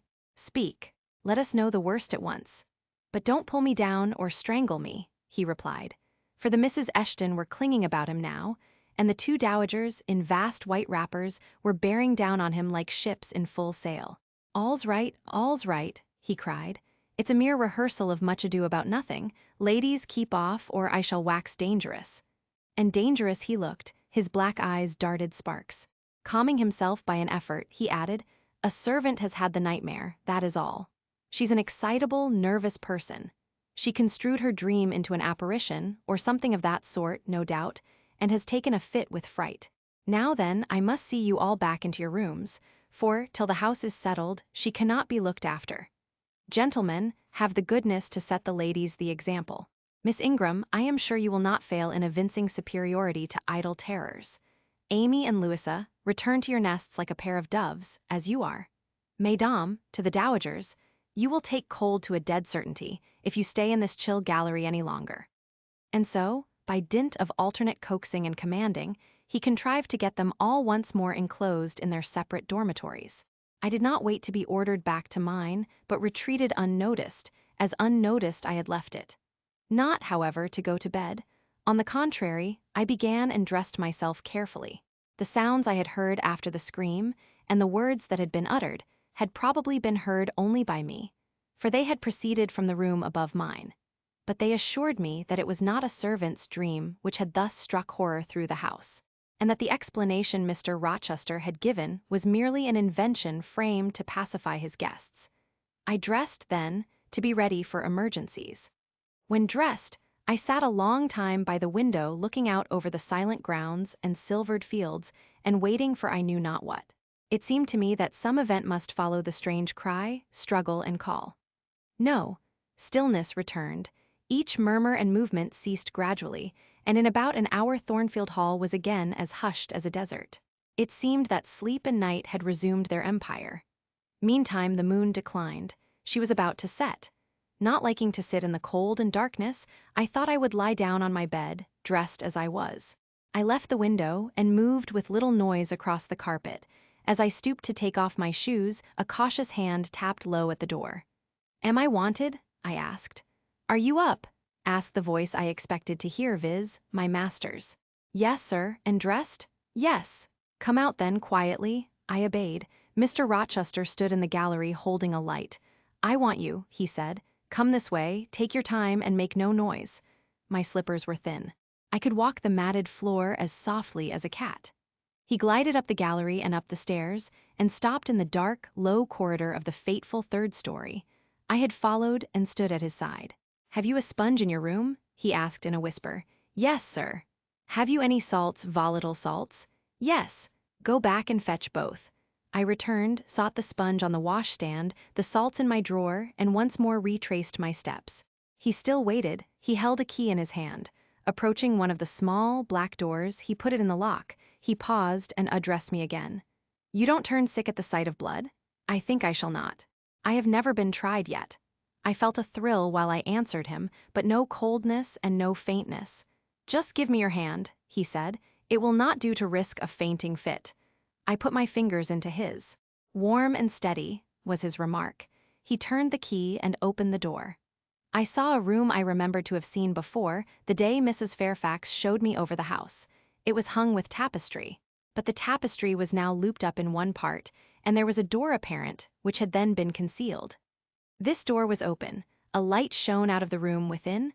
I heard thence a snarling, snatching sound, almost like a dog quarreling. Mr. Rochester, putting down his candle, said to me, "Wait a minute," and he went forward to the inner apartment. A shout of laughter greeted his entrance, noisy at first, and terminating in Grace Poole's own goblin ha. Ha! She then was there. He made some sort of arrangement without speaking, though I heard a low voice address him. He came out and closed the door behind him. "Here, Jane," he said, and I walked round to the other side of a large bed, which with its drawn curtains concealed a considerable portion of the chamber. An easy chair was near the bedhead.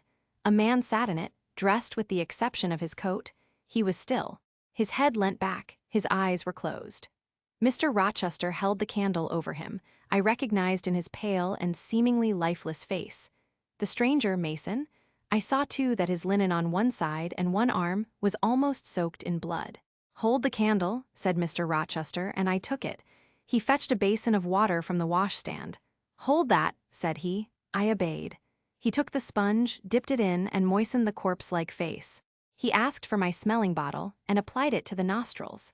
Mr. Mason shortly unclosed his eyes. He groaned. Mr. Rochester opened the shirt of the wounded man, whose arm and shoulder were bandaged. He sponged away blood, trickling fast down.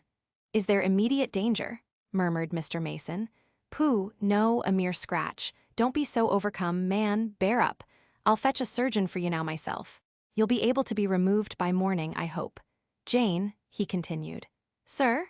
I shall have to leave you in this room with this gentleman, for an hour, or perhaps 2 hours. You will sponge the blood as I do when it returns. If he feels faint, you will put the glass of water on that stand to his lips, and your salts to his nose. You will not speak to him on any pretext, and Richard, it will be at the peril of your life if you speak to her. Open your lips, agitate yourself, and I'll not answer for the consequences." Again the poor man groaned. He looked as if he dared not move. Fear, either of death or of something else, appeared almost to paralyze him. Mr. Rochester put the now bloody sponge into my hand, and I proceeded to use it as he had done. He watched me a second, then saying, "Remember!" No conversation, he left the room. I experienced a strange feeling as the key grated in the lock, and the sound of his retreating steps ceased to be heard. Here then I was in the 3rd story, fastened into one of its mystic cells. Night around me. A pale and bloody spectacle under my eyes and hands. A murderess hardly separated from me by a single door. Yes, that was appalling, the rest I could bear, but I shuddered at the thought of Grace Poole bursting out upon me. I must keep to my post, however. I must watch this ghastly countenance, these blue, still lips forbidden to unclose, these eyes now shut, now opening, now wandering through the room, now fixing on me, and ever glazed with the dullness of horror. I must dip my hand again and again in the basin of blood and water, and wipe away the trickling gore. I must see the light of the unsnuffed candle wane on my employment. The shadows darken on the wrought, antique tapestry round me, and grow black under the hangings of the vast old bed, and quiver strangely over the doors of a great cabinet opposite, whose front, divided into 12 panels, bore, in grim design, the heads of the 12 apostles, each enclosed in its separate panel as in a frame, while above them at the top rose an ebon crucifix and a dying Christ. According as the shifting obscurity and flickering gleam hovered here or glanced there, it was now the bearded physician, Luke, that bent his brow, now St. John's long hair that waved, and anon the devilish face of Judas that grew out of the panel, and seemed gathering life and threatening, a revelation of the arch-traitor of Satan himself, in his subordinate's form. Amidst all this, I had to listen as well as watch, to listen for the movements of the wild beast or the fiend in yonder side den. But since Mr. Rochester's visit it seemed spellbound. All the night I heard but 3 sounds at 3 long intervals. A step creak, a momentary renewal of the snarling, canine noise, and a deep human groan. Then my own thoughts worried me. What crime was this, that lived incarnate in this sequestered mansion, and could neither be expelled nor subdued by the owner? What mystery, that broke out now in fire and now in blood at the deadest hours of night? What creature was it that, masked in an ordinary woman's face and shape, uttered the voice, now of a mocking demon, and anon of a carrion-seeking bird of prey? And this man I bent over, this commonplace, quiet stranger, how had he become involved in the web of horror? And why had the fury flown at him? What made him seek this quarter of the house at an untimely season, when he should have been asleep in bed? I had heard Mr. Rochester assign him an apartment below. What brought him here? And why, now, was he so tame under the violence or treachery done him? Why did he so quietly submit to the concealment Mr. Rochester enforced? Why did Mr. Rochester enforce this concealment? His guest had been outraged, his own life on a former occasion had been hideously plotted against, and both attempts he smothered in secrecy and sank in oblivion. Lastly, I saw Mr. Mason was submissive to Mr. Rochester, that the impetuous will of the latter held complete sway over the inertness of the former. The few words which had passed between them assured me of this.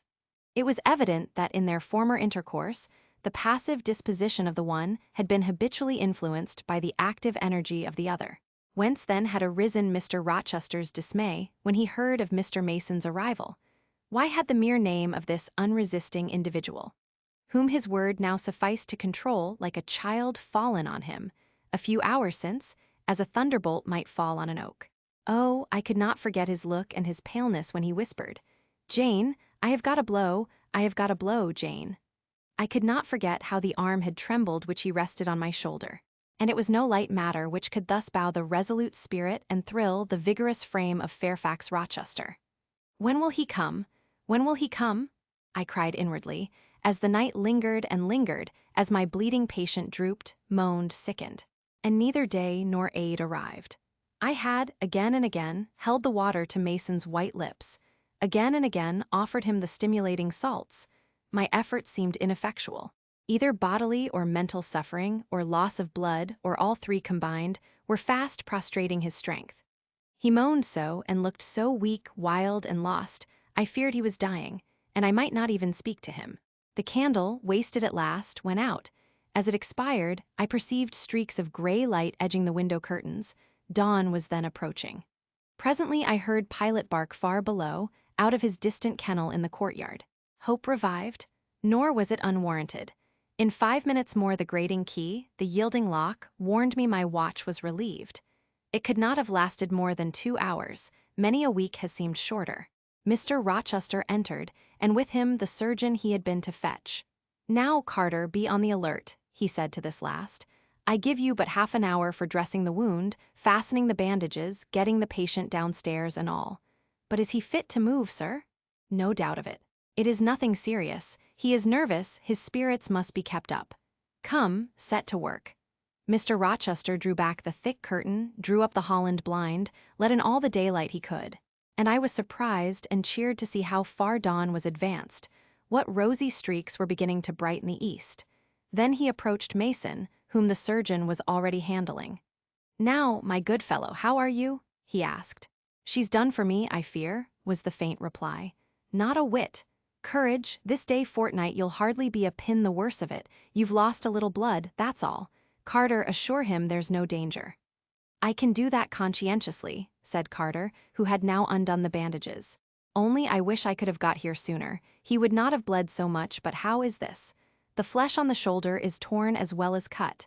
This wound was not done with a knife, there have been teeth here." "She bit me," he murmured. "She worried me like a tigress, when Rochester got the knife from her." "You should not have yielded, you should have grappled with her at once," said Mr. Rochester. "But under such circumstances, what could one do?" returned Mason. "Oh, it was frightful," he added, shuddering.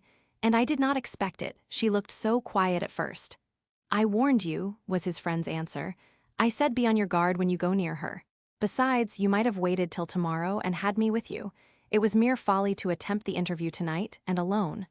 I thought I could have done some good." You thought. Yes, it makes me impatient to hear you. But however, you have suffered, and are likely to suffer enough for not taking my advice, so I'll say no more. Carter, hurry, hurry. The sun will soon rise, and I must have him off." "Directly, sir. The shoulder is just bandaged. I must look to this other wound in the arm. She has had her teeth here too, I think." "She sucked the blood. She said she'd drain my heart," said Mason. I saw Mr. Rochester shudder. A singularly marked expression of disgust, horror, hatred, warped his countenance almost to distortion. But he only said, "Come, be silent, Richard, and never mind her gibberish. Don't repeat it." "I wish I could forget it," was the answer. "You will when you are out of the country. When you get back to Spanish Town, you may think of her as dead and buried, or rather, you need not think of her at all." "Impossible to forget this night." "It is not impossible. Have some energy, man. You thought you were as dead as a herring 2 hours since, and you are all alive and talking now. There. Carter has done with you, or nearly so. I'll make you decent in a trice. Jane," he turned to me for the first time since his reentrance, "take this key. Go down into my bedroom, and walk straight forward into my dressing room. Open the top drawer of the wardrobe, and take out a clean shirt and neck-handkerchief. Bring them here, and be nimble." I went, sought the repository he had mentioned, found the articles named, and returned with them. "Now," said he, "go to the other side of the bed while I order his toilet, but don't leave the room. You may be wanted again." I retired as directed. "Was anybody stirring below when you went down, Jane?" inquired Mr. Rochester presently. "No, sir, all was very still." "We shall get you off cannily, Dick." And it will be better, both for your sake and for that of the poor creature in yonder. I have striven long to avoid exposure, and I should not like it to come at last. Here, Carter, help him on with his waistcoat. Where did you leave your furred cloak? You can't travel a mile without that, I know, in this damned cold climate. In your room? Jane, run down to Mr. Mason's room, the one next mine, and fetch a cloak you will see there. Again I ran, and again returned, bearing an immense mantle lined and edged with fur. Now I've another errand for you, said my untiring master. You must away to my room again. What a mercy you are shod with velvet, Jane. A clod-hopping messenger would never do at this juncture. You must open the middle drawer of my toilet table and take out a little phial and a little glass you will find there. Quick! I flew thither and back, bringing the desired vessels. That's well. Now, doctor, I shall take the liberty of administering a dose myself, on my own responsibility. I got this cordial at Rome, of an Italian charlatan, a fellow you would have kicked, Carter. It is not a thing to be used indiscriminately, but it is good upon occasion, as now, for instance. Jane, a little water. He held out the tiny glass, and I half filled it from the water bottle on the washstand. That will do. Now wet the lip of the phial. I did so. He measured 12 drops of a crimson liquid and presented it to Mason. Drink, Richard. It will give you the heart you lack for an hour or so. But will it hurt me? Is it inflammatory? Drink, drink, drink. Mr. Mason obeyed because it was evidently useless to resist. He was dressed now. He still looked pale, but he was no longer gory and sullied. Mr. Rochester let him sit 3 minutes after he had swallowed the liquid. He then took his arm. Now I am sure you can get on your feet, he said. Try. The patient rose. Carter, take him under the other shoulder. Be of good cheer, Richard. Step out, that's it. I do feel better, remarked Mr. Mason. I am sure you do. Now, Jane, trip on before us away to the back stairs, unbolt the side passage door, and tell the driver of the postchaise you will see in the yard or just outside, for I told him not to drive his rattling wheels over the pavement, to be ready. We are coming, and Jane, if anyone is about, come to the foot of the stairs and hem. It was by this time 5:30, and the sun was on the point of rising, but I found the kitchen still dark and silent. The side passage door was fastened. I opened it with as little noise as possible. All the yard was quiet, but the gate stood wide open, and there was a postchaise with horses ready harnessed and driver seated on the box, stationed outside. I approached him and said the gentlemen were coming. He nodded. Then I looked carefully round and listened. The stillness of early morning slumbered everywhere. The curtains were yet drawn over the servants' chamber windows. Little birds were just twittering in the blossom-blanched orchard trees, whose boughs drooped like white garlands over the wall enclosing one side of the yard. The carriage horses stamped from time to time in their closed stables. All else was still. The gentlemen now appeared. Mason, supported by Mr. Rochester and the surgeon, seemed to walk with tolerable ease. They assisted him into the chaise. Carter followed. Take care of him, said Mr. Rochester to the latter, and keep him at your house till he is quite well. I shall ride over in a day or two to see how he gets on. Richard, how is it with you? The fresh air revives me, Fairfax. Leave the window open on his side, Carter. There is no wind. Goodbye, Dick. Fairfax, well, what is it? Let her be taken care of. Let her be treated as tenderly as may be. Let her. He stopped and burst into tears. I do my best, and have done it, and will do it, was the answer. He shut up the chaise door, and the vehicle drove away. Yet would to God there was an end of all this, added Mr. Rochester, as he closed and barred the heavy yard gates. This done, he moved with slow step and abstracted air towards a door in the wall bordering the orchard. I, supposing he had done with me, prepared to return to the house. Again, however, I heard him call Jane. He had opened the portal and stood at it, waiting for me. Come where there is some freshness for a few moments, he said. That house is a mere dungeon, don't you feel it so? It seems to me a splendid mansion, sir. The glamour of inexperience is over your eyes, he answered, and you see it through a charmed medium. You cannot discern that the gilding is slime and the silk draperies cobwebs, that the marble is sordid slate, and the polished woods mere refuse chips and scaly bark. Now here he pointed to the leafy enclosure we had entered. All is real, sweet, and pure. He strayed down a walk edged with box, with apple trees, pear trees, and cherry trees on one side, and a border on the other full of all sorts of old-fashioned flowers, stocks, sweet williams, primroses, pansies, mingled with southernwood, sweetbriar, and various fragrant herbs. They were fresh now as a succession of April showers and gleams, followed by a lovely spring morning, could make them. The sun was just entering the dappled east, and his light illumined the wreathed and dewy orchard trees and shone down the quiet walks under them. "Jane, will you have a flower?" He gathered a half-blown rose, the first on the bush, and offered it to me. "Thank you, sir. Do you like this sunrise, Jane? That sky with its high and light clouds, which are sure to melt away as the day waxes warm, this placid and balmy atmosphere? I do, very much. You have passed a strange night, Jane." "Yes, sir."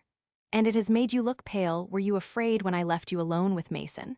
"I was afraid of someone coming out of the inner room. But I had fastened the door, I had the key in my pocket. I should have been a careless shepherd if I had left a lamb, my pet lamb, so near a wolf's den, unguarded. You were safe. Will Grace Poole live here still, sir?" "Oh, yes. Don't trouble your head about her, put the thing out of your thoughts. Yet it seems to me your life is hardly secure while she stays. Never fear, I will take care of myself. Is the danger you apprehended last night gone by now, sir?" "I cannot vouch for that till Mason is out of England. Nor even then. To live, for me, Jane, is to stand on a crater crust which may crack and spew fire any day. But Mr. Mason seems a man easily led. Your influence, sir, is evidently potent with him.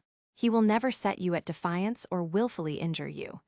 "Oh, no, Mason will not defy me, nor knowing it will he hurt me, but unintentionally he might in a moment by one careless word deprive me if not of life yet forever of happiness. Tell him to be cautious, sir. Let him know what you fear and show him how to avert the danger." He laughed sardonically, hastily took my hand, and as hastily threw it from him. "If I could do that, simpleton, where would the danger be? Annihilated in a moment. Ever since I have known Mason, I have only had to say to him, 'Do that,' and the thing has been done. But I cannot give him orders in this case. I cannot say, 'Beware of harming me, Richard,' for it is imperative that I should keep him ignorant that harm to me is possible. Now you look puzzled, and I will puzzle you further. You are my little friend, are you not? I like to serve you, sir, and to obey you in all that is right." "Precisely, I see you do. I see genuine contentment in your gait and mien, your eye and face, when you are helping me and pleasing me, working for me, and with me in, as you characteristically say. All that is right. For if I bid you do what you thought wrong, there would be no light-footed running, no neat-handed alacrity, no lively glance and animated complexion. My friend would then turn to me, quiet and pale, and would say, 'No, sir, that is impossible. I cannot do it because it is wrong,' and would become immutable as a fixed star. Well, you too have power over me and may injure me. Yet I dare not show you where I am vulnerable, lest, faithful and friendly as you are, you should transfix me at once. If you have no more to fear from Mr. Mason than you have from me, sir, you are very safe." "God grant it may be so. Here, Jane, is an arbor. Sit down." The arbor was an arch in the wall, lined with ivy. It contained a rustic seat. Mr. Rochester took it, leaving room, however, for me, but I stood before him. "Sit," he said. "The bench is long enough for two. You don't hesitate to take a place at my side, do you?" "Is that wrong, Jane?" I answered him by assuming it. To refuse would, I felt, have been unwise. "Now, my little friend, while the sun drinks the dew, while all the flowers in this old garden awake and expand, and the birds fetch their young ones' breakfast out of the thornfield, and the early bees do their first spell of work, I'll put a case to you, which you must endeavor to suppose your own. But first, look at me, and tell me you are at ease, and not fearing that I err in detaining you, or that you err in staying." "No, sir, I am content." "Well then, Jane, call to aid your fancy. Suppose you were no longer a girl well-reared and disciplined, but a wild boy indulged from childhood upwards. Imagine yourself in a remote foreign land. Conceive that you there commit a capital error, no matter of what nature or from what motives, but one whose consequences must follow you through life and taint all your existence. Mind, I don't say a crime. I am not speaking of shedding of blood or any other guilty act, which might make the perpetrator amenable to the law. My word is error. The results of what you have done become in time to you utterly insupportable. You take measures to obtain relief, unusual measures, but neither unlawful nor culpable.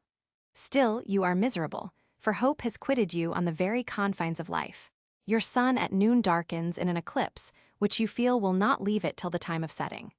Bitter and base associations have become the sole food of your memory. You wander here and there, seeking rest in exile. Happiness in pleasure, I mean in heartless, sensual pleasure, such as dulls intellect and blights feeling. Heart-weary and soul-withered, you come home after years of voluntary banishment. You make a new acquaintance, how or where no matter. You find in this stranger much of the good and bright qualities which you have sought for 20 years and never before encountered. And they are all fresh, healthy, without soil and without taint. Such society revives, regenerates. You feel better days come back, higher wishes, purer feelings. You desire to recommence your life, and to spend what remains to you of days in a way more worthy of an immortal being. To attain this end, are you justified in overleaping an obstacle of custom, a mere conventional impediment which neither your conscience sanctifies nor your judgment approves? He paused for an answer. And what was I to say? Oh, for some good spirit to suggest a judicious and satisfactory response. Vain aspiration. The west wind whispered in the ivy round me, but no gentle Ariel borrowed its breath as a medium of speech. The birds sang in the treetops, but their song, however sweet, was inarticulate. Again Mr. Rochester propounded his query. Is the wandering and sinful, but now rest-seeking and repentant, man justified in daring the world's opinion, in order to attach to him forever this gentle, gracious, genial stranger, thereby securing his own peace of mind and regeneration of life? Sir, I answered, a wanderer's repose or a sinner's reformation should never depend on a fellow creature. Men and women die, philosophers falter in wisdom, and Christians in goodness. If anyone you know has suffered and erred, let him look higher than his equals for strength to amend and solace to heal. But the instrument, God, who does the work, ordains the instrument. I have myself, I tell it you without parable, been a worldly, dissipated, restless man, and I believe I have found the instrument for my cure in. He paused. The birds went on caroling, the leaves lightly rustling. I almost wondered they did not check their songs and whispers to catch the suspended revelation, but they would have had to wait many minutes, so long was the silence protracted. At last I looked up at the tardy speaker. He was looking eagerly at me. "Little friend," said he, in quite a changed tone, while his face changed too, losing all its softness and gravity, and becoming harsh and sarcastic, "you have noticed my tender penchant for Miss Ingram. Don't you think if I married her she would regenerate me with a vengeance?" He got up instantly, went quite to the other end of the walk, and when he came back he was humming a tune. Jane, said he, stopping before me, you are quite pale with your vigils. Don't you curse me for disturbing your rest? Curse you? No, sir. Shake hands in confirmation of the word. What cold fingers. They were warmer last night when I touched them at the door of the mysterious chamber. Jane, when will you watch with me again? Whenever I can be useful, sir. For instance, the night before I am married. I am sure I shall not be able to sleep. Will you promise to sit up with me to bear me company? To you I can talk of my lovely one, for now you have seen her and know her. Yes, sir. She's a rare one, is she not, Jane? Yes, sir. A real strapper, Jane. Big, brown, and buxom, with hair just such as the ladies of Carthage must have had. Bless me, there's Dent and Lynn in the stables. Go in by the shrubbery, through that wicket. As I went one way, he went another, and I heard him in the yard, saying cheerfully, Mason got the start of you all this morning. He was gone before sunrise. I rose at 4 to see him off. Thank you for listening. If you enjoyed this story, don't forget to follow the reading lantern and let its light guide you to your next great tale.